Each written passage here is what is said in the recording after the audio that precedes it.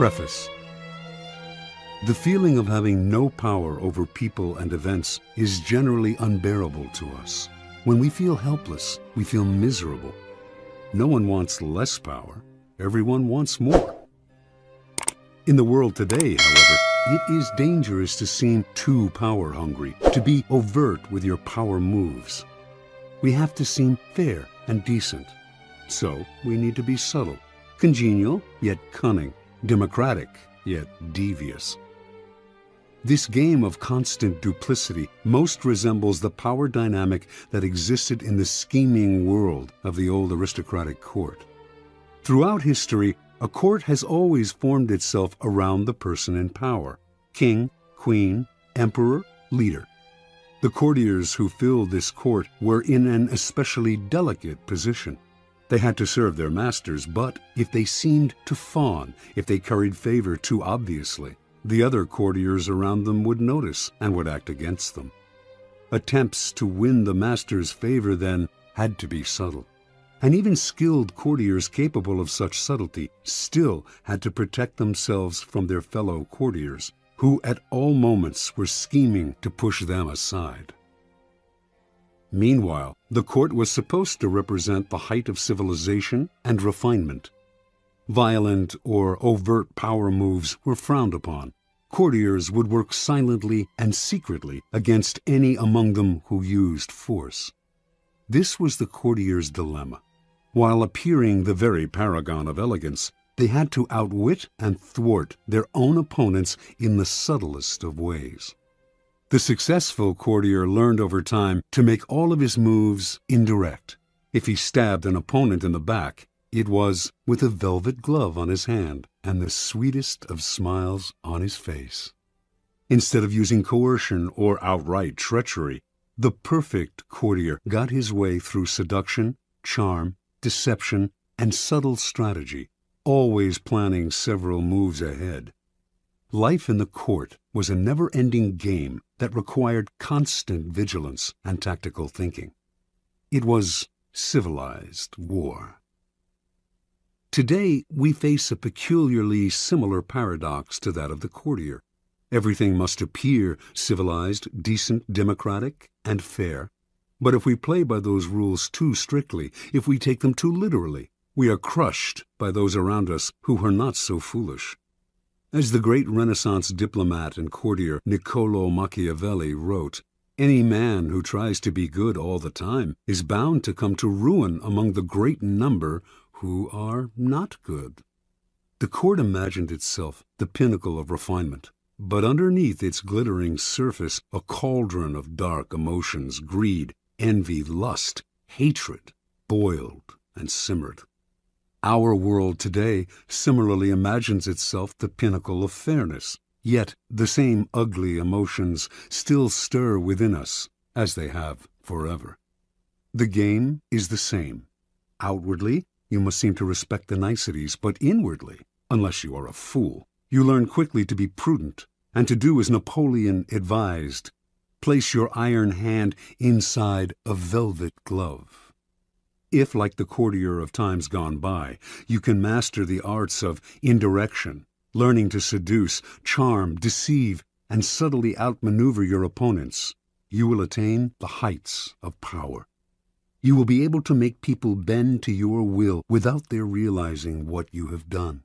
And if they do not realize what you have done, they will neither resent nor resist you. To some people, the notion of consciously playing power games, no matter how indirect, seems evil, asocial, a relic of the past. They believe they can opt out of the game by behaving in ways that have nothing to do with power. You must beware of such people. They are often among the most adept players at power. They utilize strategies that cleverly disguise the nature of the manipulation involved. These types, for example, will often display their weakness and lack of power as a kind of moral virtue. But true powerlessness, without any motive of self-interest, would not publicize its weakness to gain sympathy or respect. Making a show of one's weakness is actually a very effective strategy, subtle and deceptive, in the game of power. Another strategy of the supposed non-player is to demand equality in every area of life. Everyone must be treated alike, whatever their status and strength. But if, to avoid the taint of power, you attempt to treat everyone equally and fairly, you will confront the problem that some people do certain things better than others. Treating everyone equally means ignoring their differences, elevating the less skillful, and suppressing those who excel. Again, many of those who behave this way are actually deploying another power strategy, redistributing people's rewards in a way that they determine. Yet another way of avoiding the game would be perfect honesty and straightforwardness, since one of the main techniques of those who seek power is deceit and secrecy. But being perfectly honest will inevitably hurt and insult a great many people, some of whom will choose to injure you in return. No one will see your honest statement as completely objective and free of some personal motivation. And they will be right. In truth, the use of honesty is indeed a power strategy intended to convince people of one's noble, good-hearted, selfless character. It is a form of persuasion, even a subtle form of coercion. Finally, those who claim to be non-players may affect an air of naivete to protect them from the accusation that they are after power. Beware again, however, for the appearance of naivete can be an effective means of deceit, and even genuine naivete is not free of the snares of power. Children may be naive in many ways, but they often act from an elemental need to gain control over those around them. Children suffer greatly from feeling powerless in the adult world, and they use any means available to get their way. Genuinely innocent people may still be playing for power, and are often horribly effective at the game, since they are not hindered by reflection. Once again, those who make a show or display of innocence are the least innocent of all. You can recognize these supposed non-players by the way they flaunt their moral qualities, their piety, their exquisite sense of justice. But since all of us hunger for power, and almost all of our actions are aimed at gaining it, the non-players are merely throwing dust in our eyes, distracting us from their power plays with their air of moral superiority. If you observe them closely, you will see, in fact, that they are often the ones most skillful at indirect manipulation, even if some of them practice it unconsciously. And they greatly resent any publicizing of the tactics they use every day. If the world is like a giant scheming court, and we are trapped inside it, there is no use in trying to opt out of the game. That will only render you powerless, and powerlessness will make you miserable. Instead of struggling against the inevitable, instead of arguing and whining and feeling guilty, it is far better to excel at power. In fact, the better you are at dealing with power, the better friend, lover, husband, wife, and person you become. By following the route of the perfect courtier, you learn to make others feel better about themselves, becoming a source of pleasure to them. They will grow dependent on your abilities and desirous of your presence. By mastering the 48 laws in this book, you spare others the pain that comes from bungling with power, by playing with fire without knowing its properties. If the game of power is inescapable, better to be an artist than a denier or a bungler. Learning the game of power requires a certain way of looking at the world, a shifting of perspective. It takes effort and years of practice, for much of the game may not come naturally. Certain basic skills are required, and once you master these skills, you will be able to apply the laws of power more easily. The most important of these skills, and power's crucial foundation, is the ability to master your emotions. An emotional response to a situation is the single greatest barrier to power. A mistake that will cost you a lot more than any temporary satisfaction you might gain by expressing your feelings. Emotions cloud reason, and if you cannot see the situation clearly, you cannot prepare for and respond to it with any degree of control. Anger is the most destructive of emotional responses, for it clouds your vision the most. It also has a ripple effect that invariably makes situations less controllable and heightens your enemy's resolve. If you are trying to destroy an enemy who has hurt you, far better to keep him off guard by feigning friendliness than showing your anger. Love and affection are also potentially destructive in that they blind you to the often self-serving interests of those whom you least suspect of playing a power game. You cannot repress anger or love, or avoid feeling them, and you should not try. But you should be careful about how you express them. And most important, they should never influence your plans and strategies in any way. Related to mastering your emotions is the ability to distance yourself from the present moment and think objectively about the past and future. Like the double-faced Roman deity and guardian of all gates and doorways, you must be able to look in both directions at once, the better to handle danger from wherever it comes. Such is the face you must create for yourself, one face looking continuously to the future and the other to the past. For the future, the motto is, no days unalert. Nothing should catch you by surprise because you are constantly imagining problems before they arise. Instead of spending your time dreaming of your plan's happy ending, you must work on calculating every possible permutation and pitfall that might emerge in it. The further you see, the more steps ahead you plan, the more powerful you become. The other face of Janus looks constantly to the past, though not to remember past hurts or bear grudges. That would only curb your power. Half of the game is learning how to forget those events in the past that eat away at you and cloud your reason. The real purpose of the backward glancing eye is to educate yourself constantly. You look at the past to learn from those who came before you. The many historical examples in this book will greatly help that process. Then, having looked to the past, you look closer at hand, to your own actions and those of your friends. This is the most vital school you can learn from because it comes from personal experience. You begin by examining the mistakes you have made in the past, the ones that have most grievously held you back. You analyze them in terms of the 48 laws of power, and you extract from them a lesson and an oath. I shall never repeat such a mistake. I shall never fall into such a trap again.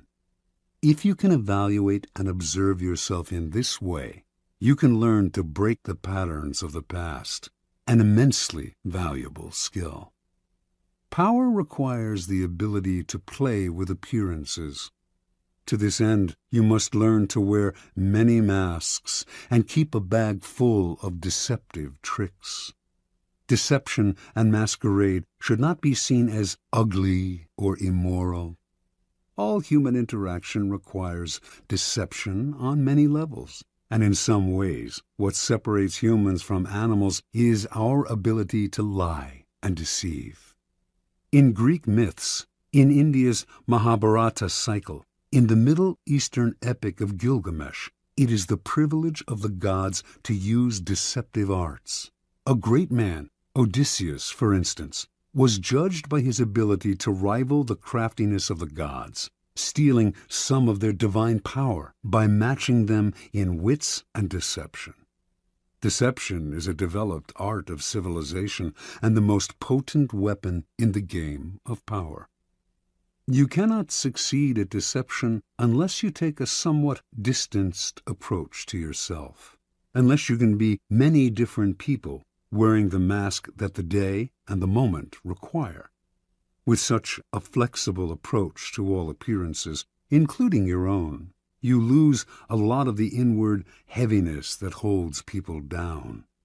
Make your face as malleable as the actors. Work to conceal your intentions from the others. Practice luring people into traps. Playing with appearances and mastering arts of deception are among the aesthetic pleasures of life. They are also key components in the acquisition of power. If deception is the most potent weapon in your arsenal, then patience in all things is your crucial shield.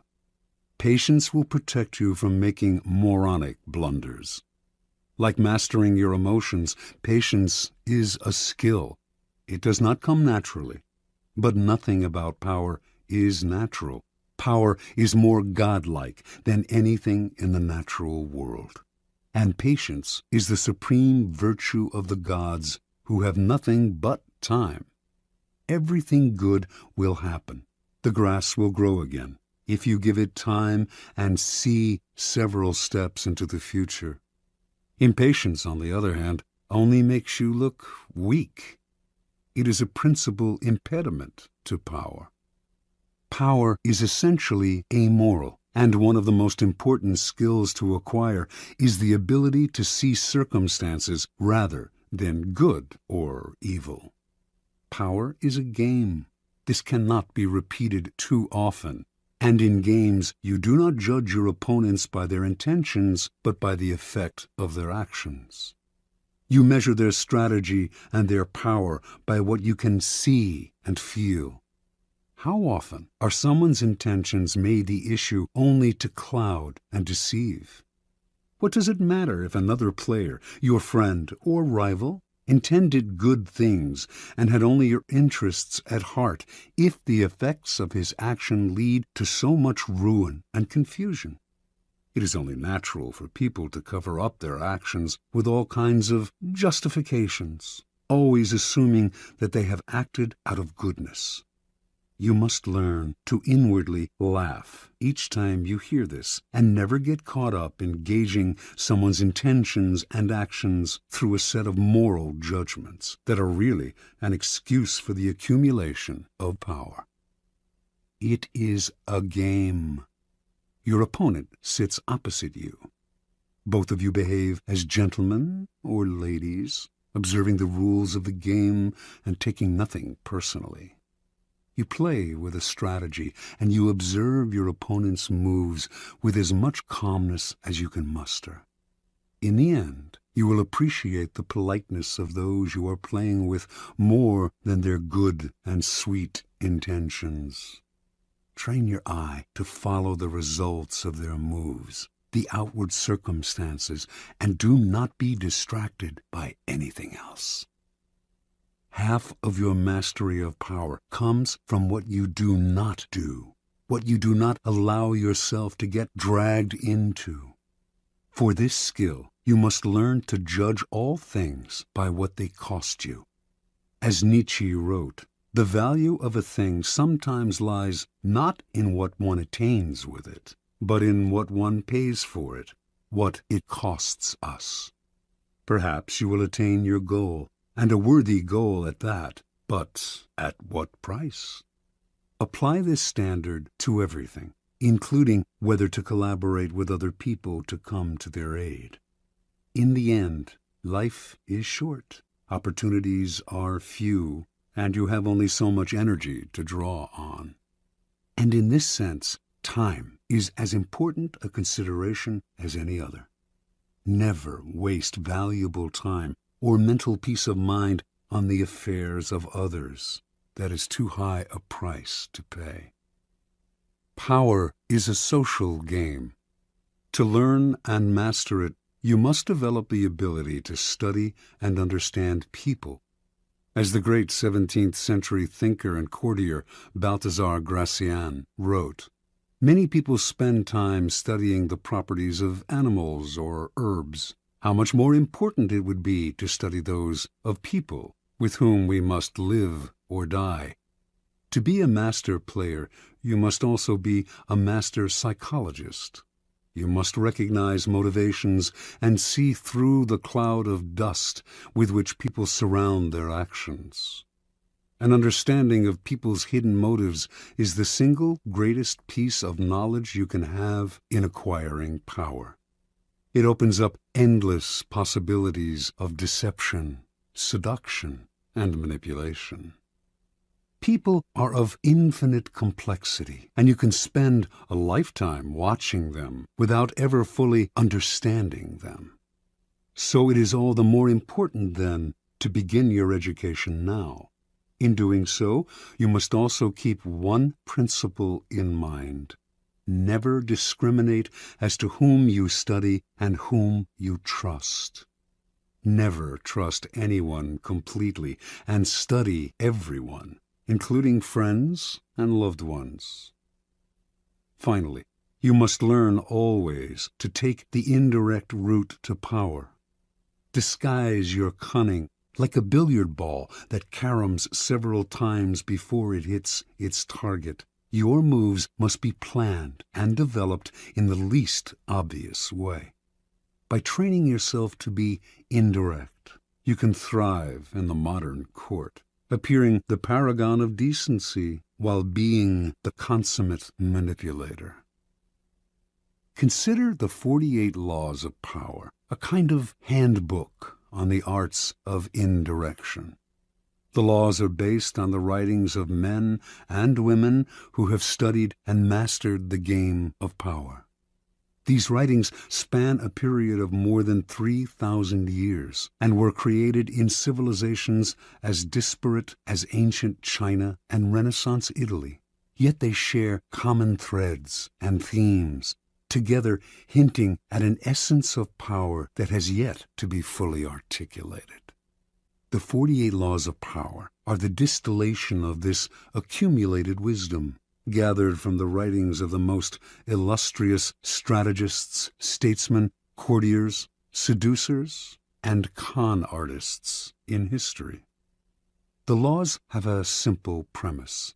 Certain actions almost always increase one's power, the observance of the law, while others decrease it and even ruin us, the transgression of the law.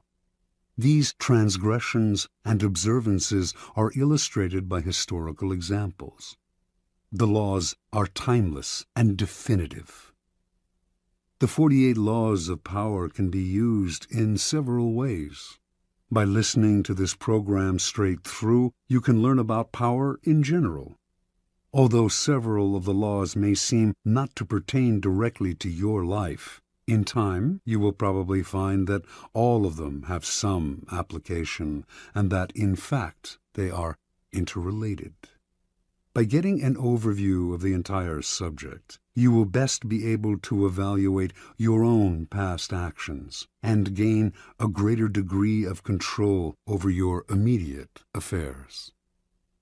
The program can also be picked apart for entertainment, for an enjoyable ride through the foibles and great deeds of our predecessors in power.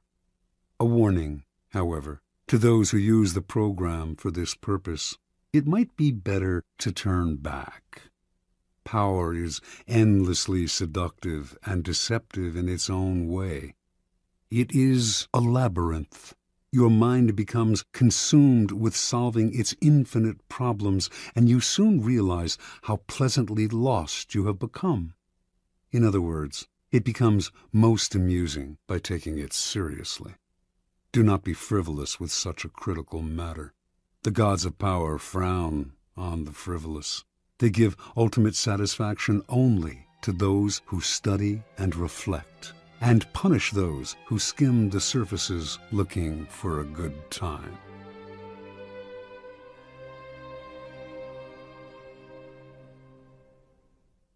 Law 1. Never outshine the master. Judgment. Always make those above you feel comfortably superior. In your desire to please and impress them, do not go too far in displaying your talents, or you might accomplish the opposite, inspire fear and insecurity. Make your masters appear more brilliant than they are, and you will attain the heights of power. Transgression of the law. Nicolas Fouquet, Louis XIV's finance minister in the first years of his reign, was a generous man who loved lavish parties, pretty women, and poetry. He also loved money, for he led an extravagant lifestyle. Fouquet was clever and very much indispensable to the king. So, when the prime minister, Jules Mazarin, died in 1661, the finance minister expected to be named the successor. Instead, the king decided to abolish the position. This and other signs made Fouquet suspect that he was falling out of favor, and so he decided to ingratiate himself with the king by staging the most spectacular party the world had ever seen. The party's ostensible purpose would be to commemorate the completion of Fouquet's chateau, Vaux-le-Vicomte, but its real function was to pay tribute to the king, the guest of honor. The most brilliant nobility of Europe and some of the greatest minds of the time, La Fontaine, La Rochefoucauld, Madame de Sévigné, attended the party. Molière wrote a play for the occasion in which he himself was to perform at the evening's conclusion. The party began with a lavish 7-course dinner featuring foods from the Orient never before tasted in France, as well as new dishes created especially for the night. The meal was accompanied with music commissioned by Fouquet to honor the king. After dinner, there was a promenade through the chateau's gardens. The grounds and fountains of Vaux-le-Vicomte were to be the inspiration for Versailles. Fouquet personally accompanied the young king through the geometrically aligned arrangements of shrubbery and flower beds. Arriving at the garden's canals, they witnessed a fireworks display which was followed by the performance of Molière's play. The party ran well into the night, and everyone agreed it was the most amazing affair they had ever attended. The next day, Fouquet was arrested by the king's head musketeer, D'Artagnan. 3 months later, he went on trial for stealing from the country's treasury. Actually, most of the stealing he was accused of he had done on the king's behalf and with the king's permission. Fouquet was found guilty and sent to the most isolated prison in France, high in the Pyrenees Mountains, where he spent the last 20 years of his life in solitary confinement. Interpretation. Louis XIV, the Sun King, was a proud and arrogant man who wanted to be the center of attention at all times. He could not countenance being outdone in lavishness by anyone, and certainly not his finance minister. To succeed Fouquet, Louis chose Jean-Baptiste Colbert, a man famous for his parsimony and for giving the dullest parties in Paris. Colbert made sure that any money liberated from the treasury went straight into Louis's hands. With the money, Louis built a palace even more magnificent than Fouquet's, the glorious Palace of Versailles. He used the same architects, decorators, and garden designer. And at Versailles, Louis hosted parties even more extravagant than the one that cost Fouquet his freedom. Let us examine the situation. The evening of the party, as Fouquet presented spectacle on spectacle to Louis, each more magnificent than the one before, he imagined the affair as demonstrating his loyalty and devotion to the king. Not only did he think the party would put him back in the king's favor, he thought it would show his good taste, his connections, and his popularity, making him indispensable to the king and demonstrating that he would make an excellent prime minister.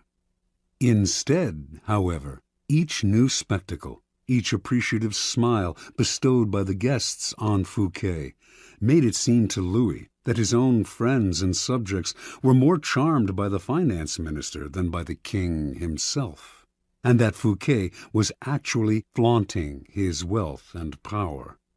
Rather than flattering Louis XIV, Fouquet's elaborate party offended the king's vanity. Louis would not admit this to anyone, of course. Instead, he found a convenient excuse to rid himself of a man who had inadvertently made him feel insecure. Such is the fate, in some form or other, of all those who unbalance the master's sense of self, poke holes in his vanity, or make him doubt his preeminence. Observance of the law. In the early 1600s, the Italian astronomer and mathematician Galileo found himself in a precarious position. He depended on the generosity of great rulers to support his research, and so, like all Renaissance scientists, he would sometimes make gifts of his inventions and discoveries to the leading patrons of the time. Once, for instance, he presented a military compass he had invented to the Duke of Gonzaga.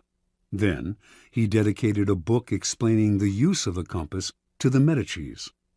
Both rulers were grateful, and through them Galileo was able to find more students to teach. No matter how great the discovery, however, his patrons usually paid him with gifts, not cash. This made for a life of constant insecurity and dependence. There must be an easier way, he thought.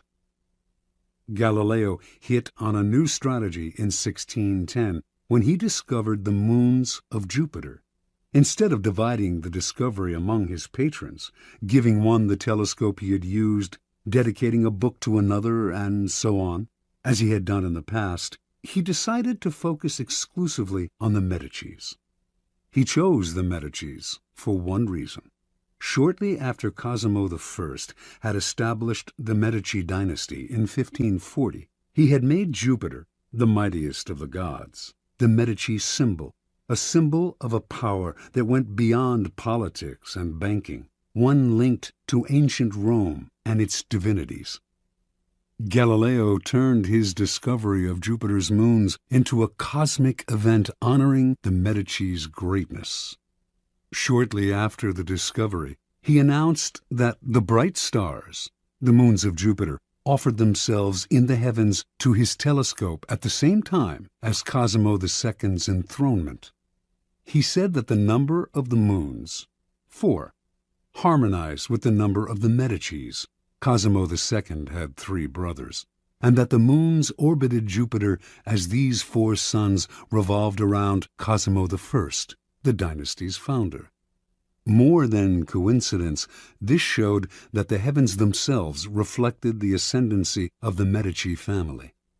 After he dedicated the discovery to the Medicis, Galileo commissioned an emblem representing Jupiter sitting on a cloud with the 4 stars circling about him, and presented this to Cosimo II as a symbol of his link to the stars. In 1610, Cosimo II made Galileo his official court philosopher and mathematician with a full salary. For a scientist, this was the coup of a lifetime. The days of begging for patronage were over. Interpretation. In one stroke, Galileo gained more with his new strategy than he had in years of begging. The reason is simple. All masters want to appear more brilliant than other people.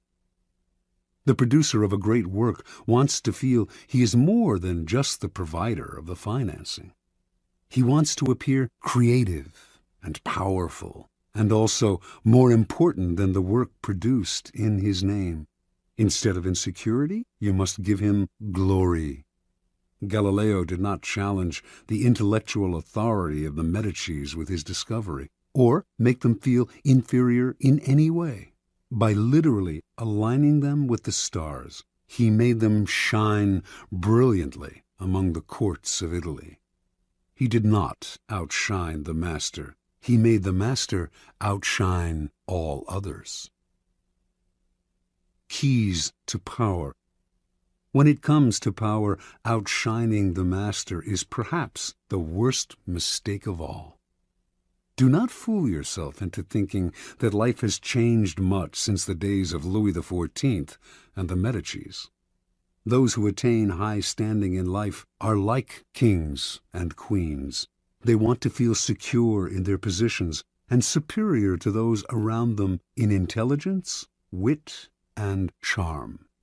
It is a deadly but common misperception to believe that by displaying and vaunting your gifts and talents, you are winning the master's affection. He may feign appreciation, but at his first opportunity he will replace you with someone less intelligent, less attractive, less threatening, just as Louis XIV replaced the sparkling Fouquet with the bland Colbert. And as with Louis, he will not admit the truth, but will find an excuse to rid himself of your presence. This law involves two rules that you must realize. First, you can inadvertently outshine a master simply by being yourself. There are masters who are more insecure than others, monstrously insecure. You may naturally outshine them by your charm and grace. No one had more natural talents than Astorre Manfredi, Prince of Faenza. The most handsome of all the young princes of Italy, he captivated his subjects with his generosity and open spirit. In the year 1500, Cesare Borgia laid siege to Faenza. When the city surrendered, the citizens expected the worst from the cruel Borgia, who, however, decided to spare the town. He simply occupied its fortress, executed none of its citizens, and allowed Prince Manfredi, 18 at the time, to remain with his court in complete freedom. A few weeks later, though, soldiers hauled Astorre Manfredi away to a Roman prison. A year after that, his body was fished out of the river Tiber, a stone tied around his neck. Borgia justified the horrible deed with some sort of trumped-up charge of treason and conspiracy. But the real problem was that he was notoriously vain and insecure. The young man was outshining him without even trying. Given Manfredi's natural talents, the prince's mere presence made Borgia seem less attractive and charismatic. The lesson is simple. If you cannot help being charming and superior, you must learn to avoid such monsters of vanity. Either that, or find a way to mute your good qualities when in the company of a Cesare Borgia. Second, never imagine that because the master loves you, you can do anything you want. Entire books could be written about favorites who fell out of favor by taking their status for granted, for daring to outshine. Knowing the dangers of outshining your master, you can turn this law to your advantage. First, you must flatter and puff up your master. Overt flattery can be effective, but has its limits. It is too direct and obvious, and looks bad to other courtiers. Discreet flattery is much more powerful. If you are more intelligent than your master, for example, seem the opposite. Make him appear more intelligent than you. Act naive. Make it seem that you need his expertise. Commit harmless mistakes that will not hurt you in the long run, but will give you the chance to ask for his help. Masters adore such requests. A master who cannot bestow on you the gifts of his experience may direct rancor and ill will at you instead. If your ideas are more creative than your master's, ascribe them to him in as public a manner as possible. Make it clear that your advice is merely an echo of his advice. He must appear as the sun around which everyone revolves, radiating power and brilliance, the center of attention. If you are thrust into the position of entertaining him, a display of your limited means may win you his sympathy. Any attempt to impress him with your grace and generosity can prove fatal. Learn from Fouquet. or pay the price. In all of these cases, it is not a weakness to disguise your strengths if, in the end, they lead to power. By letting others outshine you, you remain in control instead of being a victim of their insecurity. This will all come in handy the day you decide to rise above your inferior status. If, like Galileo, you can make your master shine even more in the eyes of others, then you are a godsend, and you will be instantly promoted. Law 2. Never put too much trust in friends. Learn how to use enemies. Judgment. Be wary of friends. They will betray you more quickly, for they are easily aroused to envy. They also become spoiled and tyrannical.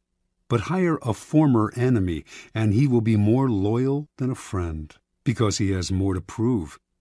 In fact, you have more to fear from friends than from enemies.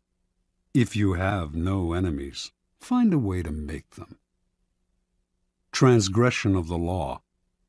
In the mid-9th century A.D., a young man named Michael III assumed the throne of the Byzantine Empire.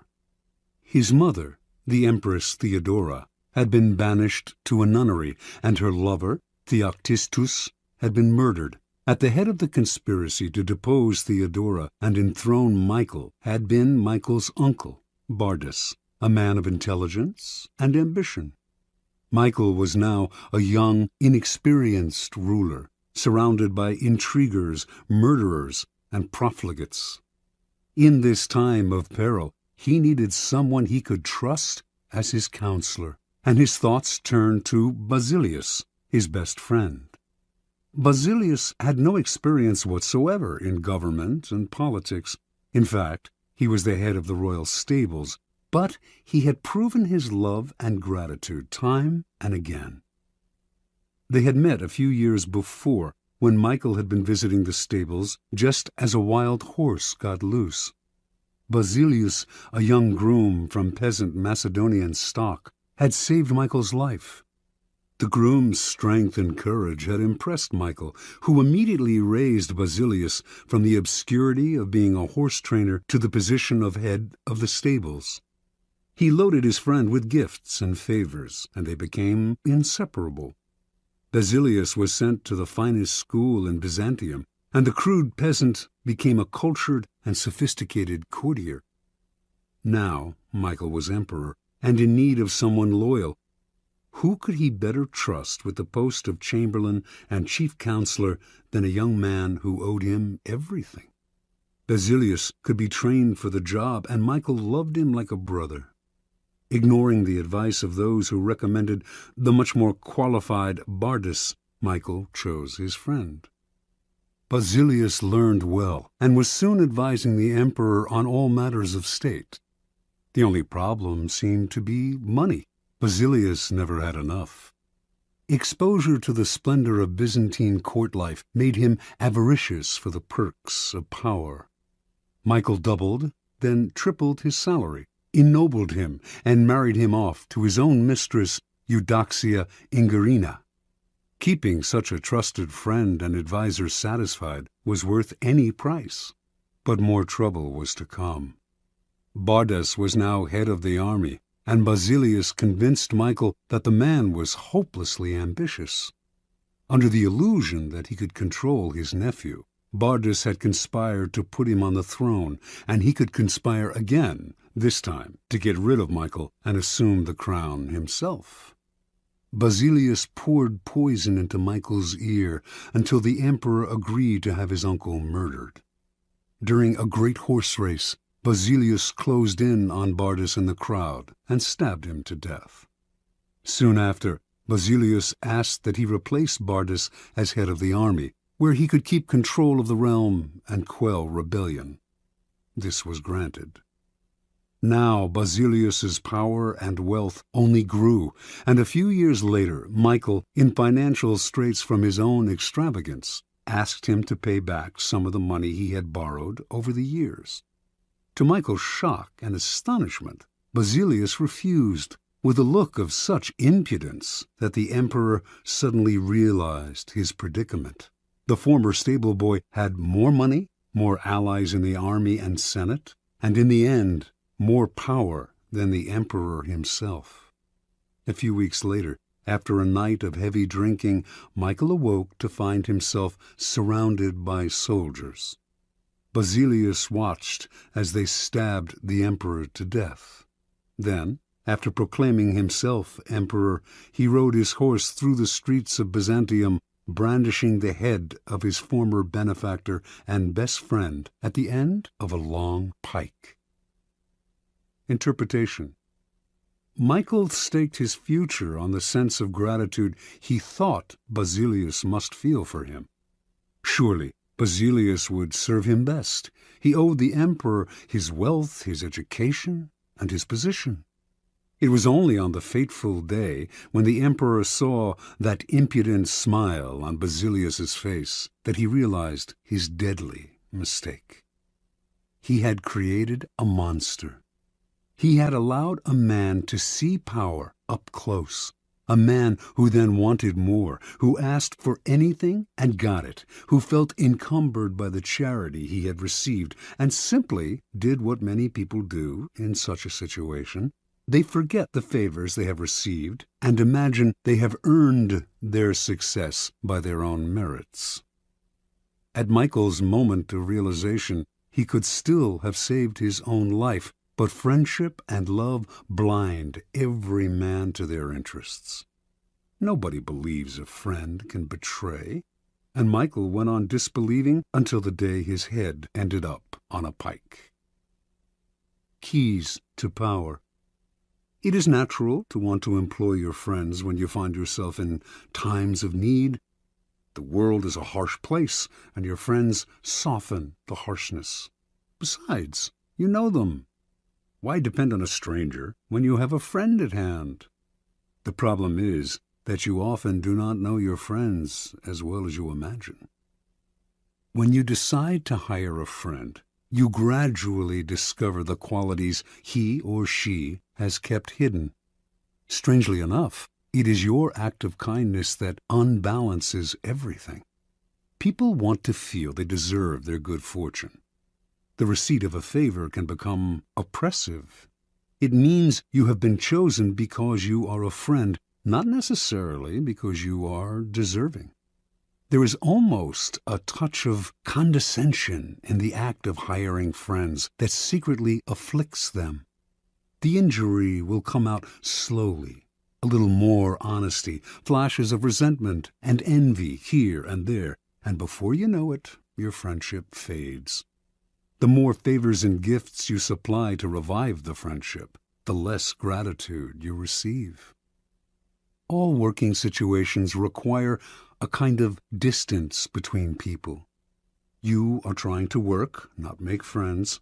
Friendliness, real or false, only obscures that fact. The key to power, then, is the ability to judge who is best able to further your interests in all situations. Keep friends for friendship, but work with the skilled and competent. Whenever you can, bury the hatchet with an enemy and make a point of putting him in your service. Never let the presence of enemies upset or distress you. You are far better off with a declared opponent or two than not knowing where your real enemies lie. The man of power welcomes conflict, using enemies to enhance his reputation as a sure-footed fighter who can be relied upon in times of uncertainty. Law 3. Conceal your intentions. Judgment. Keep people off balance and in the dark by never revealing the purpose behind your actions. If they have no clue what you are up to, they cannot prepare a defense. Guide them far enough down the wrong path, envelop them in enough smoke, and by the time they realize your intentions, it will be too late. Part 1. Use decoyed objects of desire and red herrings to throw people off the scent. If at any point in the deception you practice, people have the slightest suspicion as to your intentions, all is lost. Do not give them the chance to sense what you are up to. Throw them off the scent by dragging red herrings across the path.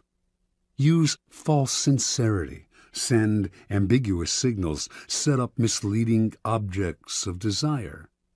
Unable to distinguish the genuine from the false, they cannot pick out your real goal. Observance of the law. In 1850, the young Otto von Bismarck, then a 35-year-old deputy in the Prussian parliament, was at a turning point in his career. The issues of the day were the unification of the many states, including Prussia, into which Germany was then divided, and a war against Austria, the powerful neighbor to the south that hoped to keep the Germans weak and at odds, even threatening to intervene if they tried to unite. Prince William, next in line to be Prussia's king, was in favor of going to war, and the Parliament rallied to the cause, prepared to back any mobilization of troops. The only ones to oppose war were the present king, Frederick William IV, and his ministers, who preferred to appease the powerful Austrians. Throughout his career, Bismarck had been a loyal, even passionate supporter of Prussian might and power. He dreamed of German unification, of going to war against Austria and humiliating the country that for so long had kept Germany divided. A former soldier, he saw warfare as a glorious business. This, after all, was the man who years later would say, "The great questions of the time will be decided not by speeches and resolutions, but by iron and blood." Passionate patriot and lover of military glory, Bismarck nevertheless gave a speech in Parliament at the height of the war fever that astonished all who heard it. "Woe unto the statesman," he said, "who makes war without a reason that will still be valid when the war is over. After the war, you will all look differently at these questions. Will you then have the courage to turn to the peasant contemplating the ashes of his farm, to the man who has been crippled, to the father who has lost his children?" Not only did Bismarck go on to talk of the madness of this war, but, strangest of all, he praised Austria and defended her actions. This went against everything he had stood for. The consequences were immediate. Bismarck was against the war. What could this possibly mean? Other deputies were confused, and several of them changed their votes. Eventually, the king and his ministers won out, and war was averted. A few weeks after Bismarck's infamous speech, the king, grateful that he had spoken for peace, made him a cabinet minister. A few years later, he became the Prussian premier.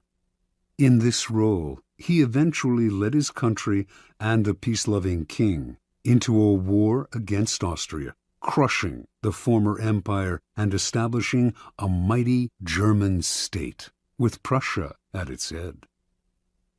Interpretation. At the time of his speech in 1850, Bismarck made several calculations. First, he sensed that the Prussian military, which had not kept pace with other European armies, was unready for war, that Austria, in fact, might very well win, a disastrous result for the future. Second, if the war were lost and Bismarck had supported it, his career would be gravely jeopardized. The king and his conservative ministers wanted peace. Bismarck wanted power. The answer was to throw people off the scent by supporting a cause he detested, saying things he would laugh at if said by another. A whole country was fooled. It was because of Bismarck's speech that the king made him a minister, a position from which he quickly rose to be prime minister, attaining the power to strengthen the Prussian military and accomplish what he had wanted all along: the humiliation of Austria and the unification of Germany under Prussia's leadership. Through insincerity and misleading signals, he deceived everyone, concealed his purpose, and attained everything he wanted. Such is the power of hiding your intentions. Keys to power. Most people are open books. They say what they feel, blurt out their opinions at every opportunity, and constantly reveal their plans and intentions. They do this for several reasons. First, it is easy and natural to always want to talk about one's feelings and plans for the future. It takes effort to control your tongue and monitor what you reveal. Second, many believe that by being honest and open, they are winning people's hearts and showing their good nature. They are greatly deluded. Honesty is actually a blunt instrument which bloodies more than it cuts. Your honesty is likely to offend people. It is much more prudent to tailor your words, telling people what they want to hear, rather than the coarse and ugly truth of what you feel or think. More important, by being unabashedly open, you make yourself so predictable and familiar that it is almost impossible to respect or fear you, and power will not accrue to a person who cannot inspire such emotions. If you yearn for power, quickly lay honesty aside and train yourself in the art of concealing your intentions. Master the art, and you will always have the upper hand. Basic to an ability to conceal one's intentions is a simple truth about human nature. Our first instinct is to always trust appearances. We cannot go around doubting the reality of what we see and hear. Constantly imagining that appearances concealed something else would exhaust and terrify us. This fact makes it relatively easy to conceal one's intentions. Simply dangle an object you seem to desire, a goal you seem to aim for, in front of people's eyes, and they will take the appearance for reality. Once their eyes focus on the decoy, they will fail to notice what you are really up to. You can use this tactic in the following manner. Hide your intentions not by closing up, with the risk of appearing secretive and making people suspicious, but by talking endlessly about your desires and goals, just not your real ones. You will kill 3 birds with 1 stone. You appear friendly, open, and trusting. You conceal your intentions, and you send your rivals on time-consuming goose chases. Another powerful tool in throwing people off the scent is false sincerity. People easily mistake sincerity for honesty. Remember, their first instinct is to trust appearances, and since they value honesty and want to believe in the honesty of those around them, they will rarely doubt you or see through your act. Seeming to believe what you say gives your words great weight. To make your false sincerity an effective weapon in concealing your intentions, espouse a belief in honesty and forthrightness as important social values. Do this as publicly as possible. Emphasize your position on this subject by occasionally divulging some heartfelt thought, though only one that is actually meaningless or irrelevant, of course. Napoleon's minister Talleyrand was a master at taking people into his confidence by revealing some apparent secret. This feigned confidence, a decoy, would then elicit a real confidence on the other person's part. Remember, the best deceivers do everything they can to cloak their roguish qualities. They cultivate an air of honesty in one area to disguise their dishonesty in others. Honesty is merely another decoy in their arsenal of weapons. Part 2. Use smokescreens to disguise your actions. Deception is always the best strategy, but the best deceptions require a screen of smoke to distract people's attention from your real purpose. The bland exterior, like the unreadable poker face, is often the perfect smokescreen, hiding your intentions behind the comfortable and familiar. If you lead the sucker down a familiar path, he won't catch on when you lead him into a trap. Observance of the law. In 1910, a Mr. Sam Giesel of Chicago sold his warehouse business for close to $1 million. He settled down to semi-retirement and the managing of his many properties, but deep inside, he itched for the old days of deal-making. One day, a young man named Joseph Weil visited his office, wanting to buy an apartment he had up for sale. Giesel explained the terms. The price was $8,000, but he only required a down payment of $2,000. Weil said he would sleep on it, but he came back the following day and offered to pay the full $8,000 in cash if Giesel could wait a couple of days until a deal Weil was working on came through. Even in semi-retirement, a clever businessman like Giesel was curious as to how Weil would be able to come up with so much cash, roughly $150,000 today, so quickly. Weil seemed reluctant to say and quickly changed the subject, but Giesel was persistent. Finally, after assurances of confidentiality, Weil told Giesel the following story. Weil's uncle was the secretary to a coterie of multimillionaire financiers. These wealthy gentlemen had purchased a hunting lodge in Michigan 10 years ago at a cheap price. They had not used the lodge for a few years, so they had decided to sell it and had asked Weil's uncle to get whatever he could for it. For reasons, good reasons, of his own, the uncle had been nursing a grudge against the millionaires for years. This was his chance to get back at them. He would sell the property for $35,000 to a setup man, whom it was Weil's job to find. The financiers were too wealthy to worry about this low price. The setup man would then turn around and sell the property again for its real price, around $155,000. The uncle, Weil, and the third man would split the profits from this second sale. It was all legal and for a good cause, the uncle's just retribution. Giesel had heard enough. He wanted to be the set-up buyer. Weil was reluctant to involve him, but Giesel would not back down. The idea of a large profit plus a little adventure had him champing at the bit. Weil explained that Giesel would have to put up the $35,000 in cash to bring the deal off.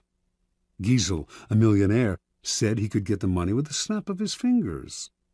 Weil finally relented and agreed to arrange a meeting between the uncle, Giesel, and the financiers in the town of Galesburg, Illinois. On the train ride to Galesburg, Giesel met the uncle, an impressive man, with whom he avidly discussed business.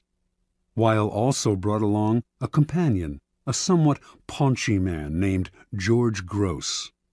Weil explained to Giesel that he himself was a boxing trainer, that Gross was one of the promising prize fighters he trained, and that he had asked Gross to come along to make sure the fighter stayed in shape. For a promising fighter, Gross was unimpressive looking. He had gray hair and a beer belly, but Giesel was so excited about the deal that he didn't really think about the man's flabby appearance. Once in Galesburg, Weil and his uncle went to fetch the financiers, while Giesel waited in a hotel room with Gross, who promptly put on his boxing trunks. As Giesel half-watched, Gross began to shadow box. Distracted as he was, Giesel ignored how badly the boxer wheezed after a few minutes of exercise, although his style seemed real enough. An hour later, Weil and his uncle reappeared with the financiers, an impressive, intimidating group of men, all wearing fancy suits. The meeting went well, and the financiers agreed to sell the lodge to Giesel, who had already had the $35,000 wired to a local bank. This minor business now settled, the financiers sat back in their chairs and began to banter about high finance, throwing out the name J.P. Morgan as if they knew the man. Finally, one of them noticed the boxer in the corner of the room. Weil explained what he was doing there. The financier countered that he too had a boxer in his entourage, whom he named. Weil laughed brazenly and exclaimed that his man could easily knock out their man. Conversation escalated into argument. In the heat of passion, Weil challenged the men to a bet. The financiers eagerly agreed and left to get their man ready for a fight the next day. As soon as they had left, the uncle yelled at Weil right in front of Giesel. They did not have enough money to bet with, and once the financiers discovered this, the uncle would be fired. Weil apologized for getting him in this mess, but he had a plan. He knew the other boxer well, and with a little bribe they could fix the fight. But where would the money come from for the bet? The uncle replied. Without it, they were as good as dead. Finally, Giesel had heard enough. Unwilling to jeopardize his deal with any ill will, he offered his own $35,000 cash for part of the bet. Even if he lost that, he would wire for more money and still make a profit on the sale of the lodge. The uncle and nephew thanked him. With their own $15,000 and Giesel's $35,000, they would manage to have enough for the bet. That evening, as Giesel watched the two boxers rehearse the fix in the hotel room, his mind reeled at the killing he was going to make from both the boxing match and the sale of the lodge. The fight took place in a gym the next day. Weil handled the cash, which was placed for security in a locked box. Everything was proceeding as planned in the hotel room. The financiers were looking glum at how badly their fighter was doing, and Giesel was dreaming about the easy money he was about to make. Then, suddenly, a wild swing by the financier's fighter hit Gross hard on the face, knocking him down. When he hit the canvas, blood spurted from his mouth. He coughed, then lay still. One of the financiers, a former doctor, checked his pulse. He was dead. The millionaires panicked. Everyone had to get out before the police arrived. They could all be charged with murder. Terrified, Giesel hightailed it out of the gym and back to Chicago, leaving behind his $35,000, which he was only too glad to forget, for it seemed a small price to pay to avoid being implicated in a crime. He never wanted to see Weil or any of the others again. After Giesel scurried out, Gross stood up under his own steam. The blood that had spurted from his mouth came from a ball filled with chicken blood and hot water that he had hidden in his cheek.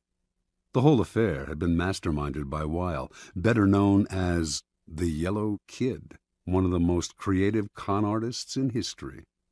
Weil split the $35,000 with the financiers and the boxers, all fellow con artists, a nice little profit for a few days' work. Interpretation. The Yellow Kid had staked out Giesel as the perfect sucker long before he set up the con. He knew the boxing match scam would be the perfect ruse to separate Giesel from his money quickly and definitively. But he also knew that if he had begun by trying to interest Giesel in the boxing match, he would have failed miserably. He had to conceal his intentions and switch attention, create a smokescreen, in this case the sale of the lodge. On the train ride and in the hotel room, Giesel's mind had been completely occupied with the pending deal, the easy money, the chance to hobnob with wealthy men. He had failed to notice that Gross was out of shape and middle-aged at best. Such is the distracting power of a smokescreen. Engrossed in the business deal, Giesel's attention was easily diverted to the boxing match, but only at a point when it was already too late for him to notice the details that would have given Gross away. The match, after all, now depended on a bribe rather than on the boxer's physical condition, and Giesel was so distracted at the end by the illusion of the boxer's death that he completely forgot about his money. Learn from the Yellow Kid. The familiar, inconspicuous front is the perfect smokescreen. Approach your mark with an idea that seems ordinary enough, a business deal, financial intrigue. The sucker's mind is distracted, his suspicions allayed. That is when you gently guide him onto the second path, the slippery slope down which he slides helplessly into your trap. Keys to power. If you believe that the deceivers are colorful folk who mislead with elaborate lies and tall tales, you are greatly mistaken. The best deceivers utilize a bland and inconspicuous front that calls no attention to themselves.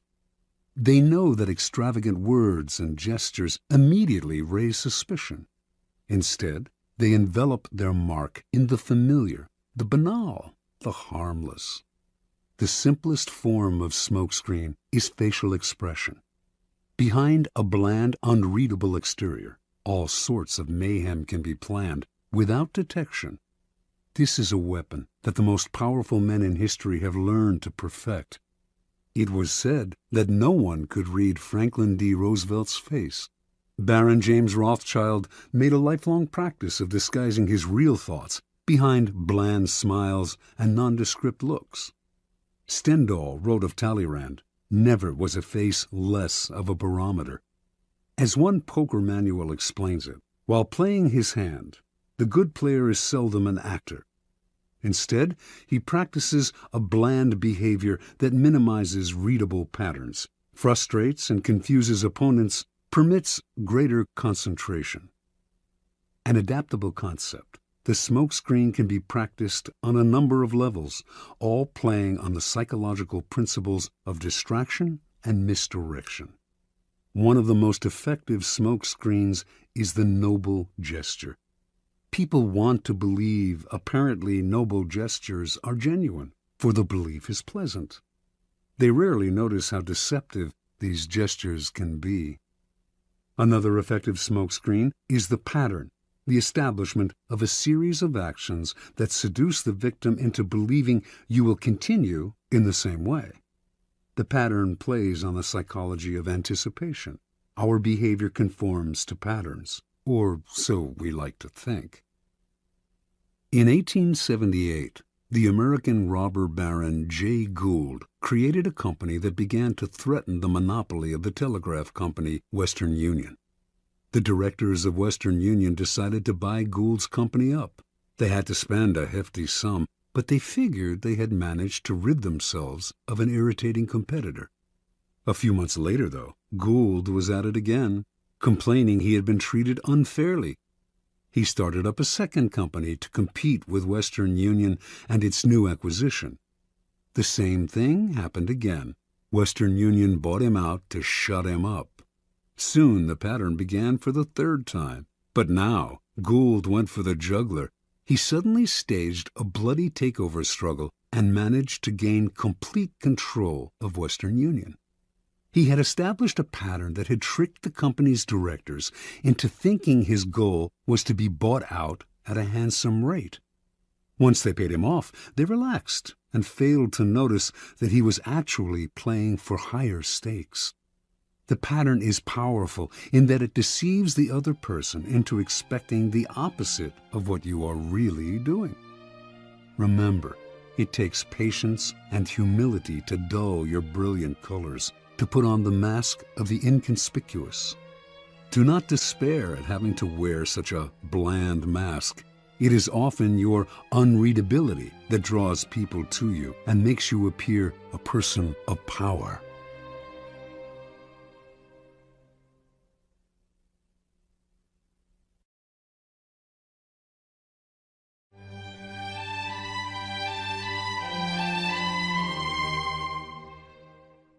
Law 4. Always say less than necessary. Judgment. When you are trying to impress people with words, the more you say, the more common you appear and the less in control.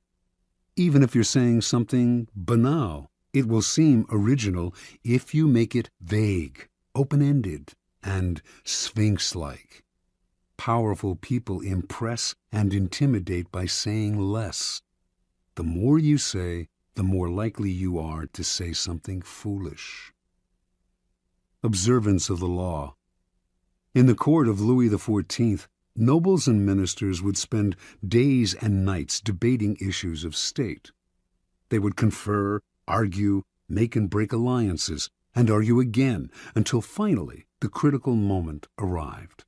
Two of them would be chosen to represent the different sides to Louis himself, who would decide what should be done.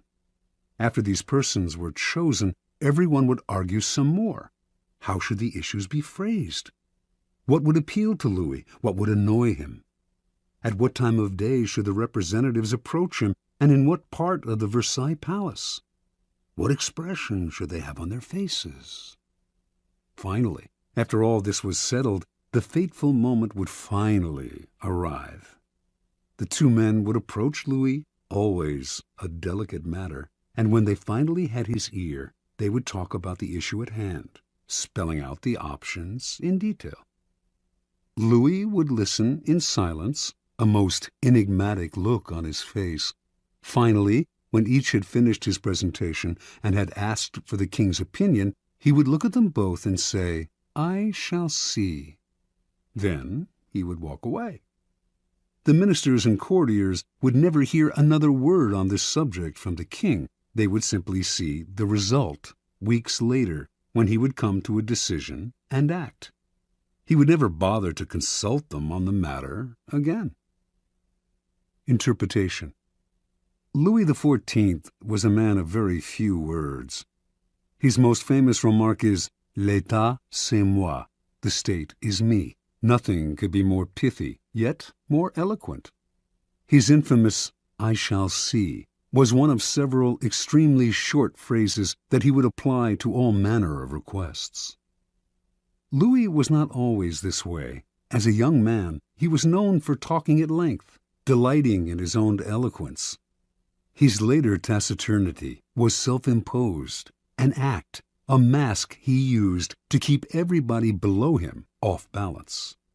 No one knew exactly where he stood or could predict his reactions. No one could try to deceive him by saying what they thought he wanted to hear, because no one knew what he wanted to hear. As they talked on and on to the silent Louis, they revealed more and more about themselves, information he would later use against them to great effect. In the end, Louis's silence kept those around him terrified and under his thumb. It was one of the foundations of his power. As Saint-Simon wrote, no one knew as well as he how to sell his words, his smile, even his glances. Everything in him was valuable because he created differences, and his majesty was enhanced by the sparseness of his words. Keys to power. Power is, in many ways, a game of appearances, and when you say less than necessary, you inevitably appear greater and more powerful than you are. Your silence will make other people uncomfortable. Humans are machines of interpretation and explanation. They have to know what you are thinking. When you carefully control what you reveal, they cannot pierce your intentions or your meaning. Your short answers and silences will put them on the defensive, and they will jump in, nervously filling the silence with all kinds of comments that will reveal valuable information about them and their weaknesses. They will leave a meeting with you feeling as if they had been robbed, and they will go home and ponder your every word. This extra attention to your brief comments will only add to your power. Law 5. So much depends on reputation. Guard it with your life. Judgment.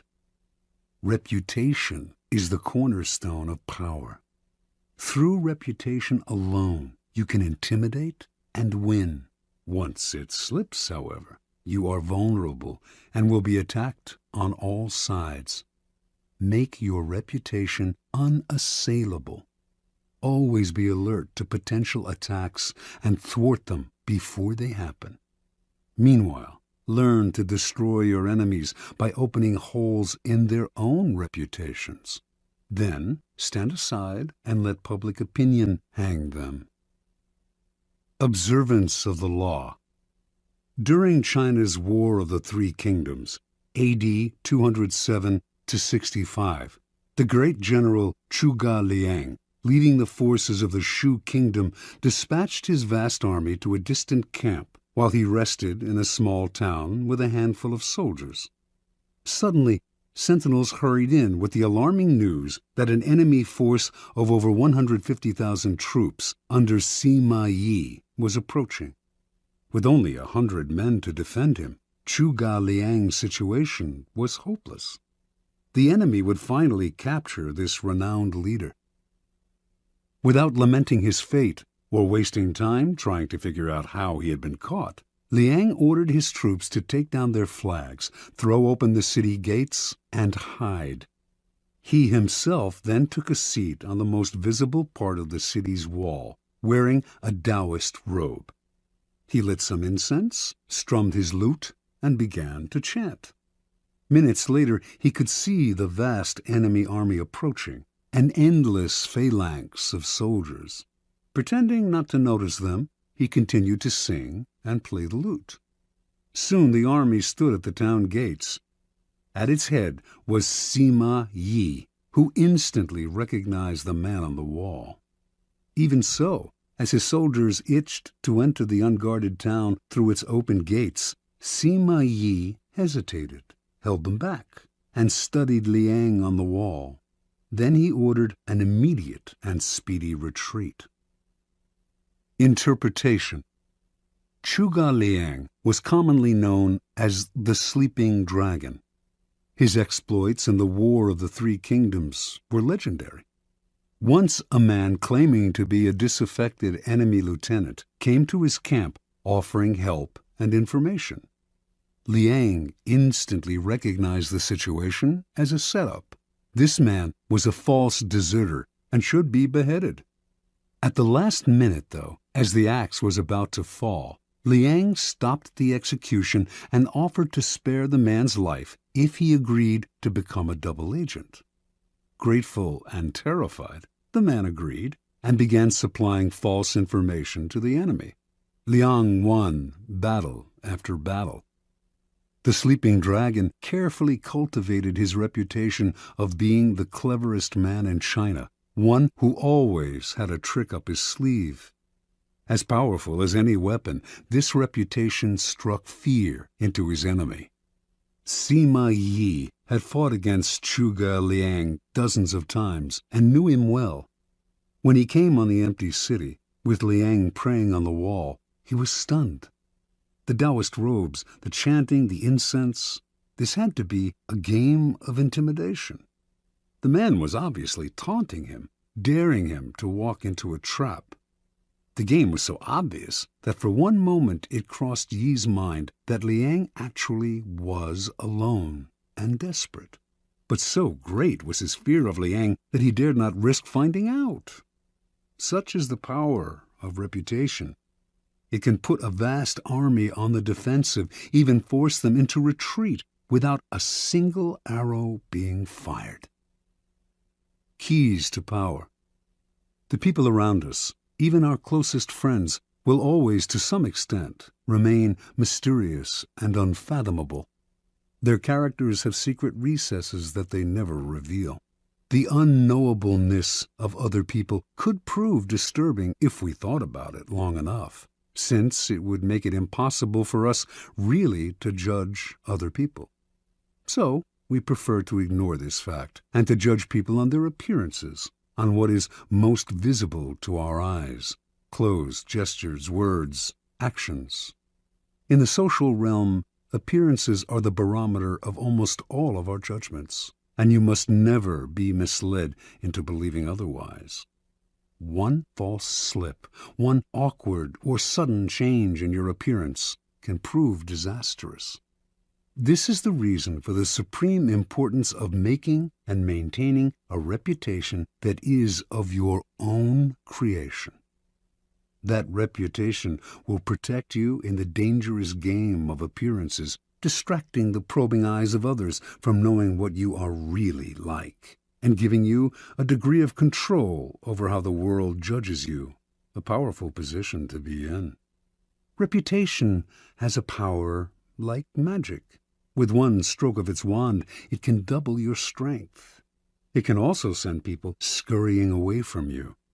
Whether the exact same deeds appear brilliant or dreadful can depend entirely on the reputation of the doer. In the beginning, you must work to establish a reputation for one outstanding quality, whether generosity or honesty or cunning.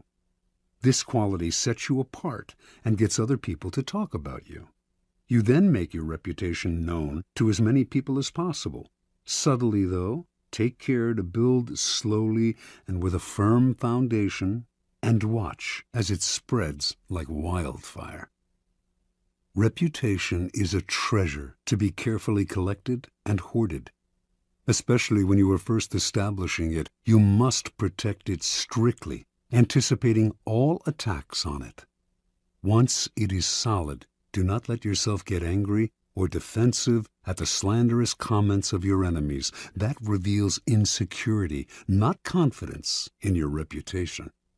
Take the high road instead, and never appear desperate in your self-defense. On the other hand, an attack on another man's reputation is a potent weapon, particularly when you have less power than he does. He has much more to lose in such a battle, and your own thus far small reputation gives him a small target when he tries to return your fire. But this tactic must be practiced with skill. You must not seem to engage in petty vengeance. If you do not break your enemy's reputation cleverly, you will inadvertently ruin your own. Law 6. Court attention at all cost. Judgment.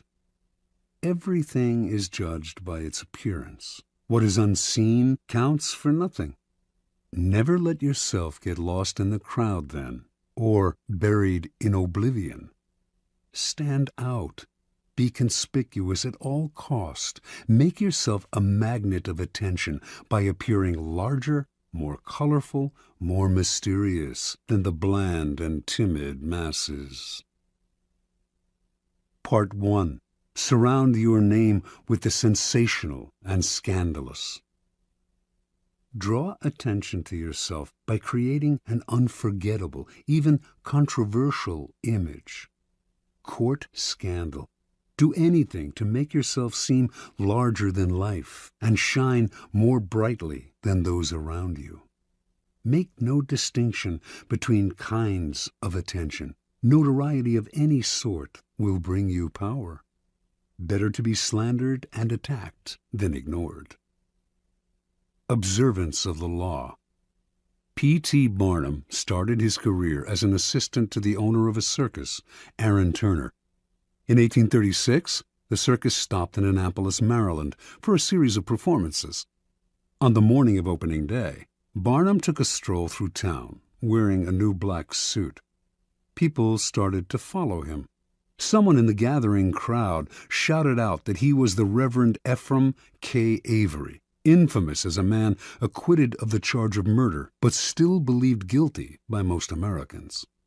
The angry mob tore off Barnum's suit and was ready to lynch him. After desperate appeals, Barnum finally convinced them to follow him to the circus where he could verify his identity. Once there, old Turner confirmed that this was all a practical joke. He himself had spread the rumor that Barnum was Avery. The crowd dispersed, but Barnum, who had nearly been killed, was not amused. He wanted to know what could have induced his boss to play such a trick. "My dear Mr. Barnum," Turner replied, "it was all for our good. Remember, all we need to ensure success is notoriety." And indeed, everyone in town was talking about the joke, and the circus was packed that night, and every night it stayed in Annapolis. Barnum had learned a lesson he would never forget. Barnum's first big venture of his own was for the American Museum, a collection of curiosities located in New York. One day, a beggar approached Barnum in the street. Instead of giving him money, Barnum decided to employ him. Taking him back to the museum, he gave the man 5 bricks and told him to make a slow circuit of several blocks. At certain points, he was to lay down a brick on the sidewalk, always keeping 1 brick in hand. On the return journey, he was to replace each brick on the street with the one he held. Meanwhile, he was to remain serious of countenance and to answer no questions. Once back at the museum, he was to enter, walk around inside, then leave through the back door, and make the same bricklaying circuit again. On the man's first walk through the streets, several hundred people watched his mysterious movements. By his fourth circuit, onlookers swarmed around him, debating what he was doing. Every time he entered the museum, he was followed by people who bought tickets to keep watching him. Many of them were distracted by the museum's collections and stayed inside. By the end of the first day, the brick man had drawn over 1,000 people into the museum. A few days later, the police ordered him to cease and desist from his walks. The crowds were blocking traffic. The bricklaying stopped, but thousands of New Yorkers had entered the museum, and many of those had become P.T. Barnum converts. Barnum would put a band of musicians on a balcony overlooking the street, beneath a huge banner proclaiming "Free music for the millions." What generosity, New Yorkers thought, and they flocked to hear the free concerts. But Barnum took pains to hire the worst musicians he could find, and soon after the band struck up, people would hurry to buy tickets to the museum, where they would be out of earshot of the band's noise and of the booing of the crowd. Interpretation. Barnum understood the fundamental truth about attracting attention. Once people's eyes are on you, you have a special legitimacy. For Barnum, creating interest meant creating a crowd. As he later wrote, every crowd has a silver lining. At the beginning of your rise to the top, then, spend all your energy on attracting attention. Most important, the quality of the attention is irrelevant, no matter how badly his shows were reviewed or how slanderously personal were the attacks on his hoaxes. Barnum would never complain. If a newspaper critic reviled him particularly badly, in fact, he made sure to invite the man to an opening and to give him the best seat in the house. He would even write anonymous attacks on his own work, just to keep his name in the papers. From Barnum's vantage, attention, whether negative or positive, was the main ingredient of his success. The worst fate in the world for a man who yearns fame, glory, and of course power, is to be ignored. Keys to power. Burning more brightly than those around you is a skill that no one is born with. You have to learn to attract attention as surely as the lodestone attracts iron. At the start of your career, you must attach your name and reputation to a quality, an image that sets you apart from other people. This image can be something like a characteristic style of dress or a personality quirk that amuses people and gets talked about. Once the image is established, you have an appearance, a place in the sky for your star.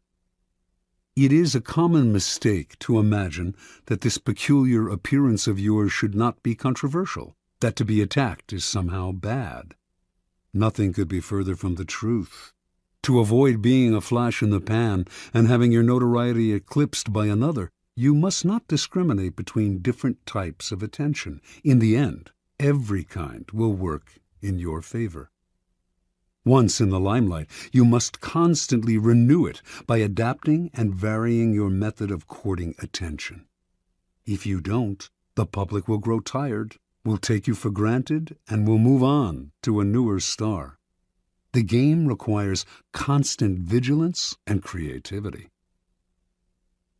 Part 2. Create an air of mystery. In a world growing increasingly banal and familiar, what seems enigmatic instantly draws attention. Never make it too clear what you are doing or about to do. Do not show all your cards. An air of mystery heightens your presence. It also creates anticipation. Everyone will be watching you to see what happens next. Use mystery to beguile, seduce, even frighten. Observance of the law. Beginning in 1905, rumors started to spread throughout Paris of a young Oriental girl who danced in a private home, wrapped in veils that she gradually discarded. A local journalist who had seen her dancing reported that a woman from the Far East had come to Europe laden with perfume and jewels to introduce some of the richness of the Oriental color and life into the satiated society of European cities. Soon everyone knew the dancer's name, Mata Hari. Early that year, in the winter, small and select audiences would gather in a salon filled with Indian statues and other relics, while an orchestra played music inspired by Hindu and Javanese melodies. After keeping the audience waiting and wondering, Mata Hari would suddenly appear in a startling costume, a white cotton brassiere covered with Indian-type jewels, jeweled bands at the waist supporting a sarong that revealed as much as it concealed, bracelets up the arms. Then Mata Hari would dance, in a style no one in France had seen before, her whole body swaying as if she were in a trance. She told her excited and curious audience that her dances told stories from Indian mythology and Javanese folk tales. Soon, the cream of Paris, ambassadors from far-off lands, were competing for invitations to the salon, where it was rumored that Mata Hari was actually performing sacred dances in the nude. The public wanted to know more about her. She told journalists that she was actually Dutch in origin, but had grown up on the island of Java. She would also talk about time spent in India, how she had learned sacred Hindu dances there, and how Indian women can shoot straight, ride horseback, and are capable of doing logarithms and talk philosophy. By the summer of 1905, although few Parisians had actually seen Mata Hari dance, her name was on everyone's lips. As Mata Hari gave more interviews, the story of her origins kept changing. She had grown up in India. Her grandmother was the daughter of a Javanese princess. She had lived on the island of Sumatra, where she had spent her time horseback riding, gun in hand, and risking her life. No one knew anything certain about her, but journalists did not mind these changes in her biography. They compared her to an Indian goddess, a creature from the pages of Baudelaire. Whatever their imagination wanted to see in this mysterious woman from the East. In August of 1905, Mata Hari performed for the first time in public. Crowds thronging to see her on opening night caused a riot. She had now become a cult figure, spawning many imitations. One reviewer wrote, "Mata Hari personifies all the poetry of India, its mysticism, its voluptuousness, its hypnotizing charm." Another noted, "If India possesses such unexpected treasures, then all Frenchmen will emigrate to the shores of the Ganges." Soon, the fame of Mata Hari and her sacred Indian dances spread beyond Paris. She was invited to Berlin, Vienna, Milan. Over the next few years, she performed throughout Europe, mixed with the highest social circles, and earned an income that gave her an independence rarely enjoyed by a woman of the period. Then, near the end of World War I, she was arrested in France, tried, convicted, and finally executed as a German spy. Only during the trial did the truth come out. Mata Hari was not from Java or India, had not grown up in the Orient, did not have a drop of Eastern blood in her body. Her real name was Margaretha Zell, and she came from the stolid northern province of Friesland, Holland. Interpretation. When Margaretha Zell arrived in Paris in 1904, she had half a franc in her pocket. She was one of the thousands of beautiful young girls who flocked to Paris every year, taking work as artists' models, nightclub dancers, or vaudeville performers at the Folies Bergère. After a few years, they would inevitably be replaced by younger girls, and would often end up on the streets, turning to prostitution, or else returning to the town they came from, older and chastened. Zell had higher ambitions. She had no dance experience and had never performed in the theater, but as a young girl, she had traveled with her family and had witnessed local dances in Java and Sumatra. Zell clearly understood that what was important in her act was not the dance itself, or even her face or figure, but her ability to create an air of mystery about herself. The mystery she created lay not just in her dancing, or her costumes, or the stories she would tell, or her endless lies about her origins. It lay in an atmosphere enveloping everything she did. There was nothing you could say for sure about her.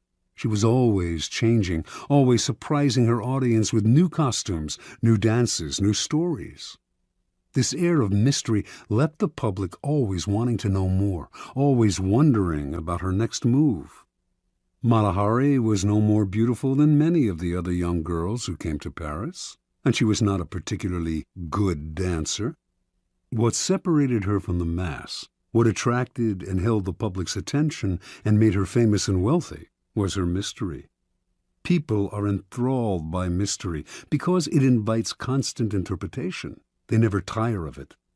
The mysterious cannot be grasped, and what cannot be seized and consumed creates power. Keys to power. In a world that is ever more banal, that has had its mystery and myth squeezed out of it, we secretly crave enigmas, people or things that cannot be instantly interpreted, seized, and consumed. That is the power of the mysterious. It invites layers of interpretation, excites our imagination, seduces us into believing that it conceals something marvelous. The world has become so familiar and its inhabitants so predictable that what wraps itself in mystery will almost always draw the limelight to it and make us watch it. Do not imagine that to create an air of mystery, you have to be grand and awe-inspiring. Mystery that is woven into your day-to-day demeanor and is subtle has that much more power to fascinate and attract attention. Remember, most people are up front, can be read like an open book, take little care to control their words or image, and are hopelessly predictable. By simply holding back, keeping silent, occasionally uttering ambiguous phrases, deliberately appearing inconsistent, and acting odd in the subtlest of ways, you will emanate an aura of mystery. The people around you will then magnify that aura by constantly trying to interpret you. Mysterious people put others in a kind of inferior position, that of trying to figure them out. To degrees that they can control, they also elicit the fear surrounding anything uncertain or unknown. All great leaders know that an aura of mystery draws attention to them and creates an intimidating presence. If your social position prevents you from completely wrapping your actions in mystery, you must at least learn to make yourself less obvious. Every now and then, act in a way that does not mesh with other people's perception of you. This way, you keep those around you on the defensive, eliciting the kind of attention that makes you powerful. Law 7. Get others to do the work for you, but always take the credit. Judgment. Use the wisdom, knowledge, and legwork of other people to further your own cause. Not only will such assistance save you valuable time and energy, it will give you a godlike aura of efficiency and speed. In the end, your helpers will be forgotten, and you will be remembered. Never do yourself what others can do for you. Transgression and observance of the law. In 1883, a young Serbian scientist named Nikola Tesla was working for the European division of the Continental Edison Company. He was a brilliant inventor, and Charles Batchelor, a plant manager and a personal friend of Thomas Edison, persuaded him he should seek his fortune in America, giving him a letter of introduction to Edison himself. So began a life of woe and tribulation that lasted until Tesla's death. When Tesla met Edison in New York, the famous inventor hired him on the spot. Tesla worked 18-hour days, finding ways to improve the primitive Edison dynamos. Finally, he offered to redesign them completely. To Edison, this seemed a monumental task that could last years without paying off. But he told Tesla, "There's $50,000 in it for you, if you can do it." Tesla labored day and night on the project, and after only a year, he produced a greatly improved version of the dynamo, complete with automatic controls. He went to Edison to break the good news and receive his $50,000.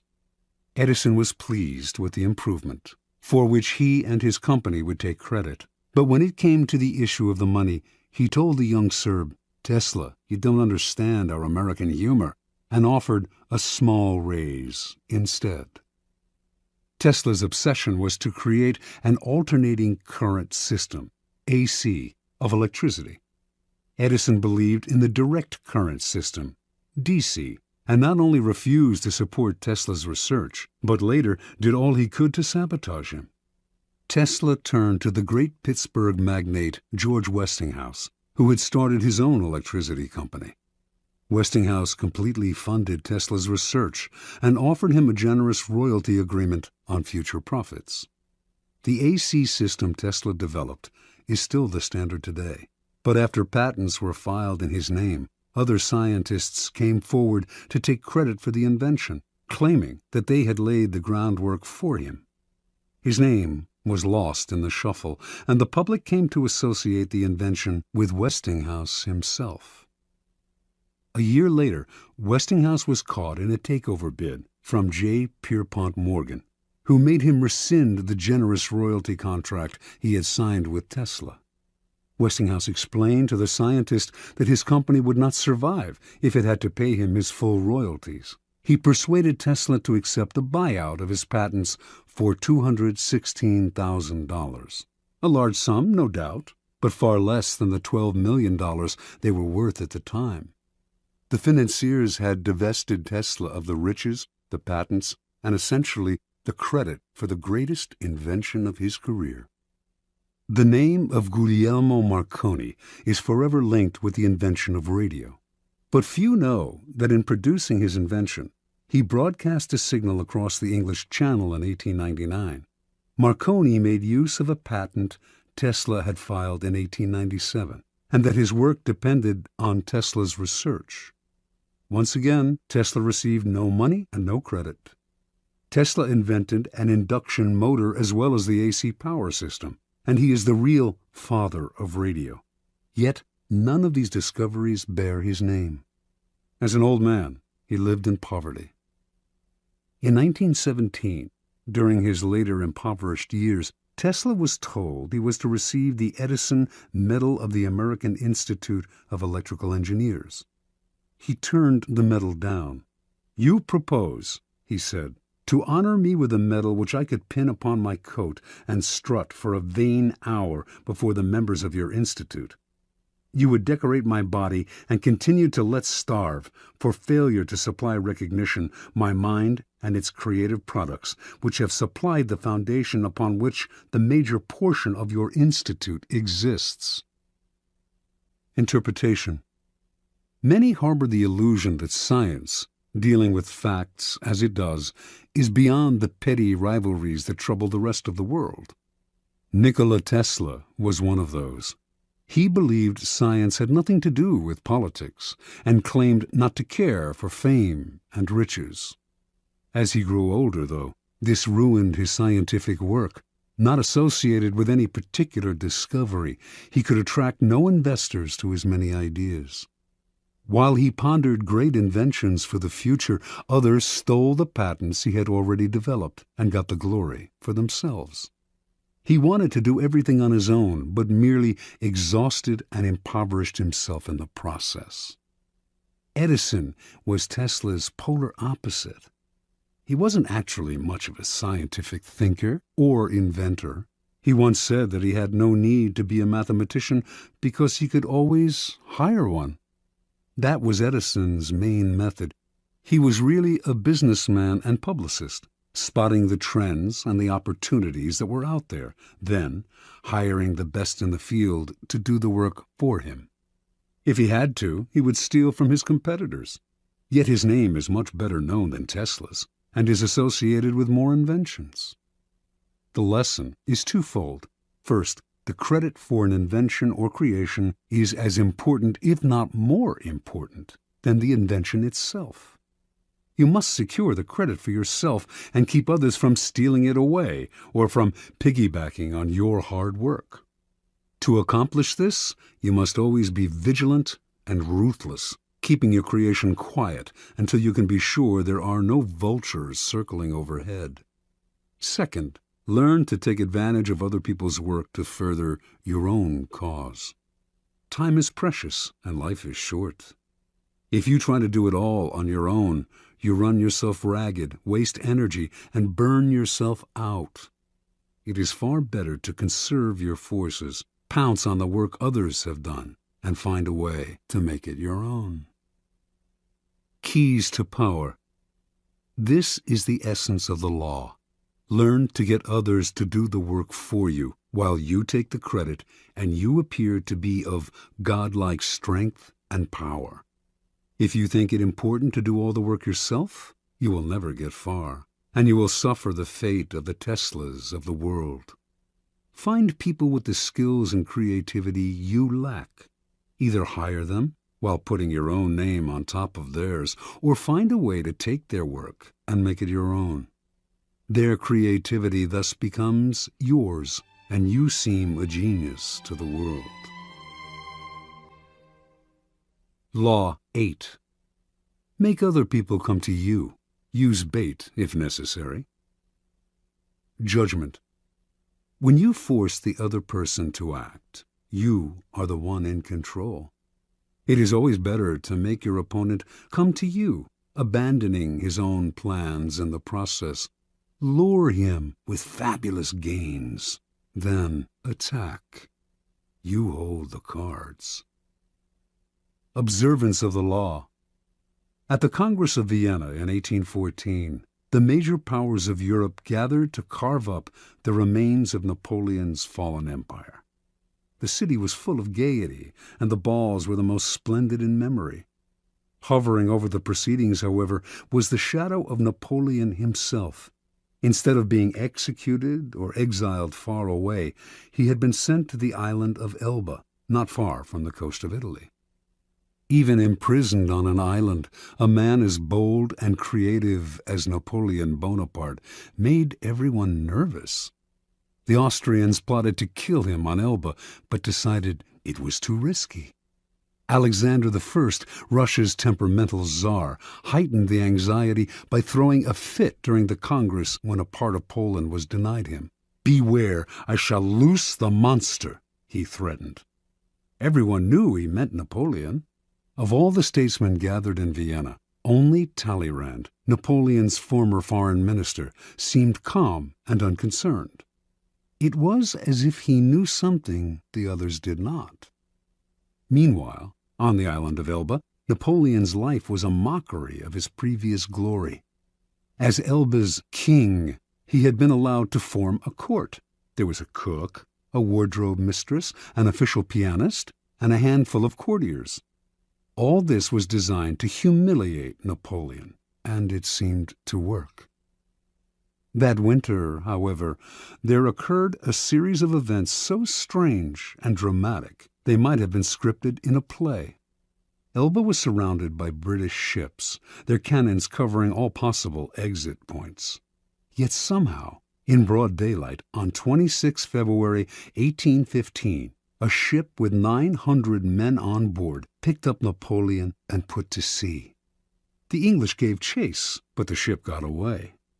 This almost impossible escape astonished the public throughout Europe and terrified the statesmen at the Congress of Vienna. Although it would have been safer to leave Europe, Napoleon not only chose to return to France, he raised the odds by marching on Paris with a tiny army in hopes of recapturing the throne. His strategy worked. People of all classes threw themselves at his feet. An army under Marshal Ney sped from Paris to arrest him, but when the soldiers saw their beloved former leader, they changed sides. Napoleon was declared emperor again. Volunteers swelled the ranks of his new army. Delirium swept the country. In Paris, crowds went wild. The king who had replaced Napoleon fled the country. For the next 100 days, Napoleon ruled France. Soon, however, the giddiness subsided. France was bankrupt, its resources nearly exhausted, and there was little Napoleon could do about this. At the Battle of Waterloo in June of that year, he was finally defeated for good. This time, his enemies had learned their lesson. They exiled him to the barren island of St. Helena off the west coast of Africa. There, he had no more hope of escape. Interpretation. Only years later did the facts of Napoleon's dramatic escape from Elba come to light. Before he decided to attempt this bold move, visitors to his court had told him that he was more popular in France than ever, and that the country would embrace him again. One of these visitors was Austria's General Kohler, who convinced Napoleon that if he escaped, the European powers, England included, would welcome him back into power. Napoleon was tipped off that the English would let him go, and indeed his escape occurred in the middle of the afternoon, in full view of English spyglasses.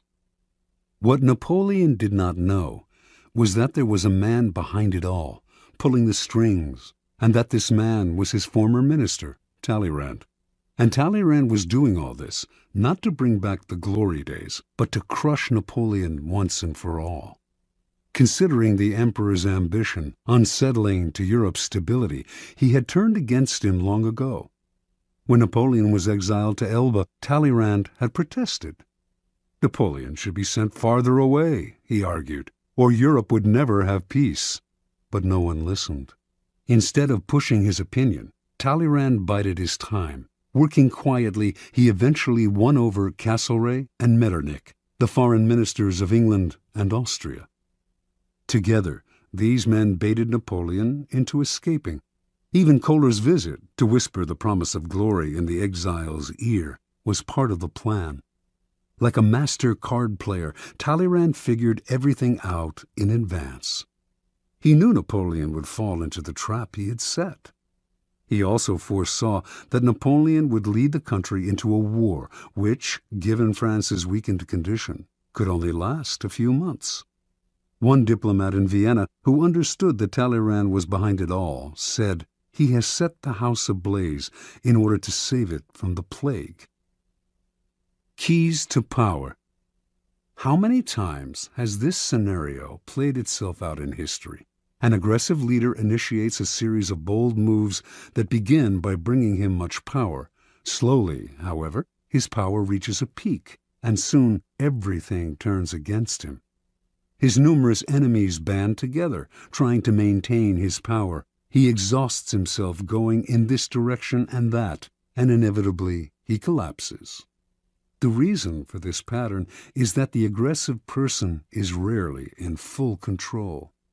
He cannot see more than a couple of moves ahead, cannot see the consequences of this bold move or that one, because he is constantly being forced to react to the moves of his ever-growing host of enemies and to the unforeseen consequences of his own rash actions. His aggressive energy is turned against him.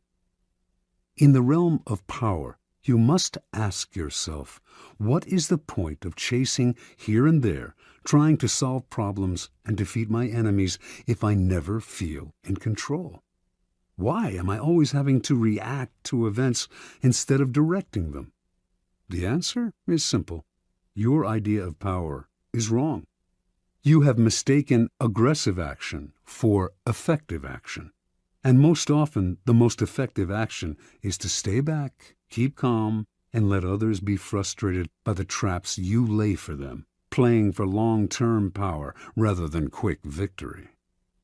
Remember, the essence of power is the ability to keep the initiative, to get others to react to your moves, to keep your opponent and those around you on the defensive. When you make other people come to you, you suddenly become the one controlling the situation, and the one who has control has power.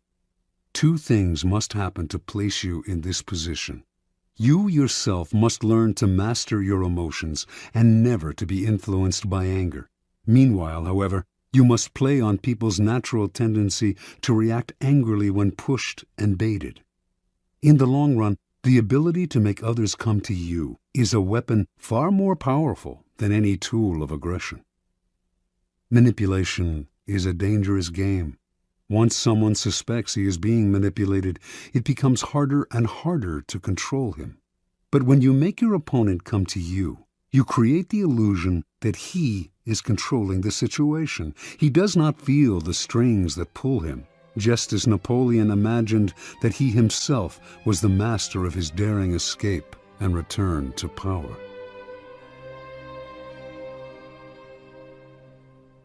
Law 9. Win through your actions, never through argument. Judgment. Any momentary triumph you think you have gained through argument is really a Pyrrhic victory. The resentment and ill will you stir up is stronger and lasts longer than any momentary change of opinion. It is much more powerful to get others to agree with you through your actions without saying a word. Demonstrate, do not explicate. Observance of the law. In 1502, in Florence, Italy, an enormous block of marble stood in the works department of the Church of Santa Maria del Fiore. It had once been a magnificent piece of raw stone, but an unskilled sculptor had mistakenly bored a hole through it where there should have been a figure's legs, generally mutilating it. Piero Soderini, Florence's mayor, had contemplated trying to save the block by commissioning Leonardo da Vinci to work on it, or some other master, but had given up, since everyone agreed that the stone had been ruined. So, despite the money that had been wasted on it, it gathered dust in the dark halls of the church. This was where things stood until some Florentine friends of the great Michelangelo decided to write to the artist, then living in Rome. He alone, they said, could do something with the marble, which was still magnificent raw material. Michelangelo traveled to Florence, examined the stone, and came to the conclusion that he could, in fact, carve a fine figure from it by adapting the pose to the way the rock had been mutilated. Soderini argued that this was a waste of time. Nobody could salvage such a disaster, but he finally agreed to let the artist work on it. Michelangelo decided he would depict a young David, sling in hand. Weeks later, as Michelangelo was putting the final touches on the statue, Soderini entered the studio. Fancying himself a bit of a connoisseur, he studied the huge work and told Michelangelo that while he thought it was magnificent, the nose, he judged, was too big. Michelangelo realized that Soderini was standing in a place right under the giant figure and did not have the proper perspective. Without a word, he gestured for Soderini to follow him up the scaffolding. Reaching the nose, he picked up his chisel, as well as a bit of marble dust that lay on the planks. With Soderini just a few feet below him on the scaffolding, Michelangelo started to tap lightly with the chisel, letting the bits of dust he had gathered in his hand to fall little by little. He actually did nothing to change the nose, but gave every appearance of working on it. After a few minutes of the charade, he stood aside. "Look at it now." "I like it better," replied Soderini. "You've made it come alive." Interpretation. Michelangelo knew that by changing the shape of the nose, he might ruin the entire sculpture. Yet Soderini was a patron who prided himself on his aesthetic judgment. To offend such a man by arguing would not only gain Michelangelo nothing, it would put future commissions in jeopardy. Michelangelo was too clever to argue. His solution was to change Soderini's perspective, literally bringing him closer to the nose, without making him realize that this was the cause of his misperception. Fortunately for posterity, Michelangelo found a way to keep the perfection of the statue intact, while, at the same time, making Soderini believe he had improved it. Such is the double power of winning through actions rather than argument. No one is offended, and your point is proven. Keys to power. In the realm of power, you must learn to judge your moves by their long-term effects on other people. The problem in trying to prove a point or gain a victory through argument is that in the end you can never be certain how it affects the people you're arguing with. They may appear to agree with you politely, but inside they may resent you. Or perhaps something you said inadvertently even offended them. Words have that insidious ability to be interpreted according to the other person's mood and insecurities. Even the best argument has no solid foundation, for we have all come to distrust the slippery nature of words. And days after agreeing with someone, we often revert to our old opinion out of sheer habit. Understand this: words are a dime a dozen. Everyone knows that in the heat of an argument we will all say anything to support our cause. We will quote the Bible, refer to unverifiable statistics. Who can be persuaded by bags of air like that? Action and demonstration are much more powerful and meaningful. They are there before our eyes for us to see. Yes, now the statue's nose does look just right. There are no offensive words, no possibility of misinterpretation. No one can argue with a demonstrated proof. As Balthazar Gracian remarks, the truth is generally seen, rarely heard. Law 10. Infection. Avoid the unhappy and unlucky. Judgment. You can die from someone else's misery. Emotional states are as infectious as diseases. You may feel you are helping the drowning man, but you are only precipitating your own disaster. The unfortunate sometimes draw misfortune on themselves. They will also draw it on you. Associate with the happy and fortunate instead. Transgression of the law. Born in Limerick, Ireland in 1818, Marie Gilbert came to Paris in the 1840s to make her fortune as a dancer and performer. Taking the name Lola Montez, her mother was of distant Spanish descent. She claimed to be a flamenco dancer from Spain. By 1845, her career was languishing, and to survive, she became a courtesan, quickly one of the more successful in Paris. Only one man could salvage Lola's dancing career: Alexandre Dujarier, owner of the newspaper with the largest circulation in France, and also the newspaper's drama critic. She decided to woo and conquer him. Investigating his habits, she discovered that he went riding every morning. An excellent horsewoman herself, she rode out one morning and accidentally ran into him. Soon they were riding together every day. A few weeks later, Lola moved into his apartment. For a while, the two were happy together. With Dujarrier's help, Lola began to revive her dancing career. Despite the risk to his social standing, Dujarier told friends he would marry her in the spring.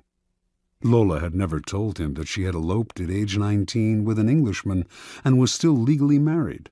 Although Dujarier was deeply in love, his life started to slide downhill.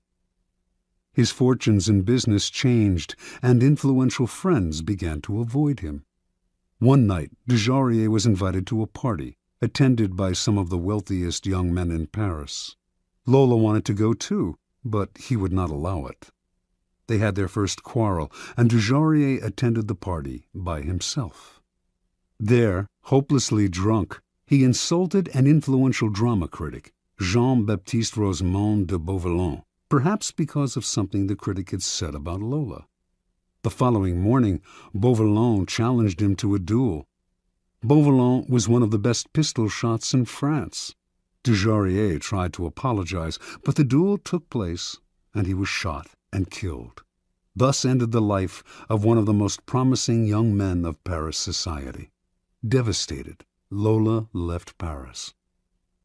In 1846, Lola Montez found herself in Munich, where she decided to woo and conquer King Ludwig of Bavaria. The best way to Ludwig, she discovered, was through his aide-de-camp, Count Otto von Rechberg, a man with a fondness for pretty girls. One day, when the Count was breakfasting at an outdoor cafe, Lola rode by on her horse, was accidentally thrown from the saddle, and landed at Rechberg's feet. The Count rushed to help her and was enchanted. He promised to introduce her to Ludwig. Rechberg arranged an audience with the king for Lola, but when she arrived in the anteroom, she could hear the king saying he was too busy to meet a favor-seeking stranger. Lola pushed aside the sentries and entered his room anyway. In the process, the front of her dress somehow got torn, perhaps by her, perhaps by one of the sentries, and to the astonishment of all, most especially the king, her bare breasts were brazenly exposed. Lola was granted her audience with Ludwig. 55 hours later, she made her debut on the Bavarian stage. The reviews were terrible, but that did not stop Ludwig from arranging more performances. Ludwig was, in his own words, bewitched by Lola. He started to appear in public with her on his arm, and then he bought and furnished an apartment for her on one of Munich's most fashionable boulevards. Although he had been known as a miser and was not given to flights of fancy, he started to shower Lola with gifts and to write poetry for her. Now his favored mistress, she catapulted to fame and fortune overnight. Lola began to lose her sense of proportion. One day, when she was out riding, an elderly man rode ahead of her, a bit too slowly for her liking. Unable to pass him, she began to slash him with her riding crop. On another occasion, she took her dog, unleashed, out for a stroll. The dog attacked a passer-by, but instead of helping the man get the dog away, she whipped him with the leash. Incidents like this infuriated the stolid citizens of Bavaria, but Ludwig stood by Lola and even had her naturalized as a Bavarian citizen. The king's entourage tried to wake him to the dangers of the affair, but those who criticized Lola were summarily fired. While Bavarians who had loved their king now outwardly disrespected him, Lola was made a countess, had a new palace built for herself, and began to dabble in politics, advising Ludwig on policy. She was the most powerful force in the kingdom. Her influence in the king's cabinet continued to grow, and she treated the other ministers with disdain. As a result, riots broke out throughout the realm. A once peaceful land was virtually in the grip of civil war, and students everywhere were chanting, "Raus mit Lola!" By February of 1848, Ludwig was finally unable to withstand the pressure. With great sadness, he ordered Lola to leave Bavaria immediately. She left, but not until she was paid off. For the next 5 weeks, the Bavarians' wrath was turned against their formerly beloved king. In March of that year, he was forced to abdicate. Lola Montez moved to England. More than anything, she needed respectability, and despite being married, she still had not arranged a divorce from the Englishman she had wed years before. She set her sights on George Trafford Heald, a promising young army officer who was the son of an influential barrister. Although he was 10 years younger than Lola and could have chosen a wife among the prettiest and wealthiest young girls of English society, Heald fell under her spell. They were married in 1849. Soon, arrested on the charge of bigamy, she skipped bail, and she and Heald made their way to Spain. They quarreled horribly, and on one occasion Lola slashed him with a knife. Finally, she drove him away. Returning to England, he found he had lost his position in the army. Ostracized from English society, he moved to Portugal, where he lived in poverty. After a few months, his short life ended in a boating accident. A few years later, the man who published Lola Montez's autobiography went bankrupt. In 1853, Lola moved to California, where she met and married a man named Pat Hull. Their relationship was as stormy as all the others, and she left Hull for another man. He took to drink and fell into a deep depression that lasted until he died 4 years later, still a relatively young man. At the age of 41, Lola gave away her clothes and finery and turned to God. She toured America lecturing on religious topics, dressed in white and wearing a halo-like white headgear. She died 2 years later, in 1861. Interpretation. Lola Montez attracted men with her wiles, but her power over them went beyond the sexual. It was through the force of her character that she kept her lovers enthralled. Men were sucked into the maelstrom she churned up around her. They felt confused, upset, but the strength of the emotions she stirred also made them feel more alive. As is often the case with infection, the problems would only arise over time. Lola's inherent instability would begin to get under her lover's skin. They would find themselves drawn into her problems, but their emotional attachment to her would make them want to help her. This was the crucial point of the disease, for Lola Montez could not be helped. Her problems were too deep. Once the lover identified with them, he was lost. He would find himself embroiled in quarrels. The infection would spread to his family and friends, or, in the case of Ludwig, to an entire nation. You could spend a lifetime studying the pathology of infecting characters, but don't waste your time. Just learn the lesson. When you suspect you are in the presence of an infector, don't argue, don't try to help, don't pass the person on to your friends, or you will become enmeshed. Flee the infector's presence or suffer the consequences. Keys to power. Those misfortunates among us who have been brought down by circumstances beyond their control deserve all the help and sympathy we can give them. But there are others who are not born to misfortune or unhappiness, but who draw it upon themselves by their destructive actions and unsettling effect on others. It would be a great thing if we could raise them up, change their patterns, but more often than not, it is their patterns that end up getting inside and changing us. The incurably unhappy and unstable have a particularly strong infecting power because their characters and emotions are so intense.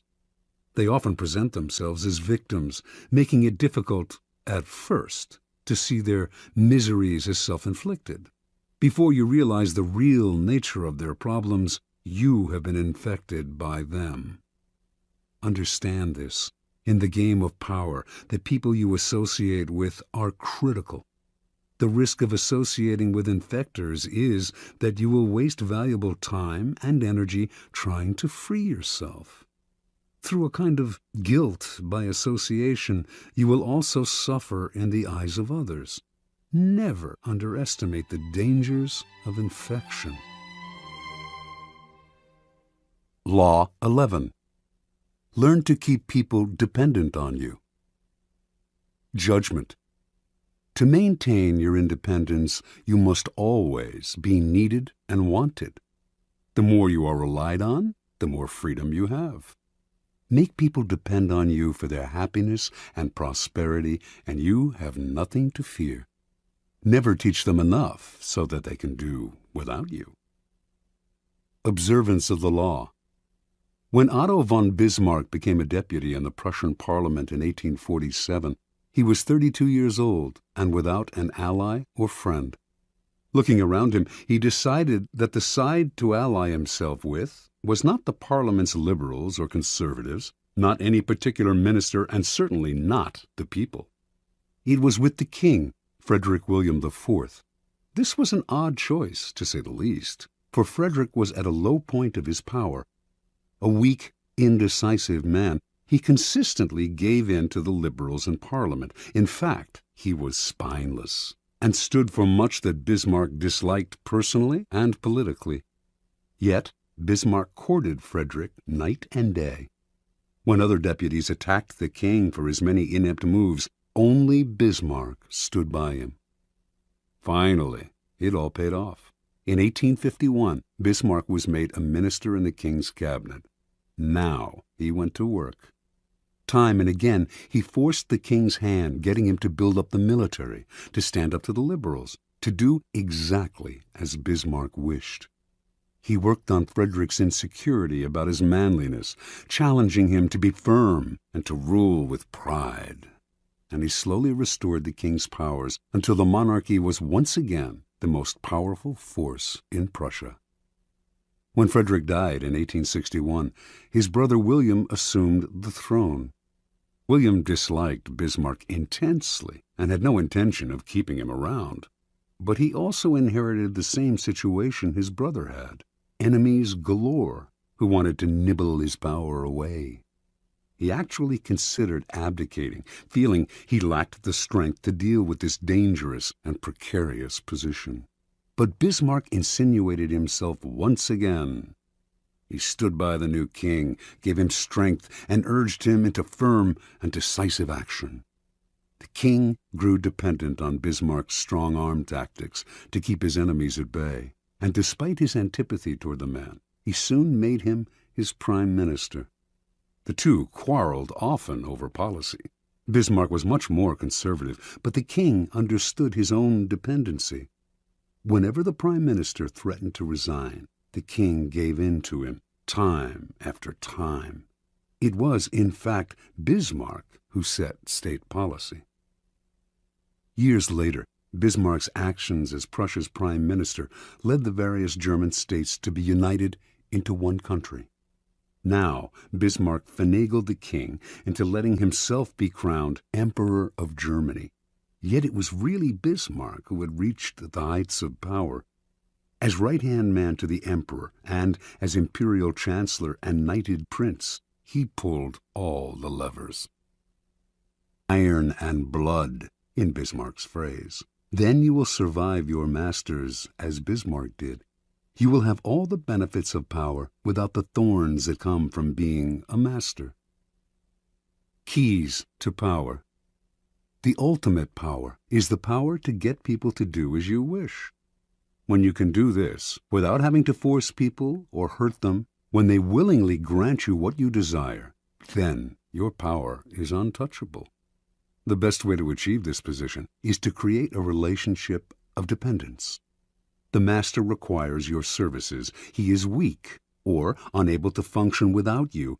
You have enmeshed yourself in his work so deeply that doing away with you would bring him great difficulty, or at least would mean valuable time lost in training another to replace you. Once such a relationship is established, you have the upper hand, the leverage to make the master do as you wish. It is the classic case of the man behind the throne, the servant of the king who actually controls the king. Do not be one of the many who mistakenly believe that the ultimate form of power is independence.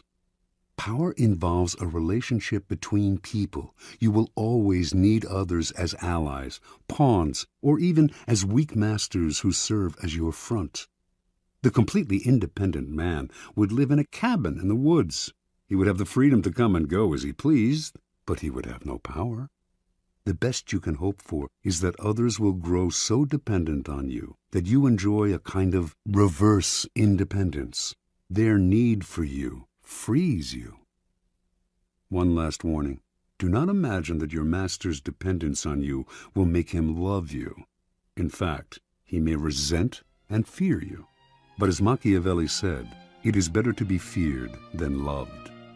Fear you can control. Love? Never. Depending on an emotion as subtle and changeable as love or friendship will only make you insecure. Better to have others depend on you out of fear of the consequences of losing you than out of love of your company.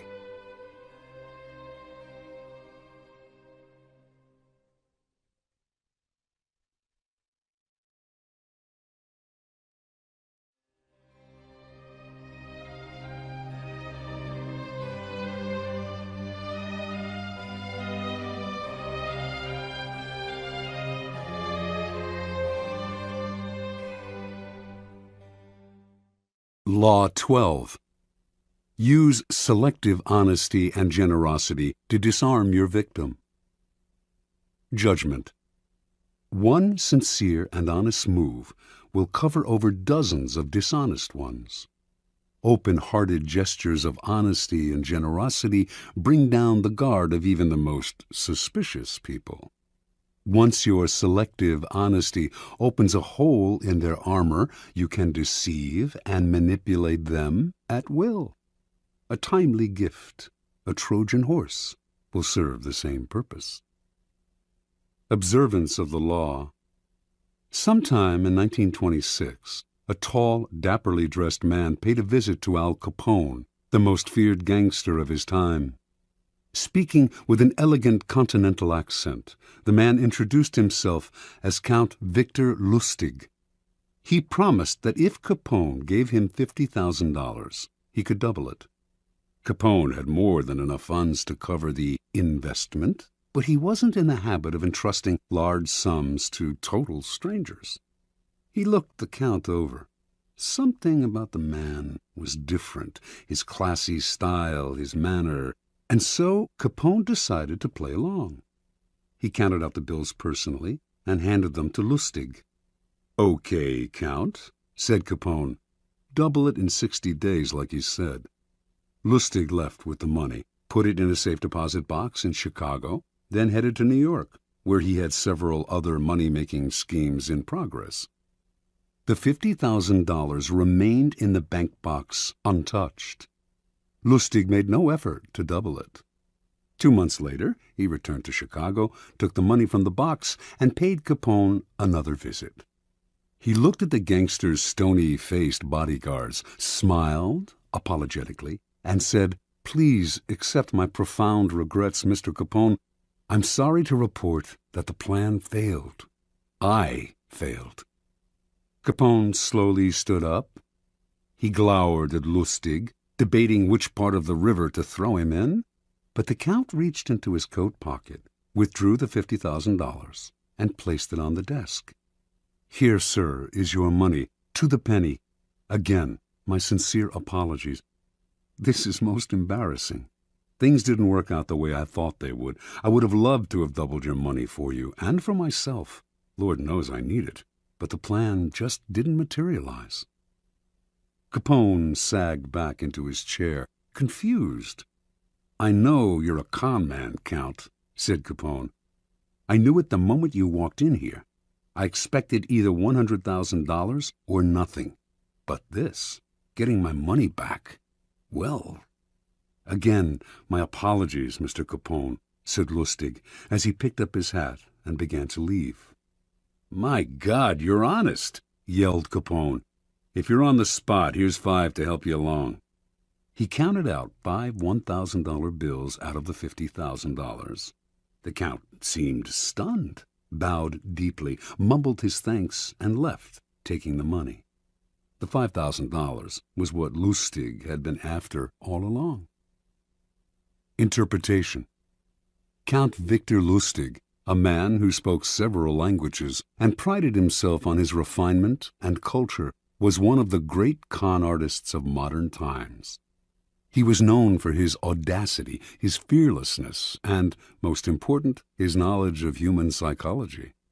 He could size up a man in minutes, discovering his weaknesses, and he had radar for suckers. Lustig knew that most men build up defenses against crooks and other troublemakers.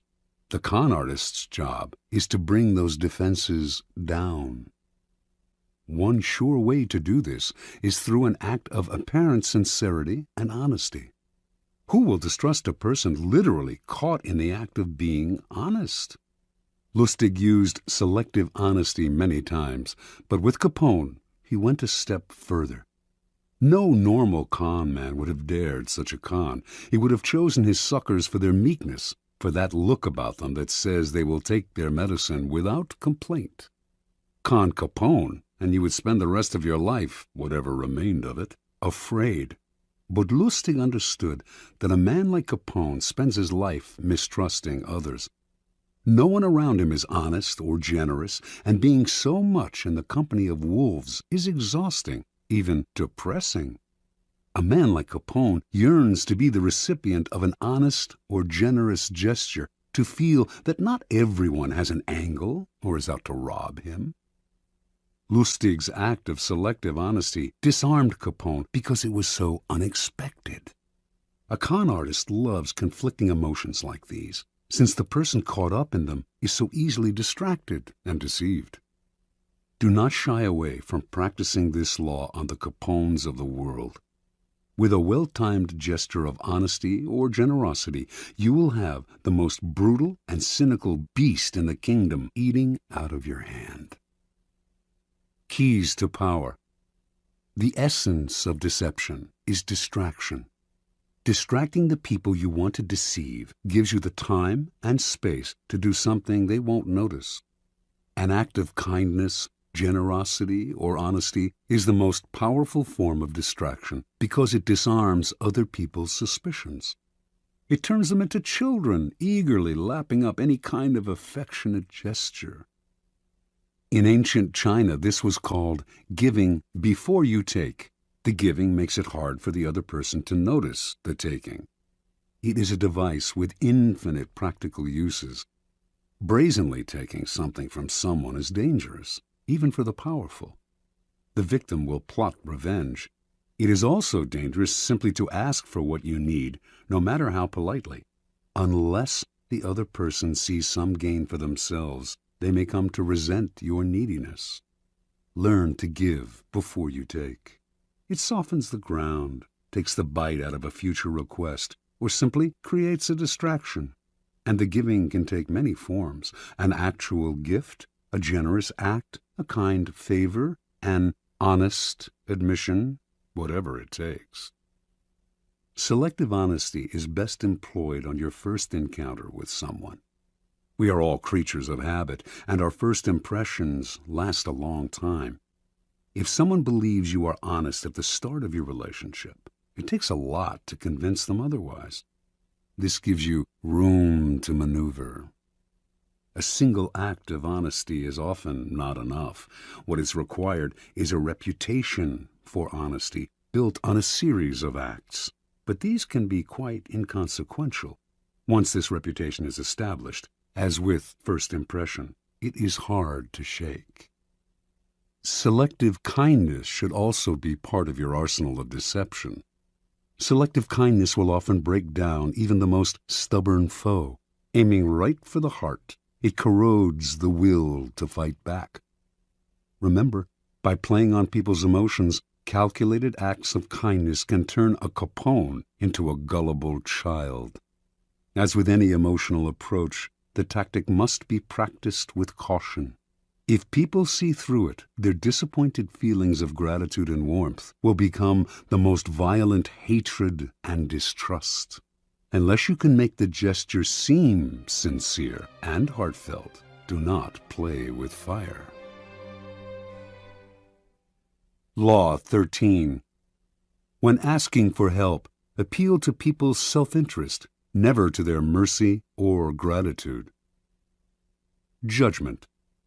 If you need to turn to an ally for help, do not bother to remind him of your past assistance and good deeds. He will find a way to ignore you. Instead, uncover something in your request or in your alliance with him that will benefit him and emphasize it out of all proportion. He will respond enthusiastically when he sees something to be gained for himself. Observance of the law. In 433 BC, just before the Peloponnesian War, the island of Corcyra, later called Corfu, and the Greek city-state of Corinth stood on the brink of conflict. Both sides sent ambassadors to Athens to try to win over the Athenians to their side. The stakes were high, since whoever had Athens on his side was sure to win, and whoever won the war would certainly give the defeated side no mercy. Corcyra spoke first. Its ambassador began by admitting that the island had never helped Athens before, and in fact had allied itself with Athens' enemies. There were no ties of friendship or gratitude between Corcyra and Athens. Yes, the ambassador admitted. He had come to Athens now out of fear and concern for Corcyra's safety. The only thing he could offer was an alliance of mutual interests. Corcyra had a navy only surpassed in size and strength by Athens' own. An alliance between the two states would create a formidable force, one that could intimidate the rival state of Sparta. That, unfortunately, was all Corcyra had to offer. The representative from Corinth then gave a brilliant, passionate speech in sharp contrast to the dry, colorless approach of the Corcyran. He talked of everything Corinth had done for Athens in the past. He asked how it would look to Athens' other allies if the city put an agreement with a former enemy over one with a present friend, one that had served Athens' interest loyally. Perhaps those allies would break their agreements with Athens if they saw that their loyalty was not valued. He referred to Hellenic law and the need to repay Corinth for all its good deeds. He finally went on to list the many services Corinth had performed for Athens and the importance of showing gratitude to one's friends. After the speech, the Athenians debated the issue in an assembly. On the second round, they voted overwhelmingly to ally with Corcyra and drop Corinth. Interpretation. History has remembered the Athenians nobly, but they were the preeminent realists of classical Greece. With them, all the rhetoric, all the emotional appeals in the world could not match a good pragmatic argument, especially one that added to their power. What the Corinthian ambassador did not realize was that his references to Corinth's past generosity to Athens only irritated the Athenians, subtly asking them to feel guilty and putting them under obligation. The Athenians could care less about past favors and friendly feelings. At the same time, they knew that if their other allies thought them ungrateful for abandoning Corinth, these city-states would still be unlikely to break their ties to Athens, the preeminent power in Greece. Athens ruled its empire by force and would simply compel any rebellious ally to return to the fold. When people choose between talk about the past and talk about the future, a pragmatic person will always opt for the future and forget the past. As the Corcyrans realized, it is always best to speak pragmatically to a pragmatic person. And in the end, most people are, in fact, pragmatic. They will rarely act against their own self-interest. Keys to power. In your quest for power, you will constantly find yourself in the position of asking for help from those more powerful than you. There is an art to asking for help, an art that depends on your ability to understand the person you are dealing with and to not confuse your needs with theirs. Most people never succeed at this because they are completely trapped in their own wants and desires.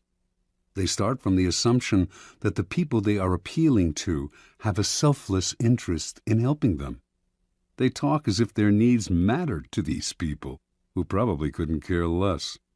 Sometimes they refer to larger issues, a great cause, or grand emotions such as love and gratitude.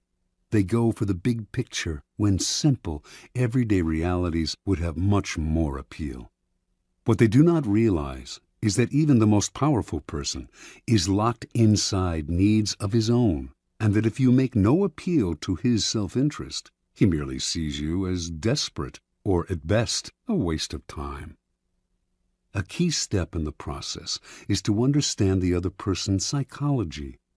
Is he vain? Is he concerned about his reputation or his social standing? Does he have enemies you could help him vanquish? Is he simply motivated by money and power?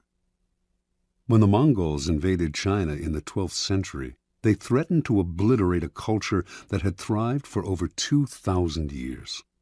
Their leader, Genghis Khan, saw nothing in China but a country that lacked pasturing for his horses, and he decided to destroy the place, leveling all its cities, for it would be better to exterminate the Chinese and let the grass grow.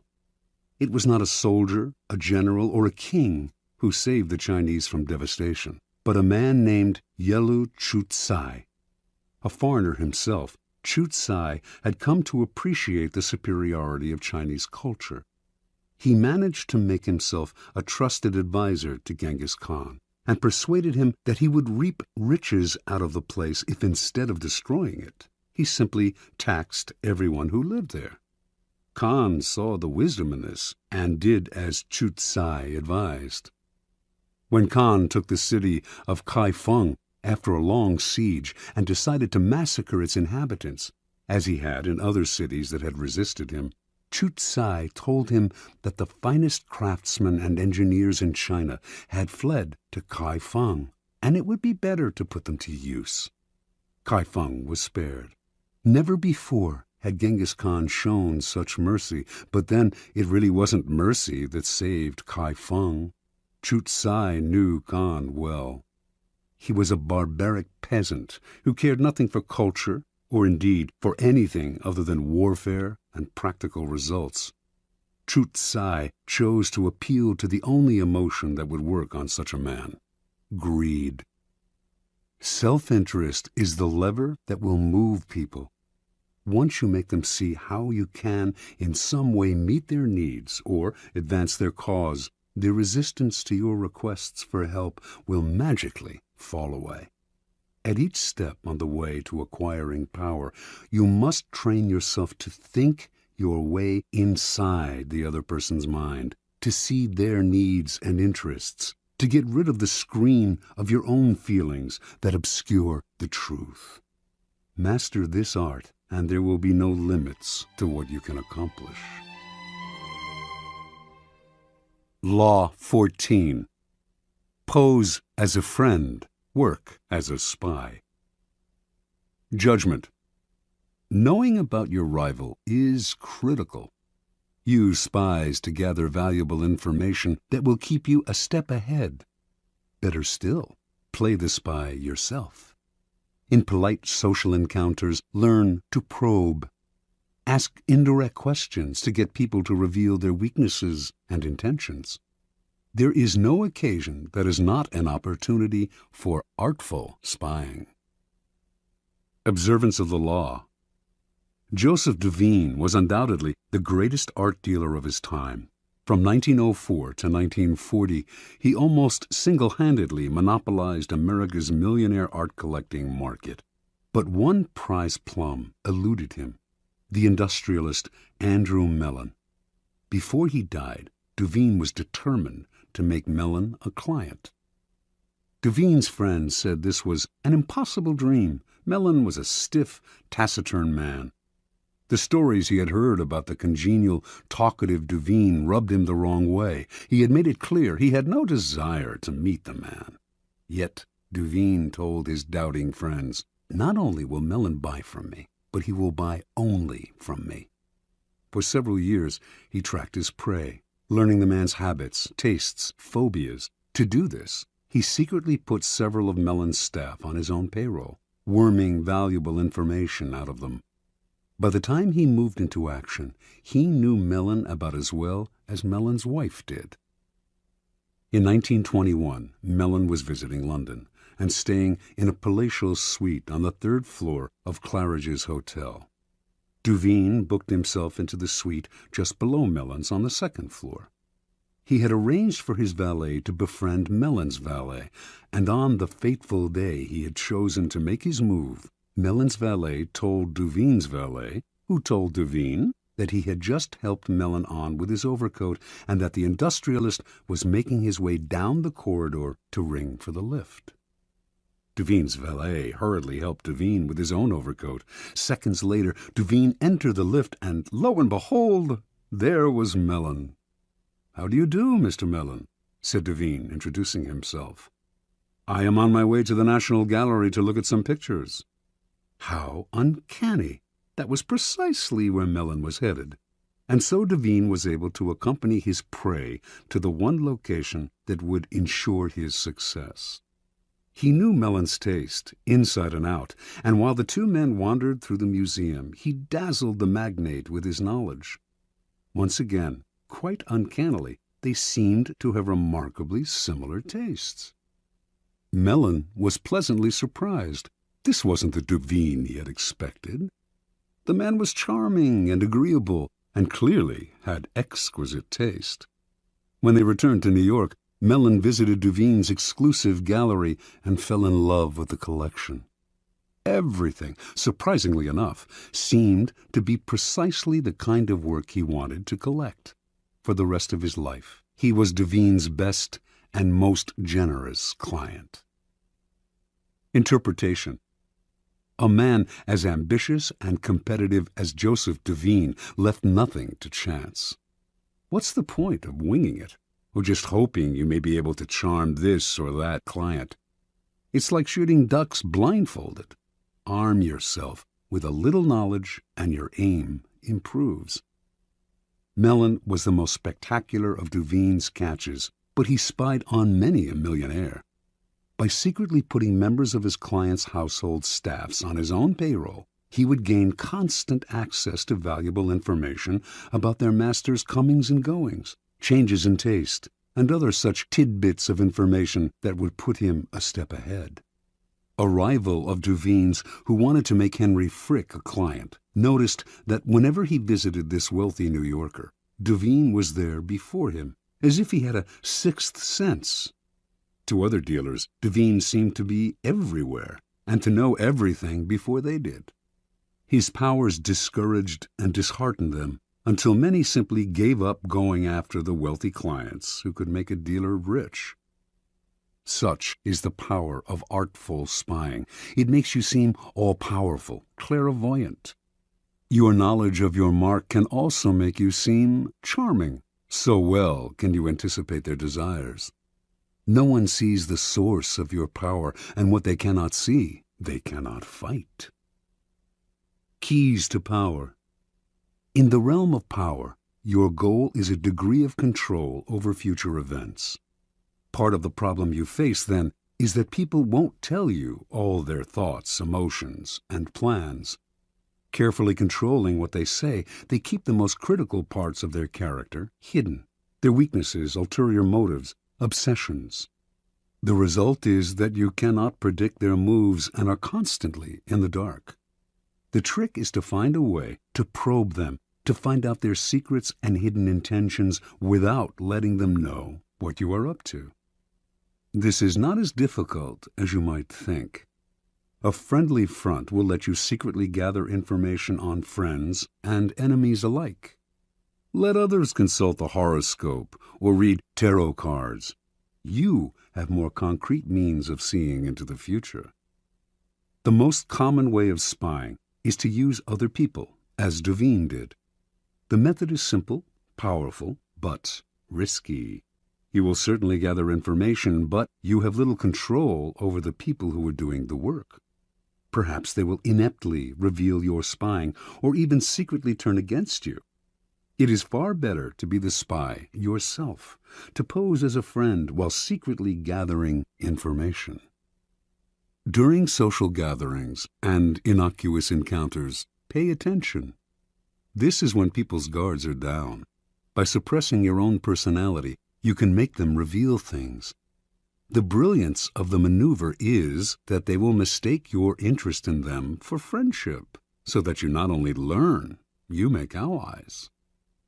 Nevertheless, you should practice this tactic with caution and care. If people begin to suspect you are worming secrets out of them under the cover of conversation, they will strictly avoid you. Emphasize friendly chatter, not valuable information.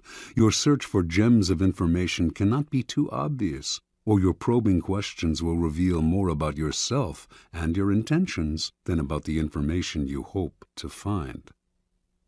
A trick to try in spying comes from La Rochefoucauld, who wrote, "Sincerity is found in very few men, and is often the cleverest of ruses. One is sincere in order to draw out the confidence and secrets of the other. By pretending to bare your heart to another person, in other words, you make them more likely to reveal their own secrets. Give them a false confession, and they will give you a real one." Another trick was identified by the philosopher Arthur Schopenhauer, who suggested vehemently contradicting people you're in conversation with as a way of irritating them, stirring them up so that they lose some of the control over their words. In their emotional reaction, they will reveal all kinds of truths about themselves, truths you can later use against them. Another method of indirect spying is to test people, to lay little traps that make them reveal things about themselves. Khosroes II, a notoriously clever 7th century king of the Persians, had many ways of seeing through his subjects without raising suspicion. If he noticed, for instance, that 2 of his courtiers had become particularly friendly, he would call one of them aside and say he had information that the other was a traitor and would soon be killed. The king would tell the courtier he trusted him more than anyone and that he must keep this information secret. Then he would watch the 2 men carefully.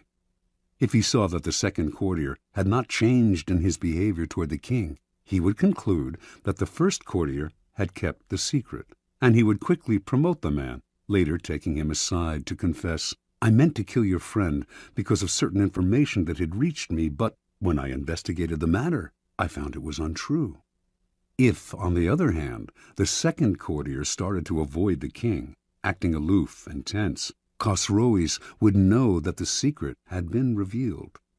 He would ban the second courtier from his court, letting him know that the whole business had only been a test, but that even though the man had done nothing wrong, he could no longer trust him. The first courtier, however, had revealed the secret, and him Khosroes would ban from his entire kingdom.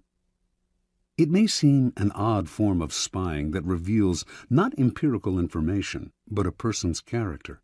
Often, however, it is the best way of solving problems before they arise.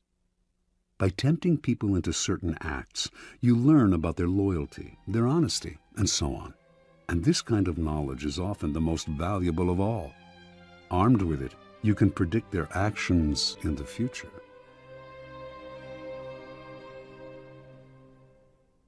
Law 15.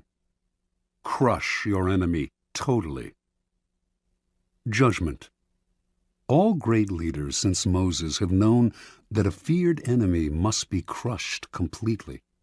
Sometimes they have learned this the hard way.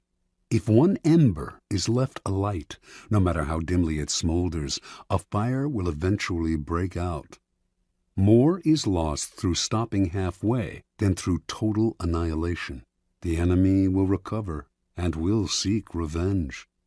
Crush him, not only in body, but in spirit. Transgression of the law. No rivalry between leaders is more celebrated in Chinese history than the struggle between Xiang Yu and Liu Bang. These 2 generals began their careers as friends, fighting on the same side. Xiang Yu came from the nobility, large and powerful, given to bouts of violence and temper, a bit dull-witted. He was yet a mighty warrior who always fought at the head of his troops. Liu Bang came from peasant stock. He had never been much of a soldier and preferred women and wine to fighting.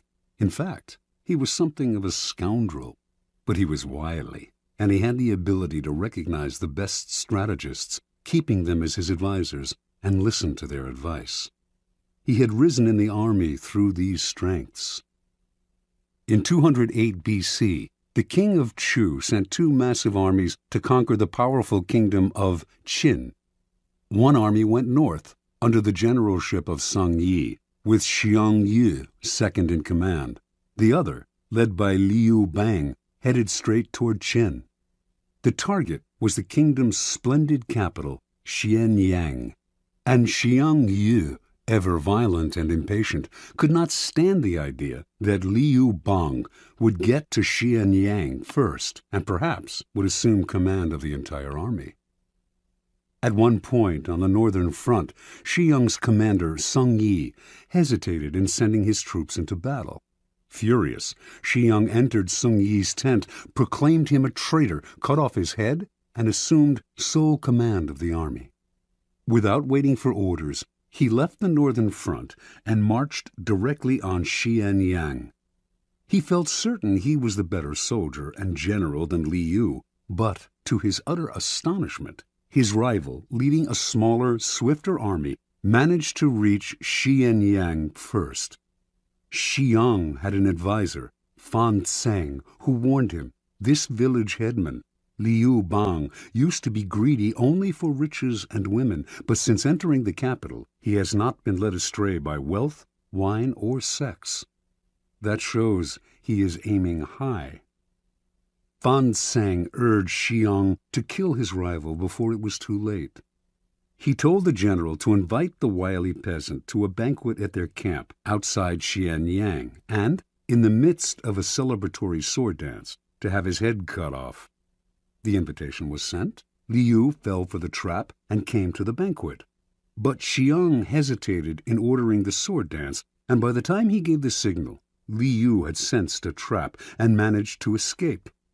"Bah!" cried Fan Tseng in disgust, seeing that Xiang had botched the plot. "One cannot plan with a simpleton. Liu Bang will steal your empire yet and make us all his prisoners." Realizing his mistake, Xiang hurriedly marched on Xianyang, this time determined to hack off his rival's head. Liu was never one to fight when the odds were against him, and he abandoned the city. Xiang captured Xianyang, murdered the young prince of Qin, and burned the city to the ground. Liu was now Xiang's bitter enemy, and he pursued him for many months, finally cornering him in a walled city. Lacking food, his army in disarray, Liu sued for peace. Again, Fan Tseng warned Xiang, "Crush him now. If you let him go again, you will be sorry later." But Xiang decided to be merciful. He wanted to bring Liu back to Chu alive, and to force his former friend to acknowledge him as master. But Fan proved right. Liu managed to use the negotiations for surrender as a distraction, and he escaped with a small army. Xiang, amazed that he had yet again let his rival slip away, once more set out after Liu, this time with such ferocity that he seemed to have lost his mind. A few weeks later, in the thick of the hunt, Xiang scattered his forces unwisely, and in a surprise attack, Liu was able to surround his main garrison. For the first time, the tables were turned. Now it was Xiang who sued for peace. Liu's top advisor urged him to destroy Xiang, crush his army, show no mercy. Making a false treaty, he lured Xiang into relaxing his defense, then slaughtered almost all of his army. Xiang managed to escape. Alone and on foot, knowing that Liu had put a bounty on his head, he came upon a small group of his own retreating soldiers and cried out, "I hear Liu Bang has offered 1,000 pieces of gold and a fief of 10,000 families for my head. Let me do you a favor." Then he slit his own throat and died. Interpretation. This is the fate that faces all of us when we sympathize with our enemies, when pity or the hope of reconciliation makes us pull back from doing away with them. We only strengthen their fear and hatred of us. We have beaten them and they are humiliated, yet we nurture these resentful vipers who will one day kill us. Power cannot be dealt with this way. It must be exterminated, crushed, and denied the chance to return to haunt us. This is all the truer with a former friend who has become an enemy. The law governing fatal antagonisms reads, "Reconciliation is out of the question. Only one side can win, and it must win totally." Liu Bang learned this lesson well. After defeating Xiang Yu, this son of a farmer went on to become supreme commander of the armies of Chu. Crushing his next rival, the king of Chu, his own former leader, he crowned himself emperor, defeated everyone in his path, and went down in history as one of the greatest rulers of China, the immortal Han Gao Tzu, founder of the Han Dynasty. Keys to Power. It is no accident that the story illustrating this law comes from China. Chinese history abounds with examples of enemies who were left alive and returned to haunt the lenient. Crush the enemy is a key strategic tenet of Sun Tzu, the 4th century BC author of The Art of War. The idea is simple. Your enemies wish you ill. There is nothing they want more than to eliminate you. If, in your struggles with them, you stop halfway or even 3/4 of the way, out of mercy or hope of reconciliation, you only make them more determined, more embittered, and they will someday take revenge. They may act friendly for the time being, but this is only because you have defeated them. They have no choice but to bide their time. The solution? Have no mercy. Crush your enemies as totally as they would crush you. Ultimately, the only peace and security you can hope for from your enemies is their disappearance. Law 16. Use absence to increase respect and honor. Judgment. Too much circulation makes the price go down. The more you are seen and heard from, the more common you appear. If you are already established in a group, temporary withdrawal from it will make you more talked about, even more admired. You must learn when to leave, create value through scarcity. Observance of the law. For many centuries, the Assyrians ruled Upper Asia with an iron fist. In the 8th century BC, however, the people of Media, now northwestern Iran, revolted against them and finally broke free. Now the Medes had to establish a new government. Determined to avoid any form of despotism, they refused to give ultimate power to any one man or to establish a monarchy. Without a leader, however, the country soon fell into chaos and fractured into small kingdoms with village fighting against village. In one such village lived a man named Deioces, who began to make a name for himself for fair dealing and the ability to settle disputes. He did this so successfully, in fact, that soon any legal conflict in the area was brought to him, and his power increased. Throughout the land, the law had fallen into disrepute. The judges were corrupt, and no one entrusted their cases to the courts anymore, resorting to violence instead. When news spread of Deioces' wisdom, incorruptibility, and unshakable impartiality, Median villages far and wide turned to him to settle all manner of cases. Soon he became the sole arbiter of justice in the land. At the height of his power, Deioces suddenly decided he had had enough. He would no longer sit in the chair of judgment, would hear no more suits, settle no more disputes between brother and brother, village and village. Complaining that he was spending so much time dealing with other people's problems that he had neglected his own affairs, he retired. The country once again descended into chaos. With the sudden withdrawal of a powerful arbiter like Deioces, crime increased, and contempt for the law was never greater. The Medes held a meeting of all the villages to decide how to get out of their predicament. "We cannot continue to live in this country under these conditions," said one tribal leader. "Let us appoint one of our number to rule so that we can live under orderly government rather than losing our homes altogether in the present chaos." And so, despite all that the Medes had suffered under the Assyrian despotism, they decided to set up a monarchy and name a king. And the man they most wanted to rule, of course, was the fair-minded Deioces. He was hard to convince, for he wanted nothing more to do with the village's infighting and bickering. But the Medes begged and pleaded. Without him, the country had descended into a state of lawlessness. Deioces finally agreed. Yet he also imposed conditions. An enormous palace was to be constructed for him. He was to be provided with bodyguards, and a capital city was to be built from which he could rule. All of this was done, and Deioces settled into his palace.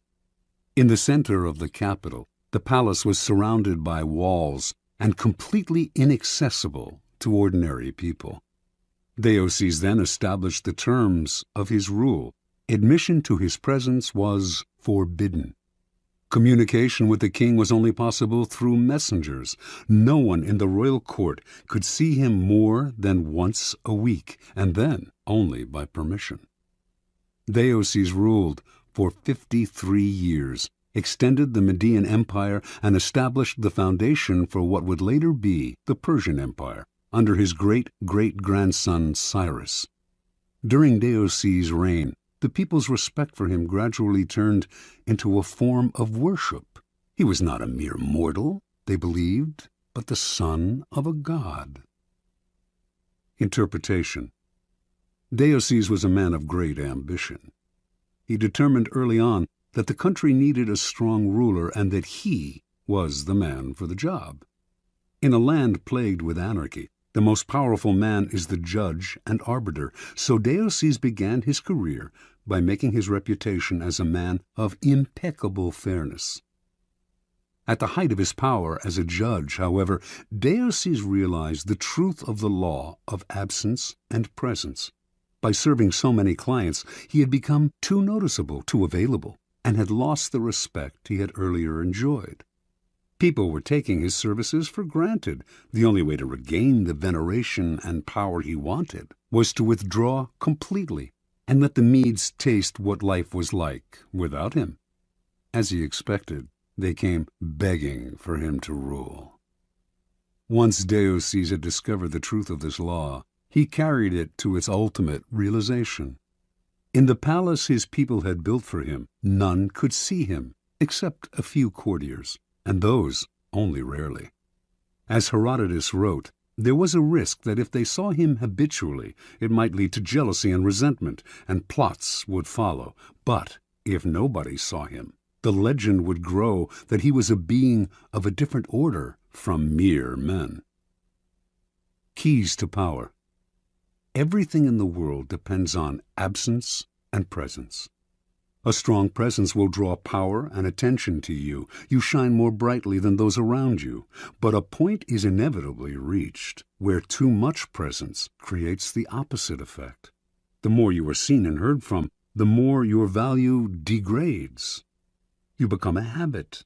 No matter how hard you try to be different, subtly, without your knowing why, people respect you less and less. At the right moment, you must learn to withdraw yourself before they unconsciously push you away. It is a game of hide and seek. Another, more everyday side of this law, but one that demonstrates its truth even further, is the law of scarcity in the science of economics. By withdrawing something from the market, you create instant value. Extend the law of scarcity to your own skills. Make what you are offering the world rare and hard to find, and you instantly increase its value. There always comes a point when those in power overstay their welcome. We have grown tired of them, lost respect for them. We see them as no different from the rest of mankind, which is to say that we see them as rather worse, since we inevitably compare their current status in our eyes to their former one. There is an art to knowing when to retire. If it is done right, you regain the respect you had lost and retain a part of your power. Make yourself too available, and the aura of power you have created around yourself will wear away. Turn the game around. Make yourself less accessible, and you increase the value of your presence. Law 17. Keep others in suspense. Cultivate an air of unpredictability. Judgment. Humans are creatures of habit, with an insatiable need to see familiarity in other people's actions. Your predictability gives them a sense of control. Turn the tables. Be deliberately unpredictable. Behavior that seems to have no consistency or purpose will keep them off balance, and they will wear themselves out trying to explain your moves. Taken to an extreme, this strategy can intimidate and terrorize. Observance of the law. In May of 1972, chess champion Boris Spassky anxiously awaited his rival Bobby Fischer in Reykjavik, Iceland. The two men had been scheduled to meet for the World Championship of Chess, but Fischer had not arrived on time, and the match was on hold. Fischer had problems with the size of the prize money, problems with the way the money was to be distributed, problems with the logistics of holding the match in Iceland. He might back out at any moment. Spassky tried to be patient. His Russian bosses felt that Fischer was humiliating him and told him to walk away, but Spassky wanted this match. He knew he could destroy Fischer, and nothing was going to spoil the greatest victory of his career. "So it seems that all our work may come to nothing," Spassky told a comrade. "But what can we do?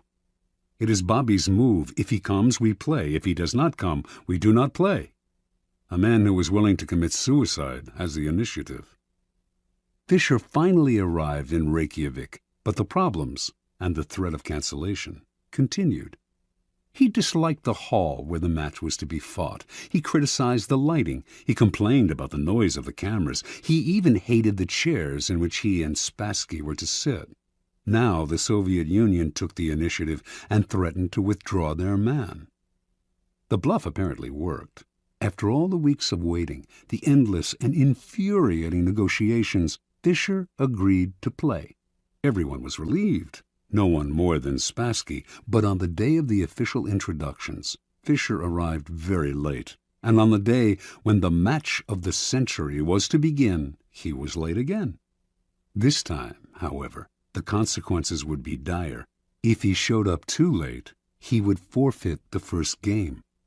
What was going on? Was he playing some sort of mind game, or was Bobby Fischer perhaps afraid of Boris Spassky?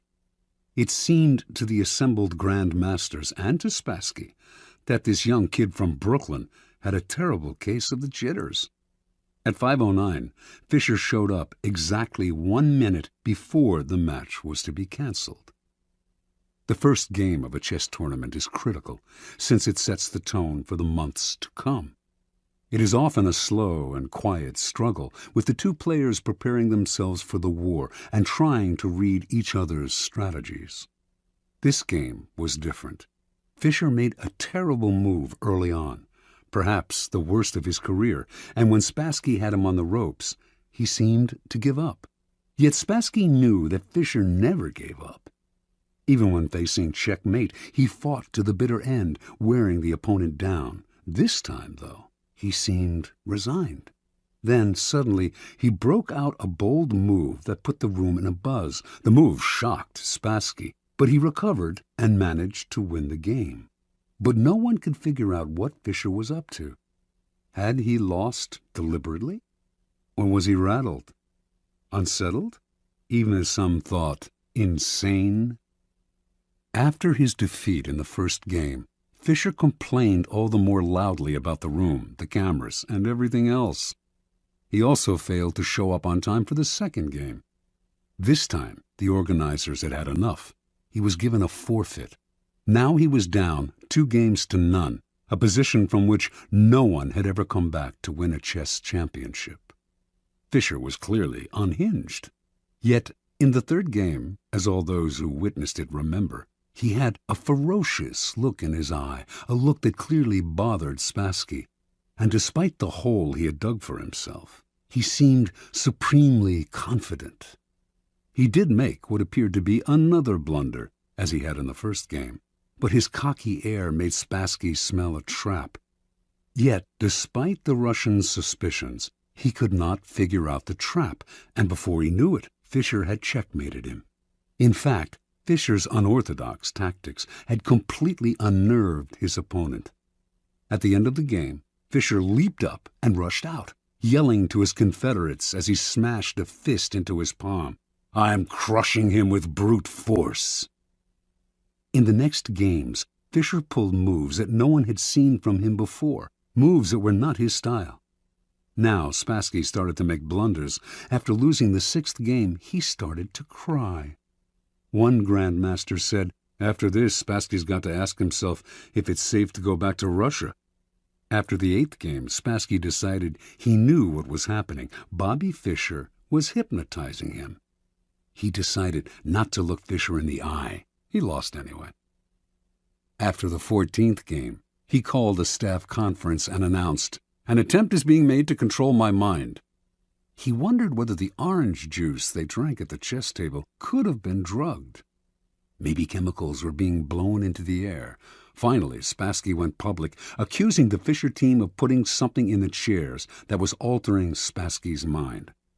The KGB went on alert. Boris Spassky was embarrassing the Soviet Union. The chairs were taken apart and x-rayed. A chemist found nothing unusual in them. The only things anyone found anywhere, in fact, were 2 dead flies in the lighting fixture.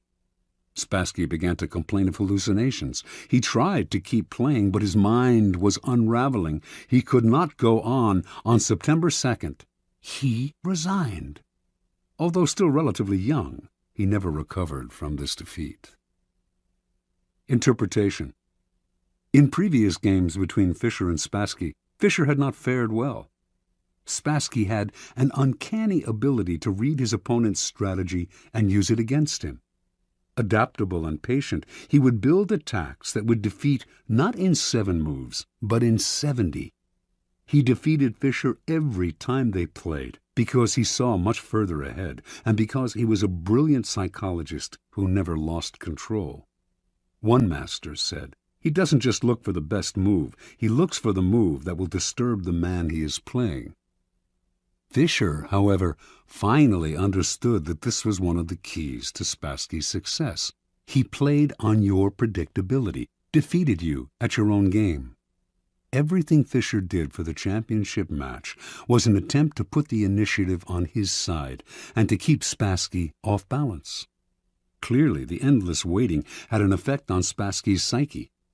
Most powerful of all, though, were Fischer's deliberate blunders and his appearance of having no clear strategy. In fact, he was doing everything he could to scramble his old patterns, even if it meant losing the first match and forfeiting the second. Spassky was known for his sang-froid and level-headedness, but for the first time in his life, he could not figure out his opponent. He slowly melted down, until at the end, he was the one who seemed insane. Chess contains the concentrated essence of life. First, because to win, you have to be supremely patient and far-seeing. And second, because the game is built on patterns, whole sequences of moves that have been played before and will be played again with slight alterations in any one match. Your opponent analyzes the patterns you are playing and uses them to try to foresee your moves. Allowing him nothing predictable to base his strategy on gives you a big advantage. In chess, as in life, when people cannot figure out what you are doing, they are kept in a state of terror, waiting, uncertain, confused. Keys to power. Nothing is more terrifying than the sudden and unpredictable. That is why we are so frightened by earthquakes and tornadoes. We do not know when they will strike. After one has occurred, we wait in terror for the next one. To a lesser degree, this is the effect that unpredictable human behavior has on us. Animals behave in set patterns, which is why we are able to hunt and kill them. Only man has the capacity consciously to alter his behavior, to improvise and overcome the weight of routine and habit. Yet most men do not realize this power. They prefer the comforts of routine, of giving in to the animal nature that has them repeating the same compulsive actions time and time again. They do this because it requires no effort, and because they mistakenly believe that if they do not unsettle others, they will be left alone. Understand, a person of power instills a kind of fear by deliberately unsettling those around him to keep the initiative on his side. You sometimes need to strike without warning to make others tremble when they least expect it. It is a device that the powerful have used for centuries. Unpredictability is most often the tactic of the master, but the underdog, too, can use it to great effect. If you find yourself outnumbered or cornered, throw in a series of unpredictable moves. Your enemies will be so confused that they will pull back or make a tactical blunder. People are always trying to read the motives behind your actions and to use your predictability against you. Throw in a completely inexplicable move and you put them on the defensive. Because they do not understand you. They are unnerved, and in such a state you can easily intimidate them. Unpredictability is not only a weapon of terror. Scrambling your patterns on a day-to-day basis will cause a stir around you and stimulate interest. People will talk about you, ascribe motives and explanations that have nothing to do with the truth, but that keep you constantly in their minds. In the end, the more capricious you appear, the more respect you will garner. Only the terminally subordinate act in a predictable manner. Law 18. Do not build fortresses to protect yourself. Isolation is dangerous. Judgment. The world is dangerous and enemies are everywhere. Everyone has to protect themselves. A fortress seems the safest, but isolation exposes you to more dangers than it protects you from. It cuts you off from valuable information. It makes you conspicuous and an easy target. Better to circulate among people, find allies, mingle. You are shielded from your enemies by the crowd. Transgression of the law. Qin Shi Huangdi, the first emperor of China in 221 to 210 BC, was the mightiest man of his day. His empire was vaster and more powerful than that of Alexander the Great. He had conquered all of the kingdoms surrounding his own kingdom of Qin and unified them into one massive realm called China. But in the last years of his life, few, if anyone, saw him. The emperor lived in the most magnificent palace built to that date, in the capital of Xianyang.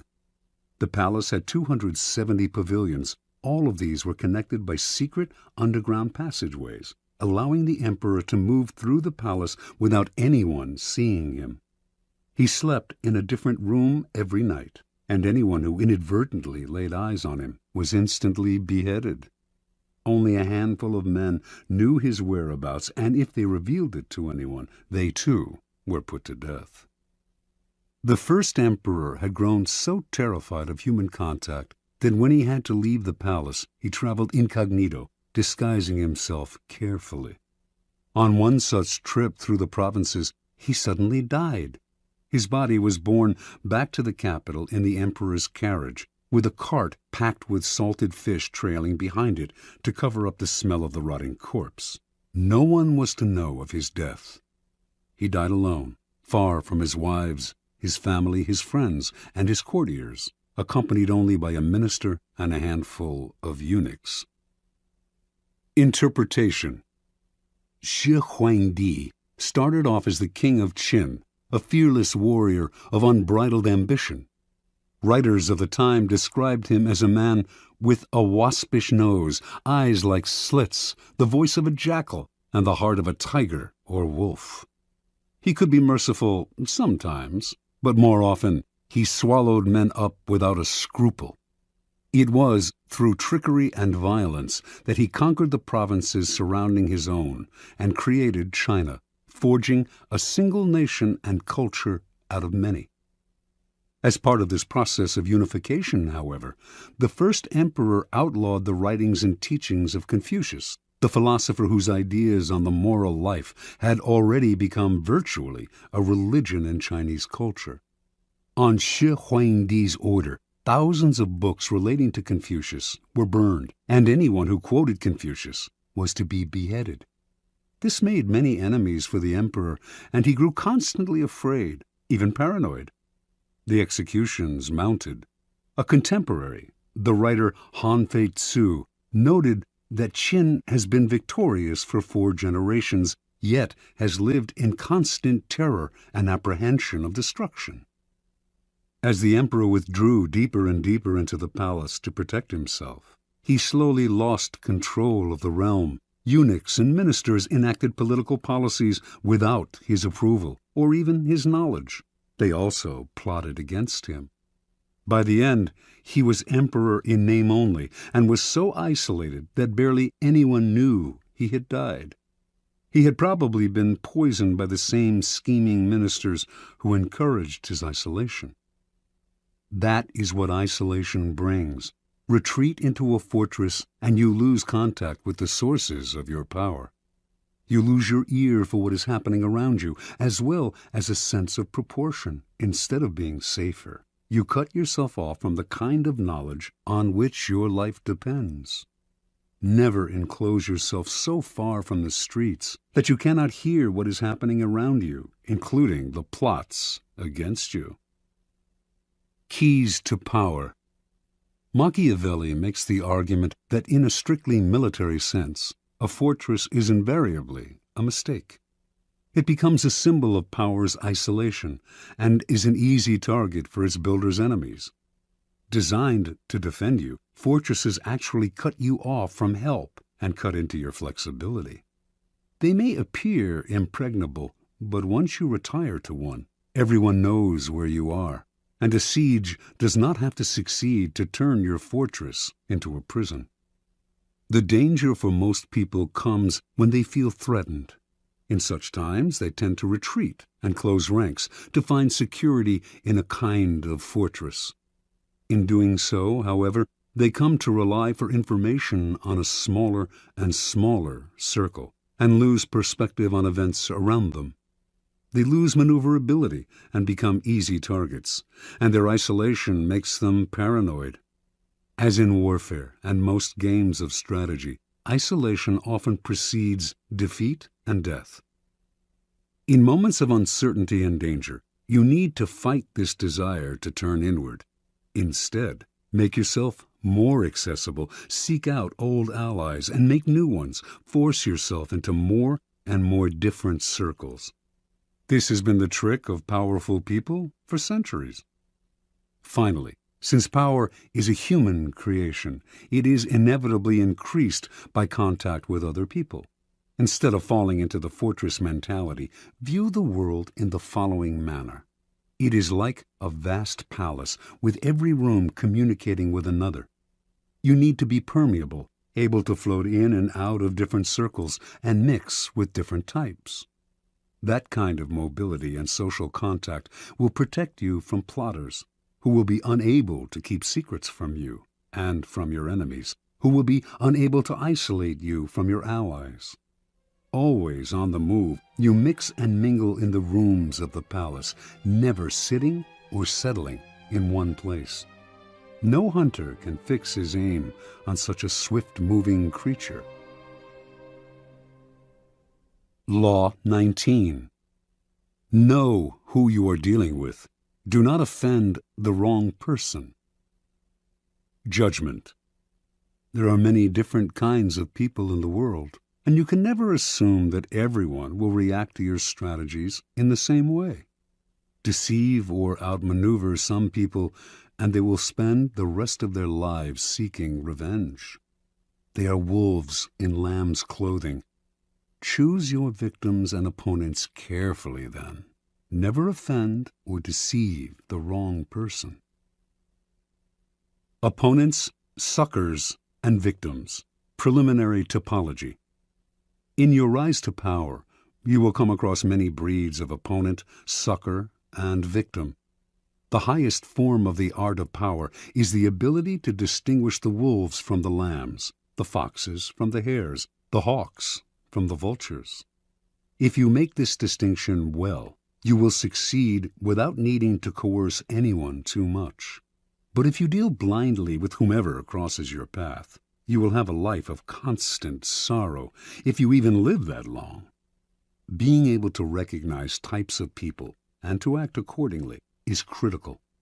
The following are the 5 most dangerous and difficult types of mark in the jungle as identified by artists, con and otherwise, of the past.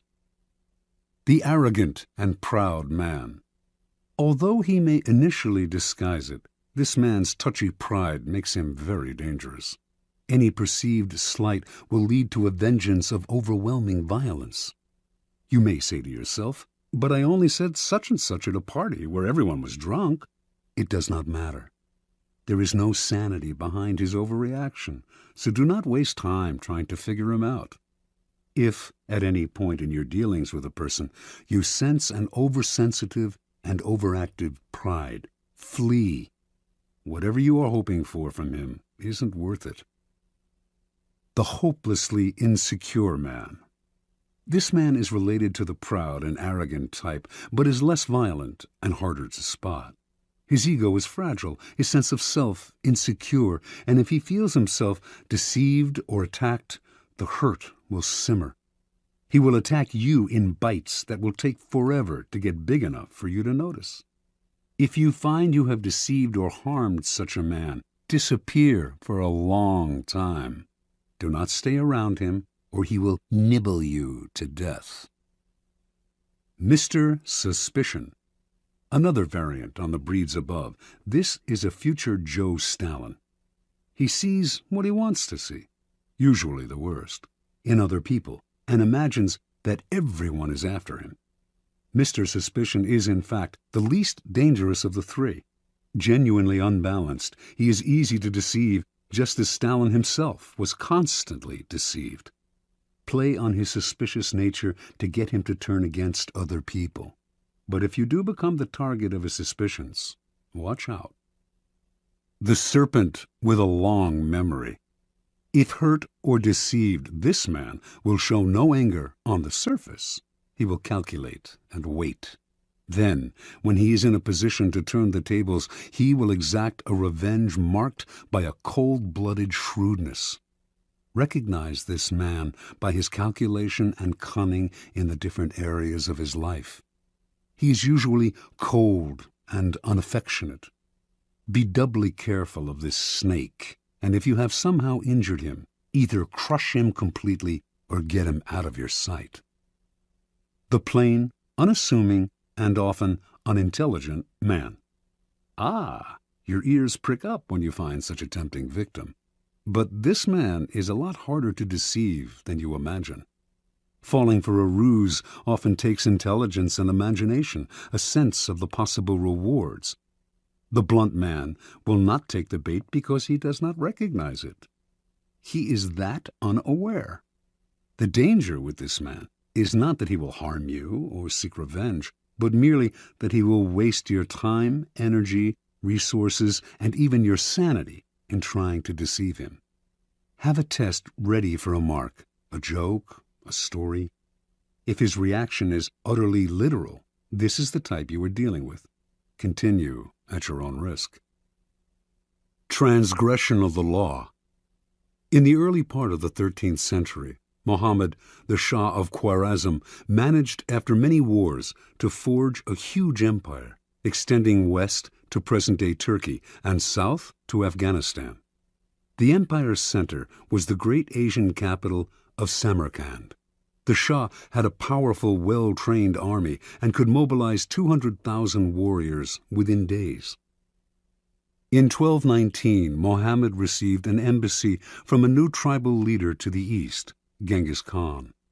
The embassy included all sorts of gifts to the great Muhammad, representing the finest goods from Khan's small but growing Mongol empire. Genghis Khan wanted to reopen the Silk Route to Europe and offered to share it with Muhammad, while promising peace between the two empires.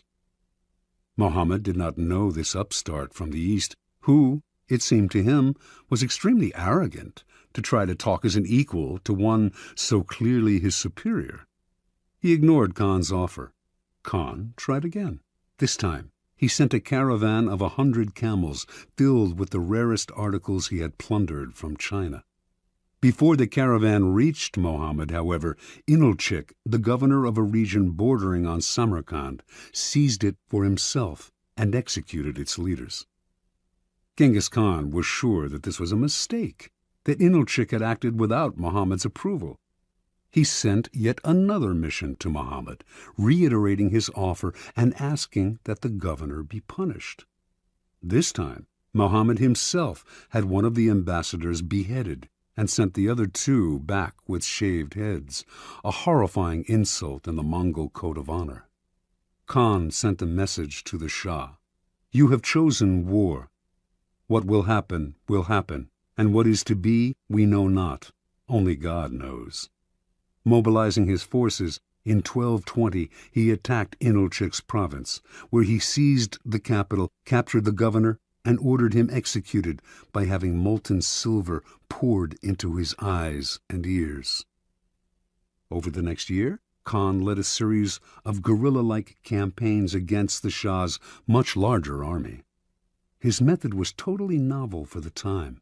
His soldiers could move very fast on horseback and had mastered the art of firing with bow and arrow while mounted.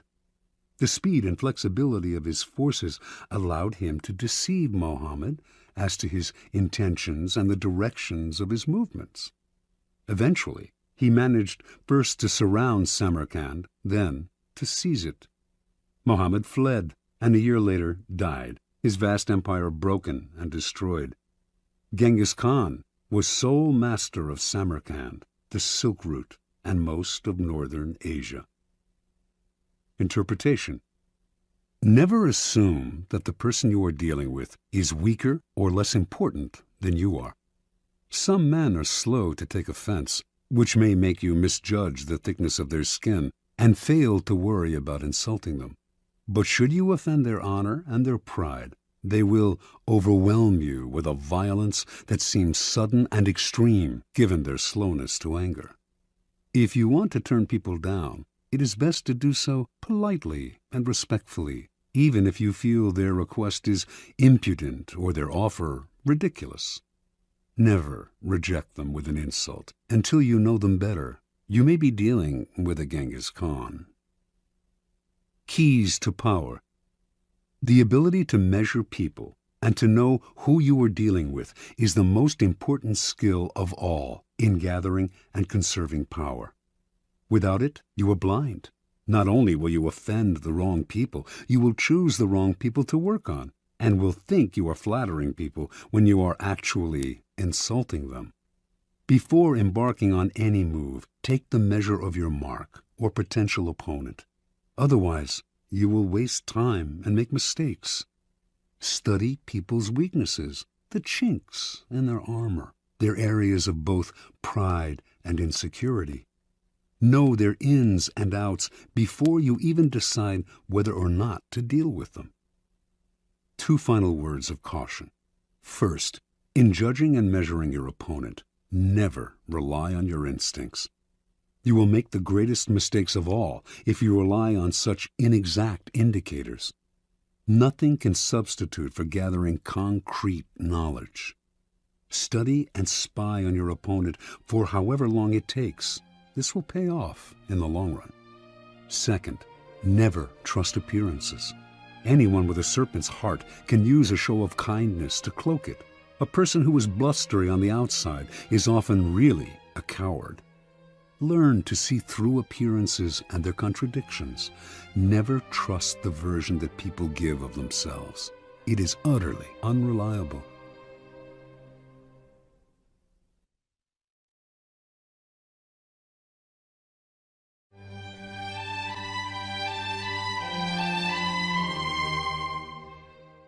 Law 20. Do not commit to anyone. Judgment.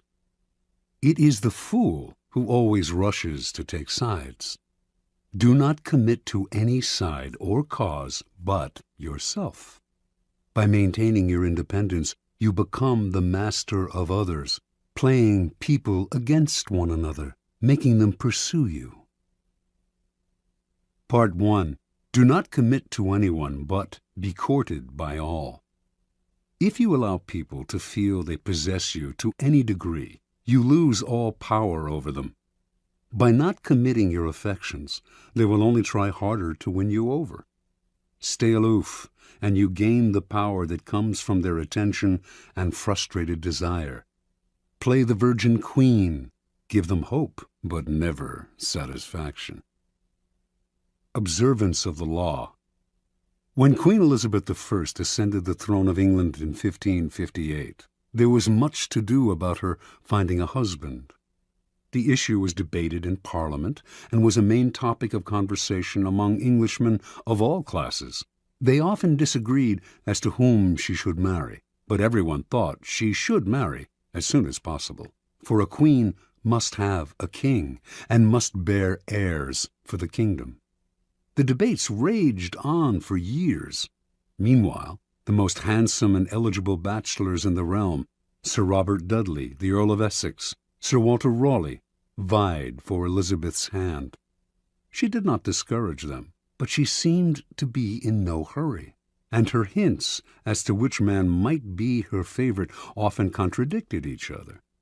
In 1566, Parliament sent a delegation to Elizabeth urging her to marry before she was too old to bear children. She did not argue, nor did she discourage the delegation, but she remained a virgin nonetheless. The delicate game that Elizabeth played with her suitors slowly made her the subject of innumerable sexual fantasies and the object of cultish worship. The court physician, Simon Forman, used his diary to describe his dreams of deflowering her. Painters represented her as Diana and other goddesses. The poet Edmund Spenser and others wrote eulogies to the Virgin Queen. She was referred to as the world's empress, that virtuous Virgo who rules the world and sets the stars in motion. In conversation with her, her many male suitors would employ bold sexual innuendo, a dare that Elizabeth did not discourage. She did all she could to stir their interest and simultaneously keep them at bay. Throughout Europe, kings and princes knew that a marriage with Elizabeth would seal an alliance between England and any nation. The King of Spain wooed her, as did the Prince of Sweden and the Archduke of Austria. She politely refused them all. The great diplomatic issue of Elizabeth's day was posed by the revolt of the Flemish and Dutch lowlands, which were then possessions of Spain. Should England break its alliance with Spain and choose France as its main ally on the continent, thereby encouraging Flemish and Dutch independence? By 1570, it had come to seem that an alliance with France would be England's wisest course. France had two eligible men of noble blood, the Dukes of Anjou and Alençon, brothers of the French king. Would either of them marry Elizabeth? Both had advantages, and Elizabeth kept the hopes of both alive. The issue simmered for years. The Duke of Anjou made several visits to England, kissed Elizabeth in public, even called her by pet names. She appeared to requite his affections. Meanwhile, as she flirted with the two brothers, a treaty was signed that sealed peace between France and England. By 1582, Elizabeth felt she could break off the courtship. In the case of the Duke of Anjou in particular, she did so with great relief. For the sake of diplomacy, she had allowed herself to be courted by a man whose presence she could not stand and whom she found physically repulsive. Once peace between France and England was secure, she dropped the unctuous Duke as politely as she could. By this time, Elizabeth was too old to bear children. She was accordingly able to live the rest of her life as she desired, and she died the Virgin Queen. She left no direct heir, but ruled through a period of incomparable peace and cultural fertility. Interpretation. Elizabeth knew that marriage can often lead to a female ruler's undoing. By marrying and committing to an alliance with one party or nation, the queen becomes embroiled in conflicts that are not of her choosing, conflicts which may eventually overwhelm her or lead her into a futile war. Also, the husband becomes the de facto ruler and often tries to do away with his wife, the queen. She had two goals as a ruler: to avoid marriage and to avoid war. She managed to combine these goals by dangling the possibility of marriage in order to forge alliances. The moment she committed to any single suitor would have been the moment she lost her power. She had to emanate mystery and desirability, never discouraging anyone's hopes, but never yielding. Through this lifelong game of flirting and withdrawing, Elizabeth dominated the country and every man who sought to conquer her. As the center of attention, she was in control. Keeping her independence above all, Elizabeth protected her power and made herself an object of worship. keys to power. When you hold yourself back, you incur not anger, but a kind of respect. You instantly seem powerful because you make yourself ungraspable rather than succumbing to the group or to the relationship, as most people do. This aura of power only grows with time. As your reputation for independence grows, more and more people will come to desire you, wanting to be the one who gets you to commit. Desire is like a virus. If we see that someone is desired by other people, we tend to find this person desirable too. The moment you commit, the magic is gone. You become like everyone else. People will try all kinds of underhanded methods to get you to commit. They will give you gifts, shower you with favors, all to put you under obligation. Encourage the attention, stimulate their interest, but do not commit at any cost. Accept the gifts and favors if you so desire, but be careful to maintain your inner aloofness. You cannot inadvertently allow yourself to feel obligated to anyone. Stay aloof, and people will come to you. It will become a challenge for them to win your affections. As long as you imitate the wise virgin queen and stimulate their hopes, you will remain a magnet of attention and desire. Part 2. Do not commit to anyone. Stay above the fray. Do not let people suck you into their petty fights and squabbles.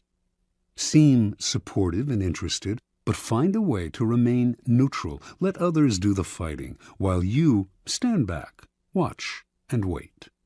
When the fighting parties are good and tired, they will be ripe for the picking. You can make it a practice, in fact, to stir up quarrels between other people and then offer to mediate, gaining power as the go-between. Observance of the law. In the late 15th century, the strongest city-states in Italy, Venice, Florence, Rome, and Milan, found themselves constantly squabbling. Hovering above their struggles were the nations of France and Spain, ready to grab whatever they could from the weakened Italian powers. And trapped in the middle was the small state of Mantua, ruled by the young Duke Gianfrancesco Gonzaga. Mantua was strategically located in central Italy, and it seemed only a matter of time before one of the powers swallowed it up, and it ceased to exist as an independent kingdom. Gonzaga was a fierce warrior and a skilled commander of troops, and he became a kind of mercenary general for whatever side paid him best. In the year 1490, he married Isabella d'Este, daughter of the ruler of another small Italian kingdom, Ferrara. Since he now spent most of his time away from Mantua, it fell to Isabella to rule in his stead. Isabella's first true test as ruler came in 1498. When King Louis XII of France was preparing armies to attack Milan.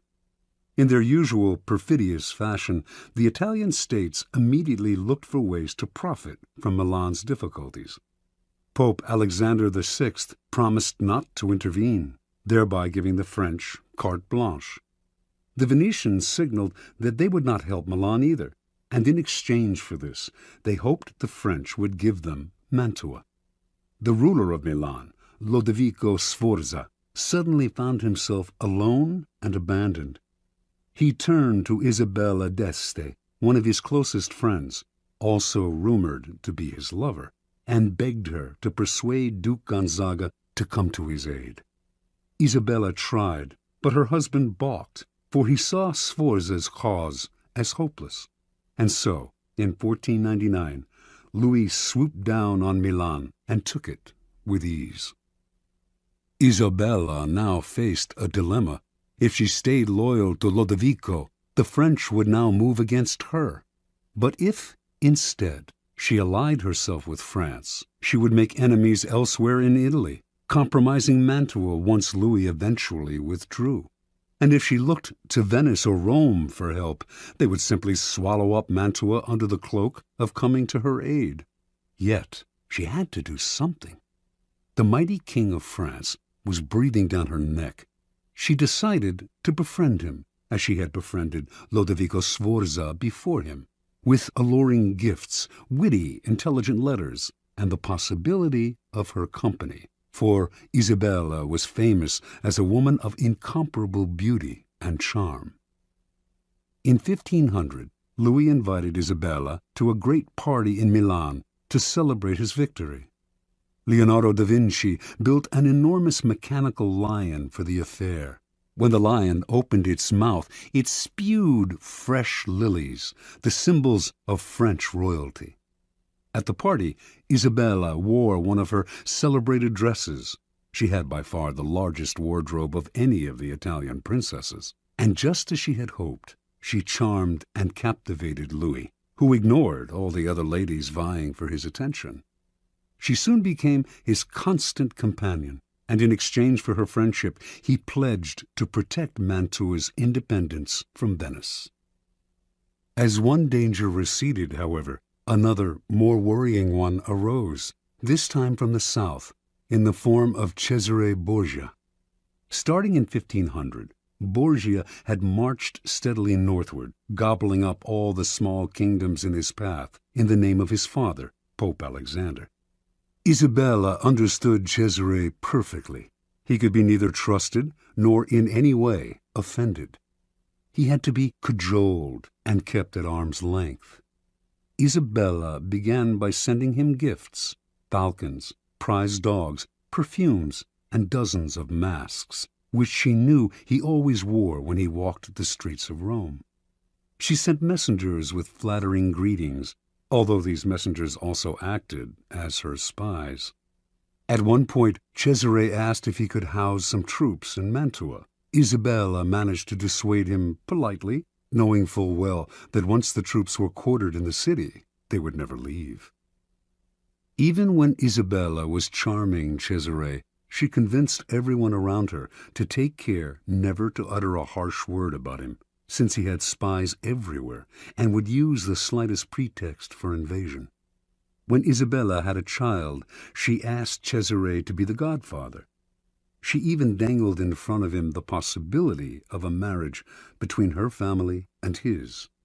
Somehow it all worked, for although elsewhere he seized everything in his path, he spared Mantua. In 1503, Cesare's father Alexander died, and a few years later the new pope, Julius II, went to war to drive the French troops from Italy. When the ruler of Ferrara, Alfonso, Isabella's brother, sided with the French, Julius decided to attack and humble him. Once again, Isabella found herself in the middle, the Pope on one side, the French and her brother on the other. She dared not ally herself with either, but to offend either would be equally disastrous. Again, she played the double game at which she had become so expert. On the one hand, she got her husband Gonzaga to fight for the Pope, knowing he would not fight very hard. On the other, she let French troops pass through Mantua to come to Ferrara's aid. While she publicly complained that the French had invaded her territory, she privately supplied them with valuable information. To make the invasion plausible to Julius, she even had the French pretend to plunder Mantua. It worked once again. The Pope left Mantua alone. In 1513, after a lengthy siege, Julius defeated Ferrara, and the French troops withdrew. Worn out by the effort, the Pope died a few months later. With his death, the nightmarish cycle of battles and petty squabbles began to repeat itself. A great deal changed in Italy during Isabella's reign. Popes came and went. Cesare Borgia rose and then fell. Venice lost its empire. Milan was invaded. Florence fell into decline. And Rome was sacked by the Habsburg Emperor Charles V. Through all this, tiny Mantua not only survived, but thrived. Its court the envy of Italy. Its wealth and sovereignty would remain intact for a century after Isabella's death in 1539. Interpretation. Learn to control yourself, to restrain your natural tendency to take sides and join the fight. Be friendly and charming to each of the combatants, then step back as they collide. With every battle, they grow weaker, while you grow stronger with every battle you avoid. Keys to power. To succeed in the game of power, you have to master your emotions. But even if you succeed in gaining such self-control, you can never control the temperamental dispositions of those around you. And this presents a great danger. Most people operate in a whirlpool of emotions, constantly reacting, churning up squabbles and conflicts. Your self-control and autonomy will only bother and infuriate them. They will try to draw you into the whirlpool, begging you to take sides in their endless battles or to make peace for them. If you succumb to their emotional entreaties, little by little, you will find your mind and time occupied by their problems. Do not allow whatever compassion and pity you possess to suck you in. You can never win in this game. The conflicts can only multiply. On the other hand, you cannot completely stand aside, for that would cause needless offense. To play the game properly, you must seem interested in other people's problems, even sometimes appear to take their side. But while you make outward gestures of support, you must maintain your inner energy and sanity by keeping your emotions disengaged. No matter how hard people try to pull you in, never let your interest in their affairs and petty squabbles go beyond the surface. Give them gifts. Listen with a sympathetic look. Even occasionally, play the charmer. But inwardly, keep both the friendly kings and the perfidious Borgias at arm's length. By refusing to commit and thus maintaining your autonomy, you retain the initiative. Your moves stay matters of your own choosing, not defensive reactions to the push and pull of those around you. Play a waiting game, and you cannot lose. Law 21. Play a sucker to catch a sucker. Seem dumber than your mark. Judgment. No one likes feeling stupider than the next person. The trick, then, is to make your victims feel smart, and not just smart, but smarter than you are. Once convinced of this, they will never suspect that you may have ulterior motives. Observance of the law. In the winter of 1872, the U.S. financier Asbury Harpending was visiting London when he received a cable. A diamond mine had been discovered in the American West.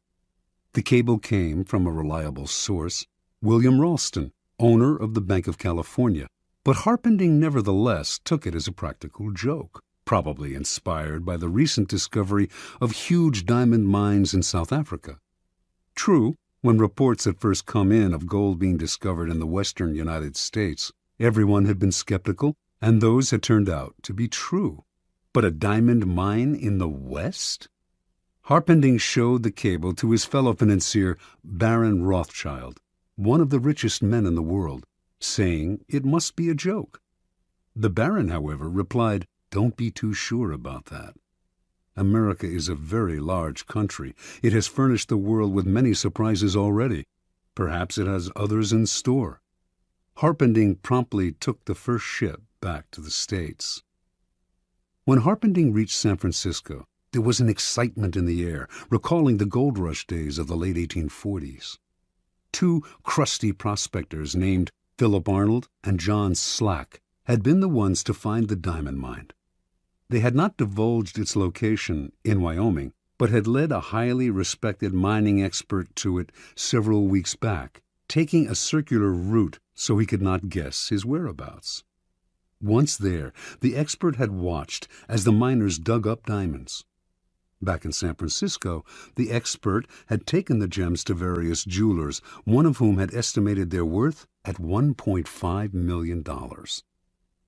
Harpending and Ralston now asked Arnold and Slack to accompany them back to New York, where the jeweler Charles Tiffany would verify the original estimates. The prospectors responded uneasily. They smelled a trap. How could they trust these city slickers? What if Tiffany and the financiers managed to steal the whole mine out from under them? Ralston tried to allay their fears by giving them $100,000 and placing another $300,000 in escrow for them. If the deal went through, they would be paid an additional $300,000. The miners agreed. The little group traveled to New York, where a meeting was held at the mansion of Samuel L. Barlow. The cream of the city's aristocracy was in attendance. General George Brenton McClellan, commander of the Union forces in the Civil War, General Benjamin Butler, Horace Greeley, editor of the newspaper The New York Tribune, Harpending, Ralston, and Tiffany. Only Slack and Arnold were missing. As tourists in the city, they had decided to go sightseeing. When Tiffany announced that the gems were real and worth a fortune, the financiers could barely control their excitement. They wired Rothschild and other tycoons to tell them about the diamond mine and inviting them to share in the investment. At the same time, they also told the prospectors that they wanted one more test. They insisted that a mining expert of their choosing accompany Slack and Arnold to the site to verify its wealth. The prospectors reluctantly agreed. In the meantime, they said, they had to return to San Francisco. The jewels that Tiffany had examined they left with Harpending for safekeeping. Several weeks later, a man named Louis Janin, the best mining expert in the country, met the prospectors in San Francisco. Janin was a born skeptic who was determined to make sure that the mine was not a fraud. Accompanying Janin were Harpending and several other interested financiers. As with the previous expert, the prospectors led the team through a complex series of canyons, completely confusing them as to their whereabouts. Arriving at the site, the financiers watched in amazement as Janin dug the area up, leveling anthills, turning over boulders, and finding emeralds, rubies, sapphires, and most of all, diamonds. The dig lasted 8 days, and by the end, Janin was convinced. He told the investors that they now possessed the richest field in mining history. With 100 men and proper machinery, he told them, I would guarantee to send out $1 million in diamonds every 30 days. Returning to San Francisco a few days later, Ralston, Harpending, and Company acted fast to form a $10 million corporation of private investors. First, however, they had to get rid of Arnold and Slack. That meant hiding their excitement. They certainly did not want to reveal the field's real value. So they played possum. Who knows if Janin is right, they told the prospectors.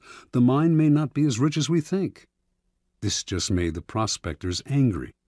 Trying a different tactic, the financiers told the two men that if they insisted on having shares in the mine, they would end up being fleeced by the unscrupulous tycoons and investors who would run the corporation. Better, they said, to take the $700,000 already offered, an enormous sum at the time, and put their greed aside. This the prospectors seemed to understand, and they finally agreed to take the money, in return signing the rights to the site over to the financiers and leaving maps to it. News of the mine spread like wildfire. Prospectors fanned out across Wyoming. Meanwhile, Harpending and group began spending the millions they had collected from their investors, buying equipment, hiring the best men in the business, and furnishing luxurious offices in New York and San Francisco. A few weeks later, on their first trip back to the site, they learned the hard truth. Not a single diamond or ruby was to be found. It was all a fake. They were ruined. Harpending had unwittingly lured the richest men in the world into the biggest scam of the century. Interpretation. Arnold and Slack pulled off their stupendous con, not by using a fake engineer or bribing Tiffany. All of the experts had been real. All of them honestly believed in the existence of the mine and in the value of the gems. What had fooled them all was nothing else than Arnold and Slack themselves. The two men seemed to be such rubes, such hayseeds, so naive, that no one for an instant had believed them capable of an audacious scam. The prospectors had simply observed the law of appearing more stupid than the mark, the deceiver's first commandment. The logistics of the con were quite simple. Months before Arnold and Slack announced the discovery of the diamond mine, they traveled to Europe, where they purchased some real gems for around $12,000, part of the money they had saved from their days as gold miners. They then salted the mine with these gems, which the first expert dug up and brought to San Francisco. The jewelers who had appraised these stones, including Tiffany himself, had gotten caught up in the fever and had grossly overestimated their value. Then Ralston gave the prospectors $100,000 as security, and immediately after their trip to New York, they simply went to Amsterdam, where they bought sacks of uncut gems before returning to San Francisco. The second time they salted the mine, there were many more jewels to be found. The effectiveness of the scheme, however, rested not on tricks like these, but on the fact that Arnold and Slack played their parts to perfection. On their trip to New York, where they mingled with millionaires and tycoons, they played up their clodhopper image, wearing pants and coats a size or two too small and acting incredulous at everything they saw in the big city. No one believed that these country simpletons could possibly be conning the most devious, unscrupulous financiers of the time. Keys to power. Given how important the idea of intelligence is to most people's vanity, it is critical never inadvertently to insult or impugn a person's brain power. That is an unforgivable sin, but if you can make this iron rule work for you, it opens up all sorts of avenues of deception. Subliminally reassure people that they are more intelligent than you are, or even that you are a bit of a moron, and you can run rings around them. The feeling of intellectual superiority you give them will disarm their suspicion muscles. Intelligence is the obvious quality to downplay, but why stop there? Taste and sophistication rank close to intelligence on the vanity scale, make people feel they are more sophisticated than you are, and their guard will come down. As Arnold and Slack knew, an air of complete naivete can work wonders. Those fancy financiers were laughing at them behind their backs. But who laughed loudest in the end? In general, then, always make people believe they are smarter and more sophisticated than you are. They will keep you around because you make them feel better about themselves, and the longer you are around, the more opportunities you will have to deceive them. Law 22. Use the surrender tactic. Transform weakness into power. Judgment.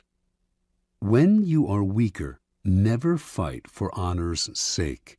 Choose surrender instead. Surrender gives you time to recover, time to torment and irritate your conqueror, time to wait for his power to wane.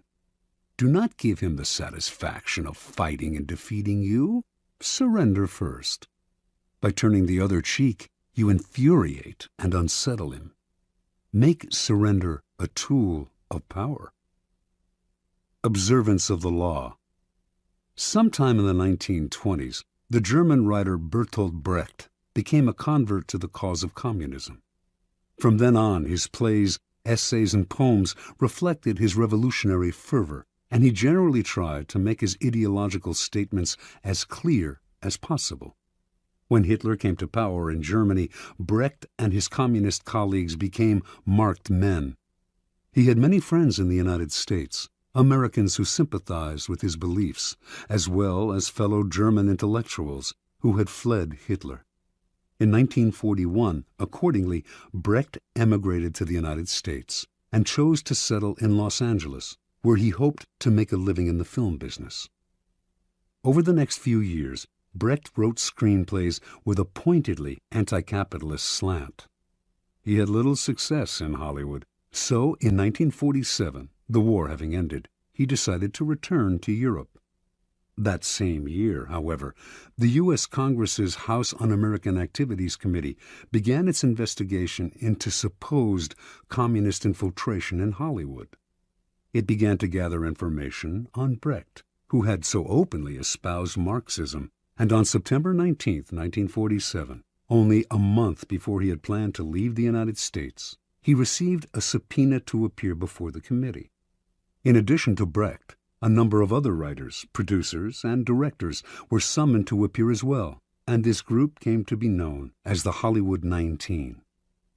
Before going to Washington, the Hollywood 19 met to decide on a plan of action. Their approach would be confrontational.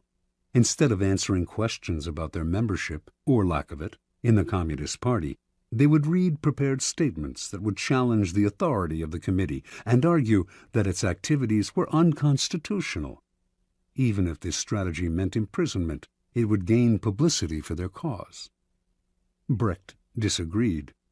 What good was it, he asked, to play the martyr and gain a little public sympathy if in the process they lost the ability to stage their plays and sell their scripts for years to come? He felt certain they were all more intelligent than the members of the committee. Why lower themselves to the level of their opponents by arguing with them? Why not outfox the committee by appearing to surrender to it while subtly mocking it? The Hollywood 19 listened to Brecht politely, but decided to stick to their plan, leaving Brecht to go his own way.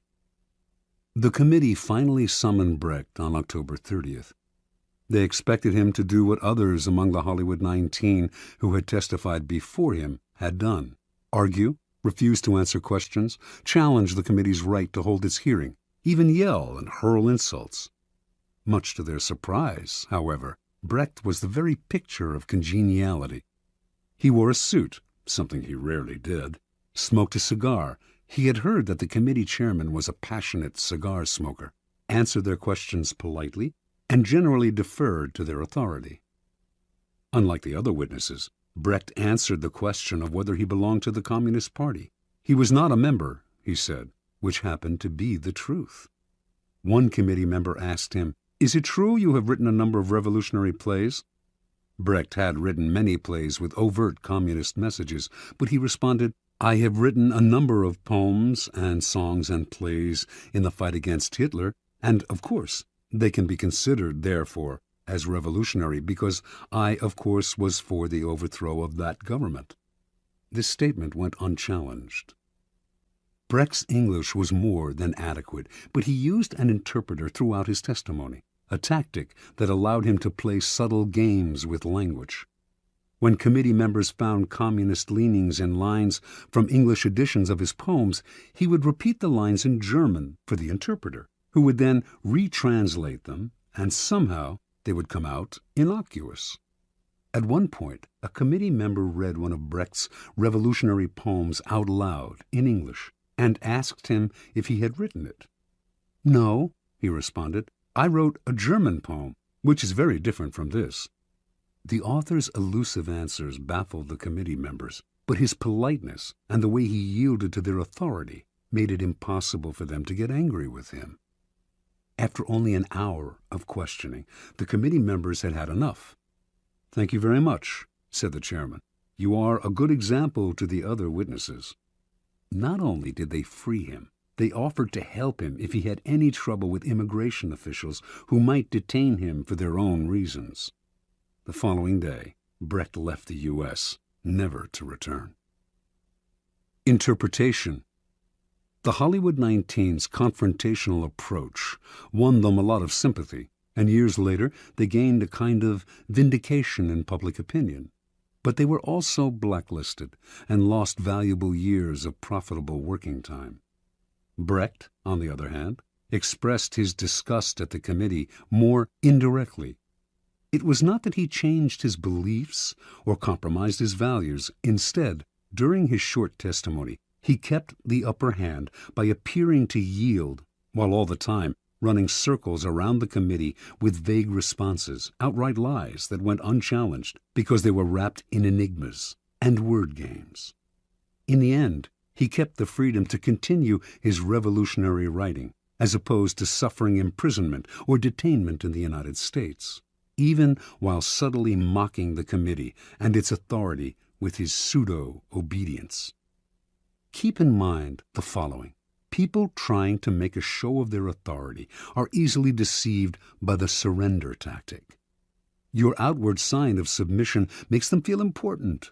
Satisfied that you respect them, they become easier targets for a later counterattack or for the kind of indirect ridicule used by Brecht. Measuring your power over time, never sacrifice long-term maneuverability for the short-lived glories of martyrdom. Keys to power. What gets us into trouble in the realm of power is often our own overreaction to the moves of our enemies and rivals.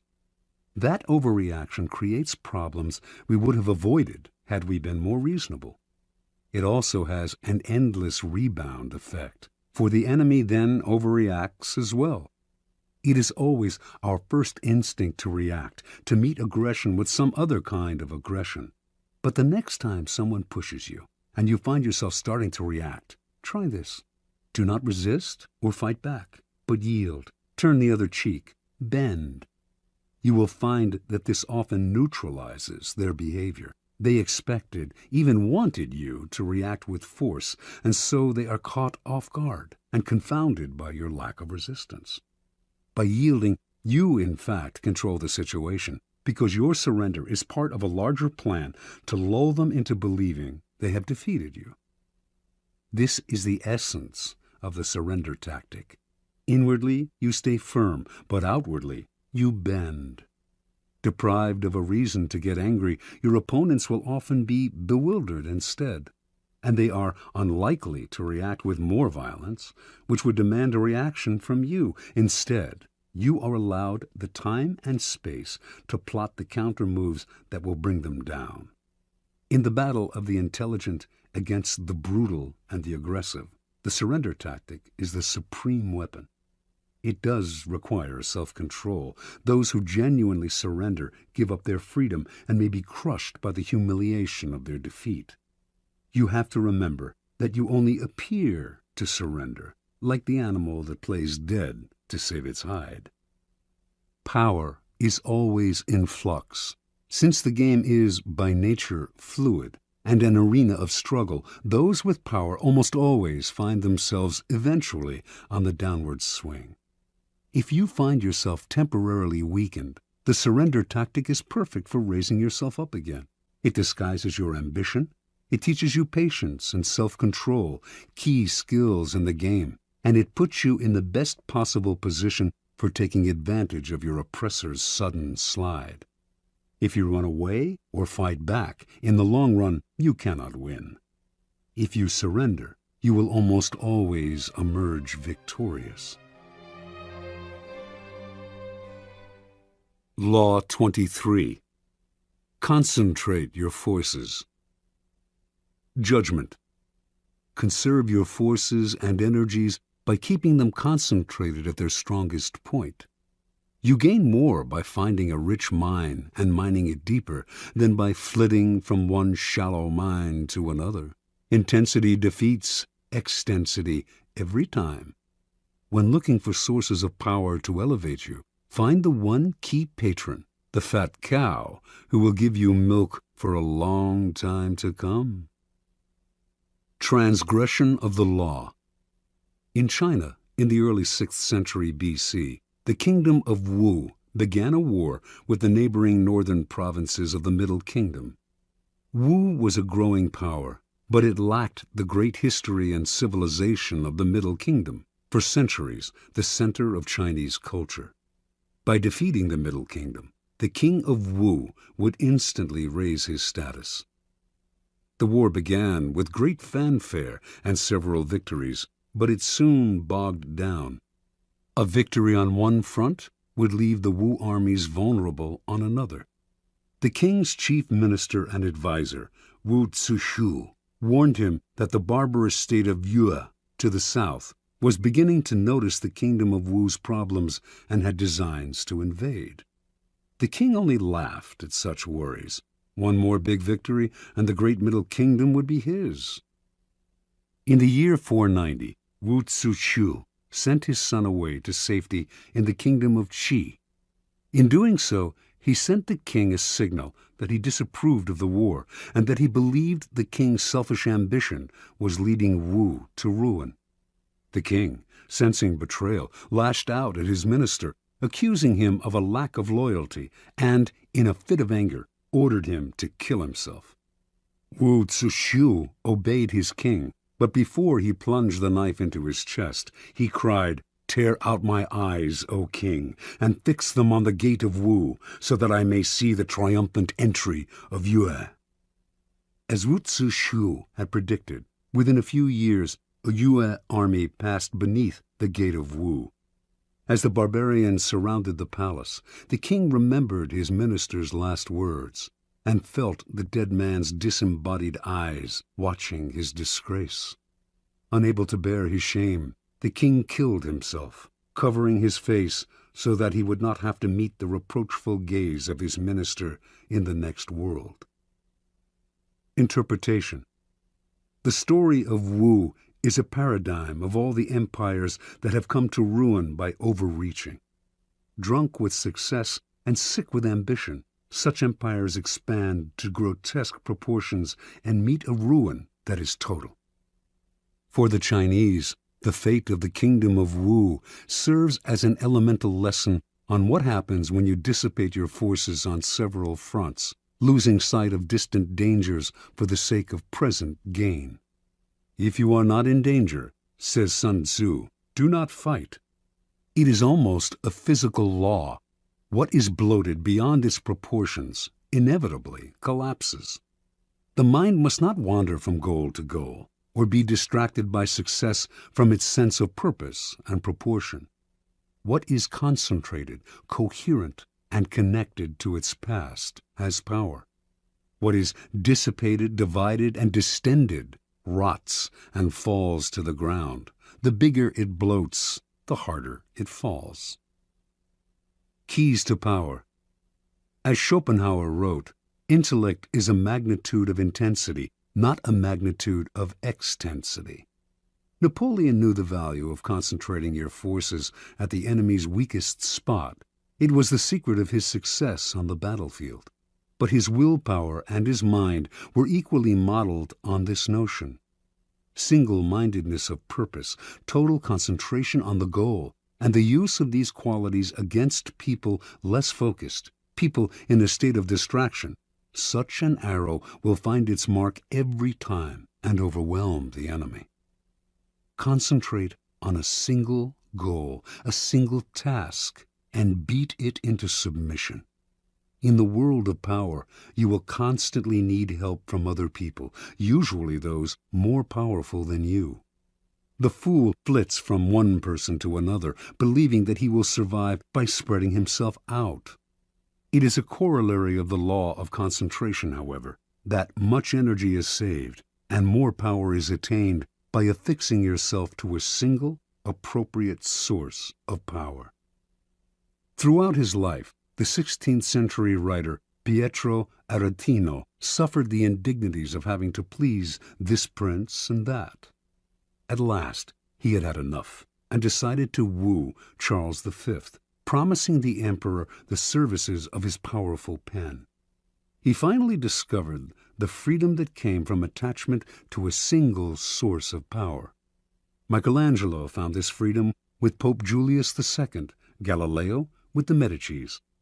In the end, the single patron appreciates your loyalty and becomes dependent on your services. In the long run, the master serves the slave. Power always exists in concentrated forms. In any organization, it is inevitable for a small group to hold the strings, and often it is not those with the titles. In the game of power, only the fool flails about without fixing his target.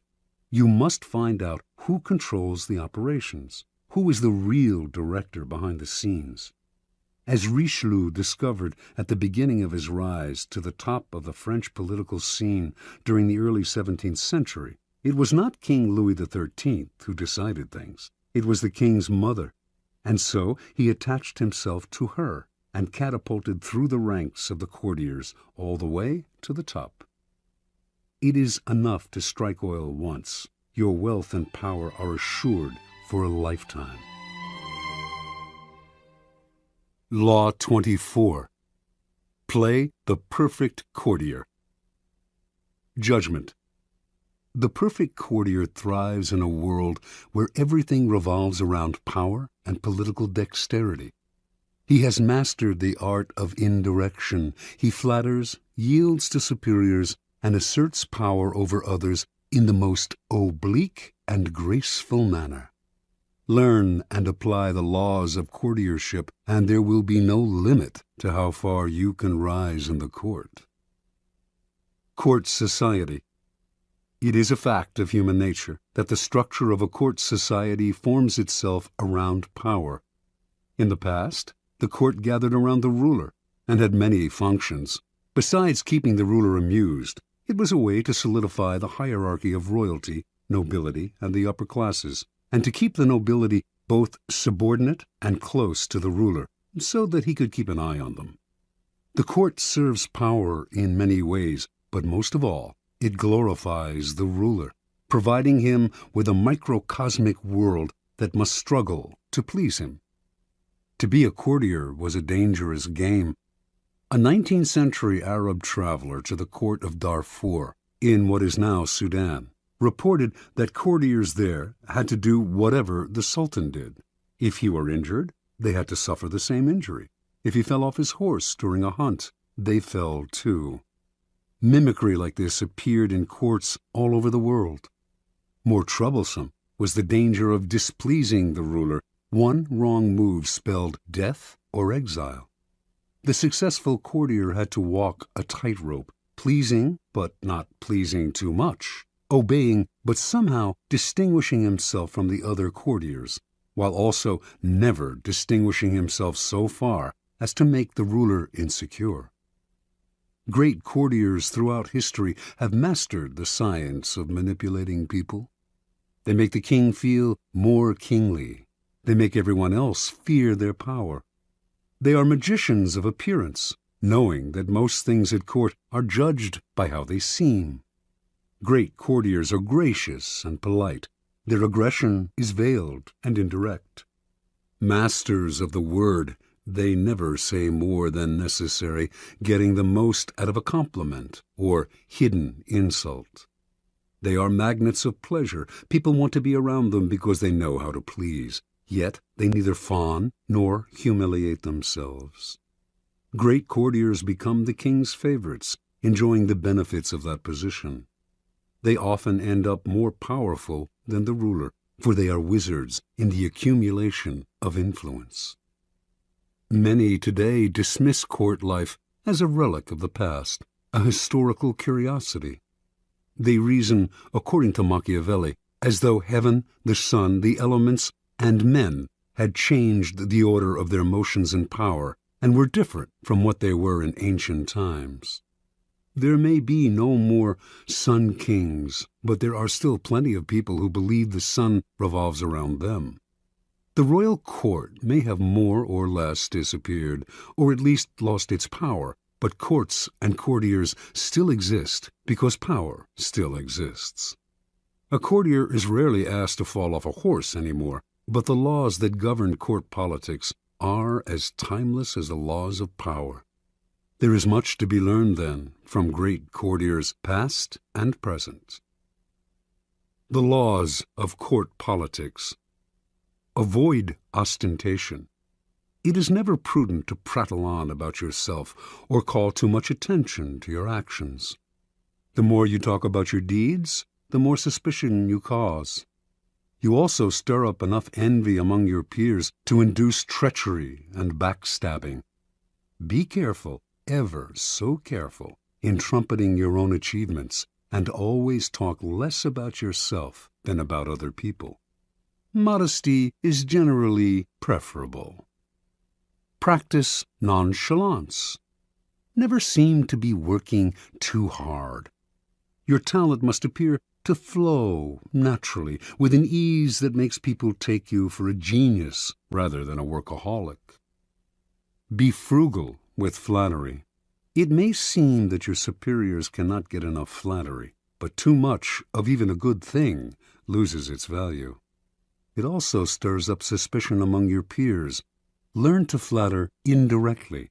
by downplaying your own contribution, for example, to make your master look better. Arrange to be noticed. There is a paradox. You cannot display yourself too brazenly, yet you must also get yourself noticed. You stand no chance of rising if the ruler does not notice you in the swamp of courtiers. This task requires much art. It is often initially a matter of being seen in the literal sense. Pay attention to your physical appearance then, and find a way to create a distinctive, a subtly distinctive, style and image. Alter your style and language according to the person you are dealing with. The pseudo-belief in equality, the idea that talking and acting the same way with everyone, no matter what their rank, makes you somehow a paragon of civilization, is a terrible mistake. Those below you will take it as a form of condescension, which it is, and those above you will be offended, although they may not admit it. You must change your style and your way of speaking to suit each person. This is not lying, it is acting, and acting is an art, not a gift from God. Learn the art. Never be the bearer of bad news. The king kills the messenger who brings bad news. This is a cliché, but there is truth to it. You must struggle and, if necessary, lie and cheat to be sure that the lot of the bearer of bad news falls on a colleague, never on you. Bring only good news, and your approach will gladden your master.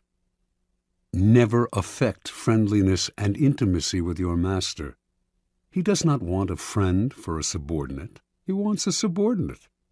Never approach him in an easy, friendly way, or act as if you are on the best of terms. That is his prerogative. If he chooses to deal with you on this level, assume a wary chumminess.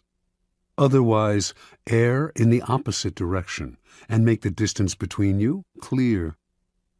Never criticize those above you directly.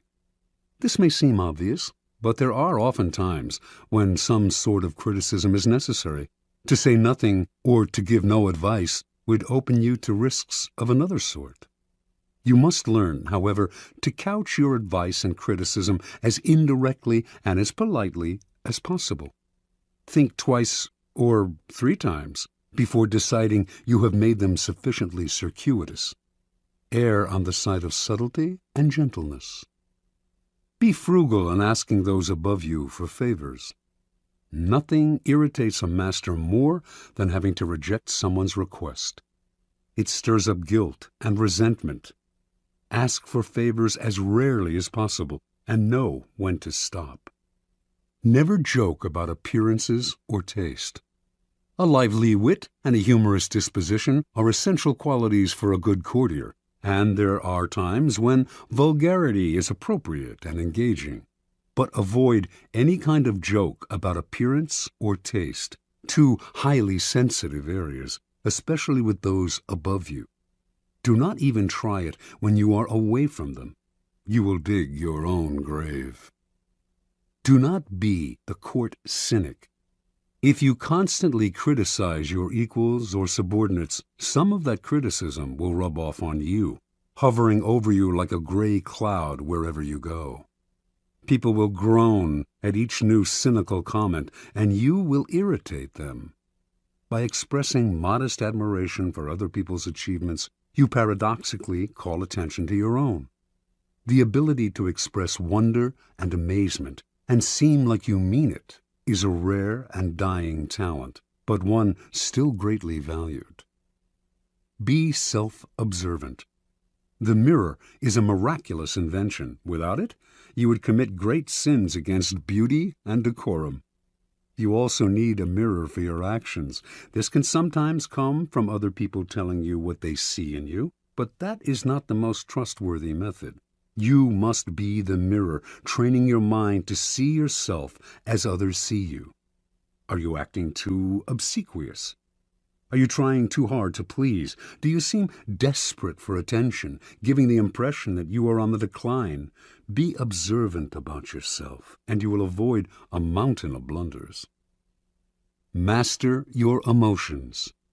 As an actor in a great play, you must learn to cry and laugh on command and when it is appropriate. You must be able both to disguise your anger and frustration and to fake your contentment and agreement. You must be the master of your own face. Call it lying, if you like, but if you prefer to not play the game and to always be honest and upfront, do not complain when others call you obnoxious and arrogant. Fit the spirit of the times. A slight affectation of a past era can be charming as long as you choose a period at least 20 years back. Wearing the fashions of 10 years ago is ludicrous unless you enjoy the role of court jester. Your spirit and way of thinking must keep up with the times, even if the times offend your sensibilities. Be too forward-thinking, however, and no one will understand you. It is never a good idea to stand out too much in this area. You are best off at least being able to mimic the spirit of the times. Be a source of pleasure. This is critical. It is an obvious law of human nature that we will flee what is unpleasant and distasteful, while charm and the promise of delight will draw us like moths to a flame. Make yourself the flame, and you will rise to the top. Since life is otherwise so full of unpleasantness, and pleasure so scarce, you will be as indispensable as food and drink. This may seem obvious, but what is obvious is often ignored or unappreciated. There are degrees to this. Not everyone can play the role of favorite, for not everyone is blessed with charm and wit. But we can all control our unpleasant qualities and obscure them when necessary. Law 25. Recreate yourself. Judgment. Do not accept the roles that society foists on you. Recreate yourself by forging a new identity, one that commands attention and never bores the audience. Be the master of your own image rather than letting others define it for you. Incorporate dramatic devices into your public gestures and actions. Your power will be enhanced and your character will seem larger than life. Observance of the law. In the year 1831, a young woman named Aurore Dupin Dudevant left her husband and family in the provinces and moved to Paris. She wanted to be a writer. Marriage, she felt, was worse than prison, for it left her neither the time nor the freedom to pursue her passion. In Paris, she would establish her independence and make her living by writing. Soon after Dudevant arrived in the capital, however, she had to confront certain harsh realities. To have any degree of freedom in Paris, you had to have money. For a woman, money could only come through marriage or prostitution. No woman had ever come close to making a living by writing. Women wrote as a hobby, supported by their husbands or by an inheritance. In fact, when Dudevant first showed her writing to an editor, he told her, "You should make babies, madam, not literature." Clearly, Dudevant had come to Paris to attempt the impossible. In the end, though, she came up with a strategy to do what no woman had ever done, a strategy to recreate herself completely, forging a public image of her own making. Women writers before her had been forced into a ready-made role, that of the second-rate artist who wrote mostly for other women. Dudevant decided that if she had to play a role, she would turn the game around. She would play the part of a man. In 1832, a publisher accepted Dudevant's first major novel, Indiana. She had chosen to publish it under a pseudonym, George Sand, and all of Paris assumed this impressive new writer was male. Dudevant had sometimes worn men's clothing before creating George Sand. She had always found men's shirts and riding breeches more comfortable. Now, as a public figure, she exaggerated the image. She added long men's coats, gray hats, heavy boots, and dandyish cravats to her wardrobe. She smoked cigars and in conversation expressed herself like a man, unafraid to dominate the conversation or to use a saucy word. This strange male-female writer fascinated the public, and unlike other women writers, Sand found herself accepted into the clique of male artists. She drank and smoked with them, even carried on affairs with the most famous artists of Europe, Musset, Liszt, Chopin. It was she who did the wooing, and also the abandoning. She moved on at her discretion. Those who knew Sand well understood that her male persona protected her from the public's prying eyes. Out in the world, she enjoyed playing the part to the extreme. In private, she remained herself. She also realized that the character of George Sand could grow stale or predictable, and to avoid this, she would, every now and then, dramatically alter the character she had created. Instead of conducting affairs with famous men, she would begin meddling in politics, leading demonstrations, inspiring student rebellions. No one would dictate to her the limits of the character she had created. Long after she died, and after most people had stopped reading her novels, the larger-than-life theatricality of that character has continued to fascinate and inspire. Interpretation. The world wants to assign you a role in life, and once you accept that role, you are doomed. Your power is limited to the tiny amount allotted to the role you have selected or have been forced to assume. An actor, on the other hand, plays many roles. Enjoy that protean power, and if it is beyond you, at least forge a new identity, one of your own making, one that has had no boundaries assigned to it by an envious and resentful world. This act of defiance is Promethean. It makes you responsible for your own creation. Your new identity will protect you from the world precisely because it is not you. It is a costume you put on and take off. You need not take it personally, and your new identity sets you apart, gives you theatrical presence. Those in the back rows can see you and hear you. Those in the front rows marvel at your audacity. Keys to power. The character you seem to have been born with is not necessarily who you are. Beyond the characteristics you have inherited, your parents, your friends, and your peers have helped to shape your personality. The Promethean task of the powerful is to take control of the process, to stop allowing others that ability to limit and mold them. Remake yourself into a character of power. Working on yourself like clay should be one of your greatest and most pleasurable life tasks. It makes you, in essence, an artist creating yourself. The first step in the process of self-creation is self-consciousness, being aware of yourself as an actor and taking control of your appearance and emotions. The bad actor is the one who is always sincere. People who wear their hearts on their sleeves out in society are tiresome and embarrassing. Their sincerity notwithstanding, it is hard to take them seriously. Good actors control themselves better. They can play sincere and heartfelt, can affect a tear and a compassionate look at will, but they don't have to feel it. They externalize emotion in a form that others can understand. Method acting is fatal in the real world. No ruler or leader could possibly play the part if all the emotions he showed had to be real. So learn self-control. Adopt the plasticity of the actor who can mold his or her face to the emotion required. The second step in the process of self-creation is a variation on the George Sand strategy. The creation of a memorable character, one that compels attention, that stands out above the other players on the stage. This was the game Abraham Lincoln played. The homespun, common countryman he knew was a kind of president that America had never had but would delight in electing. Although many of these qualities came naturally to him, he played them up, the hat and clothes, the beard.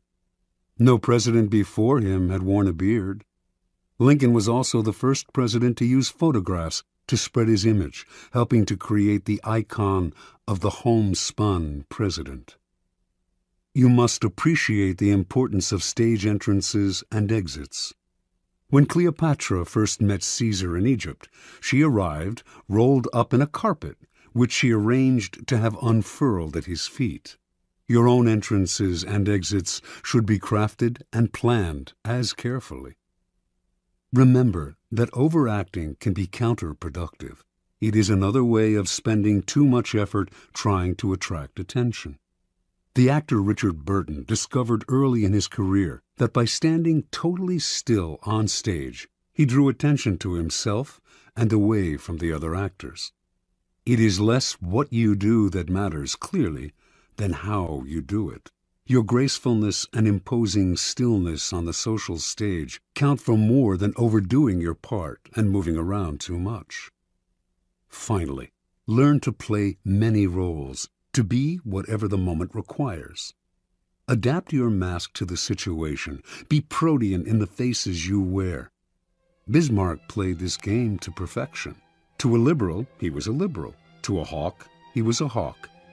He could not be grasped, and what cannot be grasped cannot be consumed. Law 26. Keep your hands clean. Judgment. You must seem a paragon of civility and efficiency. Your hands are never soiled by mistakes and nasty deeds. Maintain such a spotless appearance by using others as unwitting pawns and screens to disguise your involvement. Part 1. Conceal your mistakes. Have a scapegoat around to take the blame. Our good name and reputation depend more on what we conceal than on what we reveal. Everyone makes mistakes, but those who are truly clever manage to hide them and to make sure someone else is blamed. A convenient scapegoat should always be kept around for such moments. Observance of the law. Near the end of the 2nd century A.D., as China's mighty Han Empire slowly collapsed, the great general and imperial minister Cao Cao emerged as the most powerful man in the country. Seeking to extend his power base and to rid himself of the last of his rivals, Cao Cao began a campaign to take control of the strategically vital Central Plain. During the siege of a key city, he slightly miscalculated the timing for supplies of grain to arrive from the capital. As he waited for the shipment to come in, the army ran low on food, and Cao Cao was forced to order the chief of commissariat to reduce its rations. Cao Cao kept a tight rein on the army and ran a network of informers. His spies soon reported that the men were complaining, grumbling that he was living well while they themselves had barely enough to eat.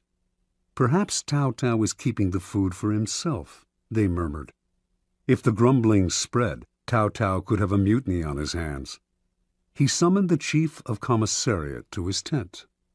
"I want to ask you to lend me something, and you must not refuse," Cao Cao told the chief. "What is it?"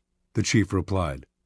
"I want the loan of your head to show to the troops," said Cao Cao. "But I've done nothing wrong," cried the chief. "I know," said Cao Cao with a sigh, "but if I do not put you to death, there will be a mutiny. Do not grieve. After you're gone, I'll look after your family."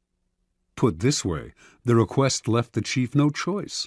So he resigned himself to his fate and was beheaded that very day.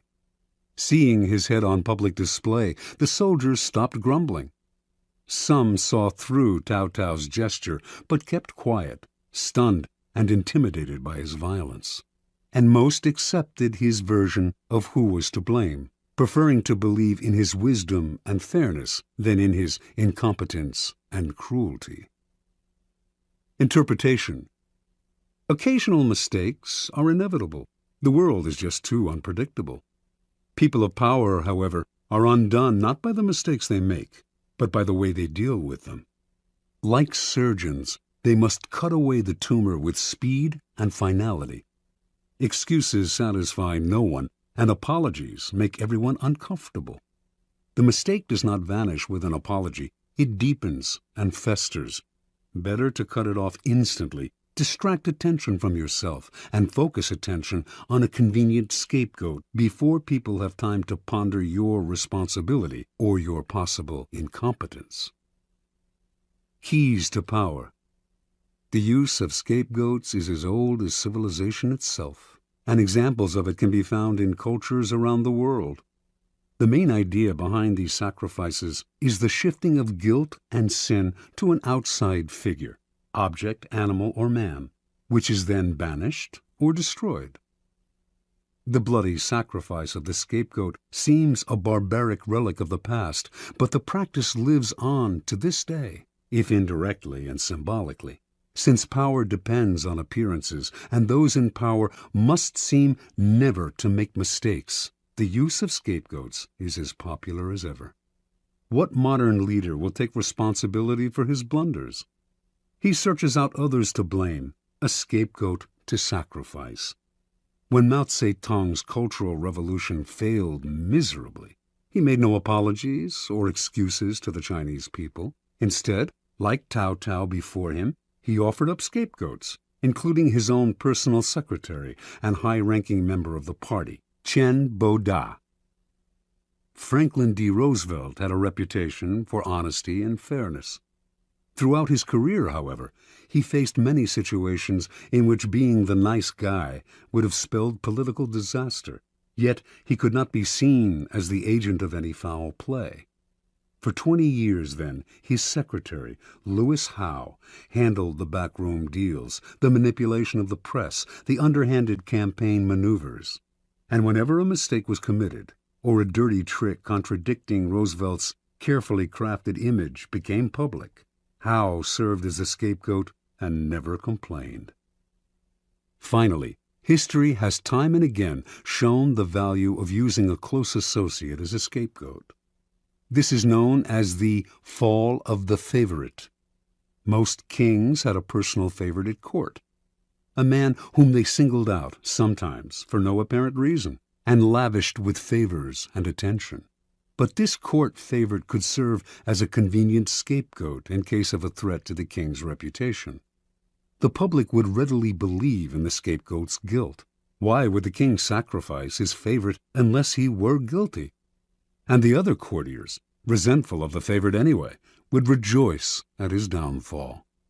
The king, meanwhile, would rid himself of a man who by that time had probably learned too much about him, perhaps becoming arrogant and even disdainful of him. Choosing a close associate as a scapegoat has the same value as the fall of the favorite. You may lose a friend or aide, but in the long-term scheme of things, it is more important to hide your mistakes than to hold on to someone who one day will probably turn against you. Besides, you can always find a new favorite to take his place. Part 2. Make use of the cat's paw. In the fable, the monkey grabs the paw of his friend, the cat, and uses it to fish chestnuts out of the fire, thus getting the nuts he craves without hurting himself. If there is something unpleasant or unpopular that needs to be done, it is far too risky for you to do the work yourself. You need a cat's paw, someone who does the dirty, dangerous work for you. The cat's paw grabs what you need, hurts whom you need hurt, and keeps people from noticing that you are the one responsible. Let someone else be the executioner or the bearer of bad news, while you bring only joy and glad tidings.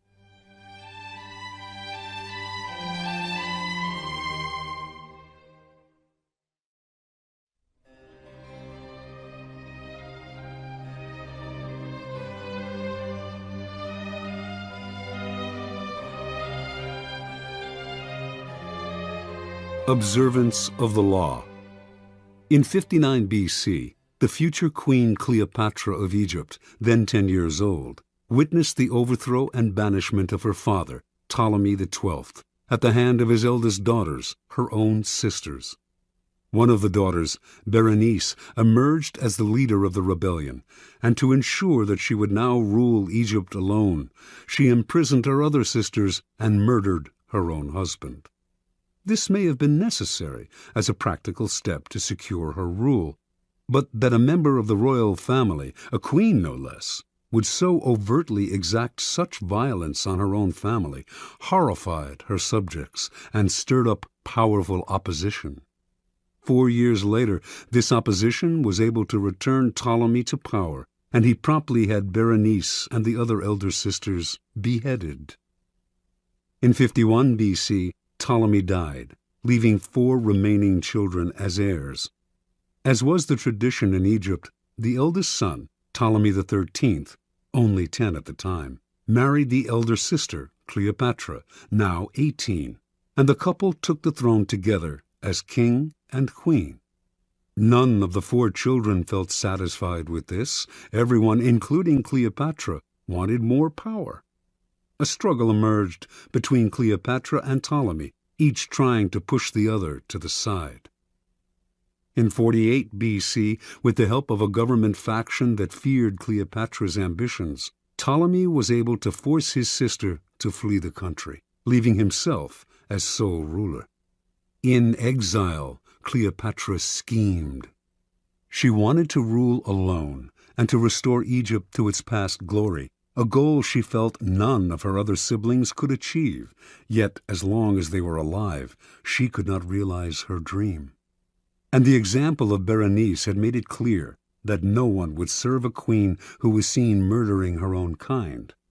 Even Ptolemy XIII had not dared murder Cleopatra, although he knew she would plot against him from abroad. Within a year after Cleopatra's banishment, the Roman dictator Julius Caesar arrived in Egypt, determined to make the country a Roman colony. Cleopatra saw her chance. Re-entering Egypt in disguise, she traveled hundreds of miles to reach Caesar in Alexandria. Legend has it that she had herself smuggled into his presence rolled up inside a carpet, which was gracefully unfurled at his feet, revealing the young queen. Cleopatra immediately went to work on the Roman. She appealed to his love of spectacle and his interest in Egyptian history, and poured on her feminine charms. Caesar soon succumbed and restored Cleopatra to the throne. Cleopatra's siblings seethed. She had outmaneuvered them. Ptolemy XIII would not wait to see what happened next. From his palace in Alexandria, he summoned a great army to march on the city and attack Caesar. In response, Caesar immediately put Ptolemy and the rest of the family under house arrest. But Cleopatra's younger sister, Arsinoe, escaped from the palace and placed herself at the head of the approaching Egyptian troops, proclaiming herself Queen of Egypt. Now Cleopatra finally saw her chance. She convinced Caesar to release Ptolemy from house arrest, under the agreement that he would broker a truce. Of course, she knew he would do the opposite, that he would fight Arsinoe for control of the Egyptian army. But this was to Cleopatra's benefit, for it would divide the royal family. Better still, it would give Caesar the chance to defeat and kill her siblings in battle. Reinforced by troops from Rome, Caesar swiftly defeated the rebels. In the Egyptians' retreat, Ptolemy drowned in the Nile. Caesar captured Arsinoe and had her sent to Rome as a prisoner. He also executed the numerous enemies who had conspired against Cleopatra and imprisoned others who had opposed her. To reinforce her position as uncontested queen, Cleopatra now married the only sibling left, Ptolemy XIV, only 11 at the time, and the weakest of the lot. 4 years later, Ptolemy mysteriously died of poison. In 41 BC, Cleopatra employed on a second Roman leader, Mark Antony, the same tactic she had used so well on Julius Caesar. After seducing him, she hinted to him that her sister Arsinoe, still a prisoner in Rome, had conspired to destroy him. Mark Antony believed her and promptly had Arsinoe executed, thereby getting rid of the last of the siblings who had posed such a threat to Cleopatra. Interpretation. Legend has it that Cleopatra succeeded through her seductive charms, but in reality, her power came from an ability to get people to do her bidding without realizing they were being manipulated. Caesar and Antony not only rid her of her most dangerous siblings, Ptolemy XIII and Arsinoe. They decimated all of her enemies in both the government and the military. The two men became her cat's paws.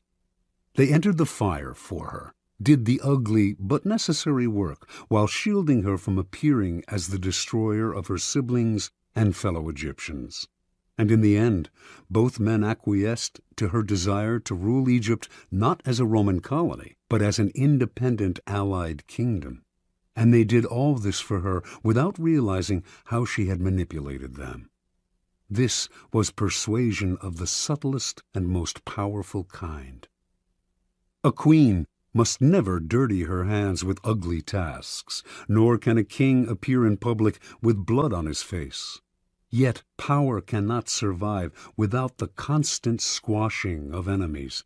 There will always be dirty little tasks that have to be done to keep you on the throne. Like Cleopatra, you need a cat's paw. This will usually be a person from outside your immediate circle, who will therefore be unlikely to realize how he or she is being used.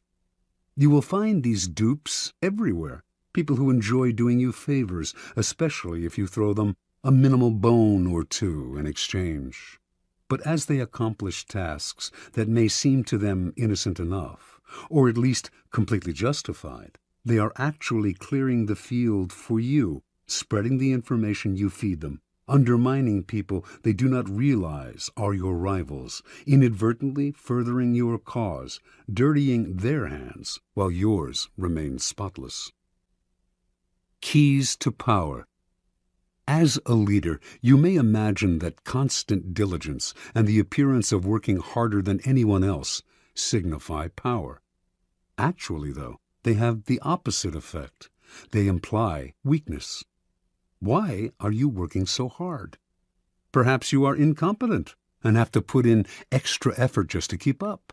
Perhaps you are one of those people who does not know how to delegate and has to meddle in everything. The truly powerful, on the other hand, seem never to be in a hurry or overburdened. While others work their fingers to the bone, they take their leisure.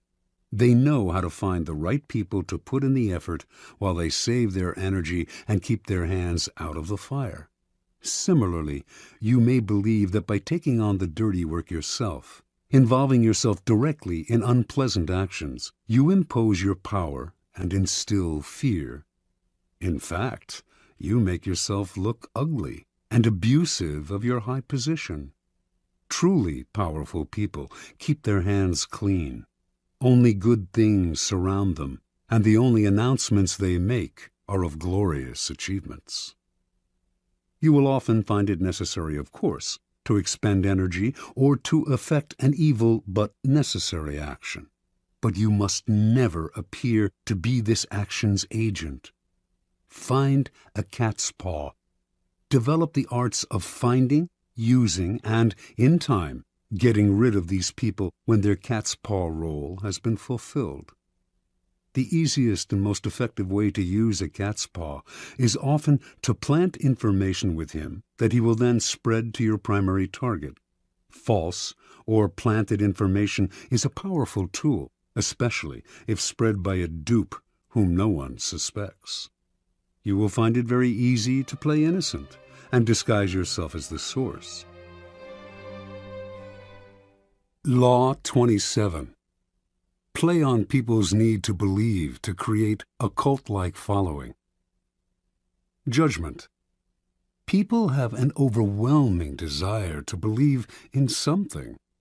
Become the focal point of such desire by offering them a cause, a new faith to follow. Keep your words vague but full of promise. Emphasize enthusiasm over rationality and clear thinking. Give your new disciples rituals to perform. Ask them to make sacrifices on your behalf. In the absence of organized religion and grand causes, your new belief system will bring you untold power. The Science of Charlatanism, or How to Create a Cult in 5 Easy Steps. In searching, as you must, for the methods that will gain you the most power for the least effort, You will find the creation of a cult-like following one of the most effective. Having a large following opens up all sorts of possibilities for deception. Not only will your followers worship you, they will defend you from your enemies and will voluntarily take on the work of enticing others to join your fledgling cult. This kind of power will lift you to another realm. You will no longer have to struggle or use subterfuge to enforce your will. You are adored and can do no wrong. You might think it's a gargantuan task to create such a following, but in fact it is fairly simple. As humans, we have a desperate need to believe in something, anything. This makes us eminently gullible. We simply cannot endure long periods of doubt or of the emptiness that comes from a lack of something to believe in.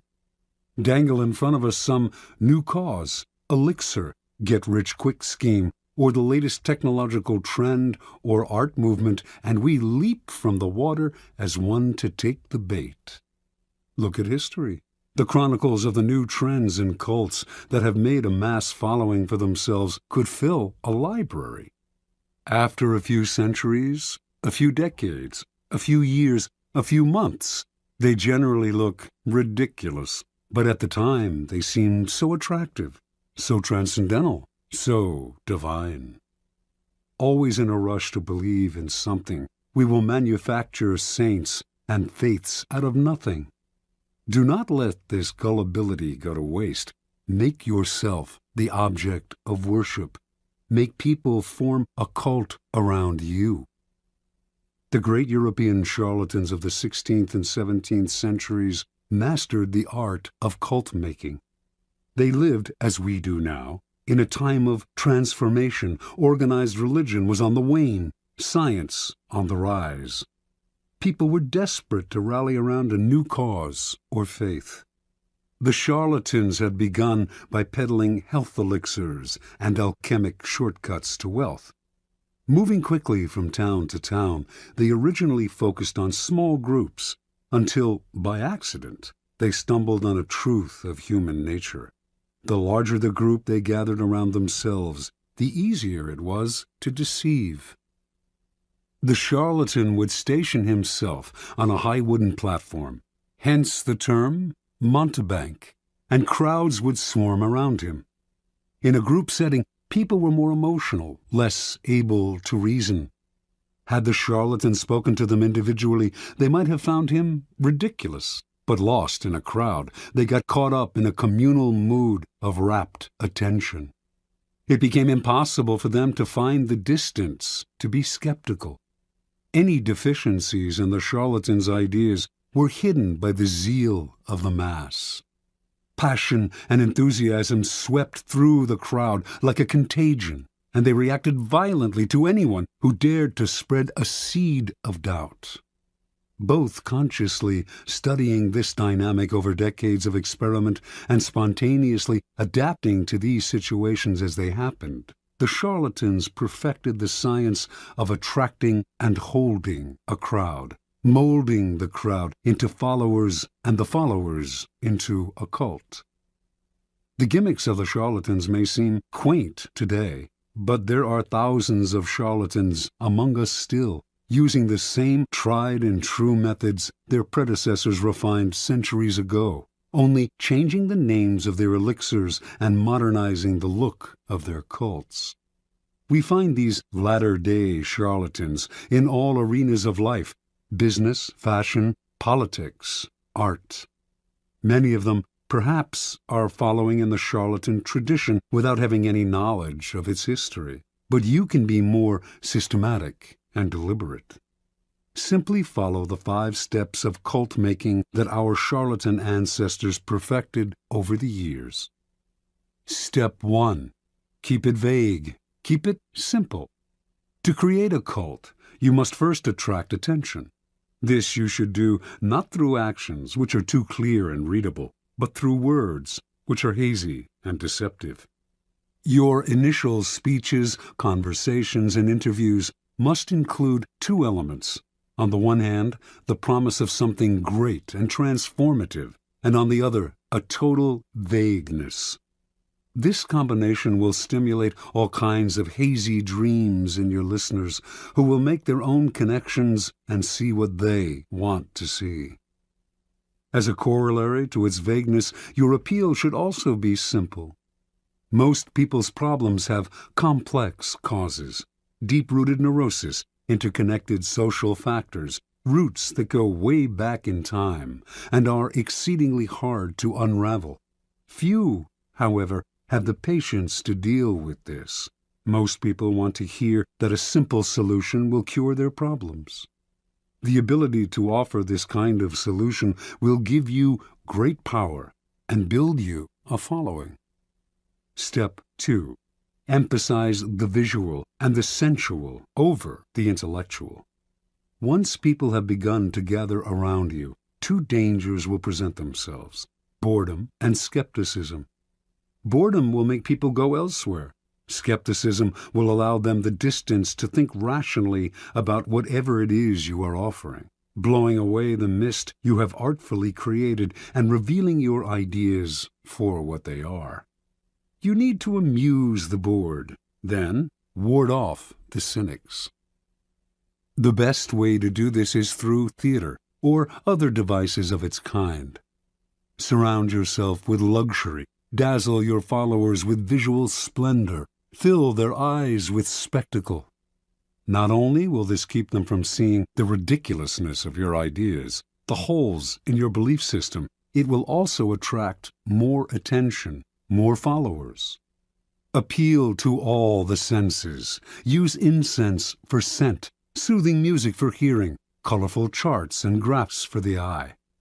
You might even tickle the mind, perhaps by using new technological gadgets to give your cult a pseudo-scientific veneer, as long as you do not make anyone really think.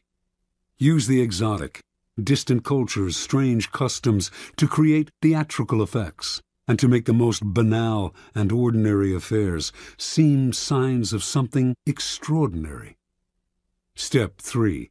Borrow the forms of organized religion to structure the group. Your cult-like following is growing. It is time to organize it. Find a way, both elevating and comforting. Organized religions have long held unquestioned authority for large numbers of people, and continue to do so in our supposedly secular age. And even if the religion itself has faded some, its forms will resonate with power. The lofty and holy associations of organized religion can be endlessly exploited. Create rituals for your followers. Organize them into a hierarchy, ranking them in grades of sanctity, and giving them names and titles that resound with religious overtones. Ask them for sacrifices that will fill your coffers and increase your power. To emphasize your gathering's quasi-religious nature, talk and act like a prophet. You are not a dictator. After all, you are a priest, a guru, a sage, a shaman, or any other word that hides your real power in the mist of religion. Step 4. Disguise your source of income. Your group has grown, and you have structured it in a church-like form. Your coffers are beginning to fill with your followers' money. You must never be seen as hungry for money and the power it brings. It is at this moment that you must disguise the source of your income. Your followers want to believe that if they follow you, all sorts of good things will fall into their lap. By surrounding yourself with luxury, you become living proof of the soundness of your belief system. Never reveal that your wealth actually comes from your followers' pockets. Instead, make it seem to come from the truth of your methods. Followers will copy your each and every move in the belief that it will bring them the same results, and their imitative enthusiasm will blind them to the charlatan nature of your wealth. Step 5. Set up an us versus them dynamic. The group is now large and thriving, a magnet attracting more and more particles. If you are not careful, though, inertia will set in, and time and boredom will demagnetize the group. To keep your followers united, you must now do what all religions and belief systems have done: create an us versus them dynamic. First, make sure your followers believe they are part of an exclusive club, unified by a bond of common goals.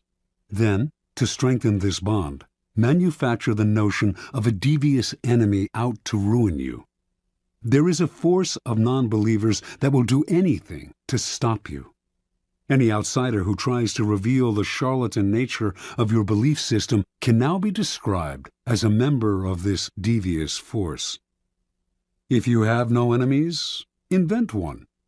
Given a straw man to react against, your followers will tighten and cohere. They have your cause to believe in, and infidels to destroy. Observance of the law. In the year 1653, a 27-year-old Milan man named Francesco Giuseppe Borri claimed to have had a vision. He went around town telling one and all that the Archangel Michael had appeared to him and announced that he had been chosen to be the Capitano Generale of the army of the new Pope, an army that would seize and revitalize the world. The Archangel had further revealed that Borri now had the power to see people's souls, and that he would soon discover the Philosopher's Stone, a long sought-after substance that could change base metals into gold. Friends and acquaintances who heard Borri explain the vision and who witnessed the change that had come over him were impressed, for Borri had previously devoted himself to a life of wine, women, and gambling. Now he gave all that up, plunging himself into the study of alchemy and talking only of mysticism and the occult. The transformation was so sudden and miraculous, and Borri's words were so filled with enthusiasm, that he began to create a following. Unfortunately, the Italian Inquisition began to notice him as well. They prosecuted anyone who delved into the occult, so he left Italy and began to wander Europe, from Austria to Holland, telling one and all that, "To those who follow me, all joy shall be granted." Wherever Borri stayed, he attracted followers. His method was simple. He spoke of his vision, which had grown more and more elaborate, and offered to look into the soul of anyone who believed him, and they were many. Seemingly in a trance, he would stare at this new follower for several minutes, then claim to have seen the person's soul, degree of enlightenment, and potential for spiritual greatness. If what he saw showed promise, he would add the person to his growing order of disciples, an honor indeed. The cult had 6 degrees, into which the disciples were assigned according to what Borri had glimpsed in their souls. With work and total devotion to the cult, they could graduate to a higher degree. Borri, whom they called His Excellency and Universal Doctor, demanded from them the strictest vows of poverty.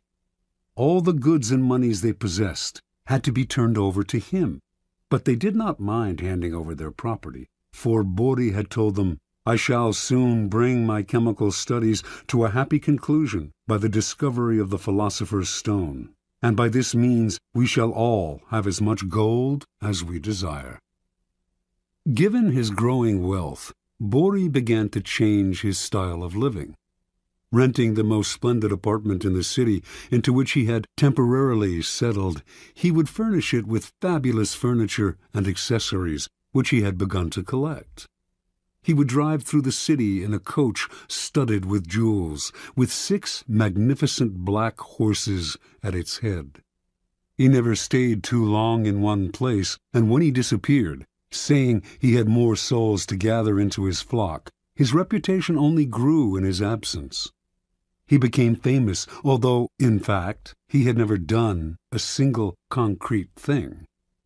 From all over Europe, the blind, the crippled, and the desperate came to visit Borri, for word had spread that he had healing powers. He asked no fee for his services, which only made him seem more marvelous, and indeed some claimed that in this or that city he had performed a miracle cure. By only hinting at his accomplishments, he encouraged people's imaginations to blow them up to fantastic proportions. His wealth, for example, actually came from the vast sums he was collecting from his increasingly select group of rich disciples. Yet it was presumed that he had, in fact, perfected the philosopher's stone. The Church continued to pursue him, denouncing him for heresy and witchcraft, and Bodhi's response to these charges was a dignified silence. This only enhanced his reputation and made his followers more passionate. Only the great are persecuted, after all. How many understood Jesus Christ in his own time? Bodhi did not have to say a word. His followers now called the Pope the Antichrist.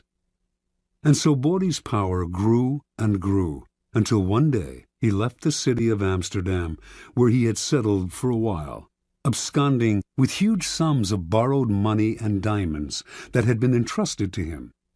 He claimed to be able to remove the flaws from diamonds through the power of his gifted mind. Now he was on the run. The Inquisition eventually caught up with him, and for the last 20 years of his life he was imprisoned in Rome. But so great was the belief in his occult powers that to his dying day he was visited by wealthy believers, including Queen Christina of Sweden.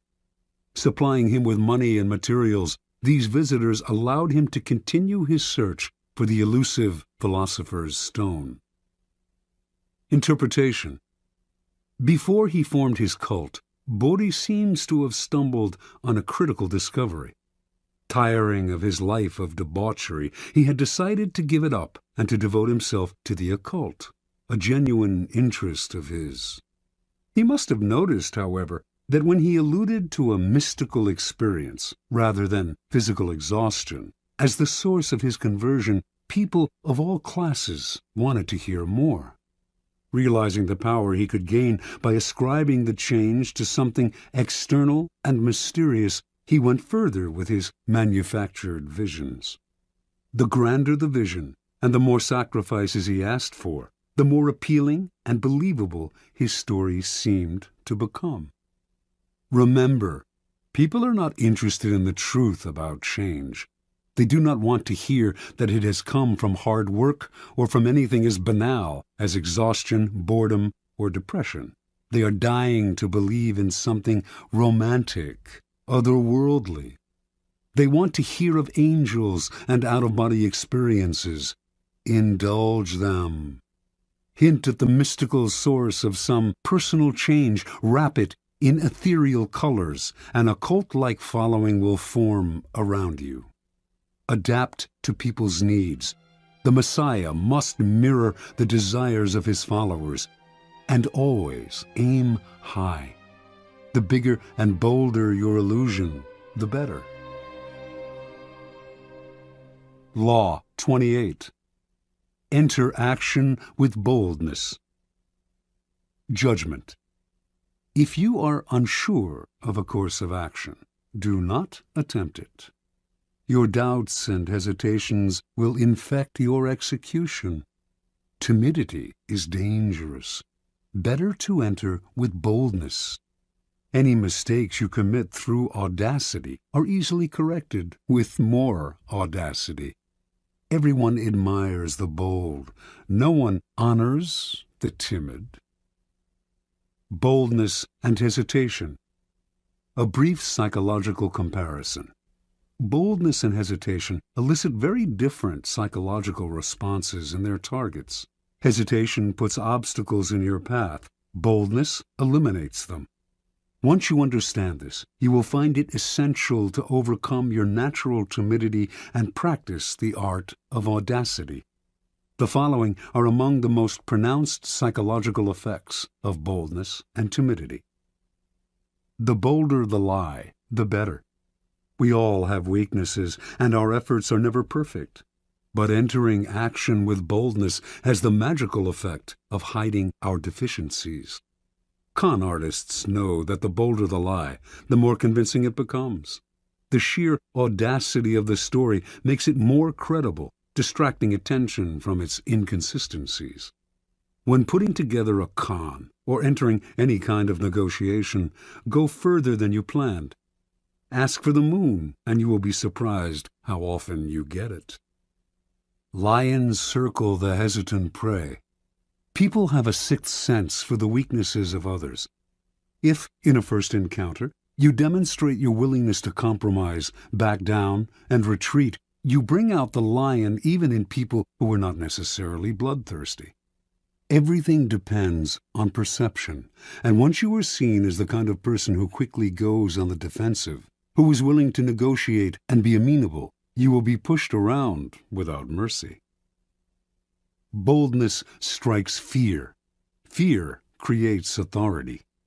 The bold move makes you seem larger and more powerful than you are. If it comes suddenly, with the stealth and swiftness of a snake, it inspires that much more fear. By intimidating with a bold move, you establish a precedent. In every subsequent encounter, people will be on the defensive, in terror of your next strike. Going halfway with a half a heart digs the deeper grave. If you enter an action with less than total confidence, you set up obstacles in your own path. When a problem arises, you will grow confused, seeing options where there are none, and inadvertently creating more problems still. Retreating from the hunter, the timid hare scurries more easily into his snares. Hesitation creates gaps, boldness obliterates them. When you take time to think, to hem and haw, you create a gap that allows others time to think as well. Your timidity infects people with awkward energy, elicits embarrassment. Doubt springs up on all sides. Boldness destroys such gaps. The swiftness of the move and the energy of the action leave others no space to doubt and worry. In seduction, hesitation is fatal. It makes your victim conscious of your intentions. The bold move crowns seduction with triumph. It leaves no time for reflection. Audacity separates you from the herd. Boldness gives you presence and makes you seem larger than life. The timid fade into the wallpaper. The bold draw attention, and what draws attention draws power. We cannot keep our eyes off the audacious. We cannot wait to see their next bold move.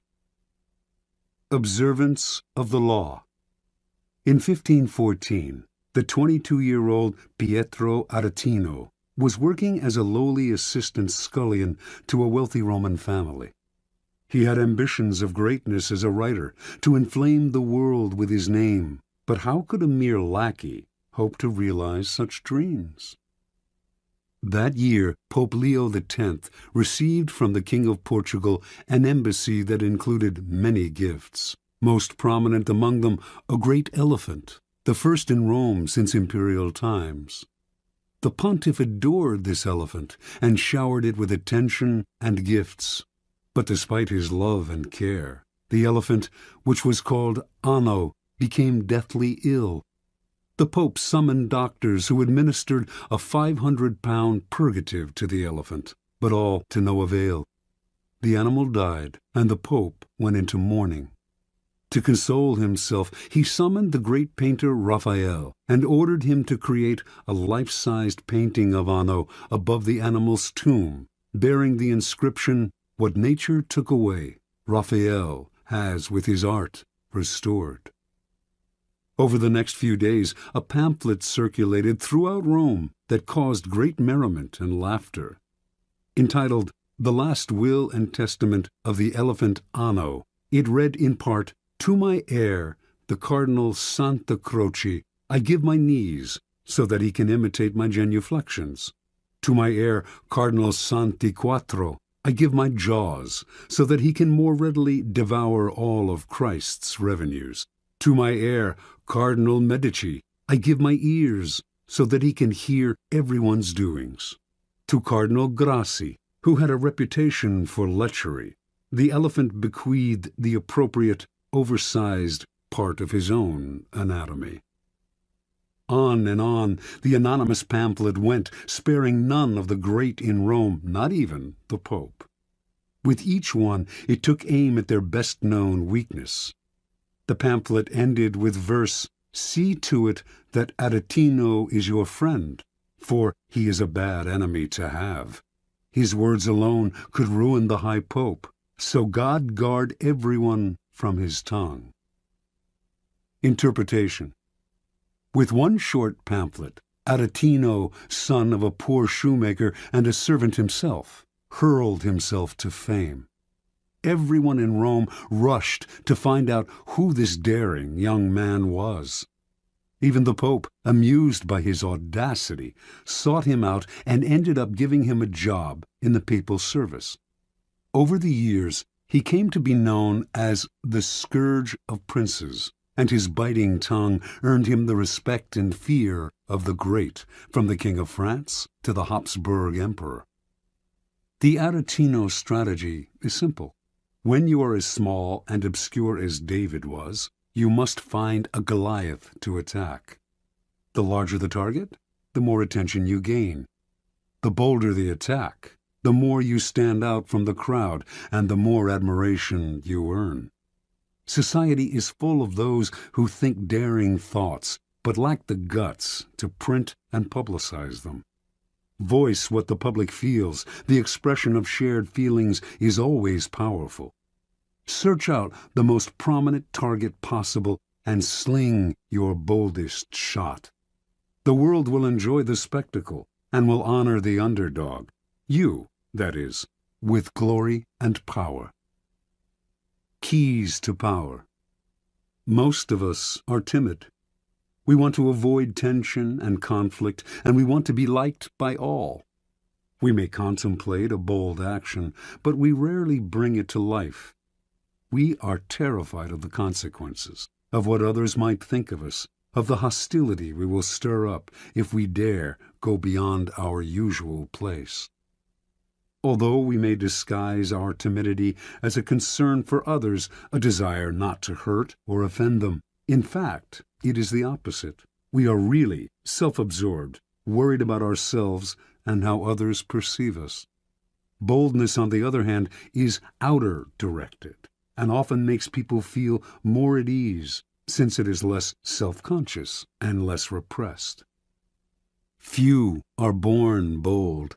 Even Napoleon had to cultivate the habit on the battlefield, where he knew it was a matter of life and death. In social settings, he was awkward and timid, but he overcame this and practiced boldness in every part of his life because he saw its tremendous power, how it could literally enlarge a man, even one who, like Napoleon, was in fact conspicuously small.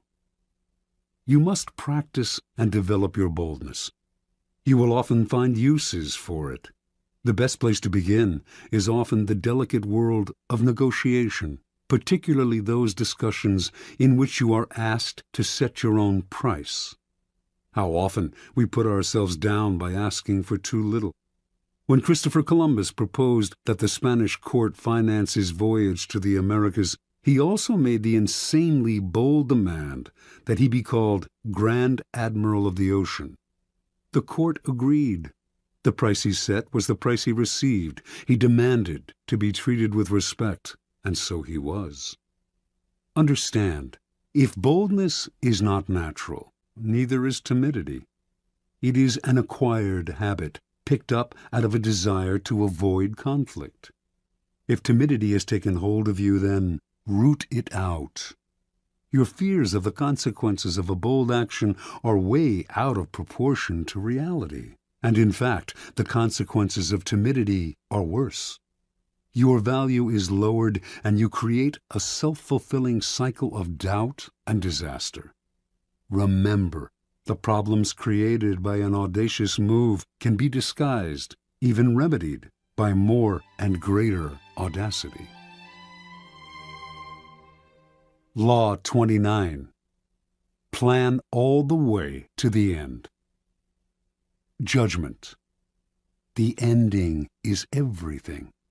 Plan all the way to it. taking into account all the possible consequences, obstacles, and twists of fortune that might reverse your hard work and give the glory to others.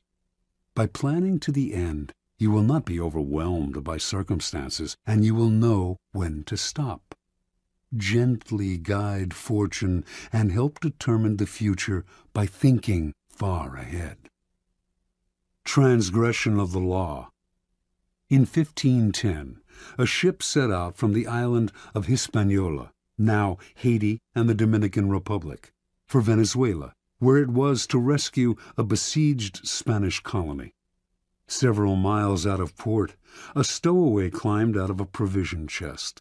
Vasco Núñez de Balboa, a noble Spaniard who had come to the New World in search of gold, but had fallen into debt and had escaped his creditors by hiding in the chest. Balboa had been obsessed with gold ever since Columbus had returned to Spain from his voyages with tales of a fabulous but as yet undiscovered kingdom called El Dorado. Balboa was one of the first adventurers to come in search of Columbus's land of gold, and he had decided from the beginning that he would be the one to find it, through sheer audacity and single-mindedness. Now that he was free of his creditors, nothing would stop him.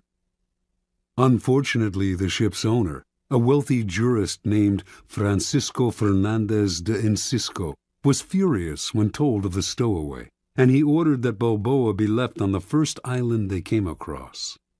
Before they found any island, however, Incisco received news that the colony he was to rescue had been abandoned. This was Balboa's chance.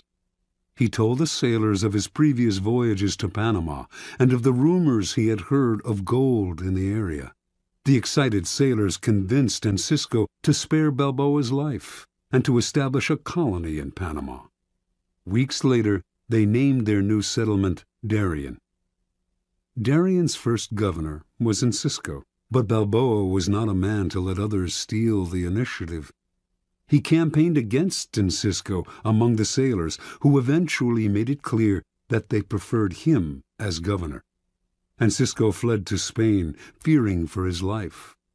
Months later, when a representative of the Spanish crown arrived to establish himself as the new official governor of Darien, he was turned away. On his return voyage to Spain, this man drowned. The drowning was accidental, but under Spanish law, Balboa had murdered the governor and usurped his position. Balboa's bravado had got him out of scrapes before, but now his hopes of wealth and glory seemed doomed. To lay claim to El Dorado, should he discover it, he would need the approval of the Spanish king, which, as an outlaw, he would never receive. There was only one solution. Panamanian Indians had told Balboa of a vast ocean on the other side of the Central American Isthmus, and had said that by traveling south upon this western coast, he would reach a fabulous land of gold, called by a name that to his ears sounded like Biru. Balboa decided he would cross the treacherous jungles of Panama and become the first European to bathe his feet in this new ocean. From there he would march on El Dorado. If he did this on Spain's behalf, he would obtain the eternal gratitude of the king and would secure his own reprieve. Only he had to act before Spanish authorities came to arrest him. In 1513, then, Balboa set out with 190 soldiers. Halfway across the isthmus, some 90 miles wide at that point, only 60 soldiers remained, many having succumbed to the harsh conditions, the blood-sucking insects, the torrential rainfall, fever. Finally, from a mountaintop, Balboa became the first European to lay eyes on the Pacific Ocean. Days later he marched in his armor into its waters, bearing the banner of Castile and claiming all its seas, lands, and islands in the name of the Spanish throne. Indians from the area greeted Balboa with gold, jewels, and precious pearls, the like of which he had never seen. When he asked where these had come from, the Indians pointed south to the land of the Incas. But Balboa had only a few soldiers left, For the moment, he decided he should return to Darien, send the jewels and gold to Spain as a token of goodwill, and ask for a large army to aid him in the conquest of El Dorado. When news reached Spain of Balboa's bold crossing of the Isthmus, his discovery of the Western Ocean, and his planned conquest of El Dorado, the former criminal became a hero. He was instantly proclaimed governor of the new land. But before the king and queen received word of his discovery, they had already sent a dozen ships under the command of a man named Pedro Arias Davila, Pedrerius, with orders to arrest Balboa for murder and to take command of the colony. By the time Pedrerius arrived in Panama, he had learned that Balboa had been pardoned and that he was to share the governorship with the former outlaw. All the same, Balboa felt uneasy. Gold was his dream, El Dorado his only desire. In pursuit of this goal, he had nearly died many times over, and to share the wealth and glory with a newcomer would be intolerable. He also soon discovered that Pedrerius was a jealous, bitter man, and equally unhappy with the situation. Once again, the only solution for Balboa was to seize the initiative by proposing to cross the jungle with a larger army, carrying shipbuilding materials and tools. Once on the Pacific coast, he would create an armada with which to conquer the Incas. Surprisingly enough, Pedrerius agreed to the plan, perhaps sensing it would never work. Hundreds died in this second march through the jungle, and the timber they carried rotted in the torrential rains. Balboa, as usual, was undaunted. No power in the world could thwart his plan, and on arriving at the Pacific, he began to cut down trees for new lumber. But the men remaining to him were too few and too weak to mount an invasion, and once again Balboa had to return to Darien. Pedrerius had, in any case, invited Balboa back to discuss a new plan, and on the outskirts of the settlement, the explorer was met by Francisco Pizarro, an old friend who had accompanied him on his first crossing of the Isthmus. But this was a trap. Leading 100 soldiers, Pizarro surrounded his former friend, arrested him, and returned him to Pedrerius, who tried him on charges of rebellion. A few days later, Balboa's head fell into a basket, along with those of his most trusted followers. Years later, Pizarro himself reached Peru, and Balboa's deeds were forgotten. Interpretation. Most men are ruled by the heart, not the head. Their plans are vague, and when they meet obstacles, they improvise. But improvisation will only bring you as far as the next crisis, and is never a substitute for thinking several steps ahead and planning to the end. Balboa had a dream of glory and wealth, and a vague plan to reach it. Yet his bold deeds and his discovery of the Pacific are largely forgotten, for he committed what in the world of power is the ultimate sin. He went part way, leaving the door open for others to take over. A real man of power would have had the prudence to see the dangers in the distance, the rivals who would want to share in the conquests, the vultures that would hover once they heard the word gold. Balboa should have kept his knowledge of the Incas secret until after he had conquered Peru. Only then would his wealth and his head have been secure. Once Pedrerius arrived on the scene, a man of power and prudence would have schemed to kill or imprison him, and to take over the army he had brought for the conquest of Peru. But Balboa was locked in the moment, always reacting emotionally, never thinking ahead. What good is it to have the greatest dream in the world if others reap the benefits and the glory? Never lose your head over a vague, open-ended dream. Plan to the end. Keys to power. Most people believe that they are, in fact, aware of the future, that they are planning and thinking ahead. They are usually deluded. What they are really doing is succumbing to their desires, to what they want the future to be. Their plans are vague, based on their imaginations rather than their reality.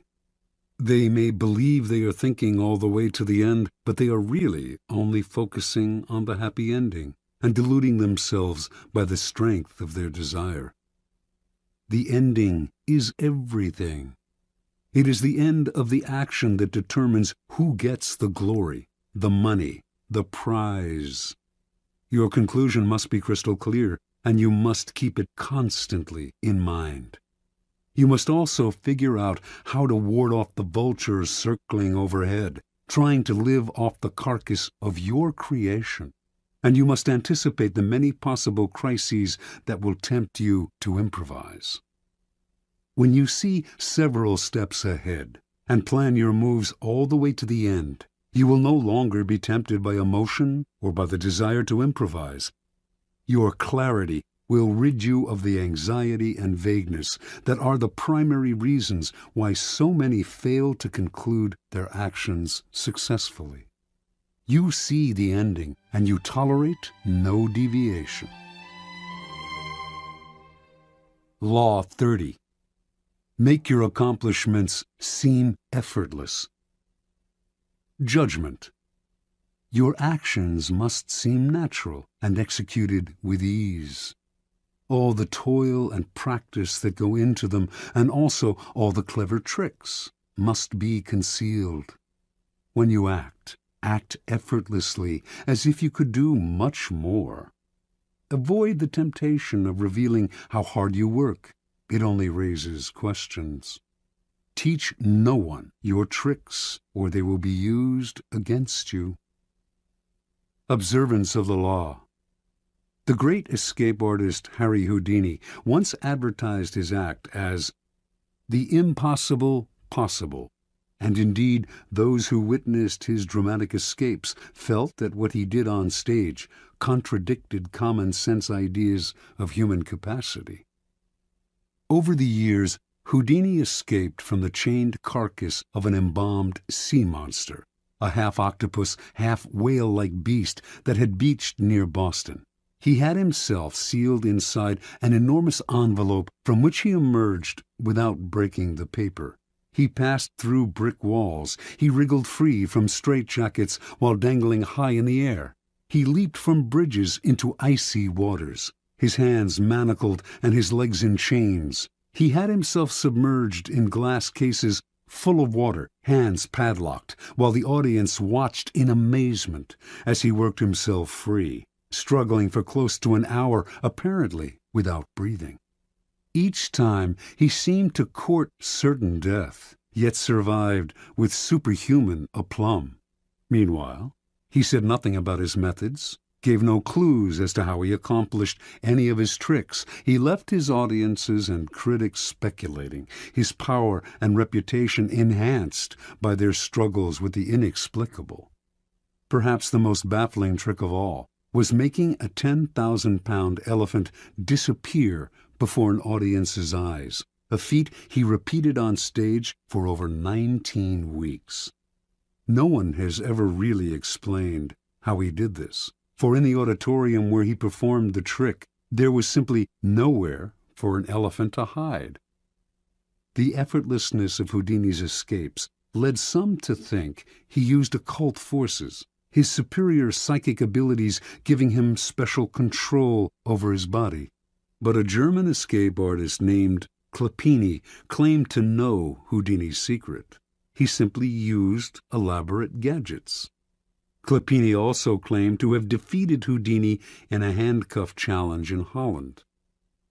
Houdini did not mind all kinds of speculation floating around about his methods, but he would not tolerate an outright lie, and in 1902 he challenged Clopini to a handcuff duel. Clopini accepted. Through a spy, he found out the secret word to unlock a pair of French combination lock cuffs that Houdini liked to use. His plan was to choose these cuffs to escape from on stage.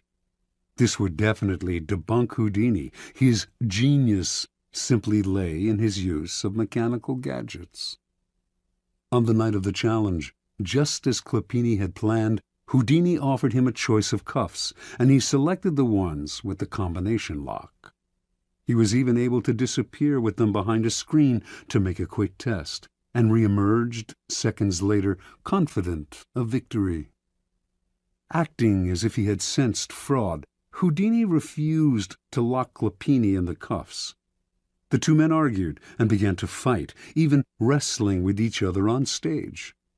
After a few minutes of this, an apparently angry, frustrated Houdini gave up and locked Clopini in the cuffs. For the next few minutes, Clopini strained to get free. Something was wrong. Minutes earlier, he had opened the cuffs behind the screen. Now, the same code no longer worked. He sweated, racking his brain. Hours went by, the audience left, and finally an exhausted and humiliated Clopini gave up and asked to be released. The cuffs that Clopini himself had opened behind the screen with the word CLEFS, French for keys, now clicked open only with the word FRAUD. Clopini never figured out how Houdini had accomplished this uncanny feat. Interpretation. Although we do not know for certain how Houdini accomplished many of his most ingenious escapes, one thing is clear. It was not the occult or any kind of magic that gave him his powers, but hard work and endless practice, all of which he carefully concealed from the world. Houdini never left anything to chance. Day and night he studied the workings of locks, researched centuries-old sleight-of-hand tricks, pored over books on mechanics, whatever he could use. Every moment not spent researching, he spent working his body, keeping himself exceptionally limber, and learning how to control his muscles and his breathing. Early on in Houdini's career, an old Japanese performer whom he toured with taught him an ancient trick: how to swallow an ivory ball, then bring it back up. He practiced this endlessly with a small peeled potato tied to a string. Up and down he would manipulate the potato with his throat muscles until they were strong enough to move it without the string. No one could check the inside of his throat, where he could conceal small tools to help him escape. Even so, Clopini was fundamentally wrong. It was not Houdini's tools, but his practice, work, and research that made his escapes possible. Clopini, in fact, was completely outwitted by Houdini, who set the whole thing up. He let his opponent learn the code to the French cuffs, then baited him into choosing those cuffs on stage. Then, during the two men's tussle, the dexterous Houdini was able to change the code to FRAUD. He had spent weeks practicing this trick, but the audience saw none of the sweat and toil behind the scenes. Nor was Houdini ever nervous. He induced nervousness in others. He deliberately dragged out the time it would take to escape as a way of heightening the drama and making the audience squirm. His escapes from death, always graceful and easy, made him look like a Superman.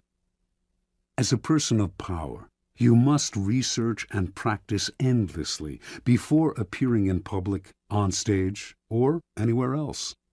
Never expose the sweat and labor behind your poise.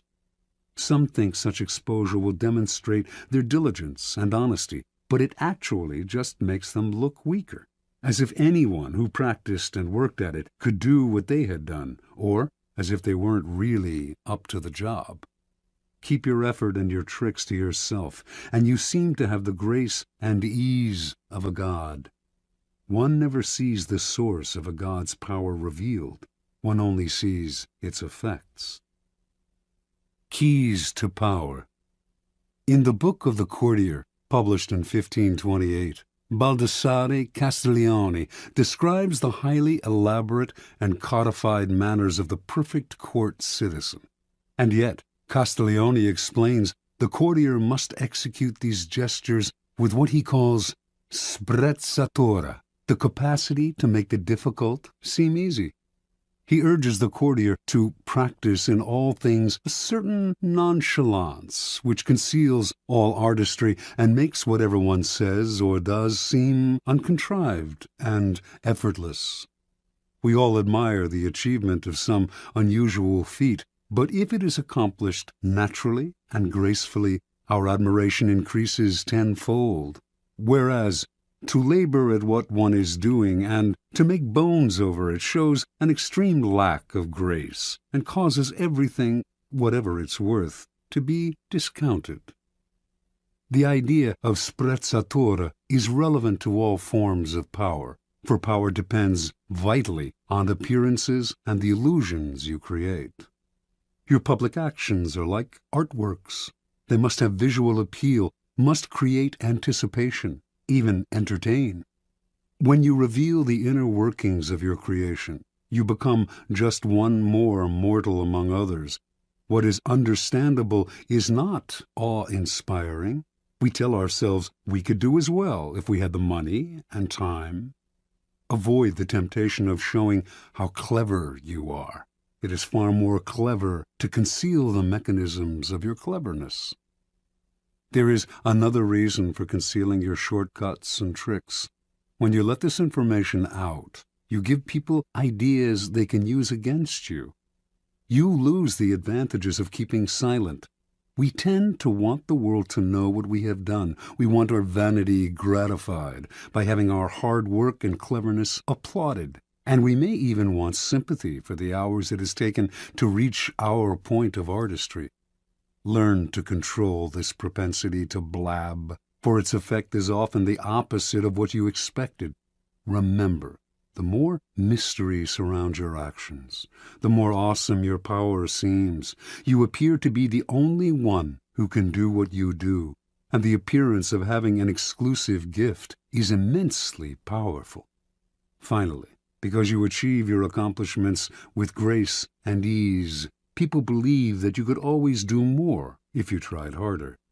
This elicits not only admiration, but a touch of fear. Your powers are untapped. No one can fathom their limits. Law 31. Control the options. Get others to play with the cards you deal. Judgment. The best deceptions are the ones that seem to give the other person a choice. Your victims feel they are in control, but are actually your puppets. Give people options that come out in your favor, whichever one they choose. Force them to make choices between the lesser of two evils, both of which serve your purpose. Put them on the horns of a dilemma. They are gored wherever they turn. Observance of the law. From early in his reign, Ivan IV, later known as Ivan the Terrible, had to confront an unpleasant reality. The country desperately needed reform, but he lacked the power to push it through. The greatest limit to his authority came from the boyars, the Russian princely class that dominated the country and terrorized the peasantry. In 1553, at the age of 23, Ivan fell ill. Lying in bed, nearing death, he asked the boyars to swear allegiance to his son as the new Tsar. Some hesitated, some even refused. Then and there, Ivan saw he had no power over the boyars. He recovered from his illness, but he never forgot the lesson.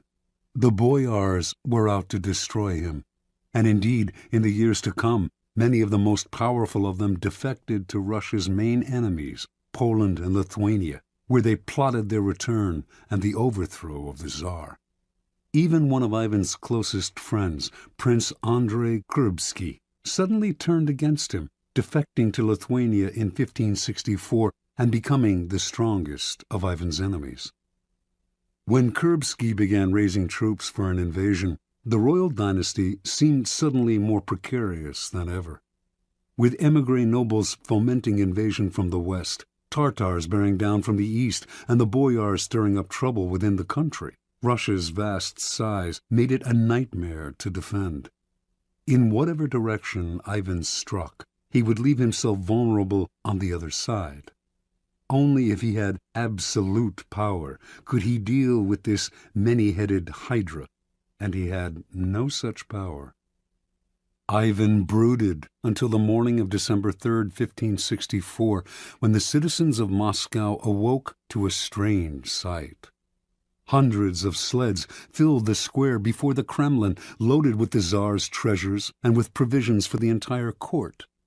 They watched in disbelief as the Tsar and his court boarded the sleds and left town. Without explaining why, he established himself in a village south of Moscow. For an entire month, a kind of terror gripped the capital, for the Muscovites feared that Ivan had abandoned them to the bloodthirsty boyars. Shops closed up, and riotous mobs gathered daily. Finally, on January 3rd of 1565, a letter arrived from the Tsar explaining that he could no longer bear the boyars' betrayals and had decided to abdicate once and for all. Read aloud in public, the letter had a startling effect. Merchants and commoners blamed the boyars for Ivan's decision and took to the streets, terrifying the nobility with their fury. Soon a group of delegates representing the church, the princes, and the people made the journey to Ivan's village and begged the Tsar, in the name of the Holy Land of Russia, to return to the throne. Ivan listened, but would not change his mind. After days of hearing their pleas, however, he offered his subjects a choice. Either they grant him absolute powers to govern as he pleased, with no interference from the boyars, or they find a new leader. Faced with a choice between civil war and the acceptance of despotic power, almost every sector of Russian society opted for a strong Tsar, calling for Ivan's return to Moscow and the restoration of law and order. In February, with much celebration, Ivan returned to Moscow. The Russians could no longer complain if he behaved dictatorially. They had given him this power themselves. Interpretation. Withdrawal and disappearance are classic ways of controlling the options. You give people a sense of how things will fall apart without you, and you offer them a choice. I stay away, and you suffer the consequences, or I return under circumstances that I dictate. In this method of controlling people's options, they choose the option that gives you power because the alternative is just too unpleasant. You force their hand, but indirectly. They seem to have a choice. Whenever people feel they have a choice, they walk into your trap that much more easily. Keys to power. Words like freedom, options, and choice evoke a power of possibility far beyond the reality of the benefits they entail. When examined closely, the choices we have in the marketplace, in elections, in our jobs, tend to have noticeable limitations. They are often a matter of a choice simply between A and B, with the rest of the alphabet out of the picture. Yet, as long as the faintest mirage of choice flickers on, we rarely focus on the missing options. We choose to believe that the game is fair and that we have our freedom. We prefer not to think too much about the depth of our liberty to choose. This supplies the clever and cunning with enormous opportunities for deception. For people who are choosing between alternatives find it hard to believe they are being manipulated or deceived. They cannot see that you are allowing them a small amount of free will in exchange for a much more powerful imposition of your own will. Setting up a narrow range of choices, then, should always be a part of your deceptions. There is a saying, if you can get the bird to walk into the cage on its own, it will sing that much more prettily. The following are among the most common forms of controlling the options. Color the choices. This was a favored technique of Henry Kissinger. As President Nixon's Secretary of State, Kissinger considered himself better informed than his boss and believed that in most situations he could make the best decision on his own. But if he tried to determine policy, he would offend, or perhaps enrage, a notoriously insecure man. So Kissinger would propose 3 or 4 choices of action for each situation and would present them in such a way that the one he preferred always seemed the best solution compared to the others. Time after time, Nixon fell for the bait, never suspecting that he was moving where Kissinger pushed him. This is an excellent device to use on the insecure master. Force the resistor. This is a good technique to use on children and other willful people who enjoy doing the opposite of what you ask them to. Push them to choose what you want them to do by appearing to advocate the opposite. Alter the playing field. In the 1860s, John D. Rockefeller set out to create an oil monopoly. If he tried to buy up the smaller oil companies, they would figure out what he was doing and fight back. Instead, he began secretly buying up the railway companies that transported the oil. When he then attempted to take over a particular company and met with resistance, he reminded them of their dependence on the rails. Refusing them shipping or simply raising their fees could ruin their business. Rockefeller altered the playing field so that the only options the small oil producers had were the ones he gave them. In this tactic, your opponents know their hand is being forced, but it doesn't matter. The technique is effective against those who resist at all costs. The shrinking options. The late 19th century art dealer Ambrose Vollard perfected this technique.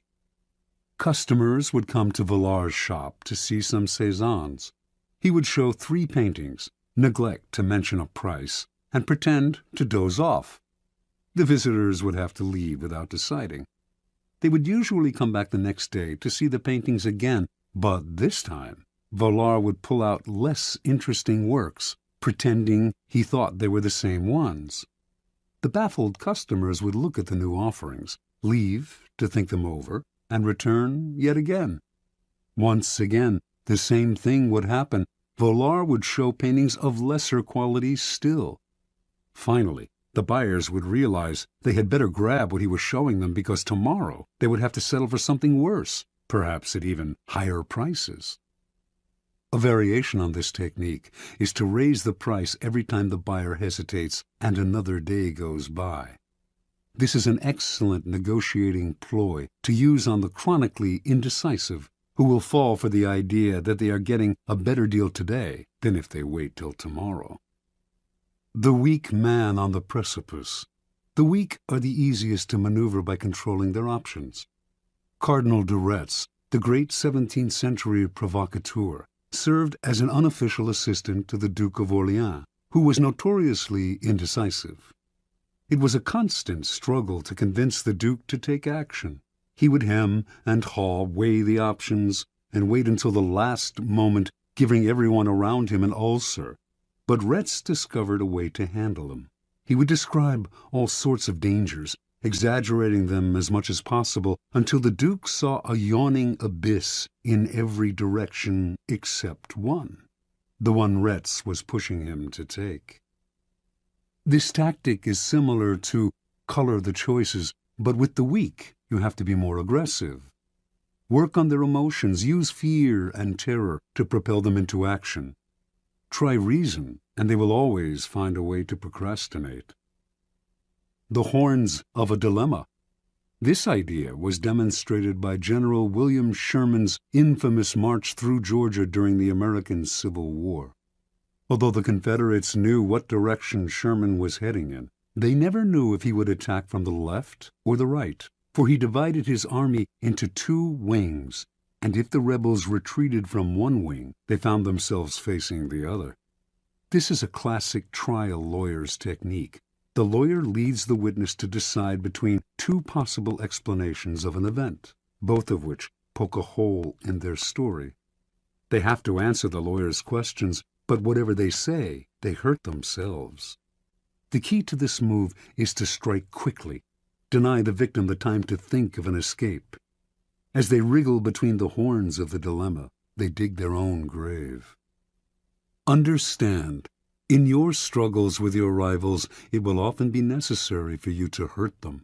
and if you are clearly the agent of their punishment, expect a counterattack, expect revenge.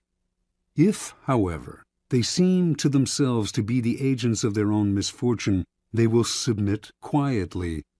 When Ivan left Moscow for his rural village, the citizens asking him to return agreed to his demand for absolute power.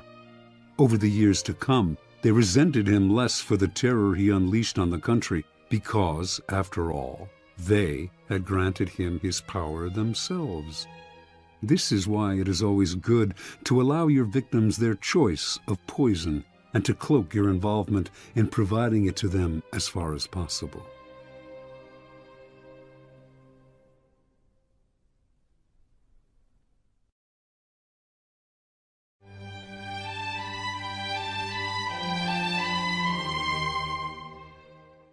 Law 32. Play to people's fantasies. Judgment. The truth is often avoided because it is ugly and unpleasant. Never appeal to truth and reality unless you are prepared for the anger that comes from disenchantment.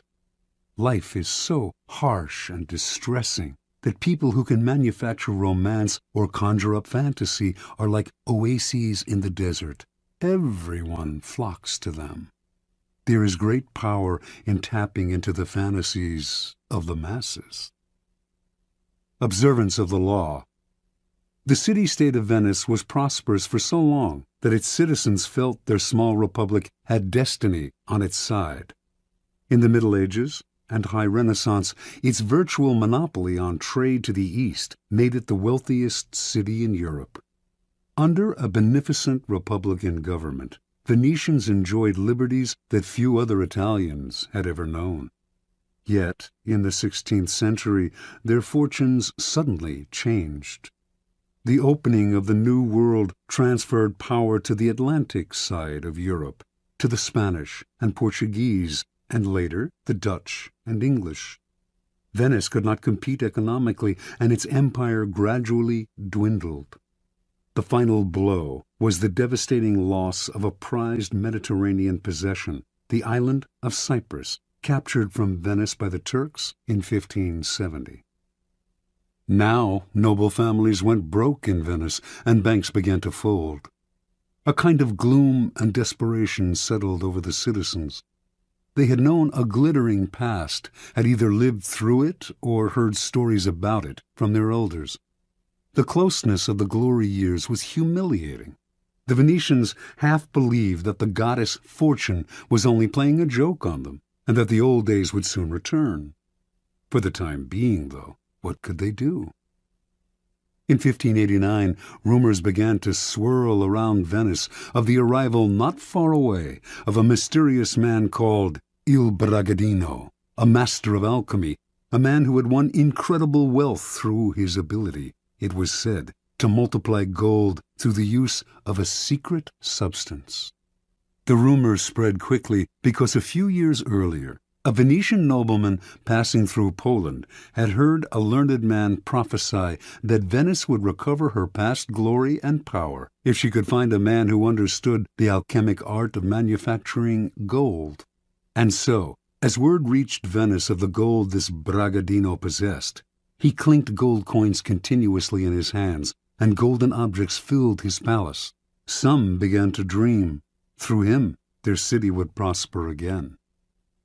Members of Venice's most important noble families accordingly went together to Brescia, where Bragadino lived.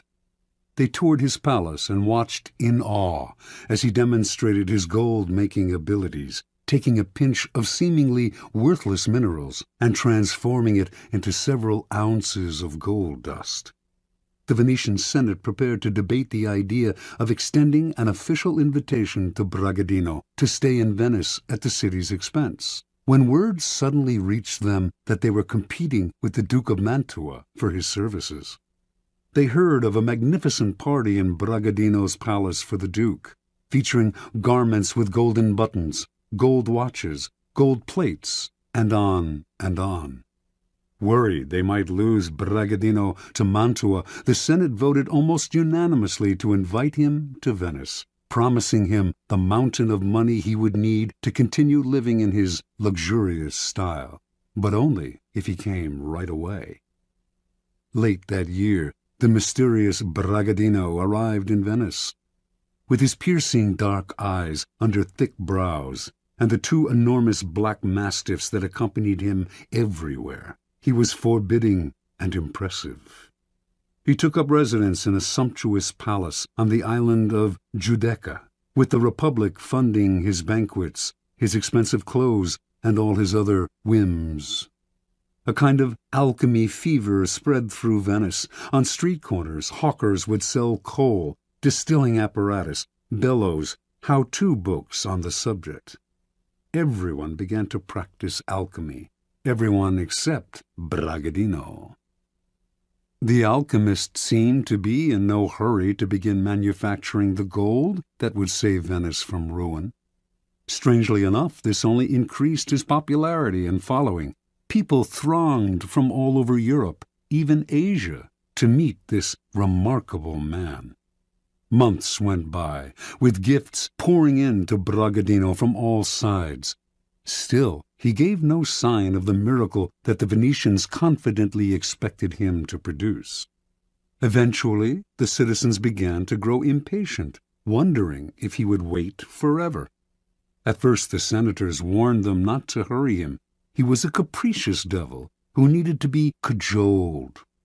Finally, though, the nobility began to wonder too, and the Senate came under pressure to show a return on the city's ballooning investment. Bragadino had only scorn for the doubters, but he responded to them. He had, he said, already deposited in the city's mint the mysterious substance with which he multiplied gold. He could use this substance up all at once and produce double the gold, but the more slowly the process took place, the more it would yield. If left alone for 7 years, sealed in a casket, the substance would multiply the gold in the mint 30 times over. Most of the senators agreed to wait to reap the gold mine Bragadino promised. Others, however, were angry. 7 more years of this man living royally at the public trough? And many of the common citizens of Venice echoed these sentiments. Finally, the alchemist's enemies demanded he produce a proof of his skills, a substantial amount of gold, and soon. Lofty, apparently devoted to his art, Bragadino responded that Venice, in its impatience, had betrayed him, and would therefore lose his services. He left town, going first to nearby Padua, then, in 1590, to Munich, at the invitation of the Duke of Bavaria, who, like the entire city of Venice, had known great wealth but had fallen into bankruptcy through his own profligacy, and hoped to regain his fortune through the famous alchemist's services. And so Bragadino resumed the comfortable arrangement he had known in Venice, and the same pattern repeated itself. Interpretation. The young Cypriot Mamugna had lived in Venice for several years before reincarnating himself as the alchemist Bragadino. He saw how gloom had settled on the city, how everyone was hoping for a redemption from some indefinite source. At first, Mamugna did not use vulgar demonstrations to convince people of his alchemic skill. His sumptuous palace, his opulent garments, the clink of gold in his hands, all these provided a superior argument to anything rational, and these established the cycle that kept him going. His obvious wealth confirmed his reputation as an alchemist, so that patrons like the Duke of Mantua gave him money, which allowed him to live in wealth, which reinforced his reputation as an alchemist, and so on. Only once this reputation was established, and dukes and senators were fighting over him, did he resort to the trifling necessity of a demonstration. By then, however, people were easy to deceive. They wanted to believe. The Venetian senators who watched him multiply gold wanted to believe so badly that they failed to notice the glass pipe up his sleeve from which he slipped gold dust into his pinches of minerals. Brilliant and capricious, He was the alchemist of their fantasies, and once he had created an aura like this, no one noticed his simple deceptions. People rarely believe that their problems arise from their own misdeeds and stupidity. Someone or something out there is to blame, the other, the world, the gods, and so salvation comes from the outside as well. Had Bragadino arrived in Venice armed with a detailed analysis of the reasons behind the city's economic decline, and of the hard-nosed steps that it could take to turn things around, he would have been scorned. The reality was too ugly, and the solution too painful, mostly the kind of hard work that the citizens' ancestors had mustered to create an empire. Fantasy, on the other hand, in this case the romance of alchemy, was easy to understand and infinitely more palatable. To gain power, you must be a source of pleasure for those around you, and pleasure comes from playing to people's fantasies. Never promise a gradual improvement through hard work. Rather, promise the moon, the great and sudden transformation, the pot of gold. Keys to power. Fantasy can never operate alone. It requires the backdrop of the humdrum and the mundane. It is the oppressiveness of reality that allows fantasy to take root and bloom. In 16th century Venice, the reality was one of decline and loss of prestige. The corresponding fantasy described a sudden recovery of past glories through the miracle of alchemy. While the reality only got worse, the Venetians inhabited a happy dream world in which their city restored its fabulous wealth and power overnight, turning dust into gold. The person who can spin a fantasy out of an oppressive reality has access to untold power. As you search for the fantasy that will take hold of the masses, then, keep your eye on the banal truths that weigh heavily on us all. Never be distracted by people's glamorous portraits of themselves and their lives. Search and dig for what really imprisons them. Once you find that, you have the magical key that will put great power in your hands. Remember, the key to fantasy is distance. The distant has allure and promise, seems simple and problem-free. What are you offering, then, should be ungraspable. Never let it become oppressively familiar. It is the mirage in the distance, withdrawing as the sucker approaches. Never be too direct in describing the fantasy. Keep it vague. As a forger of fantasies, let your victim come close enough to see and be tempted, but keep him far away enough that he stays dreaming and desiring. Law 33. Discover each man's thumbscrew. Judgment. Everyone has a weakness, a gap in the castle wall. That weakness is usually an insecurity, an uncontrollable emotion or need. It can also be a small secret pleasure. Either way, once found, it is a thumbscrew you can turn to your advantage. Finding the thumbscrew, a strategic plan of action. We all have resistances. We live with a perpetual armor around ourselves to defend against change and the intrusive actions of friends and rivals. We would like nothing more than to be left to do things our own way. Constantly butting up against these resistances will cost you a lot of energy. One of the most important things to realize about people, though, is that they all have a weakness, some part of their psychological armor that will not resist, that will bend to your will if you find it and push on it. Some people wear their weaknesses openly, others disguise them. Those who disguise them are often the ones most effectively undone through that one chink in their armor. In planning your assault, keep these principles in mind. Pay attention to gestures and unconscious signals. As Sigmund Freud remarked, no mortal can keep a secret.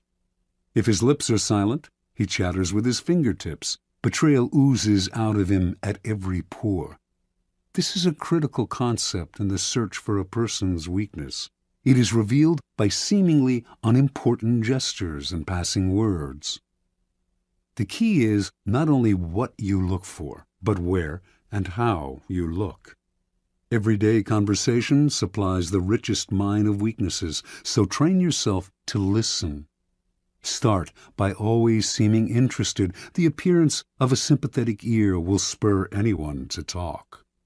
A clever trick, often used by the 19th century French statesman Talleyrand, is to appear to open up to the other person, to share a secret with them. It can be completely made up, or it can be real, but of no great importance to you. The important thing is that it should seem to come from the heart. This will usually elicit a response that is not only as frank as yours, but more genuine, a response that reveals a weakness. If you suspect that someone has a particular soft spot, probe for it indirectly. If, for instance, you sense that a man has a need to be loved, openly flatter him. If he laps up your compliments, no matter how obvious, you are on the right track. Train your eye for details, how someone tips a waiter, what delights a person, the hidden messages in clothes. Find people's idols, the things they worship and will do anything to get. Perhaps you can be the supplier of their fantasies. Find the helpless child. Most weaknesses begin in childhood, before the self builds up compensatory defenses. Perhaps the child was pampered or indulged in a particular area, or perhaps a certain emotional need went unfulfilled. As he or she grows older, the indulgence or the deficiency may be buried, but never disappears. Knowing about a childhood need gives you a powerful key to a person's weakness. One sign of this weakness is that when you touch on it, the person will often act like a child. Be on the lookout, then, for any behavior that should have been outgrown. If your victims or rivals went without something important, such as parental support when they were children, supply it, or its facsimile. If they reveal a secret taste, a hidden indulgence, indulge it. In either case, they will be unable to resist you. Look for contrasts. An overt trait often conceals its opposite. People who thump their chests are often big cowards. A prudish exterior may hide a lascivious soul. The uptight are often screaming for adventure. The shy are dying for attention. By probing beyond appearances, you will often find people's weaknesses in the opposite of the qualities they reveal to you. Find the weak link. Sometimes in your search for weaknesses, it is not what, but who that matters. In today's versions of the court, there is often someone behind the scenes who has a great deal of power, a tremendous influence over the person superficially on top. These behind-the-scenes power brokers are the group's weak link. Win their favor, and you indirectly influence the king. Alternatively, even in a group of people acting with the appearance of one will, as when a group under attack closes ranks to resist an outsider, there is always a weak link in the chain. Find the one person who will bend under pressure. Fill the void. The two main emotional voids to fill are insecurity and unhappiness. The insecure are suckers for any kind of social validation. As for the chronically unhappy, look for the roots of their unhappiness. The insecure and the unhappy are the people least able to disguise their weaknesses. The ability to fill their emotional voids is a great source of power and an indefinitely prolongable one. Feed on uncontrollable emotions. The uncontrollable emotion can be a paranoid fear, a fear disproportionate to the situation, or any base motive such as lust, greed, vanity, or hatred. People in the grip of these emotions often cannot control themselves, and you can do the controlling for them. Observance of the law. Arabella Huntington, wife of the great late 19th century railroad magnate Collis P. Huntington, came from humble origins and always struggled for social recognition among her wealthy peers. When she gave a party in her San Francisco mansion, few of the social elite would show up. Most of them took her for a gold digger, not their kind. Because of her husband's fabulous wealth, art dealers courted her, but with such condescension they obviously saw her as an upstart. Only one man of consequence treated her differently, the dealer Joseph Duveen. For the first few years of Duveen's relationship with Arabella, he made no effort to sell expensive art to her.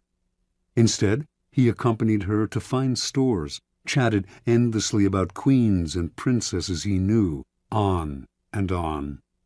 At last, she thought, a man who treated her as an equal, even a superior, in high society. Meanwhile, if Duveen did not try to sell art to her, he did subtly educate her in his aesthetic ideas, namely, that the best art was the most expensive art. And after Arabella had soaked up his way of seeing things, Duveen would act as if she always had exquisite taste, even though before she met him her aesthetics had been abysmal. When Collis Huntington died in 1900, Arabella came into a fortune. She suddenly started to buy expensive paintings, by Rembrandt and Velázquez, for example, and only from Duveen. Years later, Duveen sold her Gainsborough's Blue Boy for the highest price ever paid for a work of art at the time, an astounding purchase for a family that previously had shown little interest in collecting. Interpretation. Joseph Duveen instantly understood Arabella Huntington and what made her tick. She wanted to feel important, at home in society. Intensely insecure about her lower-class background, she needed confirmation of her new social status. Duveen waited. Instead of rushing into trying to persuade her to collect art, he subtly went to work on her weaknesses. He made her feel that she deserved his attention not because she was the wife of one of the wealthiest men in the world, but because of her own special character, and this completely melted her. Duveen never condescended to Arabella. Rather than lecturing to her, he instilled his ideas in her indirectly. The result was one of his best and most devoted clients, and also the sale of the Blue Boy. People's need for validation and recognition, their need to feel important, is the best kind of weakness to exploit. First, it is almost universal. Second, exploiting it is so very easy. All you have to do is find ways to make people feel better about their taste, their social standing, their intelligence. Once the fish are hooked, you can reel them in again and again for years. You are filling a positive role, giving them what they cannot get on their own. They may never suspect that you are turning them like a thumbscrew, and if they do, they may not care, because you are making them feel better about themselves, and that is worth any price. Law 34. Be royal in your own fashion. Act like a king to be treated like one. Judgment. The way you carry yourself will often determine how you are treated. In the long run, appearing vulgar or common will make people disrespect you.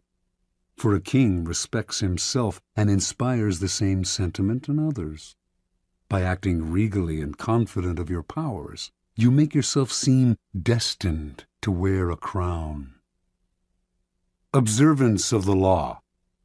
When Christopher Columbus was trying to find funding for his legendary voyages, many around him believed he came from the Italian aristocracy. This view was passed into history through a biography written after the explorer's death by his son, which describes him as a descendant of a Count Colombo of the castle of Cuccaro in Montferrat. Colombo, in turn, was said to be descended from the legendary Roman general Colonius, and two of his first cousins were supposedly direct descendants of an emperor of Constantinople. An illustrious background indeed. But it was nothing more than illustrious fantasy, for Columbus was actually the son of Domenico Colombo, a humble weaver who had opened a wine shop when Christopher was a young man, and who then made his living by selling cheese. Columbus himself had created the myth of his noble background, because from early on he felt that destiny had singled him out for great things, and that he had a kind of royalty in his blood. Accordingly, he acted as if he were indeed descended from noble stock. After an uneventful career as a merchant on a commercial vessel, Columbus, originally from Genoa, settled in Lisbon. Using the fabricated story of his noble background, he married into an established Lisbon family that had excellent connections with Portuguese royalty. Through his in-laws, Columbus finagled a meeting with the King of Portugal, João II, whom he petitioned to finance a westward voyage aimed at discovering a shorter route to Asia. In return for announcing that any discoveries he achieved would be made in the king's name, Columbus wanted a series of rights: the title Grand Admiral of the Ocean Sea, the office of Viceroy over any lands he found, and 10% of the future commerce with such lands. All of these were to be hereditary and for all time. Columbus made these demands even though he had previously been a mere merchant. He knew almost nothing about navigation. He could not work a quadrant, and he had never led a group of men. In short, he had absolutely no qualifications for the journey he proposed. Furthermore, his petition included no details as to how he would accomplish his plans, just vague promises. When Columbus finished his pitch, João II smiled. He politely declined the offer, but left the door open for the future. Here Columbus must have noticed something he would never forget. Even as the king turned down the sailors' demands, he treated them as legitimate. He neither laughed at Columbus nor questioned his background and credentials. In fact, the king was impressed by the boldness of Columbus's requests, and clearly felt comfortable in the company of a man who acted so confidently. The meeting must have convinced Columbus that his instincts were correct. By asking for the moon, he had instantly raised his own status, for the king assumed that unless a man who set such a high price on himself were mad, which Columbus did not appear to be, he must somehow be worth it. A few years later, Columbus moved to Spain. Using his Portuguese connections, he moved in elevated circles at the Spanish court, receiving subsidies from illustrious financiers and sharing tables with dukes and princes. To all these men, he repeated his request for financing for a voyage to the West, and also for the rights he had demanded from João II. Some, such as the powerful Duke of Medina, wanted to help, but could not, since they lacked the power to grant him the titles and rights he wanted. But Columbus would not back down. He soon realized that only one person could meet his demands: Queen Isabella. In 1487, he finally managed a meeting with the Queen, and although he could not convince her to finance the voyage, he completely charmed her and became a frequent guest in the palace. In 1492, the Spanish finally expelled the Moorish invaders who centuries earlier had seized parts of the country. With the wartime burden on her treasury lifted, Isabella felt she could finally respond to the demands of her explorer friend, and she decided to pay for 3 ships, equipment, the salaries of the crews, and a modest stipend for Columbus. More important, she had a contract drawn up that granted Columbus the titles and rights on which he had insisted. The only one she denied, and only in the contract's fine print, was the 10% of all revenues from any lands discovered, an absurd demand, since he wanted no time limit on it. Had the clause been left in, it would eventually have made Columbus and his heirs the wealthiest family on the planet. Columbus never read the fine print. Satisfied that his demands had been met, Columbus set sail that same year in search of the passage to Asia.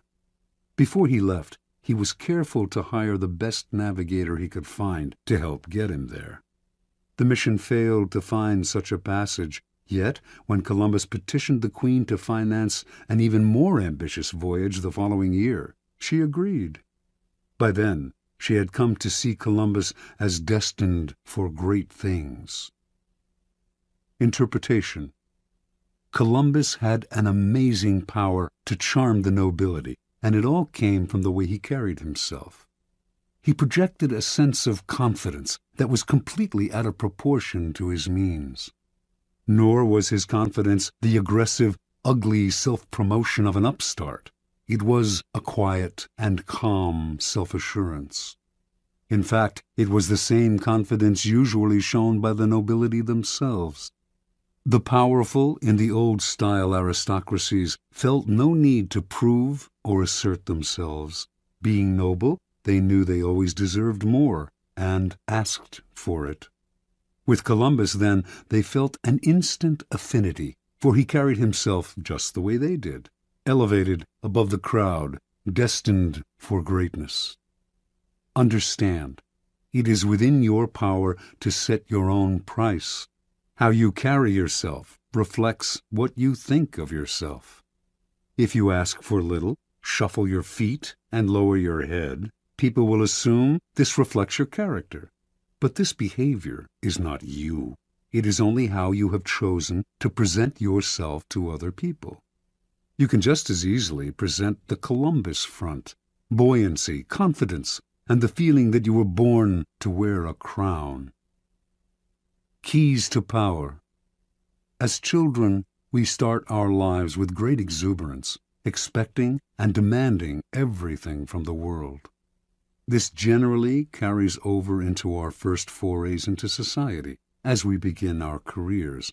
But as we grow older, the rebuffs and failures we experience set up boundaries that only get firmer with time. Coming to expect less from the world, we accept limitations that are really self-imposed. We start to bow and scrape and apologize for even the simplest of requests. The solution to such a shrinking of horizons is to deliberately force ourselves in the opposite direction, to downplay the failures and ignore the limitations, to make ourselves demand and expect as much as the child. To accomplish this, we must use a particular strategy upon ourselves. Call it the strategy of the crown. The strategy of the crown is based on a simple chain of cause and effect. If we believe we are destined for great things, our belief will radiate outward just as a crown creates an aura around a king. This outward radiance will infect the people around us, who will think we must have reasons to feel so confident. People who wear crowns seem to feel no inner sense of the limits to what they can ask for or what they can accomplish. This, too, radiates outward. Limits and boundaries disappear. Use the strategy of the crown, and you will be surprised how often it bears fruit. Take as an example those happy children who ask for whatever they want and get it. Their high expectations are their charm. Adults enjoy granting their wishes, just as Isabella enjoyed granting the wishes of Columbus. Law 35. Master the art of timing. Judgment. Never seem to be in a hurry. Hurrying betrays a lack of control over yourself and over time. Always seem patient, as if you know that everything will come to you eventually. Become a detective of the right moment. Sniff out the spirit of the times, the trends that will carry you to power. Learn to stand back when the time is not yet ripe, and to strike fiercely when it has reached fruition. Observance of the law. Starting out in life as a nondescript French seminary school teacher, Joseph Fouché wandered from town to town for most of the decade of the 1780s, teaching mathematics to young boys. Yet he never completely committed himself to the church, never took his vows as a priest. He had bigger plans. Patiently waiting for his chance, he kept his options open. And when the French Revolution broke out in 1789, Fouché waited no longer. He got rid of his cassock, grew his hair long, and became a revolutionary. For this was the spirit of the times. To miss the boat at this critical moment could have spelt disaster. Fouché did not miss the boat. Befriending the revolutionary leader Robespierre, he quickly rose in the rebel ranks. In 1792, the town of Nantes elected Fouché to be its representative to the National Convention, created that year to frame a new constitution for a French republic. When Fouché arrived in Paris to take his seat at the convention, a violent rift had broken out between the moderates and the radical Jacobins. Fouché sensed that in the long run, neither side would emerge victorious. Power rarely ends up in the hands of those who start a revolution or even of those who further it. Power sticks to those who bring it to a conclusion. That was the side Fouché wanted to be on. His sense of timing was uncanny. He started as a moderate, for moderates were in the majority. When the time came to decide on whether or not to execute Louis XVI, however, he saw that the people were clamoring for the king's head, so he cast the deciding vote for the guillotine. Now he had become a radical. Yet, as tensions came to the boil in Paris, he foresaw the danger of being too closely associated with any one faction, so he accepted a position in the provinces where he could lay low for a while. A few months later, he was assigned to the post of proconsul in Lyon, where he oversaw the execution of dozens of aristocrats. At a certain moment, however, he called a halt to the killings, sensing that the mood of the country was turning, and despite the blood already on his hands, the citizens of Lyon hailed him as a savior from what had become known as the Terror. So far, Fouché had played his cards brilliantly, but in 1794, his old friend Robespierre recalled him to Paris to account for his actions in Lyon. Robespierre had been the driving force behind the Terror. He had sent heads on both the right and the left rolling, and Fouché, whom he no longer trusted, seemed destined to provide the next head. Over the next few weeks, a tense struggle ensued, while Robespierre railed openly against Fouché, accusing him of dangerous ambitions and calling for his arrest. The crafty Fouché worked more indirectly, quietly gaining support among those who were beginning to tire of Robespierre's dictatorial control. Fouché was playing for time. He knew that the longer he survived, the more disaffected citizens he could rally against Robespierre. He had to have broad support before he moved against the powerful leader. He rallied support among both the moderates and the Jacobins, playing on the widespread fear of Robespierre. Everyone was afraid of being the next to go to the guillotine. It all came to fruition on July 27th. The convention turned against Robespierre, shouting down his usual lengthy speech. He was quickly arrested, and a few days later it was Robespierre's head, not Fouché's, that fell into the basket. When Fouché returned to the convention after Robespierre's death, he played his most unexpected move. Having led the conspiracy against Robespierre, he was expected to sit with the moderates, but, lo and behold, he once again changed sides, joining the radical Jacobins. For perhaps the first time in his life, he aligned himself with the minority. Clearly, he sensed a reaction stirring. He knew that the moderate faction that had executed Robespierre and was now about to take power would initiate a new round of the Terror, this time against the radicals. In siding with the Jacobins, then, Fouché was sitting with the martyrs of the days to come, the people who would be considered blameless in the troubles that were on their way. Taking sides with what was about to become the losing team was a risky gambit, of course, but Fouché must have calculated he could keep his head long enough to quietly stir up the populace against the moderates and watch them fall from power. And indeed, although the moderates did call for his arrest in December of 1795 and would have sent him to the guillotine, too much time had passed. The executions had become unpopular with the people, and Fouché survived the swing of the pendulum one more time. A new government took over, the Directoire. It was not, however, a Jacobin government, but a moderate one, more moderate than the government that had reimposed the terror. Fouché, the radical, had kept his head, but now he had to keep a low profile. He waited patiently on the sidelines for several years, allowing time to soften any bitter feelings against him. Then he approached the Directoire and convinced them he had a new passion, intelligence gathering. He became a paid spy for the government, excelled at the job, and in 1799 was rewarded by being made Minister of Police. Now he was not just empowered, but required to extend his spying to every corner of France, a responsibility that would greatly reinforce his natural ability to sniff out where the wind was blowing. One of the first social trends he detected, in fact, came in the person of Napoleon, a brash young general whose destiny he right away saw was entwined with the future of France.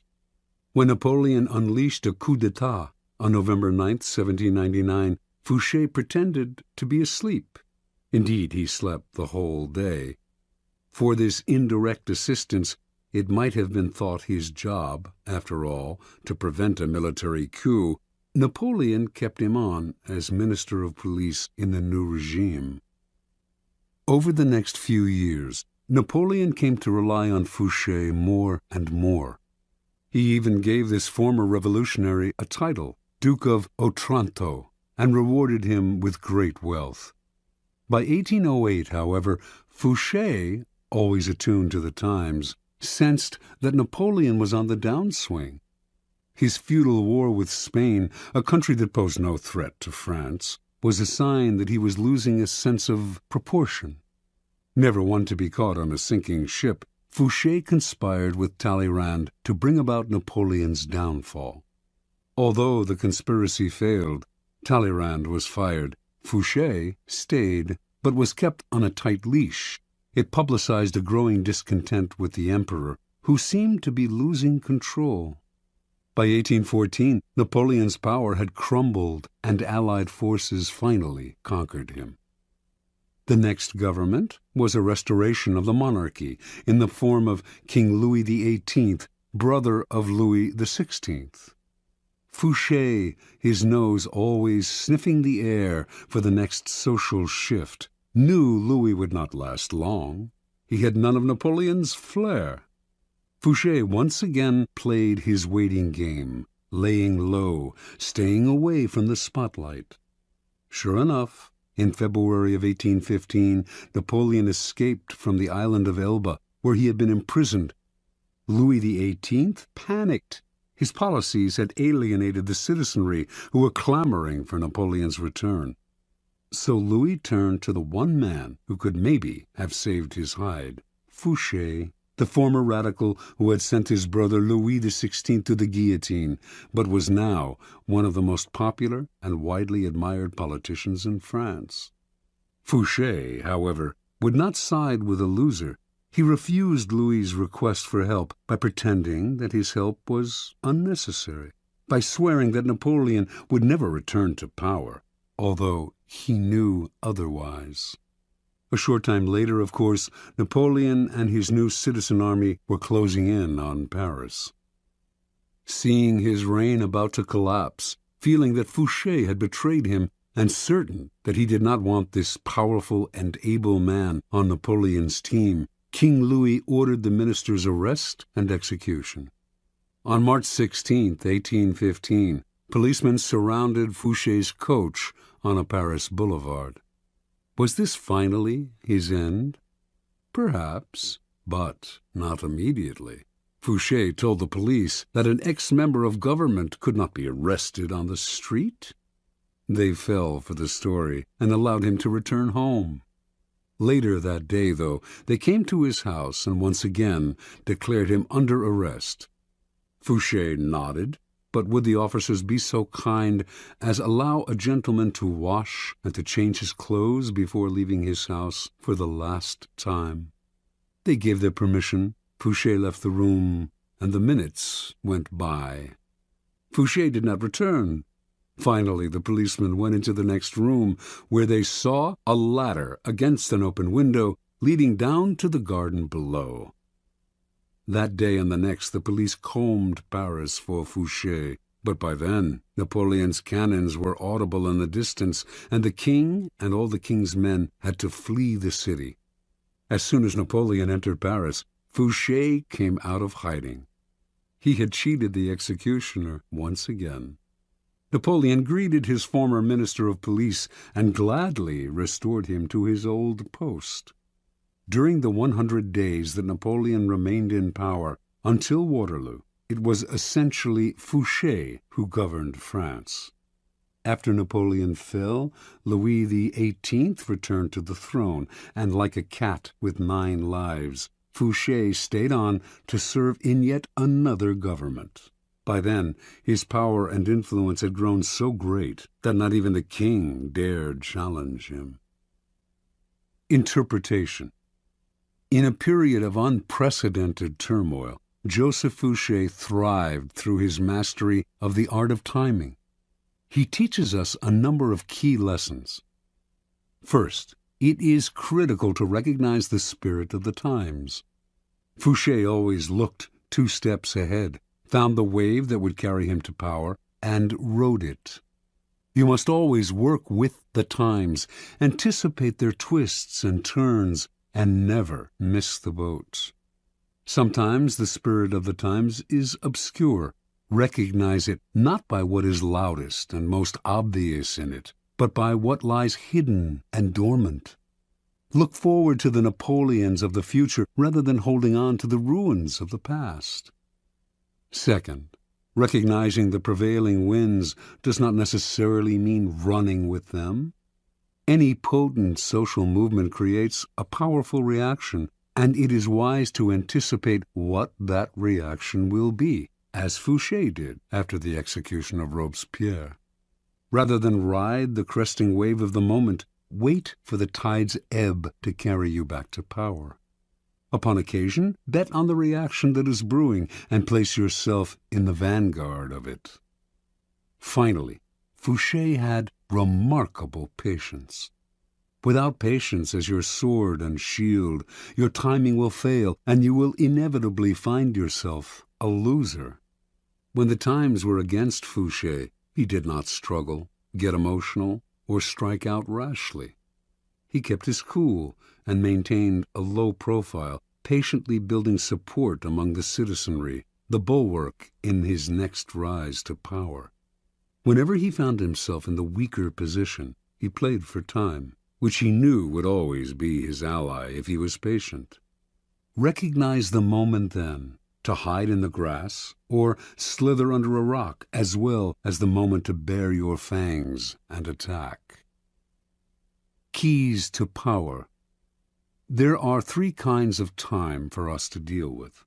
Each presents problems that can be solved with skill and patience. First, there is long time, the drawn-out, years-long kind of time that must be managed with patience and gentle guidance. Our handling of long time should be mostly defensive. This is the art of not reacting impulsively, of waiting for opportunity. Next, there is forced time, the short time that we can manipulate as an offensive weapon, upsetting the timing of our opponent. Finally, there is end time, when a plan must be executed with speed and force. We have waited, found the moment, and must not hesitate. Long time. When you force the pace out of fear and impatience, you create a nest of problems that require fixing, and you end up taking much longer than if you had taken your time. Hurriers may occasionally get there quicker, but papers fly everywhere, new dangers arise, and they find themselves in constant crisis mode, fixing the problems that they themselves have created. Sometimes not acting in the face of danger is your best move. You wait. You deliberately slow down. As time passes, it will eventually present opportunities you had not imagined. Waiting involves controlling not only your own emotions, but those of your colleagues who, mistaking action for power, may try to push you into making rash moves. In your rivals, on the other hand, you can encourage this same mistake if you let them rush headlong into trouble while you stand back and wait. You will soon find ripe moments to intervene and pick up the pieces. You do not deliberately slow time down to live longer or to take more pleasure in the moment, but the better to play the game of power. First, when your mind is uncluttered by constant emergencies, you will see further into the future. Second, you will be able to resist the baits that people dangle in front of you and will keep yourself from becoming another impatient sucker. Third, you will have more room to be flexible. Opportunities will inevitably arise that you had not expected and would have missed had you forced the pace. Fourth, you will not move from one deal to the next without completing the first one. To build your power's foundation can take years. Make sure that foundation is secure.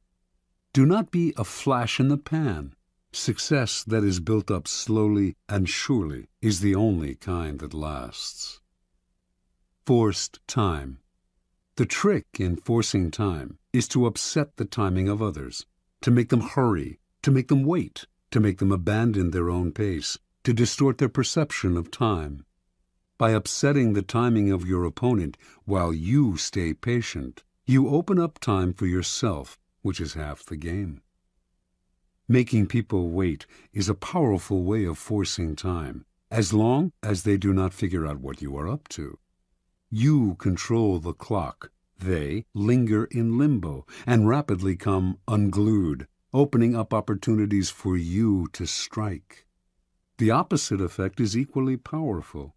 You make your opponents hurry, start off your dealings with them slowly, then suddenly apply pressure, making them feel that everything is happening at once.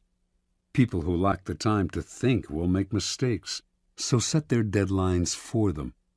This was the technique Machiavelli admired in Cesare Borgia, who, during negotiations, would suddenly press vehemently for a decision, upsetting his opponent's timing and patience.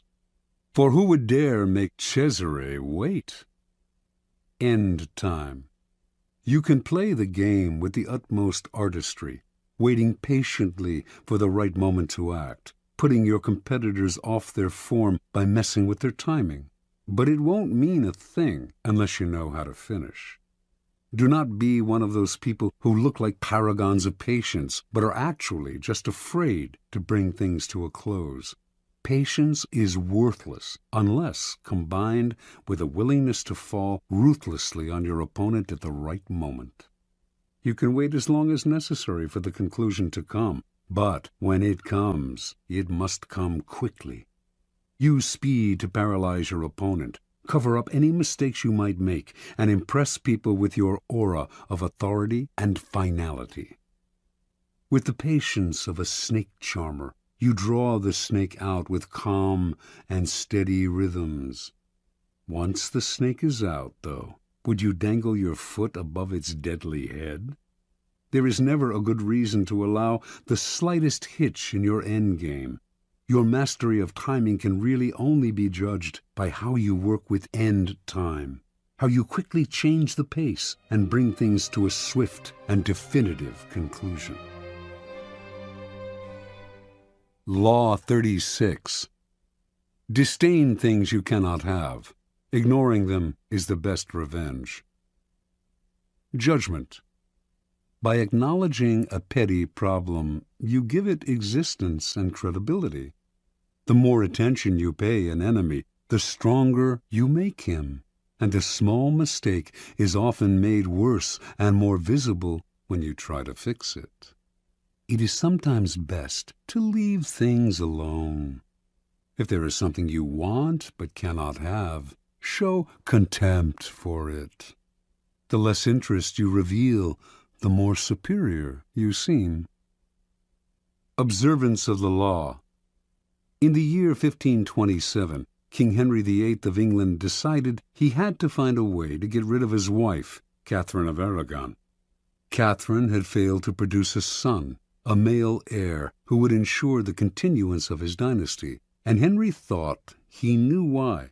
He had read in the Bible the passage, "And if a man shall take his brother's wife, it is an unclean thing. He hath uncovered his brother's nakedness. They shall be childless." Before marrying Henry, Catherine had married his older brother Arthur, but Arthur had died 5 months later. Henry had waited an appropriate time, then had married his brother's widow. Catherine was the daughter of King Ferdinand and Queen Isabella of Spain, and by marrying her, Henry had kept alive a valuable alliance. Now, however, Catherine had to assure him that her brief marriage with Arthur had never been consummated. Otherwise, Henry would view their relationship as incestuous and their marriage as null and void. Catherine insisted that she had remained a virgin through her marriage to Arthur, and Pope Clement VII supported her by giving his blessing to the union, which he could not have done had he considered it incestuous. Yet, after years of marriage to Henry, Catherine had failed to produce a son, and in the early 1520s she had entered menopause. To the king, this could only mean one thing. She had lied about her virginity. Their union was incestuous, and God had punished them. There was another reason why Henry wanted to get rid of Catherine. He had fallen in love with a younger woman, Anne Boleyn. Not only was he in love with her, but if he married her, he could still hope to sire a legitimate son. The marriage to Catherine had to be annulled. For this, however, Henry had to apply to the Vatican, but Pope Clement would never annul their marriage. By the summer of 1527, rumors spread throughout Europe that Henry was about to attempt the impossible, to annul his marriage against Clement's wishes. Catherine would never abdicate, let alone voluntarily enter a nunnery, as Henry had urged her. But Henry had his own strategy. He stopped sleeping in the same bed with Catherine, since he considered her his sister-in-law, not his lawful wife. He insisted on calling her Princess Dowager of Wales, her title as Arthur's widow. Finally, in 1531, he banished her from court and shipped her off to a distant castle. The Pope ordered him to return her to court on pain of excommunication, the most severe penalty a Catholic could suffer.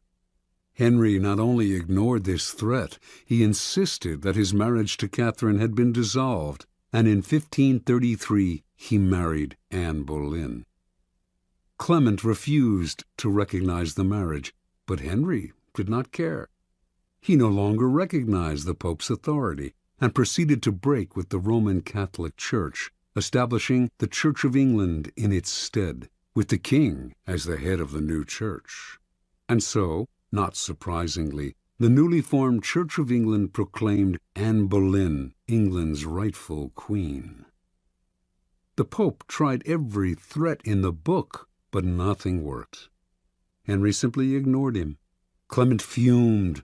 No one had ever treated him so contemptuously. Henry had humiliated him, and he had no power of recourse. Even excommunication, which he constantly threatened but never carried out, would no longer matter.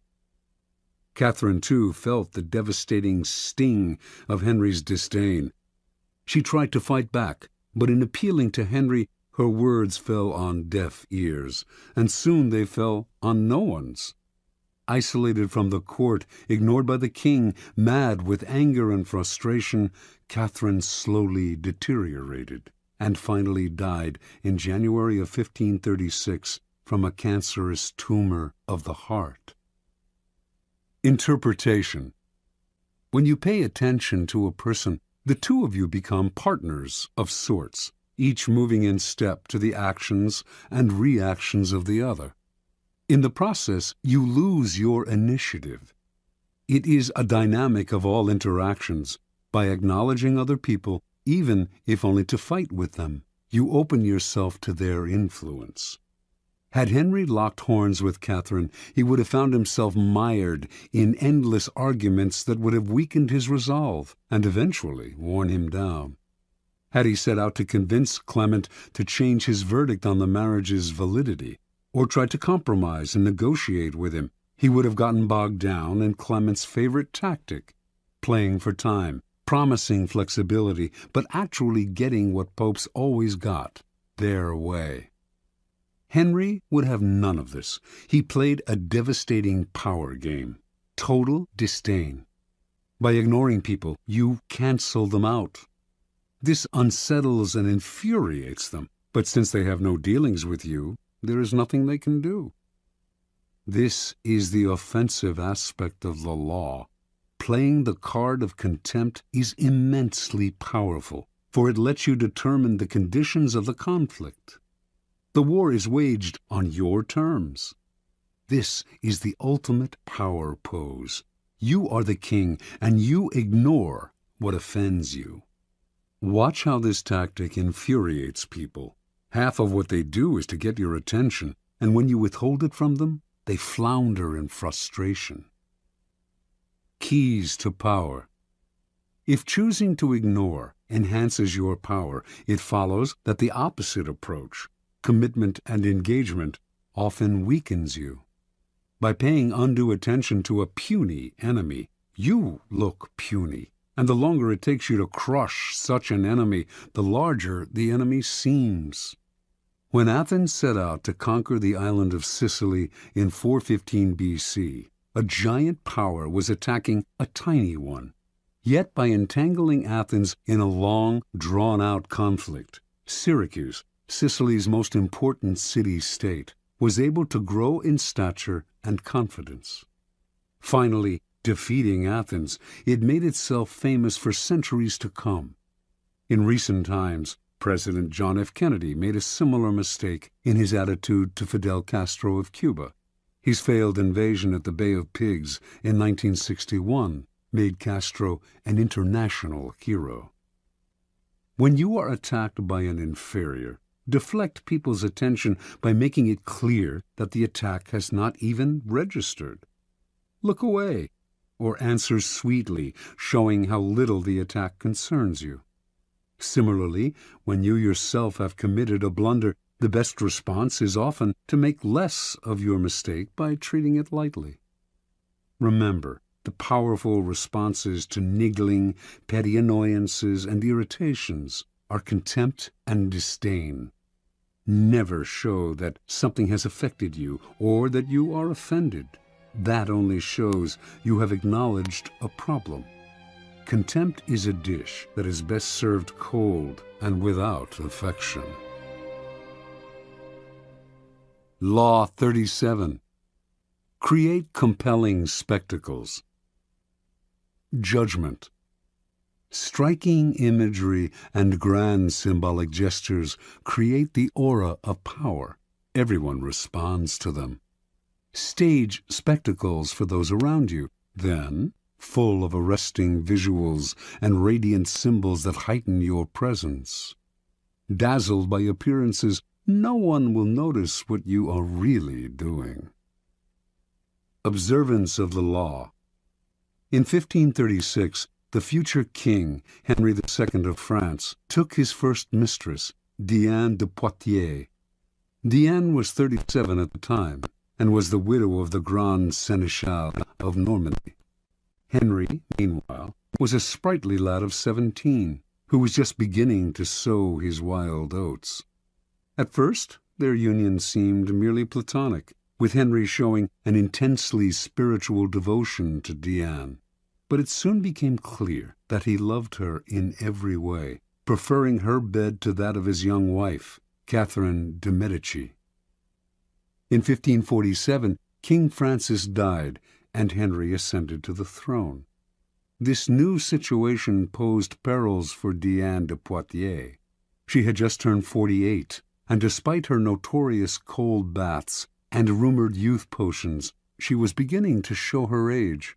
Now that Henry was king, perhaps he would return to the Queen's bed. and do as other kings had done, choose mistresses from the bevy of beauties who made the French court the envy of Europe. He was, after all, only 28, and cut a dashing figure. But Diane did not give up so easily. She would continue to enthrall her lover, as she had enthralled him for the past 11 years. Diane's secret weapons were symbols and images to which she had always paid great attention. Early on in her relationship with Henry, she had created a motif by intertwining her initials with his to symbolize their union. The idea worked like a charm. Henry put this insignia everywhere, on his royal robes, on monuments, on churches, on the façade of the Louvre, then the royal palace in Paris. Diane's favorite colors were black and white, which she wore exclusively, and wherever it was possible, the insignia appeared in these colors. Everyone recognized the symbol and its meaning. Soon after Henry took the throne, however, Diane went still further. She decided to identify herself with the Roman goddess Diana, her namesake. Diana was the goddess of the hunt, the traditional royal pastime, and the particular passion of Henry. Equally important, in Renaissance art, she symbolized chastity and purity. For a woman like Diane to identify herself with this goddess would instantly call up those images in the court, giving her an air of respectability. Symbolizing her chaste relationship with Henry, it would also set her apart from the adulterous liaisons of royal mistresses past. To effect this association, Diane began by completely transforming her castle at Anet. She razed the building's structure and in its place erected a magnificent Doric-columned edifice modeled after a Roman temple. It was made in white Normandy stone, flecked with black silex, reproducing Diane's trademark colors of black and white. The insignia of her and Henry's initials appeared on the columns, the doors, the windows, the carpet. Meanwhile, symbols of Diana, crescent moons, stags, and hounds, adorned the gates and facade. Inside, enormous tapestries depicting episodes in the life of the goddess lay on the floors and hung on the walls. In the garden stood the famous Goujon sculpture Diane Chasseresse, which is now in the Louvre, and which had an uncanny resemblance to Diane de Poitiers. Paintings and other depictions of Diana appeared in every corner of the castle. Anet overwhelmed Henry, who soon was trumpeting the image of Diane de Poitiers as a Roman goddess.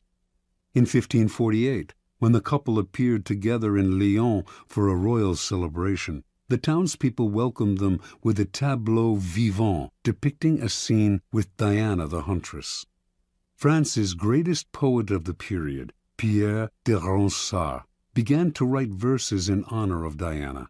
Indeed, a kind of cult of Diana sprang up, all inspired by the king's mistress. It seemed to Henry that Diane had given herself a kind of divine aura, and as if he were destined to worship her for the rest of his life. And until his death in 1559, he did remain faithful to her, making her a duchess, giving her untold wealth, and displaying an almost religious devotion to his first and only mistress. Interpretation. Diane de Poitiers, a woman from a modest bourgeois background, managed to captivate Henry for over 20 years. By the time she died, she was well into her 60s, yet his passion for her only increased with the years. She knew the king well. He was not an intellectual, but a lover of the outdoors. He particularly loved jousting tournaments, with their bright pennants, brilliantly caparisoned horses, and beautifully dressed women. Henry's love of visual splendor seemed childlike to Diane, and she played on this weakness of his at every opportunity. Most astute of all was Diane's appropriation of the goddess Diana. Here she took the game beyond physical imagery into the realm of the psychic symbol. It was quite a feat to transform a king's mistress into an emblem of power and purity, but she managed it.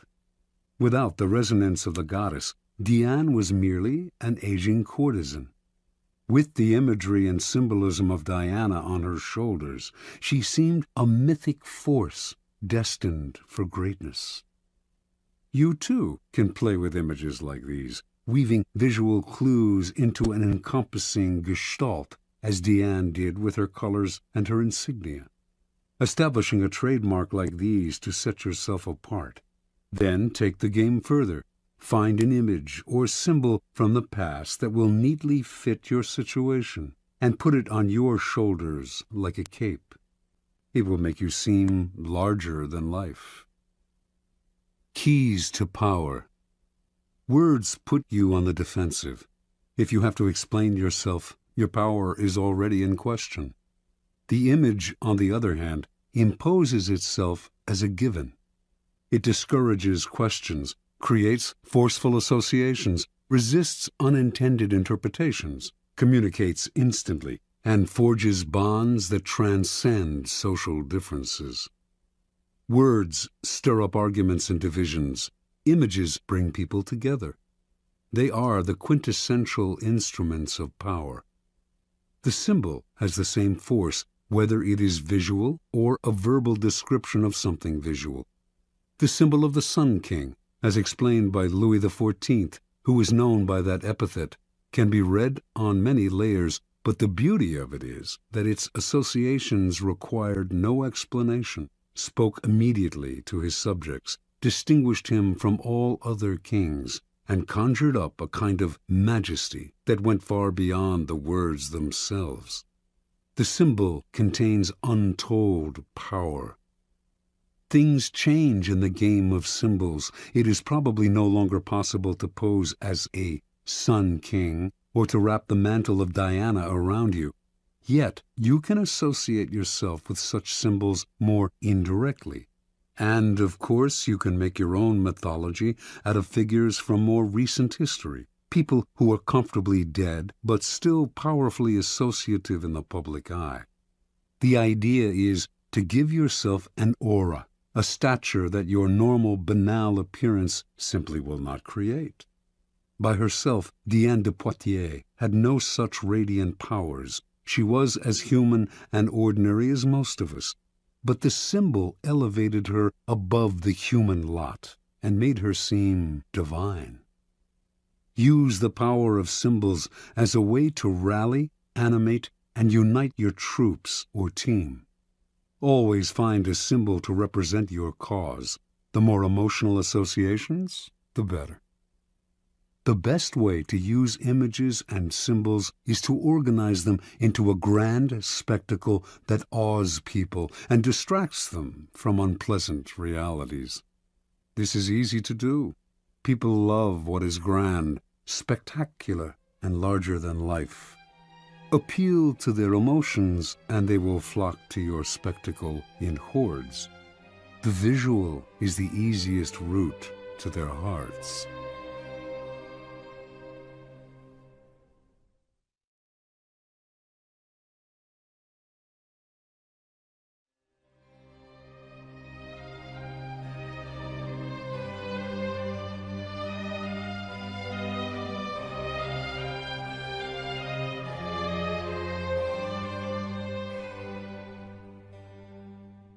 Law 38. Think as you like, but behave like others. Judgment. If you make a show of going against the times, flaunting your unconventional ideas and unorthodox ways, people will think that you only want attention and that you look down upon them. They will find a way to punish you for making them feel inferior. It is far safer to blend in and nurture the common touch. Share your originality only with tolerant friends and those who are sure to appreciate your uniqueness. Transgression of the law. Around the year 478 BC, the city of Sparta sent an expedition to Persia, led by the young Spartan nobleman Pausanias. The city-states of Greece had recently fought off a mighty invasion from Persia, and now Pausanias, along with allied ships from Athens, had orders to punish the invaders and win back the islands and coastal towns that the Persians had occupied. Both the Athenians and the Spartans had great respect for Pausanias. He had proven himself as a fearless warrior with a flair for the dramatic. With amazing speed, Pausanias and his troops took Cyprus, then moved on to the mainland of Asia Minor known as the Hellespont, and captured Byzantium, modern-day Istanbul. Now, master of part of the Persian Empire, Pausanias began to show signs of behavior that went beyond his normal flamboyance. He appeared in public wearing pomade in his hair and flowing Persian robes, and accompanied by a bodyguard of Egyptians. He held lavish banquets in which he sat in the Persian manner and demanded to be entertained. He stopped seeing his old friends, entered into communication with the Persian king Xerxes, and all in all affected the style and manner of a Persian dictator. Clearly power and success had gone to Pausanias' head. His army, Athenians and Spartans alike, at first thought this is a passing fancy. He had always been a bit exaggerated in his gestures, but when he flaunted his disdain for the Greek simple way of life and insulted the common Greek soldier, they began to feel he had gone too far.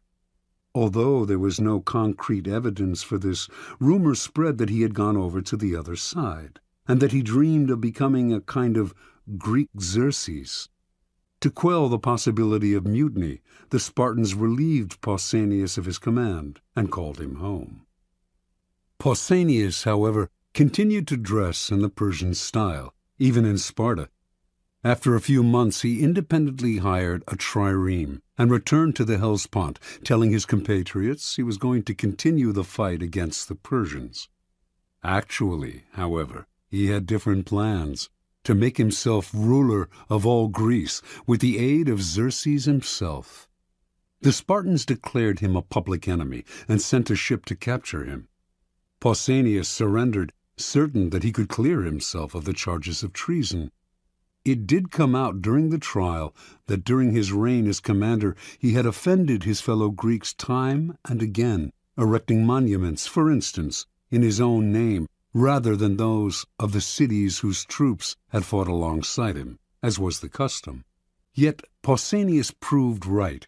Despite the evidence of his numerous contacts with the enemy, the Spartans refused to imprison a man of such noble birth and let him go. Now thinking himself untouchable, Pausanias hired a messenger to take a letter to Xerxes, but the messenger instead took the letter to the Spartan authorities. These men wanted to find out more, so they had the messenger arrange to meet Pausanias in a temple where they could hide and listen behind a partition.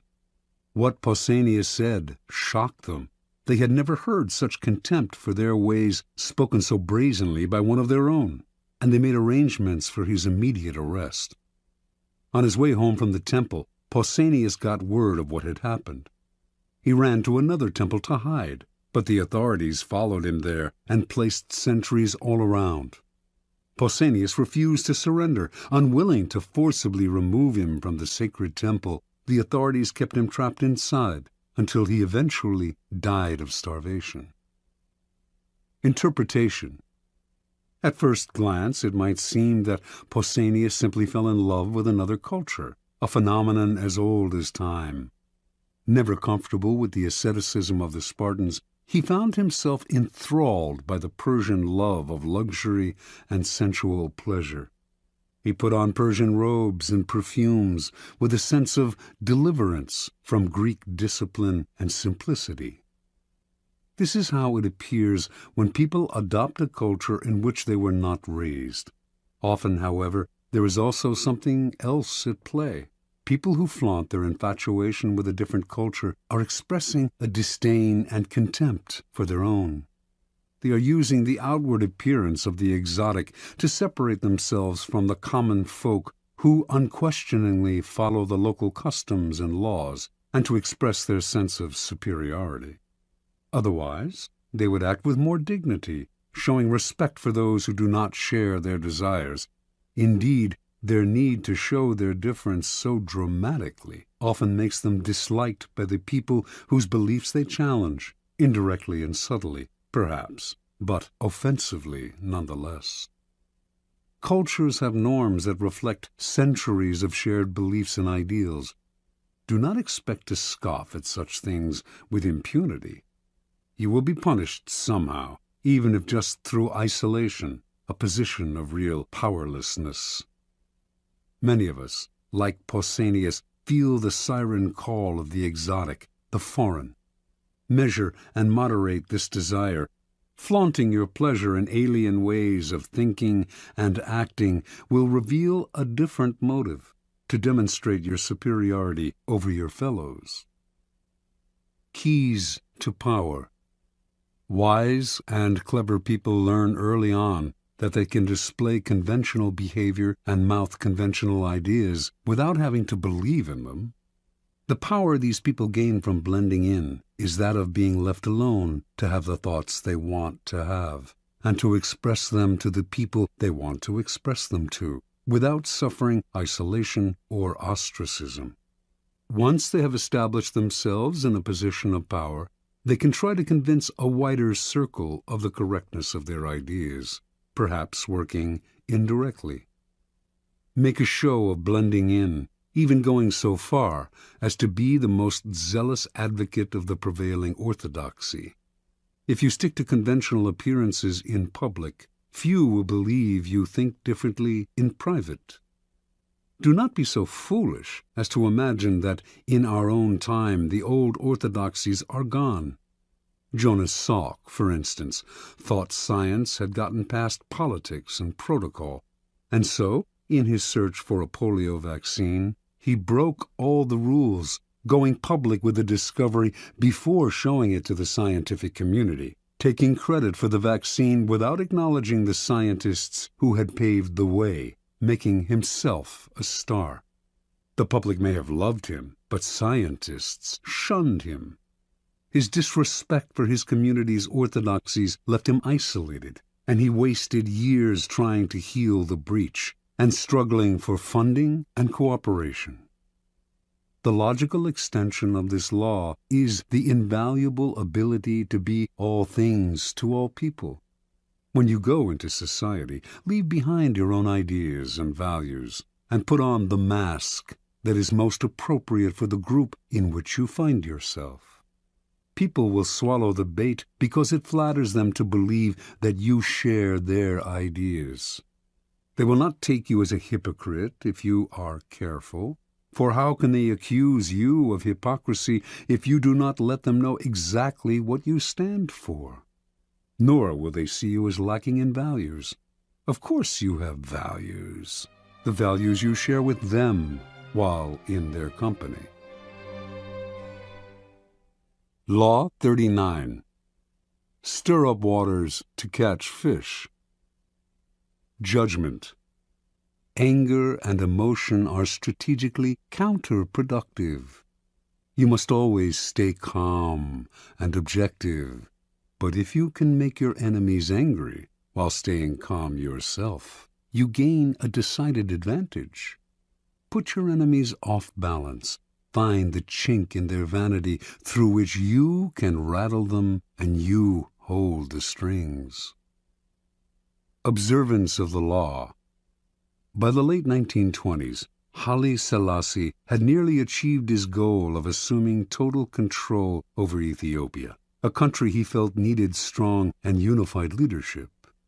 As regent to the Empress Zewditu, stepdaughter of the late queen and heir to the throne, Selassie had spent several years weakening the power of Ethiopia's various warlords. Now, only one real obstacle stood in his way: the Empress and her husband, Ras Gugsa. Selassie knew the royal couple hated him and wanted to get rid of him. So, to cut short their plotting, he made Gugsa the governor of the northern province of Begemeder, forcing him to leave the capital, where the Empress lived. For several years, Gugsa played the loyal administrator, but Selassie did not trust him. He knew that Gugsa and the Empress were plotting revenge. As time passed, and Gugsa made no move, the chances of a plot only increased. Selassie knew what he had to do: draw Gugsa out, get under his skin, and push him into action before he was ready. For several years, a northern tribe, the Azibu Galas, had been in virtual rebellion against the throne, robbing and pillaging local villages and refusing to pay taxes. Selassie had done nothing to stop them, letting them grow stronger. Finally, in 1929, he ordered Ras Gugsa to lead an army against these disobedient tribesmen. Gugsa agreed, but inwardly he seethed. He had no grudge against the Azibu Galas, and the demand that he fight them hurt his pride. He could not disobey the order, but as he worked to put together an army, he began to spread an ugly rumor that Selassie was in cahoots with the Pope and planned to convert the country to Roman Catholicism and make it a colony of Italy. Gugsa's armies swelled, and some of the tribes from which his soldiers came secretly agreed to fight Selassie. In March of 1930, an enormous force of 35,000 men began to march, not on the Azibu Galas, but south, toward the capital of Addis Ababa. Made confident by his growing strength, Gugsa now openly led a holy war to depose Selassie and put the country back in the hands of true Christians. He did not see the trap that had been laid for him. Before Selassie had ordered Gugsa to fight the Azibu Galas, he had secured the support of the Ethiopian Church. And before the revolt got underway, he had bribed several of Gugsa's key allies not to show up for the battle. As the rebel army marched south, airplanes flew overhead, dropping leaflets announcing that the highest church officials had recognized Selassie as the true Christian leader of Ethiopia, and that they had excommunicated Gugsa for fomenting a civil war. These leaflets severely blunted the emotions behind the Holy Crusade. And as battle loomed and the support that Gugsa's allies had promised him failed to show up, soldiers began to flee or defect. When the battle came, the rebel army quickly collapsed. Refusing to surrender, Ras Gugsa was killed in the fighting. The Empress, distraught over her husband's death, died a few days later. On April 30th, Selassie issued a formal proclamation announcing his new title, Emperor of Ethiopia. Interpretation. Haile Selassie always saw several moves ahead. He knew that if he let Ras Gugsa decide the time and place of the revolt, the danger would be much greater than if he forced Gugsa to act on Selassie's terms. So he goaded him into rebellion by offending his manly pride, asking him to fight people he had no quarrel with on behalf of a man he hated. Thinking everything out ahead, Selassie made sure that Gugsa's rebellion would come to nothing, and that he could use it to do away with his last two enemies. This is the essence of the law. When the waters are still, your opponents have the time and space to plot actions that they will initiate and control. So stir the waters, force the fish to the surface, get them to act before they are ready. Steal the initiative. The best way to do this is to play on uncontrollable emotions: pride, vanity, love, hate. Once the water is stirred up, the little fish cannot help but rise to the bait. The angrier they become, the less control they have, and finally they are caught in the whirlpool you have made, and they drown. Keys to power. Angry people usually end up looking ridiculous, for their response seems out of proportion to what occasioned it. They have taken things too seriously, exaggerating the hurt or insult that has been done to them. They are so sensitive to slight that it becomes comical how much they take personally. More comical still is their belief that their outbursts signify power. The truth is the opposite. Petulance is not power. It is a sign of helplessness. People may temporarily be cowed by your tantrums, But in the end, they lose respect for you. They also realize they can easily undermine a person with so little self-control. If a person explodes with anger at you, and it seems out of proportion to what you did to them, you must remind yourself that it is not exclusively directed at you. Do not be so vain. The cause is much larger, goes way back in time, involves dozens of prior hurts, and is actually not worth the bother to understand. Instead of seeing it as a personal grudge, look at the emotional outburst as a disguised power move, an attempt to control or punish you, cloaked in the form of hurt feelings and anger. This shift of perspective will let you play the game of power with more clarity and energy. Instead of overreacting and becoming ensnared in people's emotions, you will turn their loss of control to your advantage. You keep your head while they are losing theirs. Once you train yourself not to take matters personally and to control your emotional responses, you will have placed yourself in a position of tremendous power. Now you can play with the emotional responses of other people. Stir the insecure into action by impugning their manhood and by dangling the prospect of an easy victory before their faces. With the arrogant, too, you can appear weaker than you are, taunting them into a rash action. Law 40. Despise the free lunch. Judgment. What is offered for free is dangerous. It usually involves either a trick or a hidden obligation. What has worth is worth paying for. By paying your own way, you stay clear of gratitude, guilt, and deceit. It is also often wise to pay the full price. There is no cutting corners with excellence. Be lavish with your money and keep it circulating, for generosity is a sign and a magnet for power. Money and power.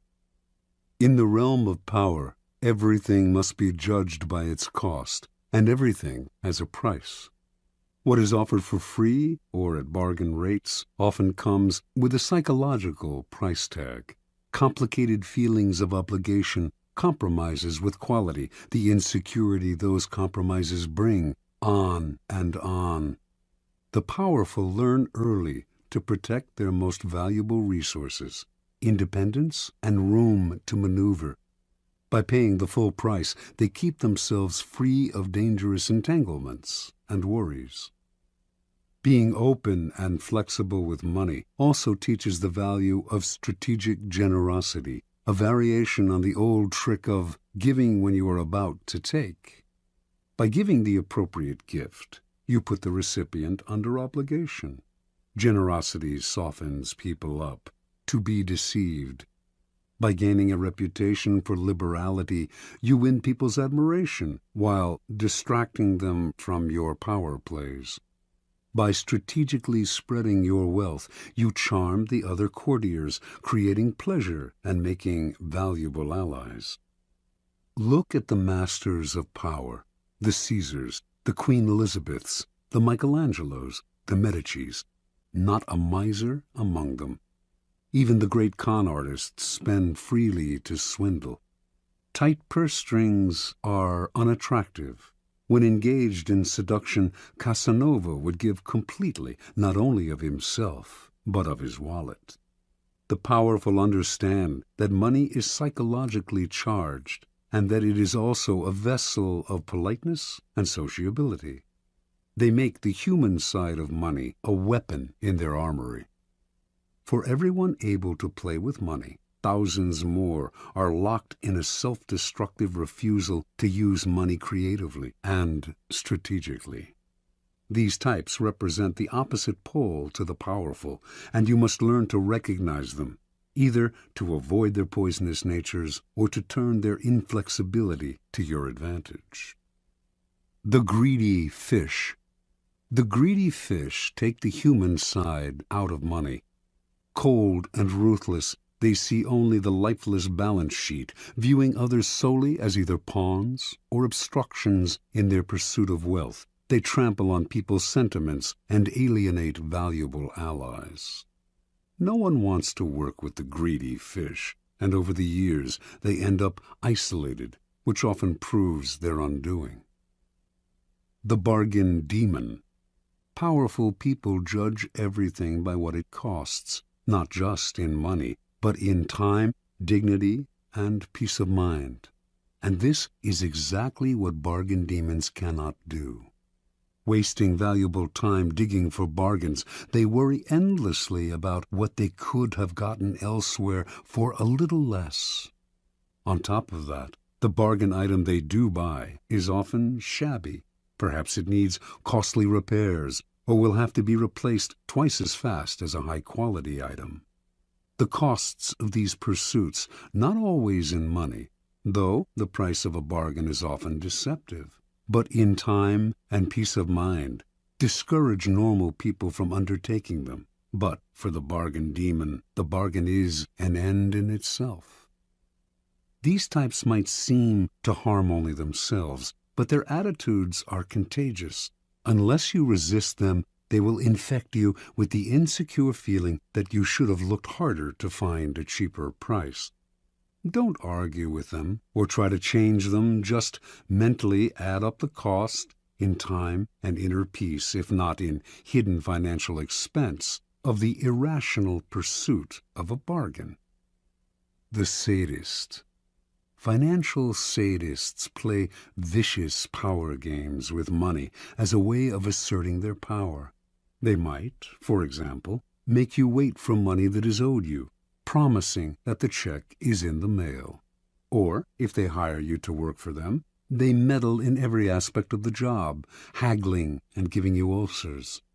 Sadists seem to think that paying for something gives them the right to torture and abuse the seller. They have no sense of the courtier element in money. If you are unlucky enough to get involved with this type, accepting a financial loss may be better in the long run than getting entangled in their destructive power games. The indiscriminate giver. Generosity has a definite function in power. It attracts people, softens them up, makes allies out of them. But it has to be used strategically with a definite end in mind. Indiscriminate givers, on the other hand, are generous because they want to be loved and admired by all, and their generosity is so indiscriminate and needy that it may not have the desired effect. If they give to one and all, why should the recipient feel special? Attractive as it may seem to make an indiscriminate giver your mark, in any involvement with this type, you will often feel burdened by their insatiable emotional needs. Transgression of the law. In the early 18th century, no one stood higher in English society than the Duke and Duchess of Marlborough. The Duke, having led successful campaigns against the French, was considered Europe's premier general and strategist, and his wife, the Duchess, after much maneuvering, had established herself as the favorite of Queen Anne, who became ruler of England in 1702. In 1704, the Duke's triumph at the Battle of Blenheim made him the toast of England, and to honor him, the Queen awarded him a large plot of land in the town of Woodstock, and the funds to create a great palace there. Calling his planned home the Palace of Blenheim, the Duke chose as his architect the young John Vanbrugh, a kind of Renaissance man who wrote plays as well as designed buildings. And so construction began in the summer of 1705, with much fanfare and great hopes.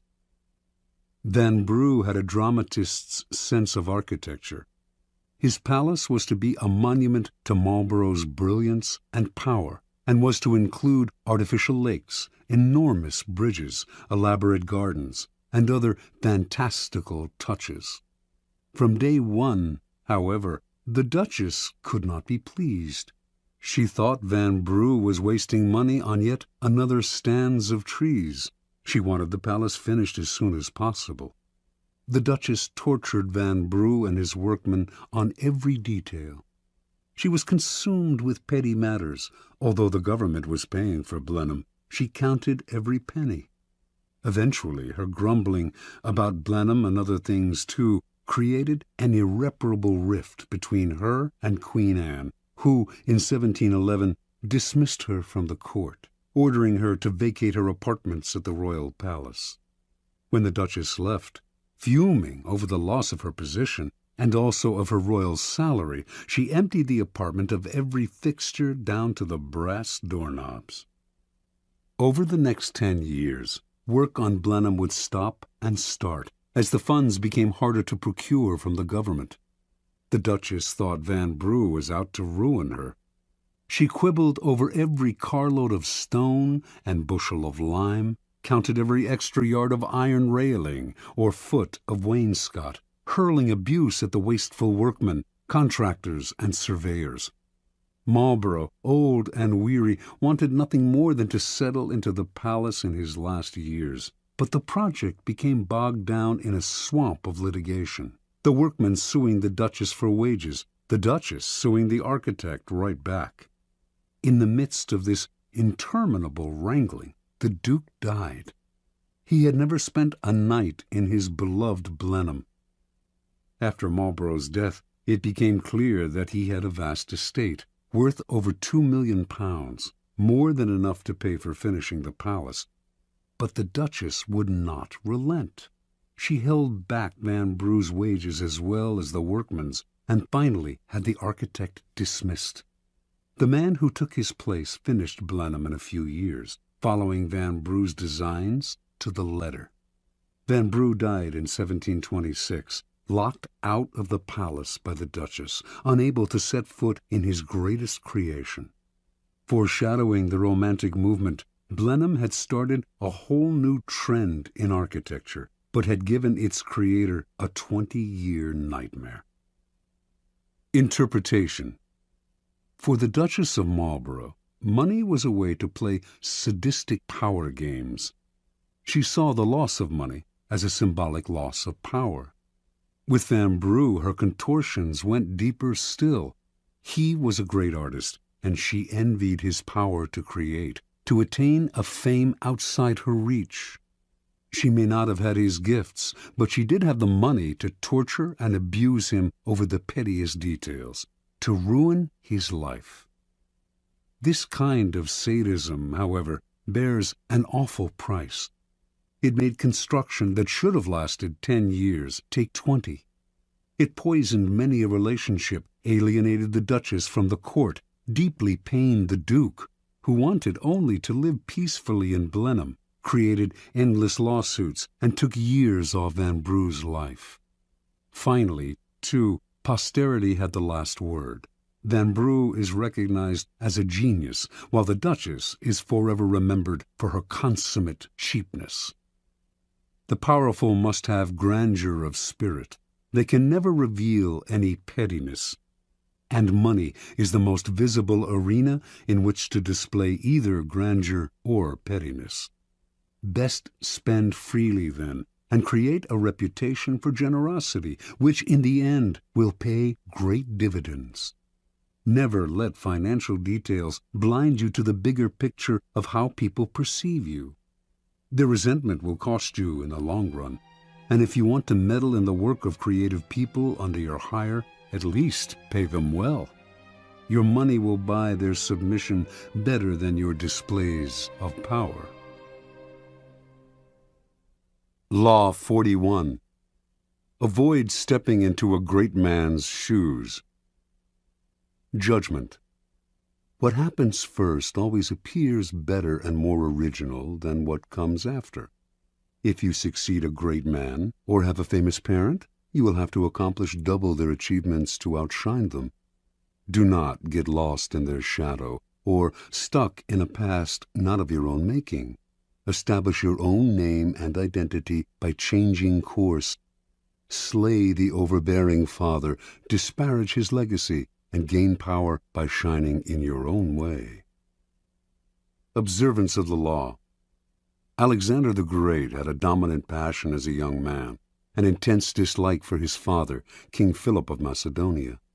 He hated Philip's cunning, cautious style of ruling, his bombastic speeches, his drinking and whoring, and his love of wrestling and of other wastes of time. Alexander knew he had to make himself the very opposite of his domineering father. He would force himself to be bold and reckless. He would control his tongue and be a man of few words, and he would not lose precious time in pursuit of pleasures that brought no glory. Alexander also resented the fact that Philip had conquered most of Greece. "My father will go on conquering till there is nothing extraordinary left for me to do," he once complained. While other sons of powerful men were content to inherit wealth and live a life of leisure, Alexander wanted only to outdo his father, to obliterate Philip's name from history by surpassing his accomplishments. Alexander itched to show others how superior he was to his father. A Thessalian horse dealer once brought a prize horse named Bucephalus to sell to Philip. None of the king's grooms could get near the horse. It was far too savage, and Philip berated the merchant for bringing him such a useless beast. Watching the whole affair, Alexander scowled and commented, "What a horse they are losing for want of skill and spirit to manage him."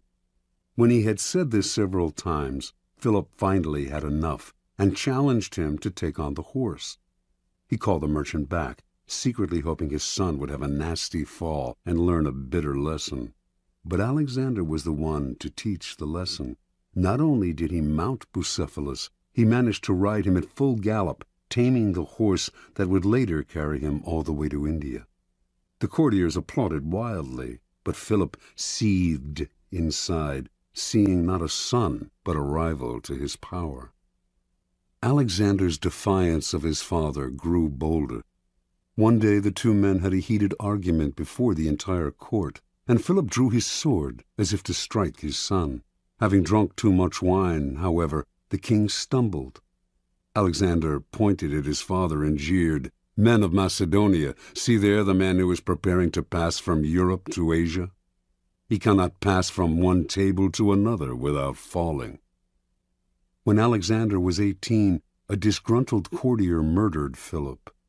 As word of the regicide spread through Greece, city after city rose up in rebellion against their Macedonian rulers. Philip's advisers counseled Alexander, now the king, to proceed cautiously, to do as Philip had done and conquer through cunning. But Alexander would do things his way. He marched to the furthest reaches of the kingdom, suppressed the rebellious towns, and reunited the empire with brutal efficiency. As a young rebel grows older, his struggle against the father often wanes, and he gradually comes to resemble the very man he wanted to defy. But Alexander's loathing of his father did not end with Philip's death.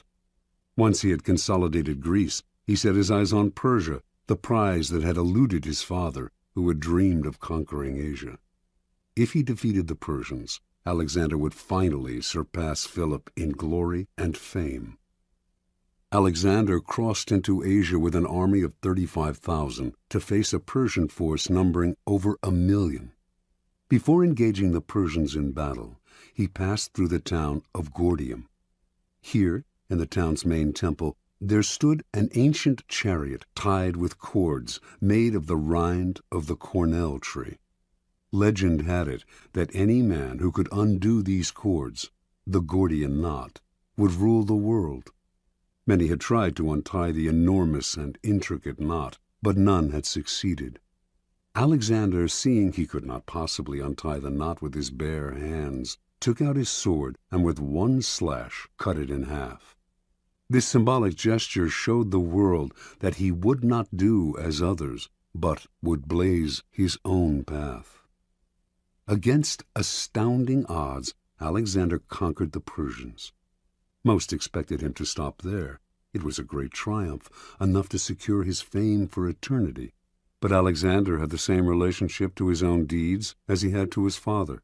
His conquest of Persia represented the past, and he wanted never to rest on past triumphs, or to allow the past to outshine the present. He moved on to India, extending his empire beyond all known limits. Only his disgruntled and weary soldiers prevented him from going further. Interpretation. Alexander represents an extremely uncommon type in history, the son of a famous and successful man who manages to surpass the father in glory and power. The reason this type is uncommon is simple. The father most often manages to amass his fortune, his kingdom, because he begins with little or nothing. A desperate urge impels him to succeed. He has nothing to lose by cunning and impetuousness, and has no famous father of his own to compete against. This kind of man has reason to believe in himself, to believe that his way of doing things is the best, because, after all, it worked for him. When a man like this has a son, he becomes domineering and oppressive, imposing his lessons on the son who is starting off life in circumstances totally different from those in which the father himself began. The sons of such men tend to become cowed and cautious, terrified of losing what their fathers have gained. The son will never step out of his father's shadow unless he adopts the ruthless strategy of Alexander. Disparage the past, create your own kingdom, put the father in the shadows instead of letting him do the same to you. If you cannot materially start from ground zero, it would be foolish to renounce an inheritance. You can at least begin from ground zero psychologically by throwing off the weight of the past and charting a new direction. Alexander instinctively recognized that privileges of birth are impediments to power. Be merciless with the past then, not only with your father and his father, but with your own earlier achievements. Only the weak rest on their laurels and dote on past triumphs. In the game of power, there is never time to rest. Keys to power. Power depends on the ability to fill a void, to occupy a field that has been cleared of the dead weight of the past. Only after the father figure has been properly done away with will you have the necessary space to create and establish a new order. There are several strategies you can adopt to accomplish this. Perhaps the simplest way to escape the shadow of the past is simply to belittle it, playing on the timeless antagonism between the generations, stirring up the young against the old. For this, you need a convenient older figure to pillory. John F. Kennedy knew the dangers of getting lost in the past. He radically distinguished his presidency from that of his predecessor, Dwight D. Eisenhower, and also from the preceding decade, the 1950s, which Eisenhower personified. Kennedy, for instance, would not play the dull and fatherly game of golf, a symbol of retirement and privilege, and Eisenhower's passion. Instead, he played football on the White House lawn. In every aspect, his administration represented vigor and youth, as opposed to the stodgy Eisenhower. Kennedy had discovered an old truth. The young are easily set against the old, since they yearn to make their own place in the world and resent the shadow of their fathers. Never let yourself be seen as following your predecessor's path. If you do, you will never surpass him. You must physically demonstrate your difference by establishing a style and symbolism that sets you apart. When General Douglas MacArthur assumed command of American forces in the Philippines during World War II, an assistant handed him a book containing the various precedents established by the commanders before him, the methods that had been successful for them. MacArthur asked the assistant how many copies there were of this book. 6, the assistant answered. Well, the general replied, you get all those 6 copies together and burn them, every one of them.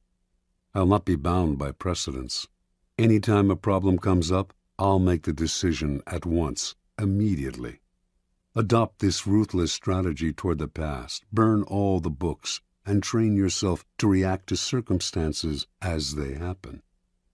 You may believe that you have separated yourself from the predecessor or father figure, but as you grow older, you must be eternally vigilant, lest you become the father you had rebelled against. Finally, plenitude and prosperity tend to make us lazy and inactive. When our power is secure, we have no need to act. This is a serious danger, especially for those who achieve success and power at an early age. You must be prepared to return to square one psychologically, rather than growing fat and lazy with prosperity. Pablo Picasso could deal with success, but only by constantly changing the style of his painting, often breaking completely with what had made him successful before.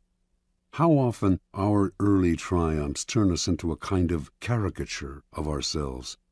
Powerful people recognize these traps. Like Alexander the Great, they struggle constantly to recreate themselves. The father must not be allowed to return. He must be slain at every step of the way. Law 42. Strike the shepherd and the sheep will scatter. Judgment. Trouble can often be traced to a single strong individual, the stirrer, the arrogant underling, the poisoner of goodwill. If you allow such people room to operate, others will succumb to their influence. Do not wait for the troubles they cause to multiply. Do not try to negotiate with them. They are irredeemable. Neutralize their influence by isolating or banishing them. Strike at the source of the trouble, and the sheep will scatter. Observance of the law. Near the end of the 6th century BC, the city-state of Athens overthrew the series of petty tyrants who had dominated its politics for decades. It established instead a democracy that was to last over a century, a democracy that became the source of its power and its proudest achievement. But as the democracy evolved, so did a problem the Athenians had never faced: how to deal with those who did not concern themselves with the cohesion of a small city surrounded by enemies, who did not work for its greater glory, but thought of only themselves and their own ambitions and petty intrigues. The Athenians understood that these people, if left alone, would sow dissension, divide the city into factions, and stir up anxieties, all of which could lead to the ruin of their democracy. Violent punishment no longer suited the new, civilized order that Athens had created. Instead, the citizens found another, more satisfying and less brutal way to deal with the chronically selfish. Every year, they would gather in the marketplace and write on a piece of earthenware, an ostrakon, the name of an individual they wanted to see banished from the city for 10 years. If a particular name appeared on 6,000 ballots, that person would instantly be exiled.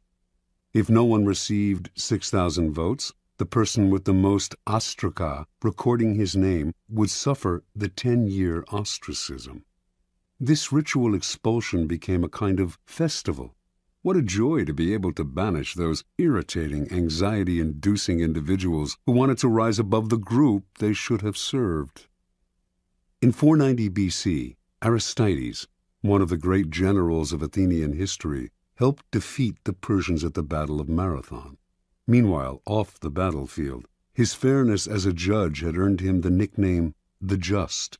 But as the years went by, the Athenians came to dislike him. He made such a show of his righteousness, and this, they believed, disguised his feelings of superiority and scorn for the common folk. His omnipresence in Athenian politics became obnoxious.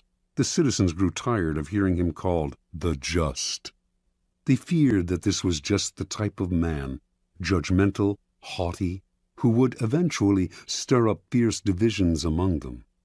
In 482 BC, despite Aristides' invaluable expertise in the continuing war with the Persians, they collected the ostraka and had him banished. After Aristides' ostracism, the great general Themistocles emerged as the city's premier leader. But his many honors and victories went to his head, and he too became arrogant and overbearing, constantly reminding the Athenians of his triumphs in battle, the temples he had built, the dangers he had fended off. He seemed to be saying that without him the city would come to ruin. And so, in 472 BC, Themistocles' name was filled in on the ostraka, and the city was rid of his poisonous presence. The greatest political figure in 5th century Athens was undoubtedly Pericles. Although several times threatened with ostracism, he avoided that fate by maintaining close ties with the people. Perhaps he had learned a lesson as a child from his favorite tutor, the incomparable Damon, who excelled above all other Athenians in his intelligence, his musical skills, and his rhetorical abilities. It was Damon who had trained Pericles in the arts of ruling. But he too suffered ostracism, for his superior airs and his insulting manner toward the commoners stirred up too much resentment. Toward the end of the century there lived a man named Hyperbolus. Most writers of the time describe him as the city's most worthless citizen. He did not care what anyone thought of him, and slandered whomever he disliked. He amused some, but irritated more. In 417 B.C., Hyperbolus saw an opportunity to stir up anger against the two leading politicians of the time, Alcibiades and Nicias. He hoped that one of the two would be ostracized and that he would rise in that man's place. His campaign seemed likely to succeed. The Athenians disliked Alcibiades' flamboyant and carefree lifestyle, and were wary of Nicias's wealth and aloofness. They seemed certain to ostracize one or the other, but Alcibiades and Nicias, although they were otherwise enemies, pooled their resources and managed to turn the ostracism on Hyperbolus instead. His obnoxiousness, they argued, could only be terminated by banishment. Earlier sufferers of ostracism had been formidable, powerful men. Hyperbolus, however, was a low buffoon, and with his banishment the Athenians felt that ostracism had been degraded, and so they ended the practice that for nearly 100 years had been one of the keys to keeping the peace within Athens. Interpretation.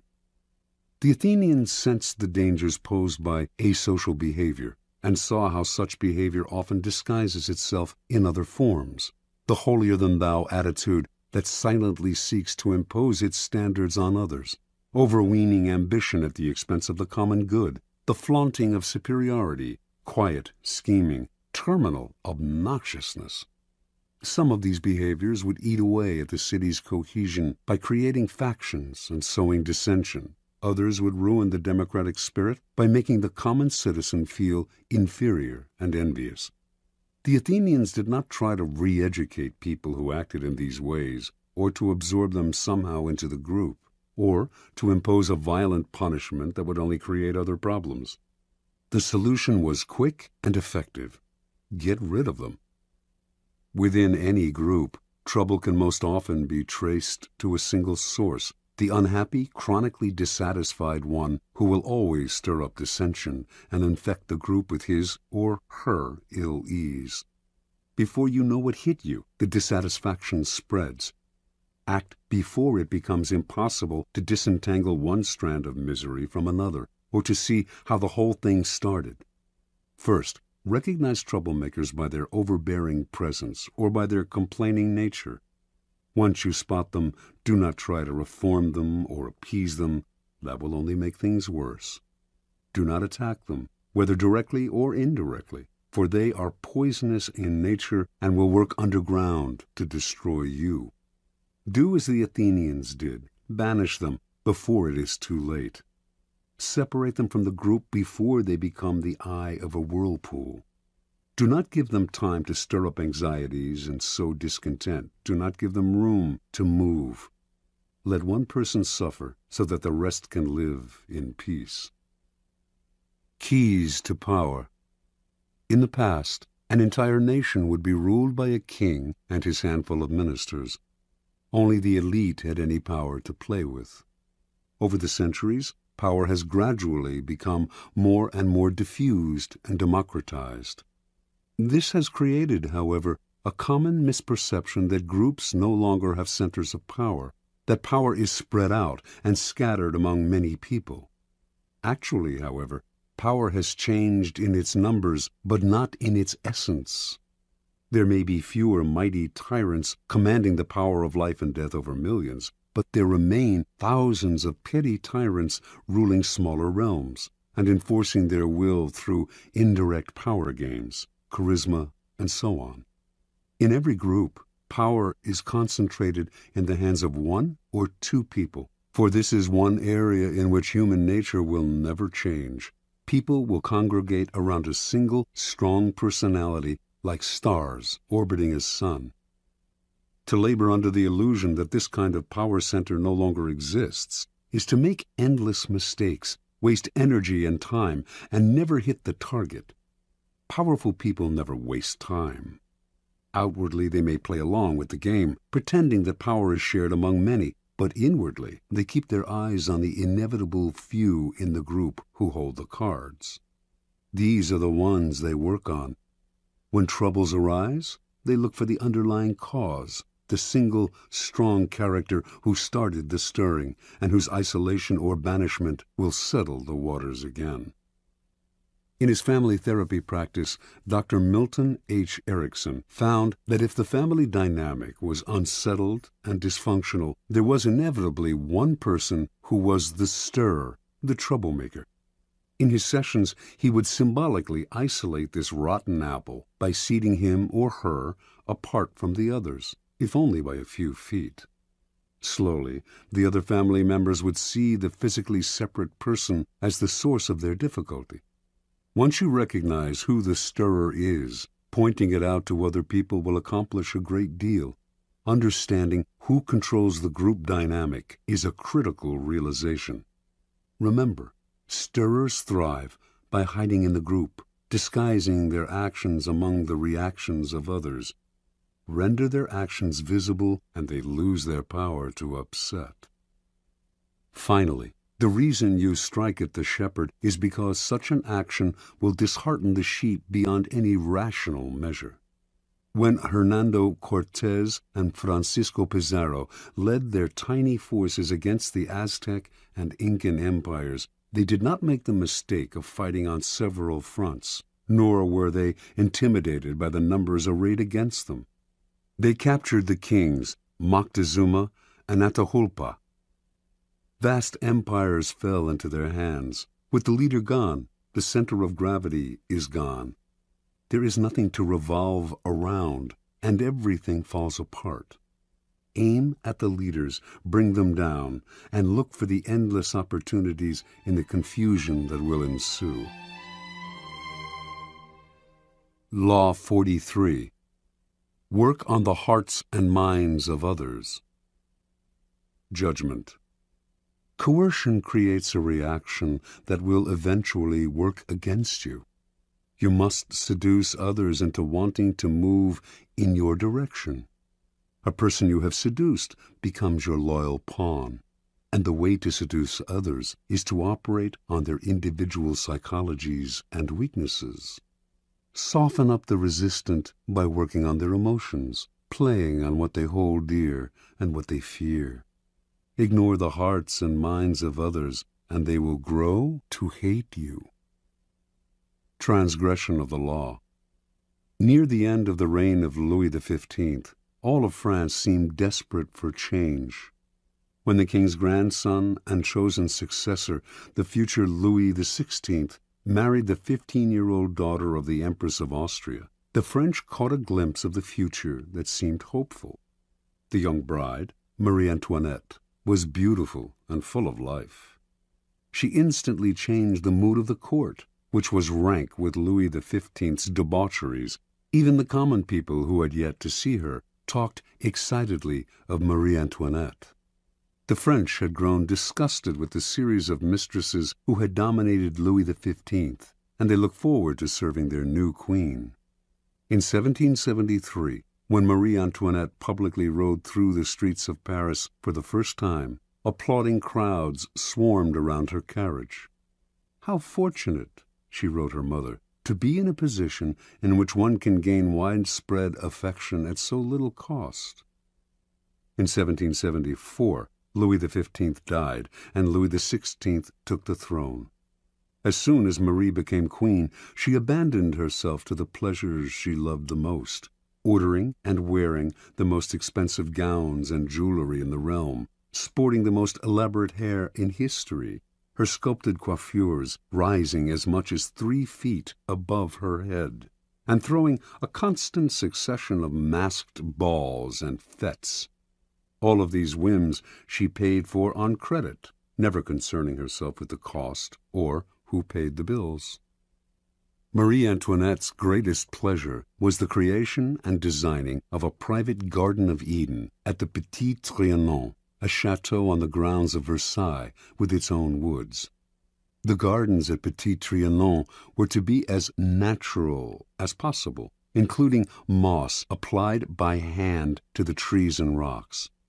To heighten the pastoral effect, Marie employed peasant milkmaids to milk the finest-looking cows in the realm. Launderers and cheesemakers in special peasant outfits she helped design, shepherds to tend sheep with silk ribbons around their necks. When the Queen inspected the barns, she would watch her milkmaids squeezing milk into porcelain vases made at the Royal Ceramic Works. To pass the time, Marie would gather flowers in the woods around the Petit Trianon, or watch her good peasants doing their chores. The place became a separate world, its community limited to Marie's chosen favorites. With each new whim of Marie's, the cost of maintaining the Petit Trianon soared. Meanwhile, France itself was deteriorating. There was famine and widespread discontent. Even socially insulated courtiers seethed with resentment. The Queen treated them like children. Only her favorites mattered, and these were becoming fewer and fewer. But Marie did not concern herself with this. Not once throughout her reign did she read a minister's report. Not once did she tour the provinces and rally the people to her side. Not once did she mingle among the Parisians or receive a delegation from them. She did none of these things because, as Queen, she felt the people owed her their affection, and she was not required to love them in return. In 1784, the Queen became embroiled in a scandal. As part of an elaborate swindle, the most expensive diamond necklace in Europe had been purchased under her name, and during the swindler's trial, her lavish lifestyle became public. People heard about the money she spent on jewels and dresses and masked dances. They gave her the nickname Madame Deficit, and from then on she became the focus of the people's growing resentment. When she appeared in her box at the opera, the audience greeted her with hisses. Even the court turned against her, for while she had been running up her huge expenditures, the country was headed for ruin. 5 years later, in 1789, an unprecedented event took place, the beginning of the French Revolution. The Queen did not worry. Let the people have their little rebellion, she seemed to think. It would soon quiet down, and she would be able to resume her life of pleasure.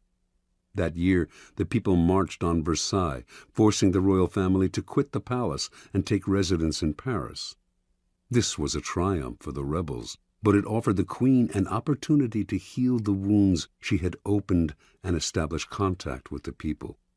The Queen, however, had not learned her lesson. Not once would she leave the palace during her stay in Paris. Her subjects could rot in hell for all she cared. In 1792, the royal couple was moved from the palace to a prison as the revolution officially declared the end of the monarchy. The following year, Louis XVI was tried, found guilty, and guillotined. As Marie Antoinette awaited the same fate, hardly a soul came to her defense.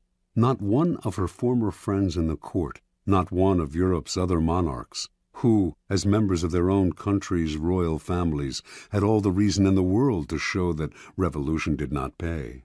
Not even her own family in Austria, including her brother, who now sat on the throne. She had become the world's pariah. In October of 1793, she finally knelt at the guillotine, unrepentant and defiant to the bitter end. Interpretation. From early on, Marie Antoinette acquired the most dangerous of attitudes. As a young princess in Austria, she was endlessly flattered and cajoled. As the future queen of the French court, she was the center of everyone's attention. She never learned to charm or please other people, to become attuned to their individual psychologies. She never had to work to get her way, to use calculation or cunning or the arts of persuasion. And like everyone who was indulged from an early age, she evolved into a monster of insensitivity. Marie became the focus of an entire country's dissatisfaction because it is so infuriating to meet with a person who makes no effort to seduce you or attempt to persuade you, even if only for the purpose of deception. And do not imagine that she represents a bygone era, or that she is even rare. Her type is today more common than ever. Such types live in their own bubble. They seem to feel they are born kings and queens, and that attention is owed them. They do not consider anyone else's nature, but bulldoze over people with the self-righteous arrogance of a Marie Antoinette. Pampered and indulged as children, as adults, they still believe that everything must come to them. Convinced of their own charm, they make no effort to charm, seduce, or gently persuade. In the realm of power, such attitudes are disastrous. At all times you must attend to those around you, gauging their particular psychology, tailoring your words to what you know will entice and seduce them. This requires energy and art. The higher your station, the greater the need to remain attuned to the hearts and minds of those below you, creating a base of support to maintain you at the pinnacle. Without that base, your power will teeter, and at the slightest change of fortune, those below will gladly assist in your fall from grace. Keys to power. In the game of power, you are surrounded by people who have absolutely no reason to help you unless it is in their interest to do so. And if you have nothing to offer their self-interest, you are likely to make them hostile, for they will see in you just one more competitor, one more waster of their time. Those that overcome this prevailing coldness are the ones who find the key that unlocks the stranger's heart and mind, seducing him into their corner, if necessary, softening them up for a punch. But most people never learn this side of the game. When they meet someone new, rather than stepping back and probing to see what makes this person unique, they talk about themselves, eager to impose their own willpower and prejudices. They argue, boast, and make a show of their power. They may not know it, but they are secretly creating an enemy, a resistor, because there is no more infuriating feeling than having your individuality ignored, your own psychology unacknowledged. It makes you feel lifeless and resentful. Remember, the key to persuasion is softening people up and breaking them down, gently. Seduce them with a two-pronged approach. Work on their emotions and play on their intellectual weaknesses. Be alert to both what separates them from everyone else, their individual psychology, and what they share with everyone else, their basic emotional responses. Aim at the primary emotions: love, hate, jealousy. Once you move their emotions, you have reduced their control, making them more vulnerable to persuasion. Mao Zedong always appealed to popular emotions and spoke in the simplest terms.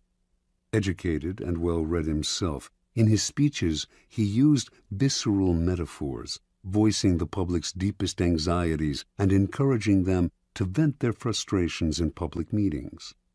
Rather than arguing the practical aspects of a particular program, he would describe how it would affect them on the most primitive, down-to-earth level. Do not believe that this approach works only with the illiterate and unschooled. It works on one and all. All of us are mortal and face the same dreadful fate, and all of us share the desire for attachment and belonging. Stir up these emotions, and you captivate our hearts. Finally, learn to play the numbers game. The wider your support base, the stronger your power. Understanding that one alienated, disaffected soul can spark a blaze of discontent, Louis XIV made sure to endear himself to the lowest members of his staff. You, too, must constantly win over more allies on all levels. A time will inevitably come when you will need them. Law 44. Disarm and infuriate with the mirror effect. Judgment. The mirror reflects reality, but it is also the perfect tool for deception. When you mirror your enemies, doing exactly as they do, they cannot figure out your strategy. The mirror effect mocks and humiliates them, making them overreact. By holding up a mirror to their psyches, you seduce them with the illusion that you share their values. By holding up a mirror to their actions, you teach them a lesson. Few can resist the power of the mirror effect. Mirror effects. Preliminary typology. Mirrors have the power to disturb us. Gazing at our own reflection in the mirror, we most often see what we want to see, the image of ourselves with which we are most comfortable. We tend not to look too closely, ignoring the wrinkles and blemishes. But if we do look hard at the reflected image, we sometimes feel that we are seeing ourselves as others see us, as a person among other people, an object rather than a subject. That feeling makes us shudder. We see ourselves, but from the outside, minus the thoughts, spirit, and soul that fill our consciousness. We are a thing. In using mirror effects, we symbolically recreate this disturbing power by mirroring the actions of other people, mimicking their movements to unsettle and infuriate them. Made to feel mocked, cloned, object-like, an image without a soul, they get angry. Or do the same thing slightly differently, and they might feel disarmed. You have perfectly reflected their wishes and desires. This is the narcissistic power of mirrors. In either case, the mirror effect unsettles your targets, whether angering or entrancing them, and in that instant, you have the power to manipulate or seduce them. The effect contains great power because it operates on the most primitive emotions. There are 4 main mirror effects in the realm of power. The neutralizing effect. This is the essence of the neutralizing effect. Do what your enemies do, following their actions as best you can, and they cannot see what you are up to. They are blinded by your mirror. Their strategy for dealing with you depends on your reacting to them in a way characteristic of you. Neutralize it by playing a game of mimicry with them. The tactic has a mocking, even infuriating effect. Most of us remember the childhood experience of someone teasing us by repeating our words exactly. After a while, usually not long, we wanted to punch them in the face. Working more subtly as an adult, you can still unsettle your opponents this way. Shielding your own strategy with the mirror, you lay invisible traps or push your opponents into the trap they planned for you. The narcissus effect. Gazing at an image in the waters of a pond, the Greek youth Narcissus fell in love with it. And when he found out that the image was his own reflection, and that he therefore could not consummate his love, he despaired and drowned himself. All of us have a similar problem. We are profoundly in love with ourselves, but since this love excludes a love object outside ourselves, it remains continuously unsatisfied and unfulfilled. The narcissus effect plays on this universal narcissism. You look deep into the souls of other people, fathom their inmost desires, their values, their tastes, their spirit, and you reflect it back to them, making yourself into a kind of mirror image. Your ability to reflect their psyche gives you great power over them. They may even feel a tinge of love. This is simply the ability to mimic another person, not physically, but psychologically, and it is immensely powerful because it plays upon the unsatisfied self-love of a child. Normally, people bombard us with their experiences, their tastes. They hardly ever make the effort to see things through our eyes. This is annoying, but it also creates great opportunity. If you can show you understand another person by reflecting their inmost feelings, they will be entranced and disarmed, all the more so because it happens so rarely.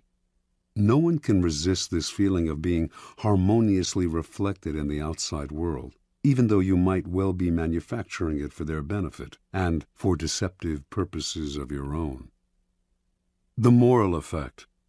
The power of verbal argument is extremely limited and often accomplishes the opposite of what is intended.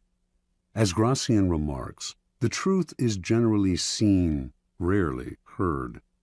The moral effect is a perfect way to demonstrate your ideas through action. Quite simply, you teach others a lesson by giving them a taste of their own medicine.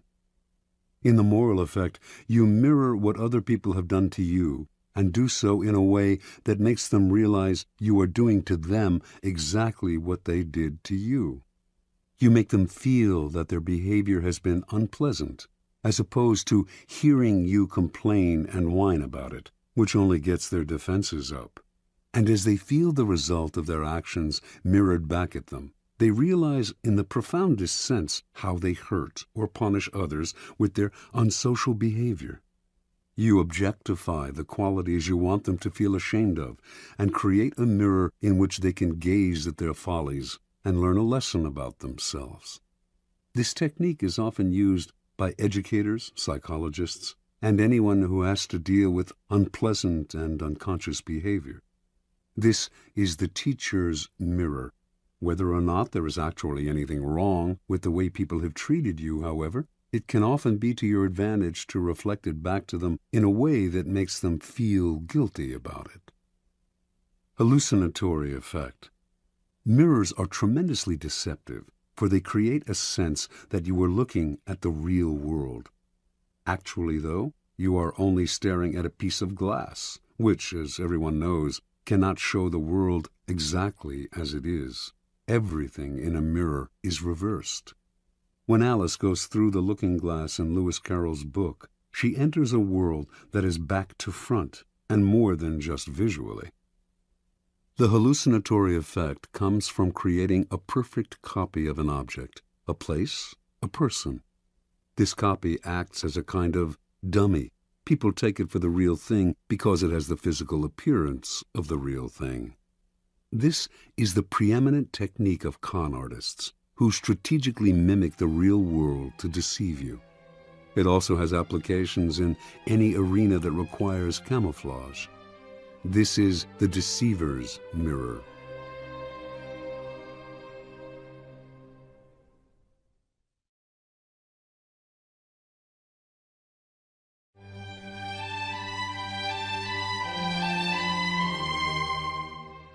Observance of the mirror effect. Early on in his career, the ambitious statesman and general Alcibiades of Athens, 450 to 404 BC, fashioned a formidable weapon that became the source of his power. In every encounter with others, he would sense their moods and tastes, then carefully tailor his words and actions to mirror their inmost desires. He would seduce them with the idea that their values were superior to everyone else's, and that his goal was to model himself on them or help them realize their dreams. Few could resist his charms. The first man to fall under his spell was the philosopher Socrates. Alcibiades represented the opposite of the Socratic ideal of simplicity and uprightness. He lived lavishly and was completely unprincipled. Whenever he met Socrates, however, he mirrored the older man's sobriety, eating simply, accompanying Socrates on long walks, and talking only of philosophy and virtue. Socrates was not completely fooled. He was not unaware of Alcibiades' other life. But that only made him vulnerable to a logic that flattered him. Only in my presence, he felt, does this man submit to a virtuous influence. Only I have such power over him. This feeling intoxicated Socrates, who became Alcibiades' fervent admirer and supporter, one day even risking his own life to rescue the young man in battle. The Athenians considered Alcibiades their greatest orator, for he had an uncanny ability to tune into his audience's aspirations and mirror their desires. He made his greatest speeches in support of the invasion of Sicily, which he thought would bring great wealth to Athens and limitless glory to himself. The speeches gave expression to young Athenians' thirst to conquer lands for themselves, rather than living off the victories of their ancestors. But he also tailored his words to reflect older men's nostalgia for the glory years, when Athens led the Greeks against Persia, and then went on to create an empire. All Athens now dreamed of conquering Sicily. Alcibiades' plan was approved, and he was made the expedition's commander. While Alcibiades was leading the invasion of Sicily, however, certain Athenians fabricated charges against him of profaning sacred statues. He knew his enemies would have him executed if he returned home, so at the last minute he deserted the Athenian fleet and defected to Athens' bitter enemy, Sparta. The Spartans welcomed this great man to their side, but they knew his reputation and were wary of him. Alcibiades loved luxury. The Spartans were a warrior people who worshipped austerity, and they were afraid he would corrupt their youth. But much to their relief, the Alcibiades who arrived in Sparta was not at all what they expected. He wore his hair untrimmed, as they did, took cold baths, ate coarse bread and black broth, and wore simple clothes. To the Spartans this signified that he had come to see their way of life as superior to the Athenian. He had chosen to be a Spartan rather than being born one, and should thus be honored above all others. They fell under his spell and gave him great powers. Unfortunately, Alcibiades rarely knew how to rein in his charm. He managed to seduce the king of Sparta's wife and make her pregnant. When this became public, he once more had to flee for his life. This time Alcibiades defected to Persia, where he suddenly went from Spartan simplicity to embracing the lavish Persian lifestyle down to the last detail. It was, of course, immensely flattering to the Persians to see a Greek of Alcibiades' stature prefer their culture over his own, and they showered him with honors, land, and power. Once seduced by the mirror, they failed to notice that behind this shield, Alcibiades was playing a double game, secretly helping the Athenians in their war with Sparta, and thus re-ingratiating himself with the city to which he desperately wanted to return, and which welcomed him back with open arms in 408 B.C. Interpretation. Early in his political career, Alcibiades made a discovery that changed his whole approach to power. He had a colorful and forceful personality, but when he argued his ideas strongly with other people, he would win over a few, while at the same time alienating many more. The secret to gaining ascendancy over large numbers, he came to believe, was not to impose his colors, but to absorb the colors of those around him, like a chameleon. Once people fell for the trick, the deceptions he went on to practice would be invisible to them. Understand, everyone is wrapped up in their own narcissistic shell. When you try to impose your own ego on them, a wall goes up, resistance is increased. By mirroring them, however, you seduce them into a kind of narcissistic rapture. They are gazing at a double of their own soul. This double is actually manufactured in its entirety by you. Once you have used the mirror to seduce them, you have great power over them. It is worth noting, however, the dangers and the promiscuous use of the mirror. In Alcibiades' presence, people felt larger, as if their egos had been doubled, but once he left, they felt empty and diminished, and when they saw him mirroring completely different people as totally as he had mirrored them, they felt not just diminished, but betrayed. Alcibiades' overuse of the mirror effect made whole peoples feel used, so that he constantly had to flee from one place to another. Indeed, Alcibiades so angered the Spartans that they finally had him murdered. He had gone too far. The seducer's mirror must be used with caution and discrimination.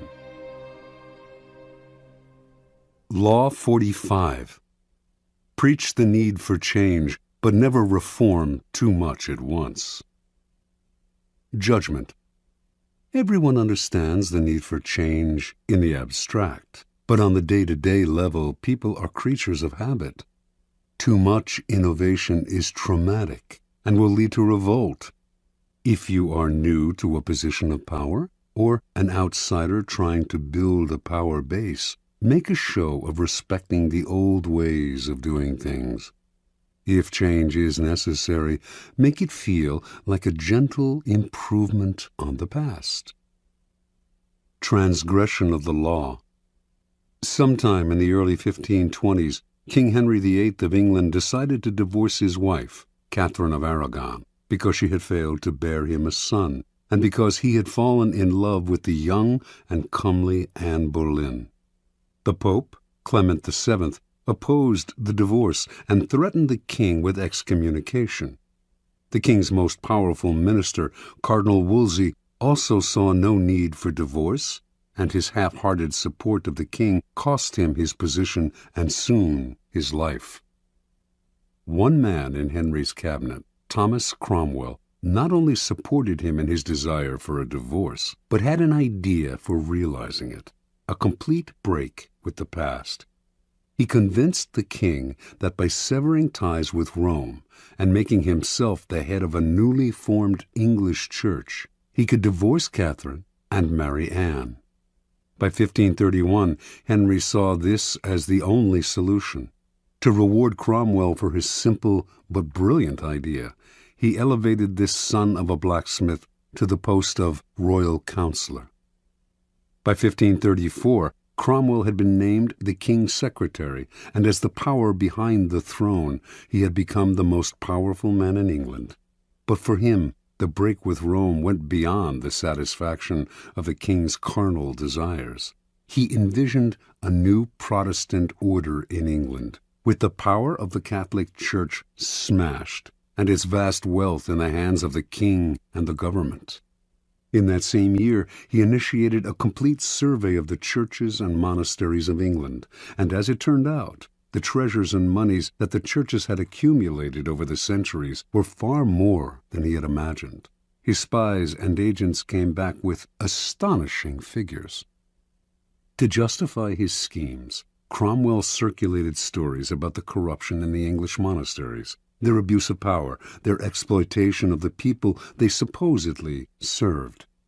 Having won Parliament's support for breaking up the monasteries, he began to seize their holdings and to put them out of existence, one by one. At the same time, he began to impose Protestantism, introducing reforms in religious ritual and punishing those who stuck to Catholicism, and who now were called heretics. Virtually overnight, England was converted to a new official religion. A terror fell on the country. Some people had suffered under the Catholic Church, which, before the reforms, had been immensely powerful, but most Britons had strong ties to Catholicism and to its comforting rituals. They watched in horror as churches were demolished, images of the Madonna and saints were broken in pieces, stained glass windows were smashed, and the church's treasures were confiscated. With monasteries that had succored the poor suddenly gone, the poor now flooded the streets. The growing ranks of the beggar class were further swelled by former monks. On top of all this, Cromwell levied high taxes to pay for his ecclesiastical reforms. In 1535, powerful revolts in the north of England threatened to topple Henry from his throne. By the following year, he had suppressed the rebellions, but he had also begun to see the costs of Cromwell's reforms. The king himself had never wanted to go this far. He had only wanted a divorce. It was now Cromwell's turn to watch uneasily as the king began slowly to undo his reforms, reinstating Catholic sacraments and other rituals that Cromwell had outlawed. Sensing his fall from grace, in 1540 Cromwell decided to regain Henry's favor with one throw of the dice. He would find the king a new wife. Henry's third wife, Jane Seymour, had died a few years before, and he had been pining for a new, young queen. It was Cromwell who found him one, Anne of Cleves, a German princess and, most important to Cromwell, a Protestant. On Cromwell's commission, the painter Holbein produced a flattering portrait of Anne. When Henry saw it, he fell in love and agreed to marry her. Cromwell seemed back in favor. Unfortunately, however, Holbein's painting was highly idealized, and when the king finally met the princess, she did not please him in the least. His anger against Cromwell, first for the ill-conceived reforms, now for saddling him with an unattractive and Protestant wife, could no longer be contained. In June of that year, Cromwell was arrested, charged as a Protestant extremist and a heretic, and sent to the Tower. 6 weeks later, before a large and enthusiastic crowd, the public executioner cut off his head. Interpretation. Thomas Cromwell had a simple idea. He would break up the power and wealth of the Church and lay the foundation for Protestantism in England. And he would do this in a mercilessly short time. He knew his speedy reforms would cause pain and resentment, but he thought these feelings would fade in a few years. More important, by identifying himself with change, he would become the leader of the new order, making the king dependent on him.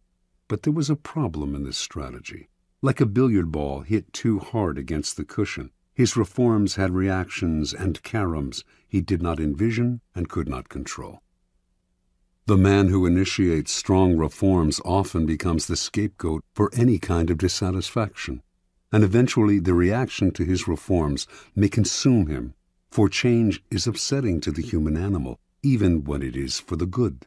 Because the world is, and always has been, full of insecurity and threat, we latch on to familiar faces and create habits and rituals to make the world more comfortable.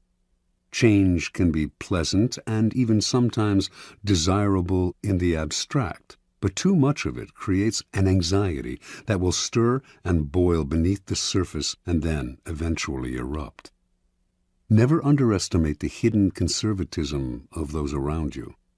It is powerful and entrenched. Never let the seductive charm of an idea cloud your reason. Just as you cannot make people see the world your way, you cannot wrench them into the future with painful changes. They will rebel. If reform is necessary, anticipate the reaction against it and find ways to disguise the change and sweeten the poison. Keys to power. Human psychology contains many dualities, one of them being that even while people understand the need for change, knowing how important it is for institutions and individuals to be occasionally renewed, they are also irritated and upset by changes that affect them personally. They know the change is necessary and that novelty provides relief from boredom, but deep inside they cling to the past. Change in the abstract or superficial change they desire, but a change that upsets core habits and routines is deeply disturbing to them. No revolution is gone without a powerful later reaction against it, for in the long run, the void it creates proves too unsettling to the human animal, who unconsciously associates such voids with death and chaos. The opportunity for change and renewal seduces people to the side of the revolution, but once their enthusiasm fades, which it will, they are left with a certain emptiness. Yearning for the past, they create an opening for it to creep back in. For Machiavelli, the prophet who preaches and brings change can only survive by taking up arms. When the masses inevitably yearn for the past, he must be ready to use force. But the armed prophet cannot last long unless he quickly creates a new set of values and rituals to replace the old ones and to soothe the anxieties of those who dread change. It is far easier and less bloody to play a kind of con game. Preach change as much as you like and even enact your reforms, but give them the comforting appearance of older events and traditions. A simple gesture, like using an old title or keeping the same number for a group, will tie you to the past and support you with the authority of history. As Machiavelli himself observed, the Romans used this device when they transformed their monarchy into a republic. They may have installed 2 consuls in place of the king, But since the king had been served by 12 lictors, they retained the same number to serve under the consuls. The king had personally performed an annual sacrifice in a great spectacle that stirred the public. The Republic retained this practice, only transferring it to a special chief of the ceremony, whom they called the king of the sacrifice. These and similar gestures satisfied the people and kept them from clamoring for the monarchy's return. Another strategy to disguise change is to make a loud and public display of support for the values of the past. Seem to be a zealot for tradition, and few will notice how unconventional you really are. The answer to innate conservatism is to play the courtier's game. Galileo did this at the beginning of his scientific career. He later became more confrontational and paid for it. So pay lip service to tradition. Identify the elements in your revolution that can be made to seem to build on the past.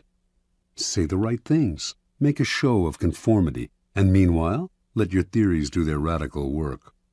Play with appearances and respect past protocol. Finally, powerful people pay attention to the zeitgeist. If their reform is too far ahead of its time, few will understand it, and it will stir up anxiety and be hopelessly misinterpreted. The changes you make must seem less innovative than they are. England did eventually become a Protestant nation, as Cromwell wished, but it took over a century of gradual evolution. Watch the zeitgeist. If you work in a tumultuous time, there is power to be gained by preaching a return to the past, to comfort, tradition, and ritual. During a period of stagnation, on the other hand, play the card of reform and revolution, but beware of what you stir up. Those who finish a revolution are rarely those who start it. You will not succeed at this dangerous game unless you are willing to forestall the inevitable reaction against it by playing with appearances and building on the past. Law 46. Never appear too perfect. Judgment. Appearing better than others is always dangerous, but most dangerous of all is to appear to have no faults or weaknesses. Envy creates silent enemies. It is smart to occasionally display defects and admit to harmless vices in order to deflect envy and appear more human and approachable. Only gods and the dead can seem perfect with impunity. Transgression of the law. Joe Orton met Kenneth Hallowell at the Royal Academy of Dramatic Arts, London, in 1953, where both had enrolled as acting students.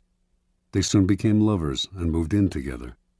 Hallowell, 25 at the time, was 7 years older than Orton and seemed the more confident of the two, but neither had much talent as actors, and after graduating, having settled down together in a dank London apartment, they decided to give up acting and collaborate as writers instead. Hallowell's inheritance was enough to keep them from having to find work for a few years, and in the beginning he was also the driving force behind the stories and novels they wrote. He would dictate to Orton, who would type the manuscripts, occasionally interjecting his own lines and ideas. Their first efforts attracted some interest from literary agents, but it sputtered. The promise they had shown was leading nowhere. Eventually, the inheritance money ran out, and the pair had to look for work. Their collaborations were less enthusiastic and less frequent. The future looked bleak. In 1957, Orton began to write on his own, but it wasn't until 5 years later, when the lovers were jailed for 6 months for defacing dozens of library books, that he began to find his voice, perhaps not by chance. This was the first time he and Hallowell had been separated in 9 years. He came out of prison determined to express his contempt for English society in the form of theatrical farces. He and Hallowell moved back in together, but now the roles were reversed. Orton did the writing, while Hallowell put in comments and ideas. In 1964, Joe Orton completed his first full-length play, Entertaining Mr. Sloane. The play made it to London's West End, where it received brilliant reviews. A great new writer had emerged from nowhere. Now success followed success at a dizzying pace. In 1966, Auden had a hit with his play Loot, and his popularity soared. Soon commissions came in from all sides, including from the Beatles, who paid Auden handsomely to write them a film script. Everything was pointing upwards, everything except Auden's relationship with Kenneth Hallowell.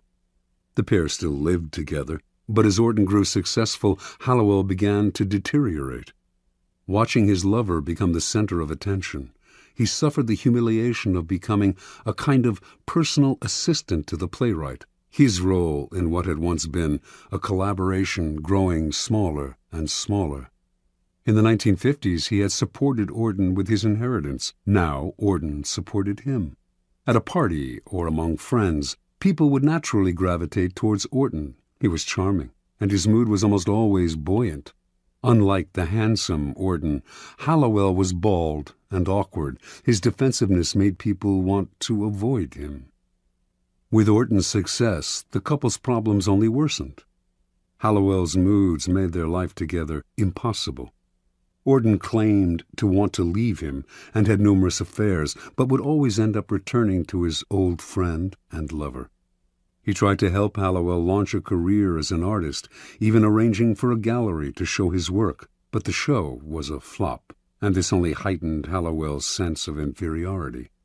In May of 1967, the pair went on a brief holiday together in Tangiers, Morocco. During the trip, Auden wrote in his diary, "We sat talking of how happy we felt, and how it couldn't surely last. We'd have to pay for it, or we'd be struck down from afar by disaster because we were, perhaps, too happy. To be young, good-looking, healthy, famous, comparatively rich and happy is surely going against nature." Hallowell outwardly seemed as happy as Auden. Inwardly, though, he was seething. And 2 months later, in the early morning of August 10th, 1967, just days after helping Auden put the finishing touches to the wicked farce What the Butler Saw, undoubtedly his masterpiece, Kenneth Hallowell bludgeoned Joe Auden to death with repeated blows of a hammer to the head. He then took 21 sleeping pills and died himself, leaving behind a note that read, "If you read Auden's diary, all will be explained." Interpretation. Kenneth Hallowell had tried to cast his deterioration as mental illness, but what Joe Auden's diaries revealed to him was the truth. It was envy, pure and simple, that lay at the heart of his sickness. The diaries, which Hallowell read on the sly, recounted the couple's days as equals and their struggle for recognition. After Auden found success, the diaries began to describe Hallowell's brooding, his rude comments at parties, his growing sense of inferiority. All of this Auden narrated with a distance that bordered on contempt. The diaries made clear Hallowell's bitterness over Auden's success. Eventually, the only thing that would have satisfied him would have been for Auden to have a failure of his own, an unsuccessful play perhaps, so that they could have commiserated in their failure as they had done years before. When the opposite happened, as Auden grew only more successful and popular, Hallowell did the only thing that would make them equals again. He made them equals in death. With Auden's murder, he became almost as famous as his friend, posthumously. Joe Auden only partly understood his lover's deterioration. His attempt to help Hallowell launch a career in art registered for what it was, charity and guilt. Auden basically had two possible solutions to the problem. He could have downplayed his own success, displaying some faults, deflecting Hallowell's envy, or, once he realized the nature of the problem, he could have fled as if Hallowell were a viper, as in fact he was, a viper of envy. Once envy eats away at someone, everything you do only makes it grow, and day by day it festers inside them. Eventually they will attack. Only a minority can succeed at the game of life, and that minority inevitably arouses the envy of those around them. Once success happens your way, however, the people to fear the most are those in your own circle, the friends and acquaintances you have left behind. Feelings of inferiority gnaw at them. The thought of your success only heightens their feelings of stagnation. Envy, which the philosopher Kierkegaard calls unhappy admiration, takes hold. You may not see it, but you will feel it some day, unless, that is, you learn strategies of deflection, little sacrifices to the gods of success. Either dampen your brilliance occasionally, purposefully revealing a defect, weakness, or anxiety, or attributing your success to luck, or simply find yourself new friends. Never underestimate the power of envy. Keys to power. There are several strategies for dealing with the insidious, destructive emotion of envy. First, accept the fact that there will be people who will surpass you in some way, and also the fact that you may envy them. But make that feeling a way of pushing yourself to equal or surpass them someday. Let envy turn inward, and it poisons the soul. Expel it outward, and it can move you to greater heights. Second, understand that as you gain power, those below you will feel envious of you. They may not show it, but it is inevitable. Do not naively accept the facade they show you. Read between the lines of their criticisms, their little sarcastic remarks, the signs of backstabbing, the excessive praise that is preparing you for a fall, the resentful look in the eye. Half the problem with envy comes when we do not recognize it until it is too late. Finally, expect that when people envy you, they will work against you insidiously. They will put obstacles in your path that you will not foresee or that you cannot trace to their source. It is hard to defend yourself against this kind of attack, and by the time you realize that envy is at the root of a person's feelings about you, it is often too late. Your excuses, your false humility, your defensive actions only exacerbate the problem. Since it is far easier to avoid creating envy in the first place than to get rid of it once it is there, you should strategize to forestall it before it grows. It is often your own actions that stir up envy, your own unawareness. By becoming conscious of those actions and qualities that create envy, you can take the teeth out of it before it nibbles you to death. Kierkegaard believed that there are types of people who create envy and are as guilty when it arises as those who feel it. The most obvious type we all know. The moment something good happens to them, whether by luck or design, they crow about it. In fact, they get pleasure out of making people feel inferior. This type is obvious and beyond hope. There are others, however, who stir up envy in more subtle and unconscious ways, and are partly to blame for their troubles. Envy is often a problem, for example, for people with great natural talent. Money others can attain, power as well, but superior intelligence, good looks, charm, these are qualities no one can acquire. The naturally perfect have to work the most to disguise their brilliance, displaying a defect or two to deflect envy before it takes root. It is a common and naive mistake to think you are charming people with your natural talents when in fact they are coming to hate you. A great danger in the realm of power is the sudden improvement in fortune, an unexpected promotion, a victory or success that seems to come out of nowhere.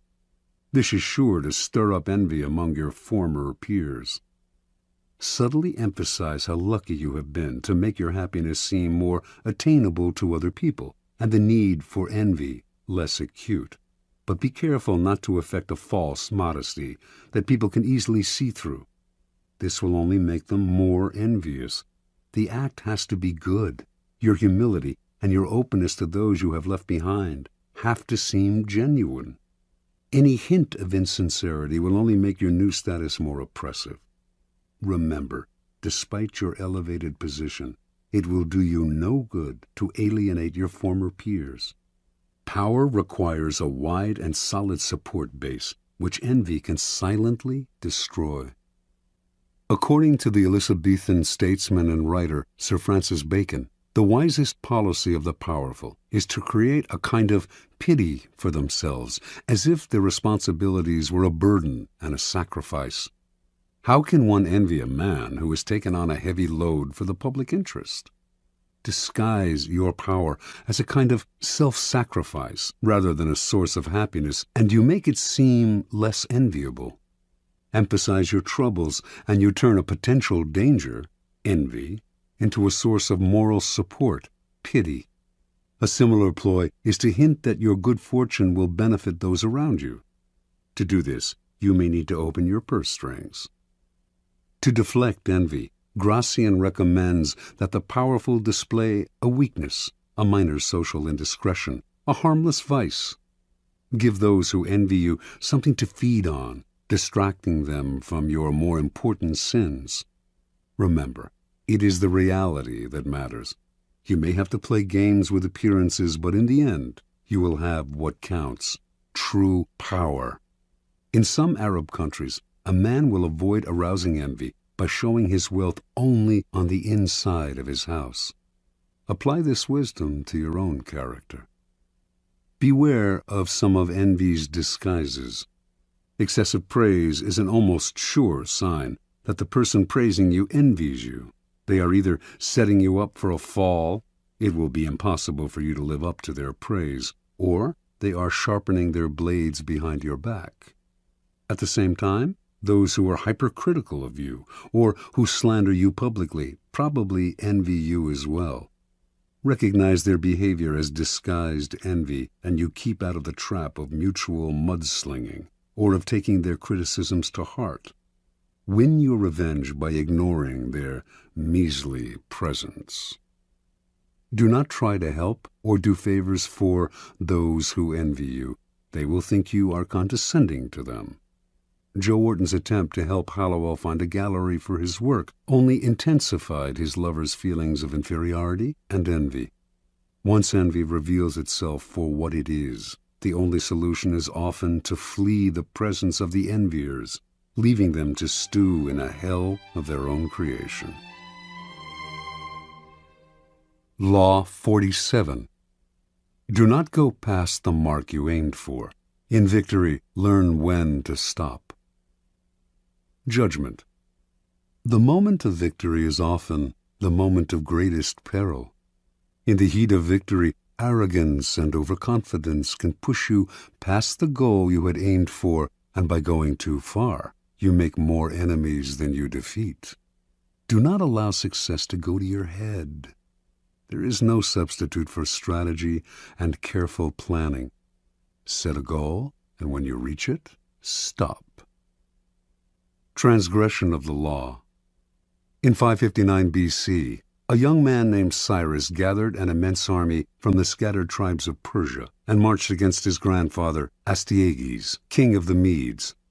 He defeated Astyages with ease, had himself crowned king of Media and Persia, and began to forge the Persian Empire. Victory followed victory in quick succession. Cyrus defeated Croesus, ruler of Lydia, then conquered the Ionian islands and other smaller kingdoms. He marched on Babylon and crushed it. Now he was known as Cyrus the Great, king of the world. After capturing the riches of Babylon, Cyrus set his sights on the east, on the half-barbaric tribes of the Massagetae, a vast realm on the Caspian Sea. A fierce warrior race led by Queen Tomyris, the Massagetae lacked the riches of Babylon, but Cyrus attacked them anyway, believing himself superhuman and incapable of defeat. The Massagetae would fall easily to his vast armies, making his empire immense. In 529 BC, then, Cyrus marched to the wide river Araxes, gateway to the kingdom of the Massagetae. As he set up camp on the western bank, he received a message from Queen Tomyris, king of the Medes. She told him, "I advise you to abandon this enterprise, for you cannot know if in the end it will do you any good. Rule your own people and try to bear the sight of me ruling mine. But of course you will refuse my advice, as the last thing you wish for is to live in peace." Tomyris, confident of her army's strength and not wishing to delay the inevitable battle, offered to withdraw the troops on her side of the river, allowing Cyrus to cross its waters safely and fight her army on the eastern side, if that was his desire. Cyrus agreed, but instead of engaging the enemy directly, he decided to play a trick. The Massagetæ knew few luxuries. Once Cyrus had crossed the river and made his camp on the eastern side, he set the table for an elaborate banquet full of meat, delicacies, and strong wine.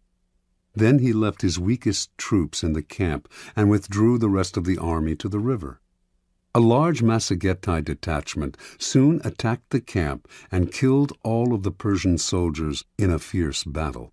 Then, overwhelmed by the fabulous feast that had been left behind, they ate and drank to their heart's content. Later, inevitably, they fell asleep. The Persian army returned to the camp that night, killing many of the sleeping soldiers and capturing the rest. Among the prisoners was their general, a youth named Spargapises, son of Queen Tamiris. When the queen learned what had happened, she sent a message to Cyrus, chiding him for using tricks to defeat her army. "Now listen to me," she wrote, "and I will advise you for your own good. Give me back my son, and leave my country with your forces intact, and be content with your triumph over a third part of the Massagetæ. If you refuse, I swear by the sun, our master, to give you more blood than you can drink, for all your gluttony." Cyrus scoffed at her. He would not release her son. He would crush these barbarians. The queen's son, seeing he would not be released, could not stand the humiliation, and so he killed himself. The news of her son's death overwhelmed Tamiris. She gathered all the forces that she could muster in her kingdom, and whipping them into a vengeful frenzy, engaged Cyrus's troops in a violent and bloody battle. Finally, the Massagetæ prevailed. In their anger, they decimated the Persian army, killing Cyrus himself. After the battle, Tamiris and her soldiers searched the battlefield for Cyrus's corpse. When she found it, she cut off his head and shoved it into a wineskin full of human blood, crying out, "Though I have conquered you and live, yet you have ruined me by treacherously taking my son. See now, I fulfill my threat. You have your fill of blood." After Cyrus's death, the Persian Empire quickly unraveled. One act of arrogance undid all of Cyrus's good work. Interpretation. There is nothing more intoxicating than victory, and nothing more dangerous. Cyrus had built his great empire on the ruins of a previous one. 100 years earlier, the powerful Assyrian Empire had been totally destroyed, its once splendid capital of Nineveh but ruins in the sand. The Assyrians had suffered this fate because they had pushed too far, destroying one city-state after another until they lost sight of the purposes of their victories and also of the costs. They overextended themselves and made many enemies who were finally able to band together and destroy them. Cyrus ignored the lesson of Assyria. He paid no heed to the warnings of oracles and advisers. He did not worry about offending a queen. His many victories had gone to his head, clouding his reason. Instead of consolidating his already vast empire, he pushed forward. Instead of recognizing each situation as different, he thought each new war would bring the same result as the one before, as long as he used the methods he knew: ruthless force and cunning. Understand, in the realm of power, you must be guided by reason. To let a momentary thrill or an emotional victory influence or guide your moves will prove fatal. When you attain success, step back. Be cautious. When you gain victory, understand the part played by the particular circumstances of a situation, and never simply repeat the same actions again and again.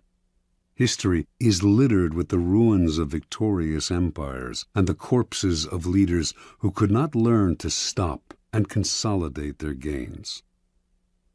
Keys to power. Power has its own rhythms and patterns. Those who succeed at the game are the ones who control the patterns and vary them at will, keeping people off balance while they set the tempo. The essence of strategy is controlling what comes next, and the elation of victory can upset your ability to control what comes next in two ways. First, you owe your success to a pattern that you are apt to try to repeat. You will try to keep moving in the same direction without stopping to see whether this is still the direction that is best for you.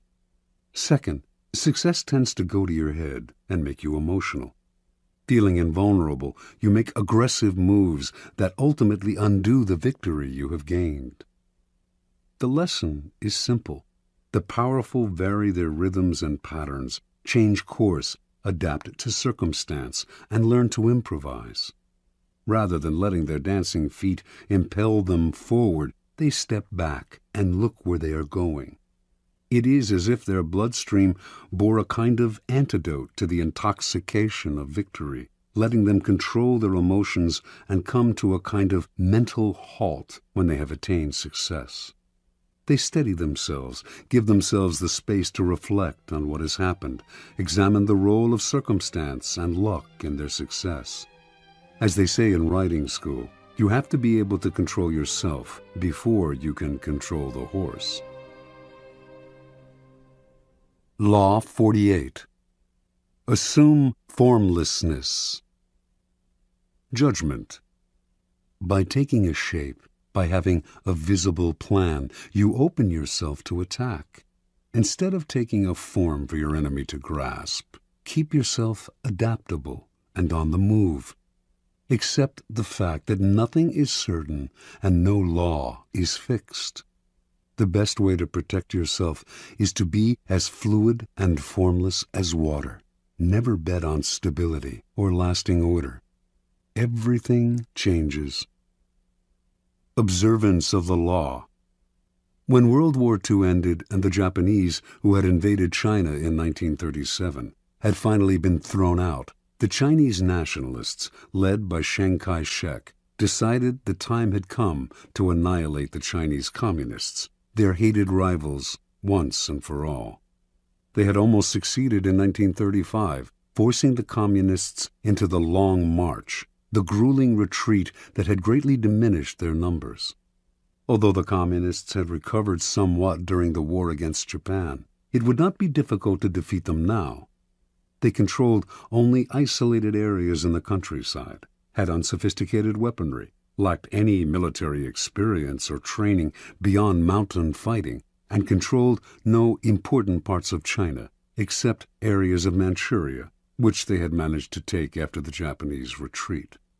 Chiang decided to commit his best forces in Manchuria. He would take over its major cities, and from those bases would spread through the northern industrial region, sweeping the communists away. Once Manchuria had fallen, the communists would collapse. In 1945 and 46, the plan worked perfectly. The nationalists easily took the major Manchurian cities.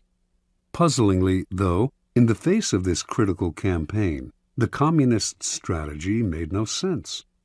When the nationalists began their push, the communists dispersed to Manchuria's most out-of-the-way corners. Their small units harassed the nationalist armies, ambushing them here, retreating unexpectedly there. But these dispersed units never linked up, making them hard to attack. They would seize a town, only to give it up a few weeks later. Forming neither rear guards nor vanguards, they moved like mercury, never staying in one place, elusive and formless. The nationalists ascribed this to two things: cowardice in the face of superior forces, and inexperience in strategy. Mao Zedong, the communist leader, was more a poet and philosopher than a general, whereas Chiang had studied warfare in the West and was a follower of the German military writer Karl von Clausewitz, among others. Yet a pattern did eventually emerge in Mao's attacks. After the nationalists had taken the cities, leaving the communists to occupy what was generally considered Manchuria's useless space, the communists started using that large space to surround the cities. If Chiang sent an army from one city to reinforce another, the communists would encircle the rescuing army. Chiang's forces were slowly broken into smaller and smaller units, isolated from one another, their lines of supply and communication cut. The nationalists still had superior firepower, but if they could not move, what good was it? A kind of terror overcame the nationalist soldiers.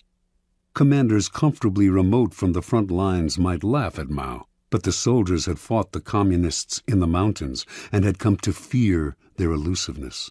Now these soldiers sat in their cities and watched as their fast-moving enemies, as fluid as water, poured in on them from all sides. There seemed to be millions of them.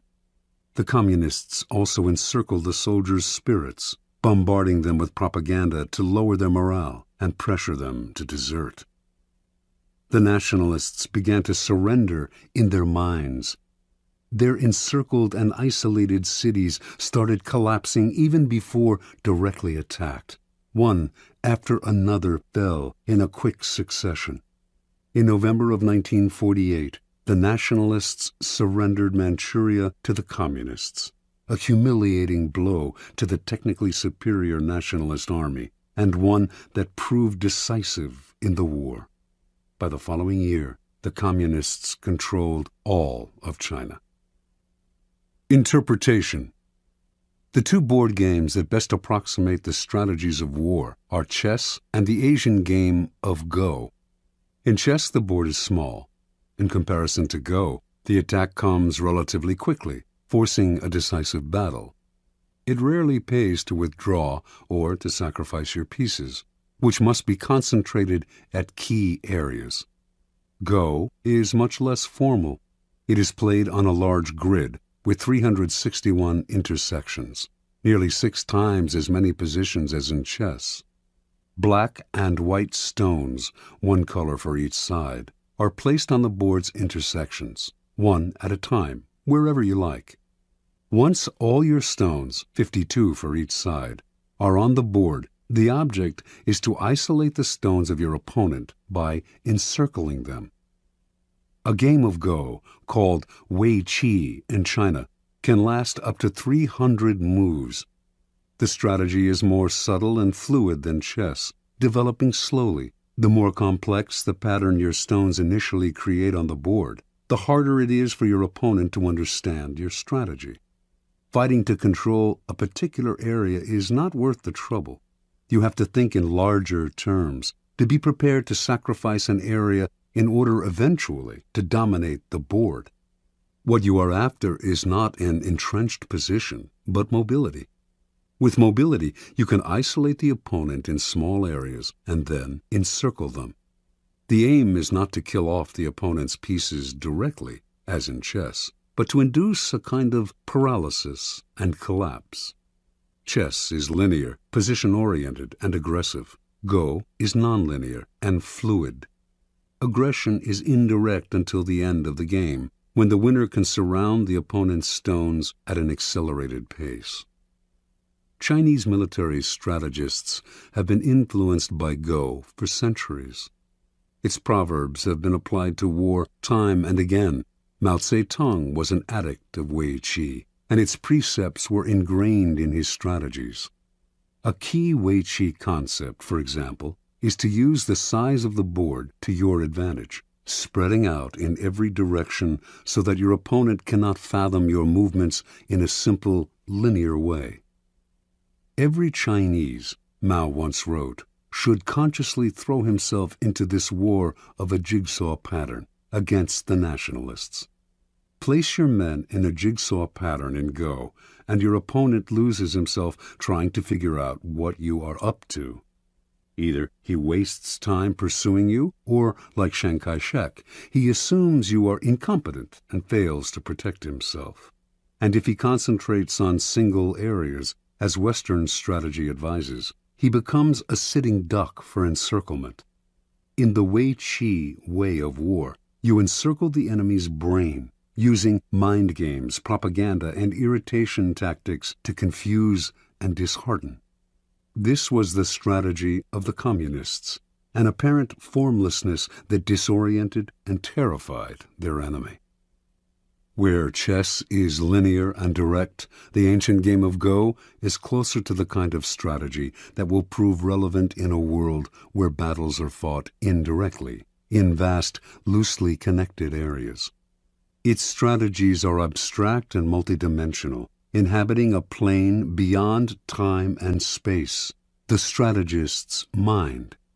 In this fluid form of warfare, you value movement over position. Your speed and mobility make it impossible to predict your moves. Unable to understand you, your enemy can form no strategy to defeat you. Instead of fixing on particular spots, this indirect form of warfare spreads out just as you can use the large and disconnected nature of the real world to your advantage. Be like a vapor. Do not give your opponents anything solid to attack. Watch as they exhaust themselves pursuing you, trying to cope with your elusiveness. Only formlessness allows you to truly surprise your enemies.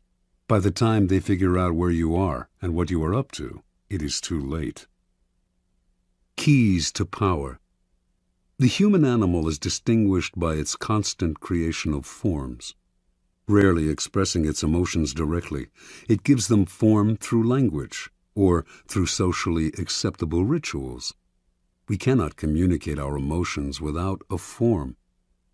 The forms that we create, however, change constantly, in fashion, in style, in all those human phenomena representing the mood of the moment.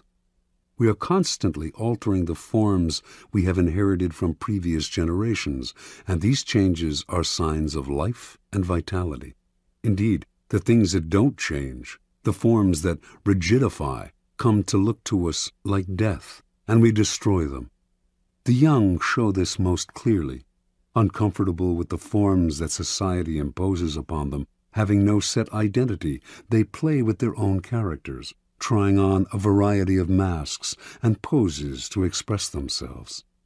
This is the vitality that drives the motor of form, creating constant changes in style.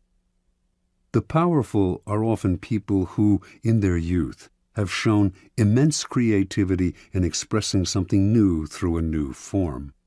Society grants them power because it hungers for and rewards this sort of newness.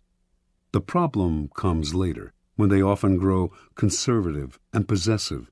They no longer dream of creating new forms. Their identities are set, their habits congeal, and their rigidity makes them easy targets. Everyone knows their next move. Instead of demanding respect, they elicit boredom. "Get off the stage," we say. "Let someone else, someone younger, entertain us." When locked in the past, the powerful look comical. They are overripe fruit, waiting to fall from the tree. Power can only thrive if it is flexible in its forms. To be formless is not to be amorphous. Everything has a form. It is impossible to avoid. The formlessness of power is more like that of water or mercury, taking the form of whatever is around it. Changing constantly, it is never predictable. The powerful are constantly creating form, and their power comes from the rapidity with which they can change. Their formlessness is in the eye of the enemy, who cannot see what they are up to, and so has nothing solid to attack. This is the premier pose of power, ungraspable, as elusive and swift as the god Mercury, who could take any form he pleased and used his ability to wreak havoc on Mount Olympus. Human creations evolved toward abstraction, toward being more mental and less material. This evolution is clear in art, which, in this country, made the great discovery of abstraction and conceptualism. It can also be seen in politics, which over time have become less overtly violent, more complicated, indirect, and cerebral. Warfare and strategy, too, have followed this pattern. Strategy began in the manipulation of armies on land, positioning them in ordered formations. On land, strategy is relatively two-dimensional and controlled by topography. but all the great powers have eventually taken to the sea for commerce and colonization. And to protect their trading lanes, they have had to learn how to fight at sea. Maritime warfare requires tremendous creativity and abstract thinking, since the lines are constantly shifting. Naval captains distinguish themselves by their ability to adapt to the literal fluidity of the terrain and to confuse the enemy with an abstract, hard-to-anticipate form. They are operating in a third dimension, the mind. Back on land, guerrilla warfare too demonstrates this evolution toward abstraction. T.E. Lawrence was perhaps the first modern strategist to develop the theory behind this kind of warfare and to put it into practice. His ideas influenced Mao, who found in his writings an uncanny Western equivalent to Wei Qi.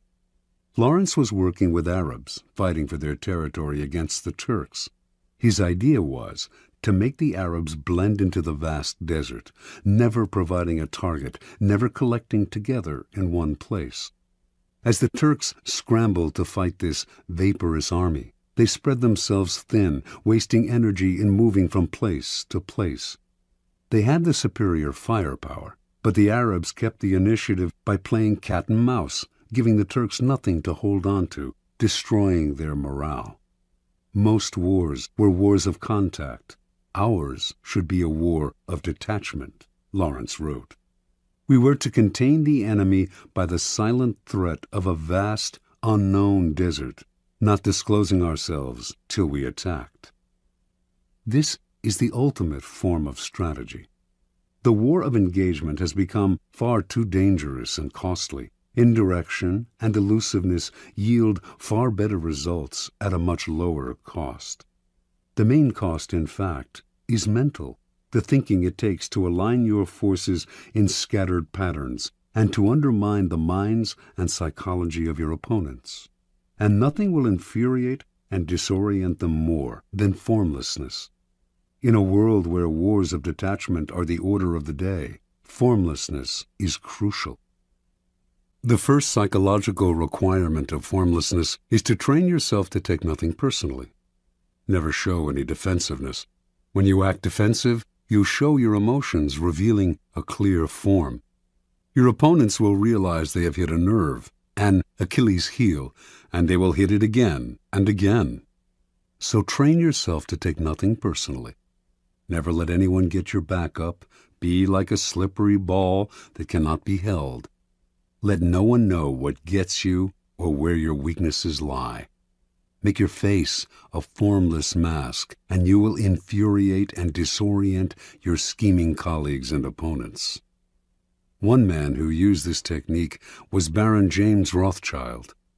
A German Jew in Paris, in a culture decidedly unfriendly to foreigners, Rothschild never took any attack on him personally or showed he had been hurt in any way. He furthermore adapted himself to the political climate, whatever it was. The stiffly formal Restoration monarchy of Louis XVIII, the bourgeois reign of Louis Philippe, the Democratic Revolution of 1848, the upstart Louis Napoleon crowned emperor in 1852. Rothschild accepted them one and all and blended in. He could afford to appear hypocritical or opportunistic because he was valued for his money, not his politics. His money was the currency of power. While he adapted and thrived, never showing a form, all the other great families that had begun the century immensely wealthy were ruined in the period's complicated shifts and turns of fortune. Attaching themselves to the past, they revealed their embrace of a form. Throughout history, the formless style of ruling has been most adeptly practiced by the queen who reigns alone. A queen is in a radically different position from a king. Because she is a woman, her subjects and courtiers are likely to doubt her ability to rule, her strength of character. If she favors one side in some ideological struggle, she is said to be acting out of emotional attachment. Yet, if she represses her emotions and plays the authoritarian in the male fashion, she arouses worse criticism still. Either by nature or by experience, then, queens tend to adopt a flexible style of governing that in the end often proves more powerful than the more direct male form. This feminine, formless style of ruling may have emerged as a way of prospering under difficult circumstances, but it has proved immensely seductive to those who have served under it.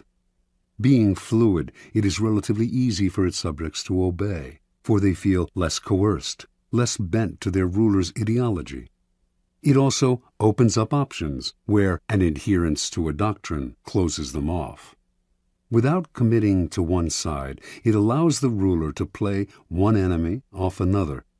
Rigid rulers may seem strong, but with time, their inflexibility wears on the nerves, and their subjects find ways to push them from the stage. Flexible, formless rulers will be much criticized, but they will endure, and people will eventually come to identify with them, since they are as their subjects are, changing with the wind, open to circumstance. Despite upsets and delays, the permeable style of power generally triumphs in the end.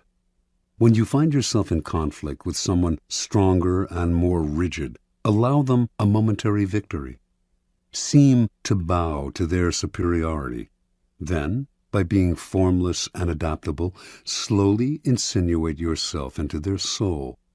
This way you will catch them off guard, for rigid people are always ready to ward off direct blows, but are helpless against the subtle and insinuating. To succeed at such a strategy, you must play the chameleon, conform on the surface, while breaking down your enemy from the inside. In evolution, largeness is often the first step toward extinction. What is immense and bloated has no mobility, but must constantly feed itself. The unintelligent are often seduced into believing that size connotes power. The bigger, the better. In 483 BC, King Xerxes of Persia invaded Greece, believing he could conquer the country in one easy campaign. After all, he had the largest army ever assembled for one invasion.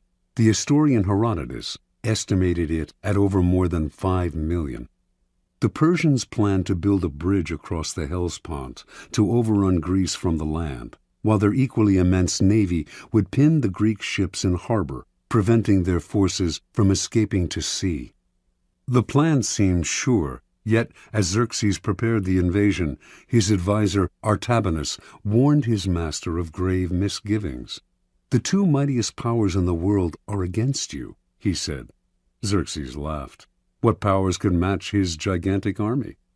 "I will tell you what they are," answered Artabanus. "The land and the sea. There are no safe harbors large enough to receive Xerxes' fleet, and the more land the Persians conquered, the longer their supply lines stretched, the more ruinous the cost of feeding this immense army would prove." Thinking his advisor a coward, Xerxes proceeded with his invasion. Yet, as Artabanus predicted, bad weather at sea decimated the Persian fleet, which was too large to take shelter in any harbor.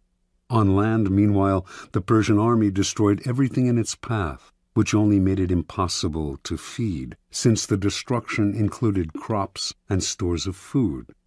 It was also an easy and slow-moving target. The Greeks practiced all kinds of deceptive maneuvers to disorient the Persians. Xerxes' eventual defeat at the hands of the Greek allies was an immense disaster.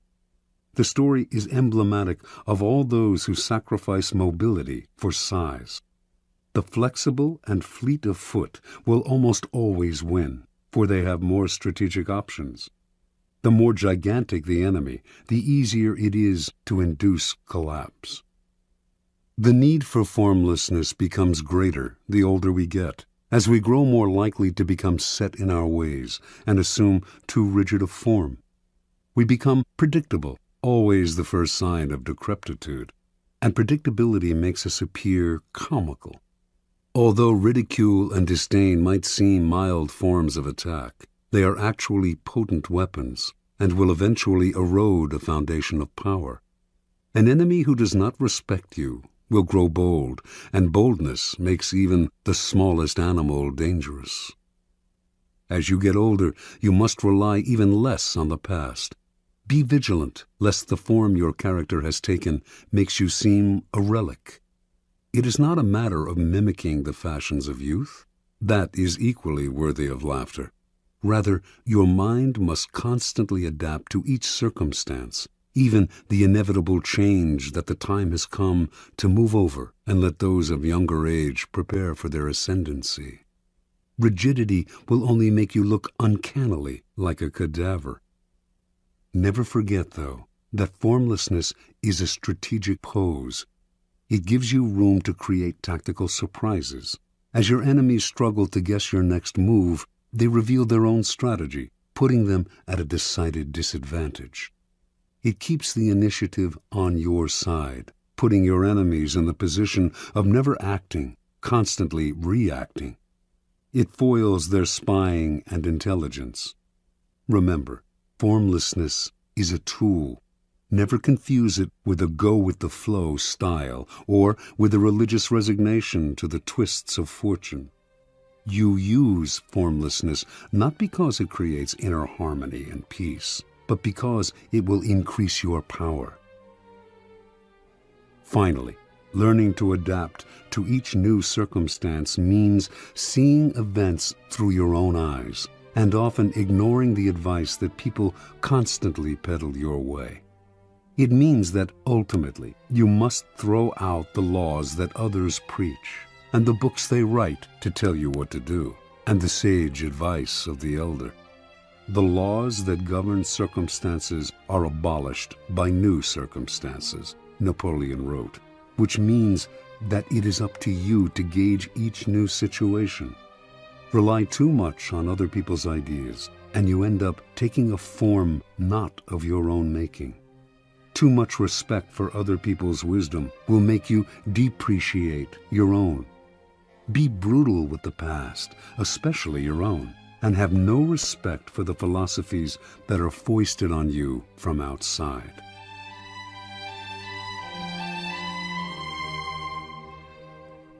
This has been a Highbridge audio production.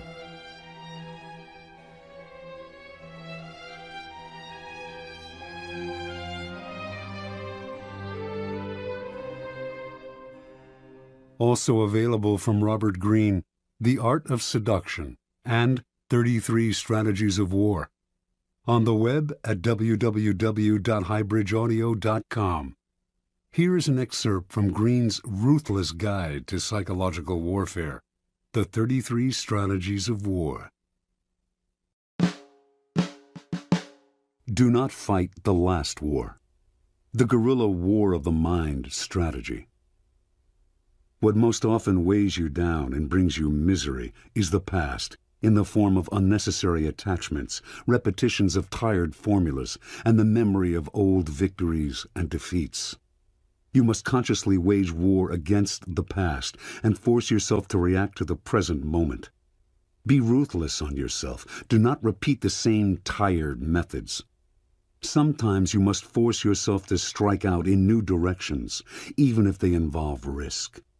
What you may lose in comfort and security, you will gain in surprise, making it harder for your enemies to tell what you will do.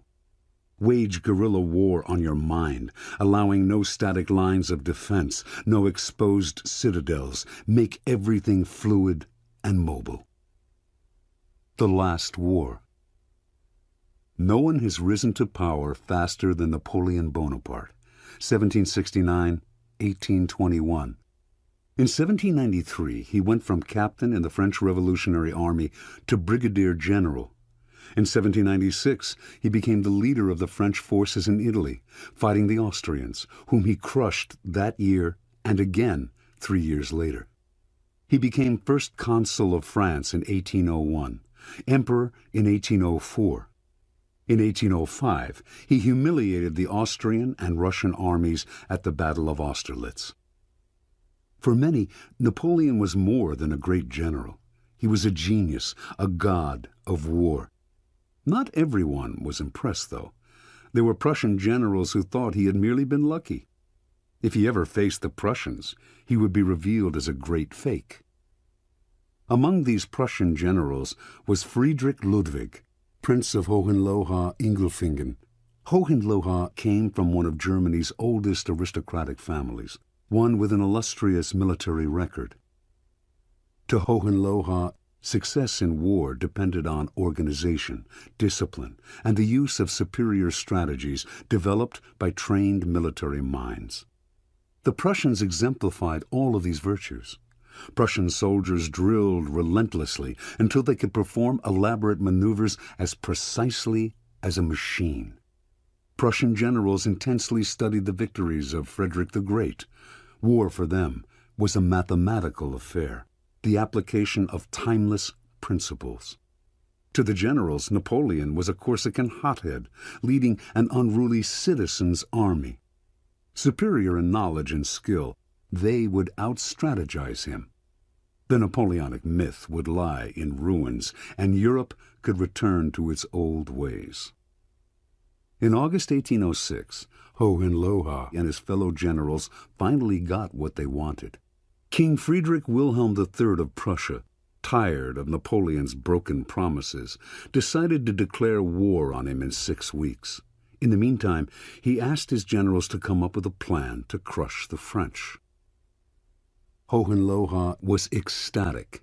The campaign would be the climax of his career.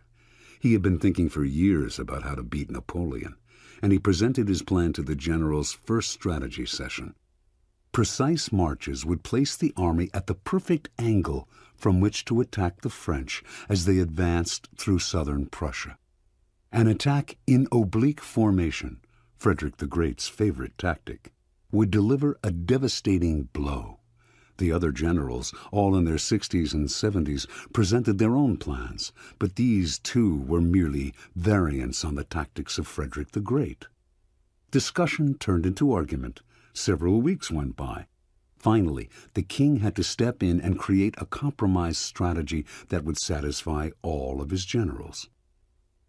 A feeling of exuberance swept the country, which would soon relive the glory years of Frederick the Great. On October 5th, a few days before the king was to declare war, disturbing news reached the generals. A reconnaissance mission revealed that divisions of Napoleon's army, which they had believed was dispersed, had marched east, merged, and was massing deep in southern Prussia. The captain who had led the scouting mission reported that the French soldiers were marching with packs on their backs. Where the Prussians used slow-moving wagons to provision their troops, the French carried their own supplies and moved with astonishing speed and mobility. Before the generals had time to adjust their plans, Napoleon's army suddenly wheeled north, heading straight for Berlin, the heart of Prussia. The generals argued and dithered, moving their troops here and there, trying to decide where to attack. A mood of panic set in. Finally, the king ordered a retreat. The troops would reassemble to the north and attack Napoleon's flank as he advanced toward Berlin. Hohenlohe was in charge of the rear guard, protecting the Prussians' retreat. On October 14th, near the town of Jena, Napoleon caught up with Hohenlohe, who finally faced the battle he had wanted so desperately. The numbers on both sides were equal, but while the French were an unruly force, fighting pell-mell and on the run, Hohenlohe kept his troops in tight order, orchestrating them like a corps de ballet. The fighting went back and forth until finally the French captured the village of Vierzehnheiligen. Hohenlohe ordered his troops to retake the village. In a ritual dating back to Frederick the Great, a drum major beat out a cadence, and the Prussian soldiers, their colors flying, reformed their positions in perfect parade order, preparing to advance. They were in an open plain, though, and Napoleon's men were behind garden walls and on the house roofs. The Prussians fell like ninepins to the French marksmen. Confused, Hohenlohe ordered his soldiers to halt and change formation. The drums beat again. The Prussians marched with magnificent precision, always a sight to behold, but the French kept shooting. decimating the Prussian line.